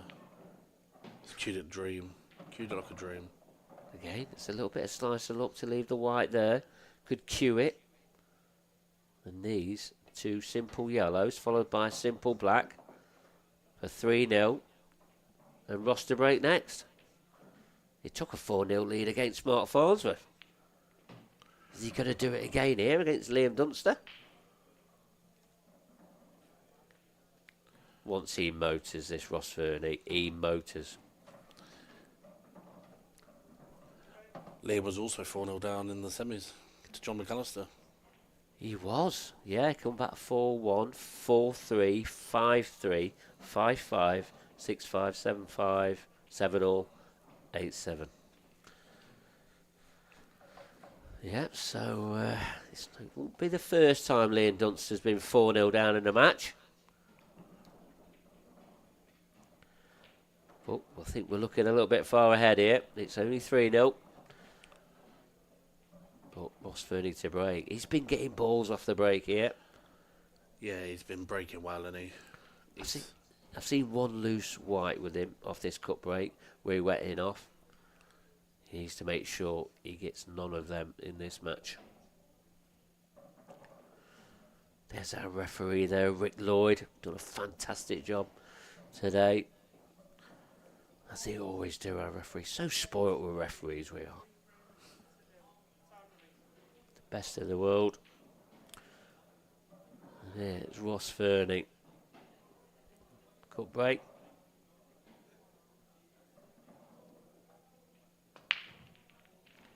Cue ball. Black. And Wow. knock the cue ball out of the way. So, if the black didn't clip the cue ball, it means the black wouldn't have gone in, and it means the white would have. Better luck. But isn't the break luck or skill? It's always about looking. It really is. It's about controlling that cue ball, though. Yeah, I agree.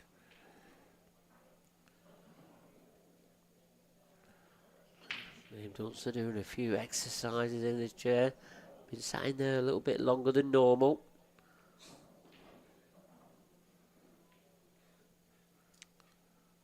He's just so composed, isn't he? Nothing flusters him. He's one of the best players in the world now. He just needs to motor on now. He can take it to another level. He's obviously chasing the levels of the Dunsters, the Farnsworths, etc. But that's what they're there to do. They're there to be shot down. Don't want a dry break, though. Oh, he does not want a dry break in that. Look at the way these have opened up. Got a bit more power on that one. Yeah. He just, tried to force that one a bit more, didn't he? Yeah, he seemed to did.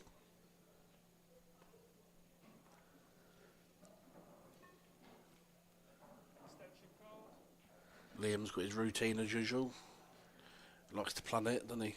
Yeah, that first shot, he seems that it's very important to him. He just plans out, he maps it out. He does what Liam does. That's why he's the best in the world currently.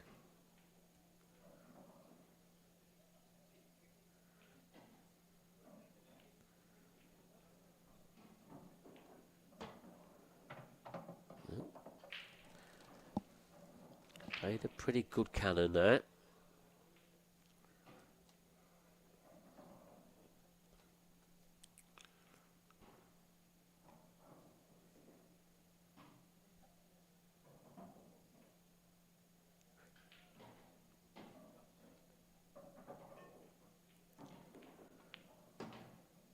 It's always good to watch Liam, isn't it? Like what he does off the table as well, as much as on. He's very methodical at what he does, and he's very solid. Makes the basics.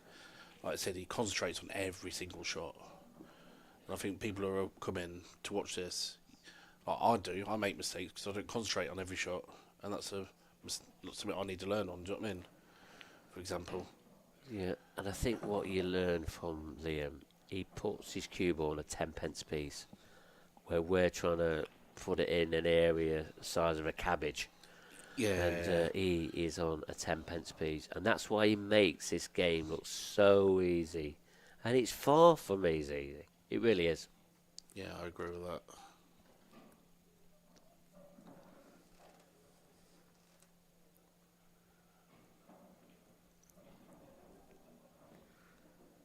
Yeah, he's not in perfect position here. I'd probably top through to the other side of the red here. Yeah, he's got options, but whatever he sees, he's a little bit close to the cushion than he wanted. Yeah, that's why I thought he might have topped through. But again, for me, these are 3 yellow roll-ins. Drop the one in the top left-hand corner, drop the one in the top right, then one in the left centre. Sounds easy, can come on and off the cushion, pop the yellow in that corner. It is that simple. Does not want to be straight here, though. Yeah. It looks like he is a tad straight. Do you think he'll just come back a little bit and go roll middle as the black so close? Yeah, there's no reason to really do anything else. And Liam, he doesn't make that cue ball travel a lot. But that clock's ticking down. Not that it'll bother him. Oh, this yellow. Is that a kick? It was definitely heavy, wasn't it? Yeah, he's not perfect now. Yeah, he's got definitely a lot heavier contact there.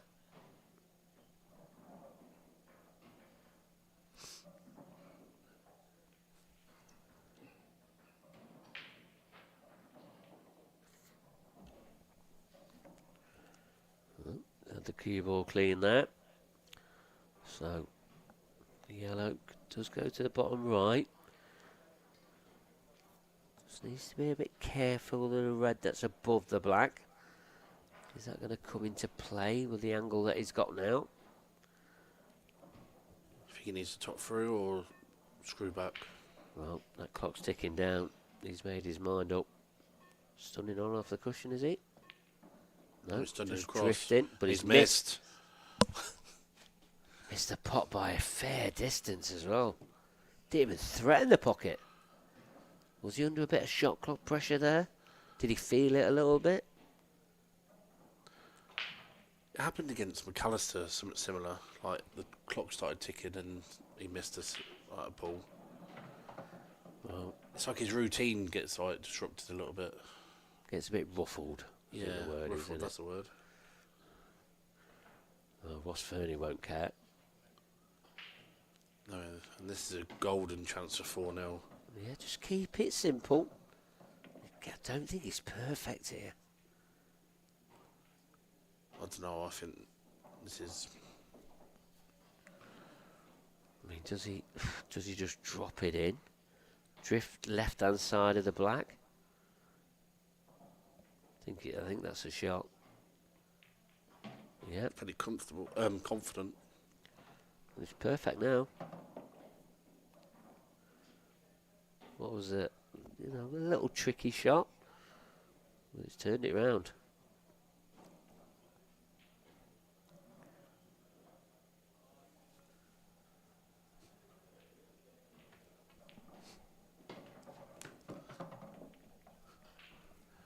Yeah, he's got to roll this in now.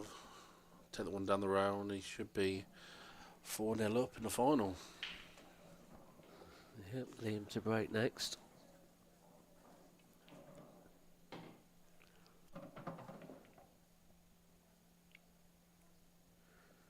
Got a nice angle here. Probably a little bit more than he wanted. Yeah, about another inch would have been plumb, wouldn't it? So he's just got to drop this in at dead weight. We have seen him been overrunning a couple of shots against Mark Farnsworth. Probably more than 2, to be honest. Good pace. That's perfect. Back in position.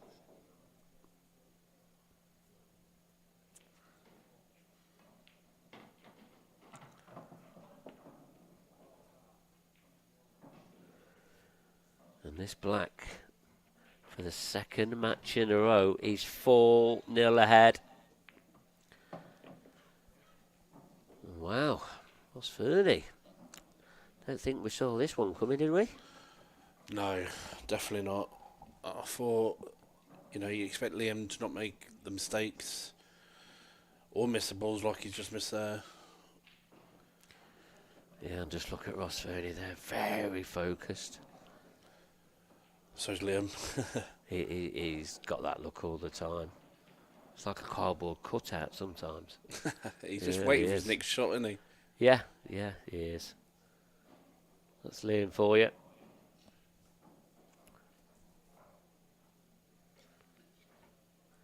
been a world-class professional number one, though. Liam has. Phenomenal player, phenomenal talent. And everyone's chasing his crown. Everyone's chasing the number one spot. And that's what you've got to do. If you want to be number one, this is the guy you've got to beat. Someone needs to beat him early on so he can get number one spot. Well, I think he can not turn up for the next 3 tours, and no one's taking that number one spot this season. He's got that for at least till next year. And the rest. And the rest probably, yeah. He's so far ahead. So, this cut break, is it going to start working for Liam Dunster? He's got a ball this time. But look how horrible these have turned out. Can he get to that one in the middle? It's tight. Ugh. I'm going to say he can, but it is tight. I'm going to say he can as well. If not, that is very unlucky. And maybe that's the way that this match is going to turn out. Clock's ticking down. Extension will be called, 100%. Yeah, it has been. Well, if you get on the one in the yellow into the left centre, do you see a problem? It's not straightforward. Nah, he needs to get the top one out quicker than... Yeah, he needs to get 2 balls out quick, but I think he's going to stun back or follow through. Follow through? No, yeah, stun through the gap. I thought he would. I don't think he's in prime position yet.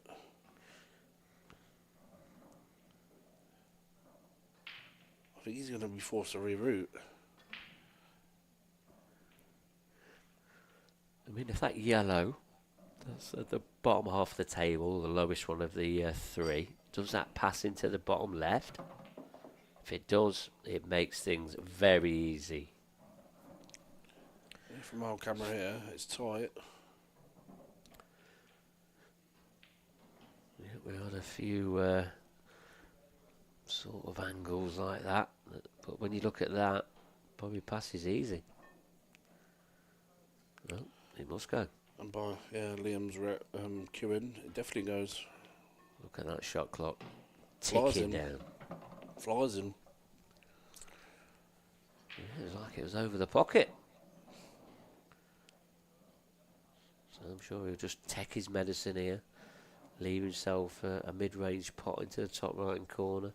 Don't think he'll try and get too close to this yellow. What he does need to do is make sure he leaves himself the right angle so he can draw it back. Oh, I don't understand. He's kissed the red and it's took it off angle. Unless he thinks he was hitting the red thicker. But for me, don't bring it into play. Just drop it in. Leave yourself the tougher yellow. Well, he's going to have to do a little bit more with the cue ball now. I don't see the pot being a problem. It's all about positional. Again, he's kissing a red, and it's gone wrong. Wow, that is unbelievable.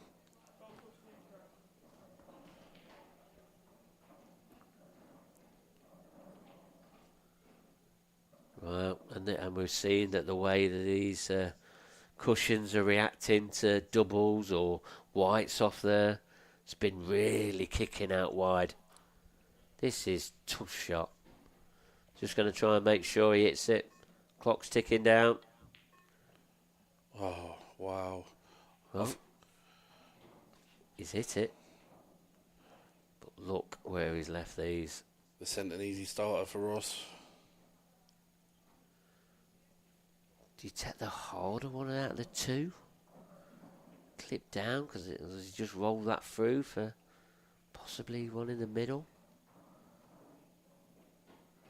Does he go for him at this opportunity? I think you've got to, aren't you? You're not going to get these opportunities against Liam Dunster. Yeah, I'll be taking the hard one, I think. You could take the long one if you wanted. Back himself to get it. You said he's been looking confident, playing confident. Is that the way that he's feeling? If he gets this, it sends a message out to Liam Dunster.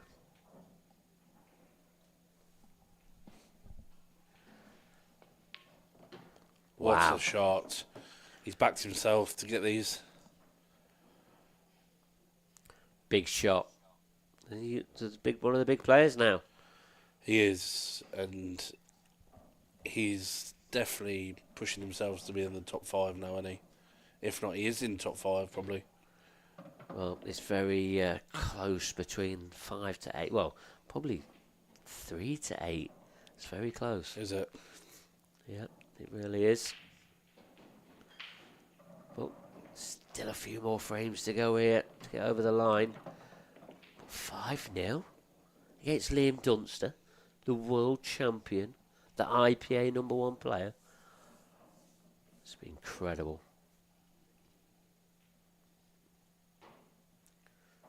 Well, these reds, surely dot to dot, followed by a simple black. Just what he needs to do here. Don't leave yourself hampered. Just stun this back a bit. Oh, he's He's gone spun it forward. through. Got a nice angle. Could have done either. It was fine. This is simple ball. Well, Ross Fernie, this black for 5-0. And he will be breaking in the next. 5-0, incredible, really. Yeah, I mean, we've seen some uncharacteristic mistakes from Liam.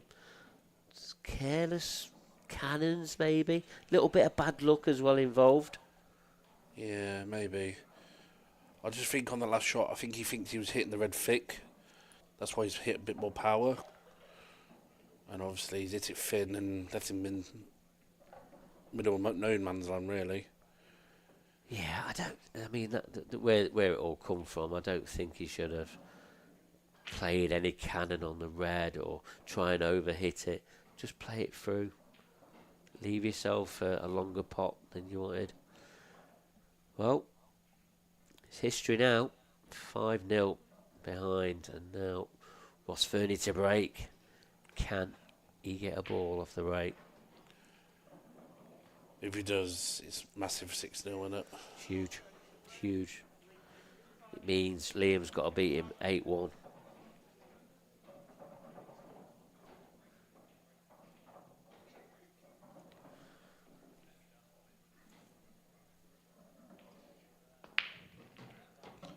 Cue ball's out. Oh, it's kicked in. Oh, what a last flick that was.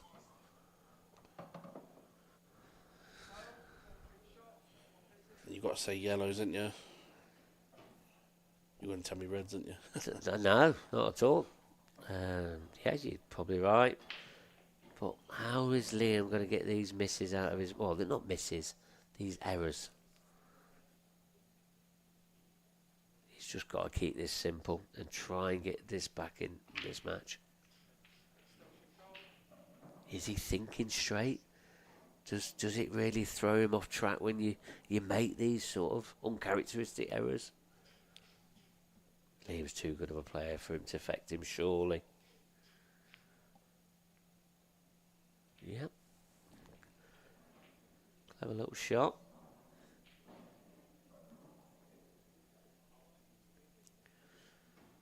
He's trying to keep it simple. It's just tricky. He's got that one near the black quicker rather than later, doesn't he? Yeah, it needs to be in Like the left that. centre.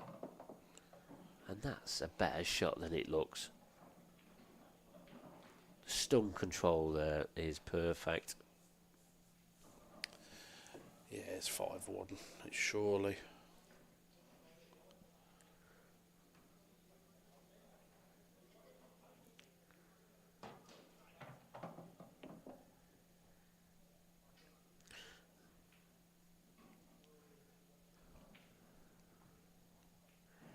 Yeah, I don't think Ross should be too critical of himself there off his break.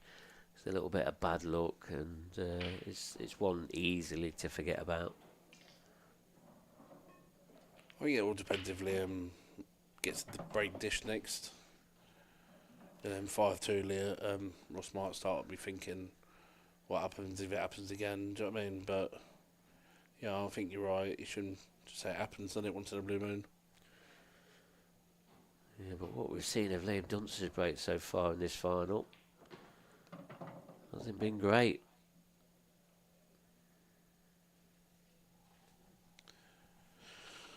Just a simple little screw back in it.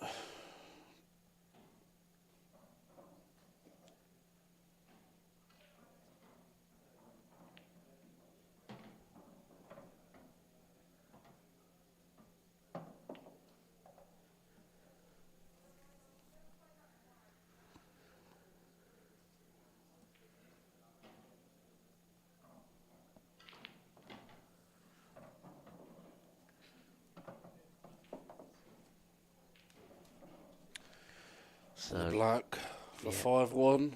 The simple 8 ball into left side, and there you see it. 5-1. He'll be pleased to get a frame on the board. I think that getting that frame there was a little bit longer than we thought it'd be going.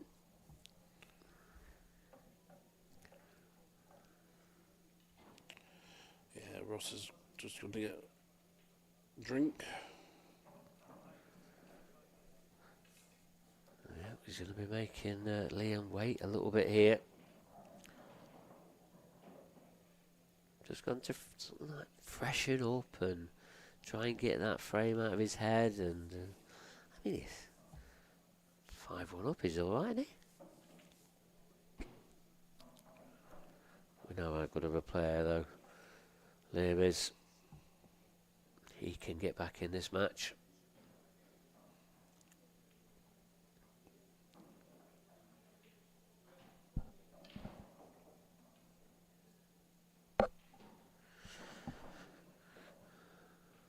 As you can see there in the back of your picture there, on the top of your picture, a lot of games going off.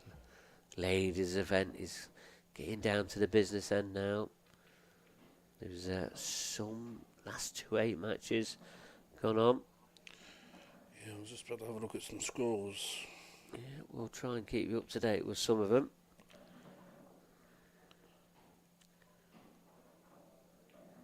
There is so much going off. One thing for certain is that this professional event, that'll be finished tonight. And then all the other events will be finished tomorrow.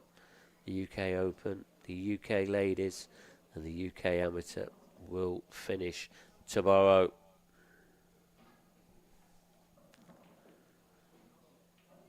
If anybody want to keep up with all the latest scores, we've got all the links that are on the IPA page at ipapool.com. If you want to follow some of your favourite players, that's the best way to get them. Oh, Ross is back. Liam Dunster, what can he do to change a little bit on this break? Liam doesn't normally change his break, so I don't expect him to be doing anything rash yet. I think he is. He has it, he's shaped up her. He's gone into the other side. He has, and he's normally in the top right hand corner. He's changing it round a little bit. Is this going to work?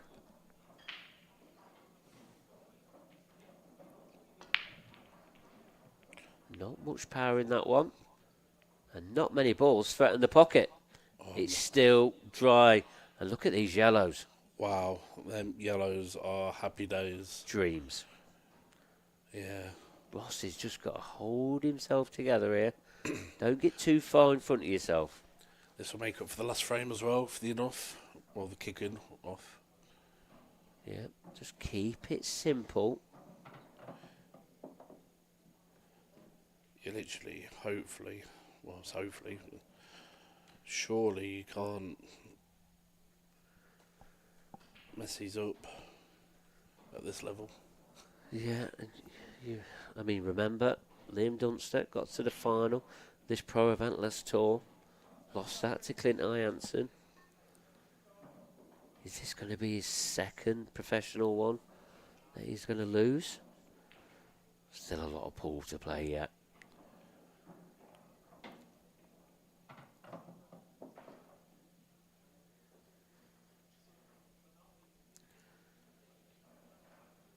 These yellows look very simple. Don't think he's got the best angle here. Yeah, I think he's going to have to stun this back. So do you just roll it through? Oh, he could pinch a bit of the pocket. In between balls here. He's done the one that is closest to now, on and off the cushion, the one just above the black spot. He's got options here, to be fair. Always taking this one. Yeah, get through to this. Well, if this goes to the right middle, it's simple. Dot to dot now. Yeah, looks like 6-1. And his break. Yeah, nicely stunned. Just get this on and off the cushion. Don't leave yourself on the cushion. I'm shocked that Liam changed his to the right hand side. Yeah, me too. You don't normally. Yeah, I don't He think normally I've just seen him. bears with it. Just knowing that it's going to work sooner or later. Well, another simple 8 ball here for Ross Fernie. And another reverse clearance. 6-1 to the riot. He's causing a bit of a riot here. Yeah, I think Dan said it earlier in the last match I was commentating. It looks like there is a curse on the world champions. Yeah, I think it's always tough to pick up a title sometimes, but he's got an incredible record in finals. Incredible. 11 wins out of 13, I think we looked at. Wow. Mr. Stats. And you think of some of the players he's played against. I can only imagine.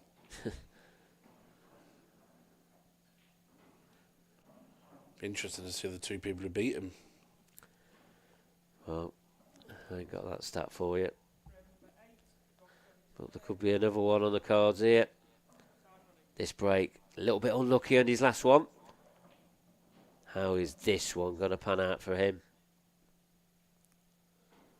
It's the cut break again. Oh, a bit more power this time. And then balls moved. Cue ball's a little bit safe. No. He's only got an option of a yellow. Can he get through to the red over the bottom pocket? If he can, that's a slicer look.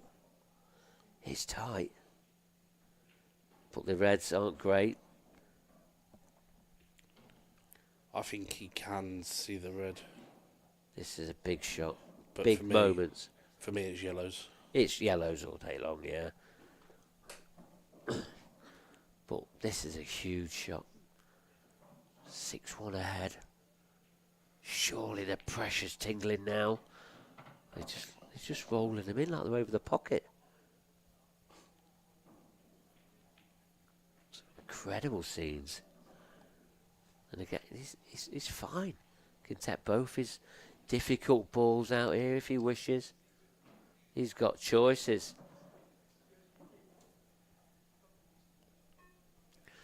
Just saw a little picture there of Liam. He had a little grin on his face. He just knows. It's out of his hands now. Does he just roll this in? Roll the one in the right centre then? He's gone too two far. in the bottom left. He's gone too far, hasn't he, surely? To go top. I say he takes the one in the top left. Oh, he must be perfect then. Going up top right, he's going in for a cannon into the red. No, twice across. White ball's doing a bit of travelling. I don't like this.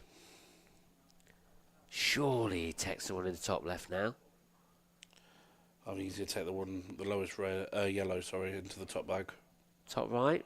Yeah, top right. Yeah, he's straight. Oh, yeah. Oh, it's fine.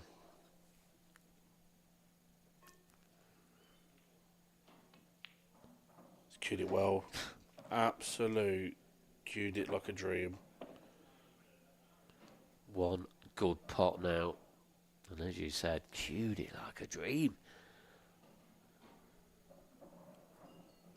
That's suppose he's a little bit fortunate to land on it straight, coming twice across. But you take it, don't you? Take the rough with the smooth. Got to cue this one like a dream as well. And he has. Wow.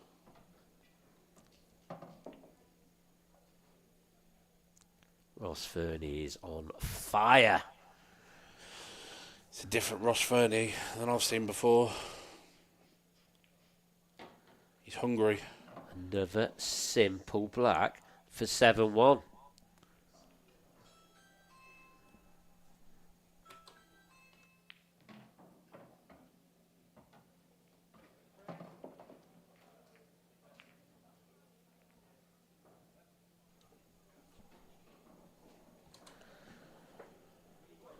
7-1. Wow. No one had this in this final predicted score. No one's predicted 7-1 to Ross Fernie yet. No. No offence to Ross. We know he's more than capable on his day, and he's producing it in the final. Fair play to him. Liam Dunster to break next. What's going through Liam's mind now? Is he going to swap it again? What does he do? He's decided now, I think. Head on. Get some power into it. Loosen the arm up. I don't think Liam does that. I think he literally keep it the same. Yeah, he's going back to the normal side. Yeah. He's just got a routine. He keeps to the same and hopes that's what wins in the game, isn't it? He's got enough titles in his on his CV. There's no reason why he needs to change it. And why would you? When you get breaks like that. He's been ruffled up though, and that is really put a little bit of doubt in his mind. Well, he's back now. Got a ball off the break. But as I said, this match is out of his hands because Ross is going to have quite a few breaks to win this match.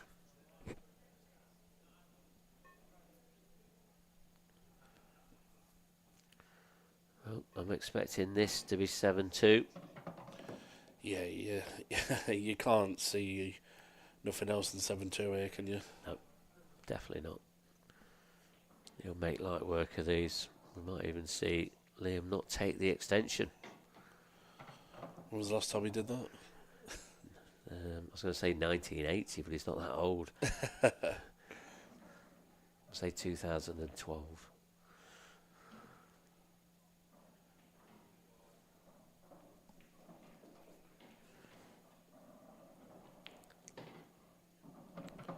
Yeah, just keep doing what you're doing, innit? And hopefully get another 6 chances.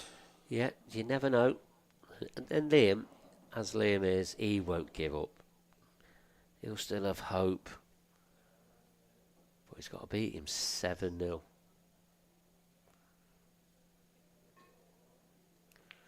Ross just needs to be a bit patient.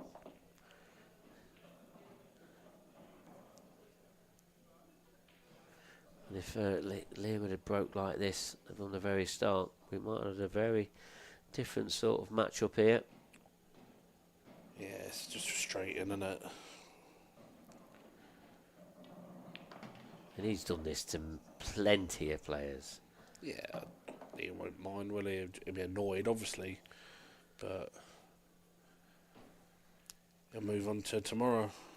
Yeah, and I mean, if Liam does eventually lose this final, he's his biggest critic. He'll be looking back on this and trying to see where he can improve. I mean, I did say in the studio, you know, Liam's got a new club now. Surely the practice maybe is taking a bit of a backward step. But still producing the goods, getting to an IPA final. I don't think that'll change. He is solid. You can't, there's nothing else you can say. There's not many. He hasn't got much of a weakness. He really hasn't. He's hard to pick a weakness. He has. And he's still young. Yeah, sickening. These two are going to be playing for the next 30, 40 years. Can't wait. Well, there's Ross one frame away from another professional title. Is this going to be his time now? Or is Liam going to put some pressure on it? Well, this break's it's been pretty kind to him, to be honest. Yeah, he's had the better of the breaks. And it obviously states by the scoreline, doesn't it? Yeah, it does. It's good to see other people winning as well, doesn't it? Yeah, I get what you're saying. It's good to see a good quality final. Yeah, 100%. They're both good guys. They really are. Well, black ball's down. Oh, black again. Twice. Yeah. It wasn't a bad split either. A little bit untidy. There's not many balls in the top half of the table. So he'd have to be a bit careful about his work. But he won't mind that. He'd be glad to see a ball down. A few more Scottish people just come over. What's the last couple of frames? Yeah, they know they're getting it down to the business end now. There might be a few people on this left-hand side as well. Yeah, of course it will. They'll come through the door.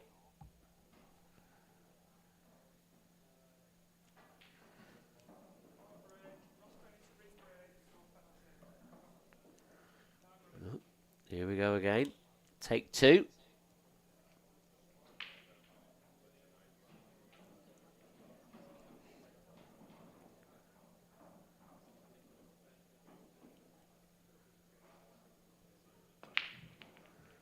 White ball's loose. There's a ball down. It's Oh, yellow. Red's gone. Oh, and these reds look okay. Just an opening red. Has he got the clip back here? But that white is going to be travelling. Oh, he is looking at the clip back. Or is he looking at... He can't be... No, he's not looking at the yellow. No, he's looking at coming over two cushions, I think. I think the only problem, if he hits this too thin, two cushions, probably brings this far middle into play. Yeah, I'm quite sure he's not trying to play this thick with a bit of side to come at the bottom of the table. It's a tricky positional shot, this. Very tricky. Come over twice, maybe.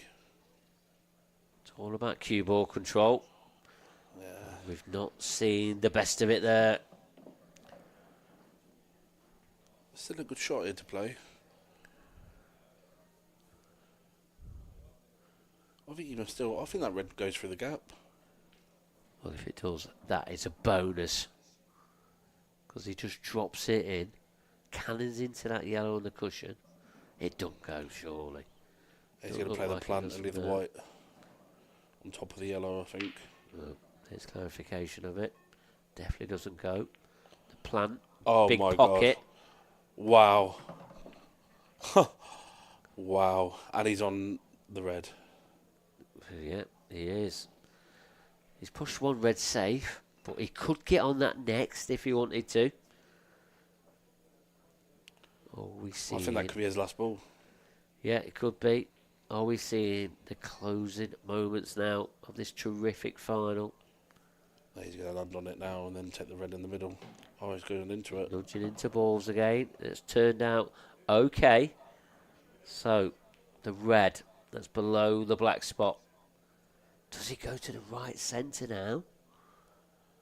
Yeah, if it does, is that another bonus? Has he got a bit of hampered queuing though? He's going to be taking it now, if so. Clock's ticking down. He's not. Yep. I think it goes into the right centre. Or does it go top left? It don't go top left now, surely. No. No. No, it doesn't. That's getting everyone excited there. Well, it might do. Wow, that camera angle tells a different story. He would have got down and smashed it in if it did. Clock is ticking down. Just drops it in. Has he got, what angle's he got here? I think he's perfect. Do you? He's only got to get to the side cushion. Black goes in the middle. Oh, There's not a lot of that black sticking out.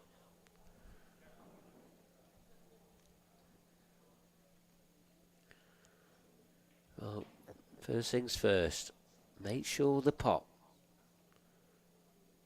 There'll be nerves on this one. Tricky cueing. He's got the pot. Is he on the black? It's bounced a little bit further than he wanted. I think he's okay. Oh, looks tight. Does he have to play it off the yellow? Or does it go clean? Oh, it goes clean, I think. Yeah, it goes clean. And there you see it. What a black that was. Ross Fernie. Liam Dunster couldn't do anything about that. Undeserved winner of the UK professional event there. Well, Scott, I'll leave this with you, and we're going to have a little presentation party, and thanks very much for helping us commentate.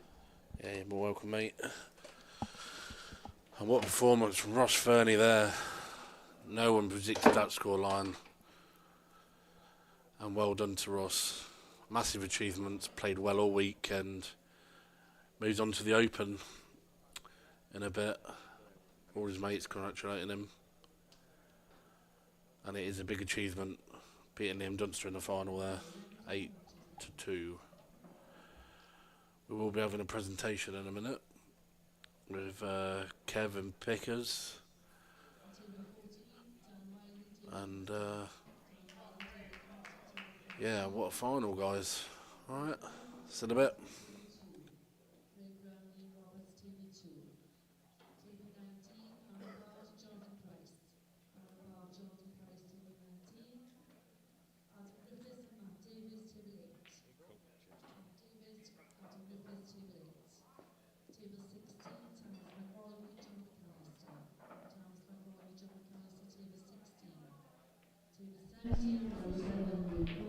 Welcome down to the arena for the presentation for the UK Professional Championship after a fantastic battle between these two great players from Scotland. First of all, let's introduce our runner-up, Liam Dunster.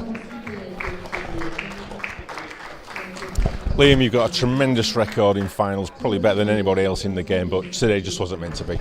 Yeah, absolutely. I mean, I could go on. I got 3, 4, 5 kicks. I mean, lots of flicks against me, etc., etc. But you can't take it away from Ross. He played very well. Every time he went to the table, he was finishing it. So hats off to him. And you two are obviously destined for a lot more battles to come. So, as viewers and fans of the pool, it's great for us, and lots more finals for you to look forward to. Yeah, definitely. Yeah, he's definitely climbing up the rankings. He's getting himself in later stages a lot more. Because I think before last year I'd probably said he's the most underrated player on the tour, but now he's finally proven it by, I think this is what his third or fourth or whatever win. Yeah. So he's fairly pushed himself to the top now. Yeah. Okay, and obviously not the result you wanted, but overall pleased with your game and where it's at the moment. Yeah, definitely. Yeah, like I said to you earlier on, I was coming into this tournament fully expecting to get beat earlier on. I'm just glad I embarrassed myself in the final and not just the first round. So I'm happy with it. If you'd asked me before I came, would you take getting beaten hammered in the final, I'd have said absolutely yes. But obviously, if you asked me like a few months down the line, would you take it? I'd say no. But just at the moment, I'd take that every day. Yeah. Well, Liam, thanks a lot for a great performance, great tournament, and we never know, we might see you in the Open final tomorrow night. Cheers, thank well you. Done. Liam Dunster there. Runners up this time, it's not meant to be, but the winner, our UK professional champion, Ross Fernie. Ross, what a performance, absolutely flawless. Tell us your thoughts at this moment. Just feel a bit drained, to be honest. If you were to say I was to beat Dunster 8-2 before it, I wouldn't believe you, but everything just seemed to go my way, but he was getting a bit unlucky with the breaks, but to beat the number one player 8-2, I'm delighted with that. Yeah, I mean, you've still got to take them out, and you were absolutely clinical there. I don't think you missed a pot in that match. I just sort of, don't know, really just sort of tried to play my game, and felt like a lot of things were gone for me, like no matter what I tried, or wee flicks or that, just sort of come off for me, so hopefully I can get another good run them on. So. And this new approach that you've talked about, keeping off the drink, whatever it is, what you're doing, the practice, getting the quality practice, it's obviously paying dividends. Yeah, I'm glad that it's paying off. Like obviously, like when I'm practicing, I'm putting the hard work in. So I'm really happy with that. Well, Ross, it gives me great pleasure. Mark's going to present you with a trophy. You are the UK Professional Champion 2022. Congratulations.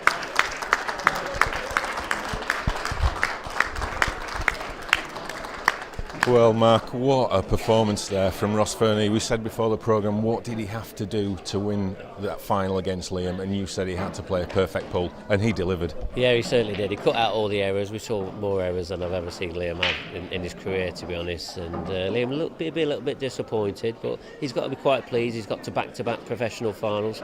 But credit where credit's due. Ross Fernie, 3 professional titles now. And he's only a young whippersnapper as well, isn't he? So but it's good to see, Ross coming up the ranks and that. We're going to see him around for a long, long time. We started the coverage off yesterday with an all-Scottish about the last 16. We ended up with another Scottish final. The strength in depth in Scotland is phenomenal. Yeah, it's ballistic, it really is. I was saying to Scott in the comms and that, he said there's a handful of good Scottish players. I said there's at least a dozen here this weekend, and then there's still an absolute, it's a minefield in Scotland, the quality up there, and there's no reason why the Scottish people are getting to these finals all the time, because they're just pushing each other, and they're playing week in, week out at top quality events. And once again, we've seen an incredible final by 2 Scottish players. Terrific. Where do you think Ross Fernie can go now? He's won 3 titles in a short period of time. What's the next 12, 24 months got in store for him? Well, I mean, everything's sky's the limit for Ross. It really is. And I think the first step is try and just keep up there, try and get to as many semi-finals, finals, try and get into the top 5, and then take the next step. And then, everyone's going to be chasing Liam now. We're going to be chasing him for years with the amount of points that he's accumulated. And that's what is. That's what it is. If you ask Ross now, he'll be saying, "I've got to chase Liam Dunster." Yeah, Liam certainly has raised the bar, set the bar, and continues to raise the bar. Up to the final, Liam was pretty impeccable, and obviously went into the final as favourite. But just a final word on Ross's performance. Phenomenal. He's nicknamed the Riot for a reason. He's caused the riot here tonight, and I'm sure we're going to see Liam bounce back once again. But we're incredible fun and an incredible winner as well. Absolutely, well said, Mark. Well, that's just about it from us for today, but the good news is we are back tomorrow at 1 o'clock, where we'll be bringing you the conclusion of the Open events, the amateur event and the ladies event. So I hope you've enjoyed the coverage, and we'll see you tomorrow. Good night.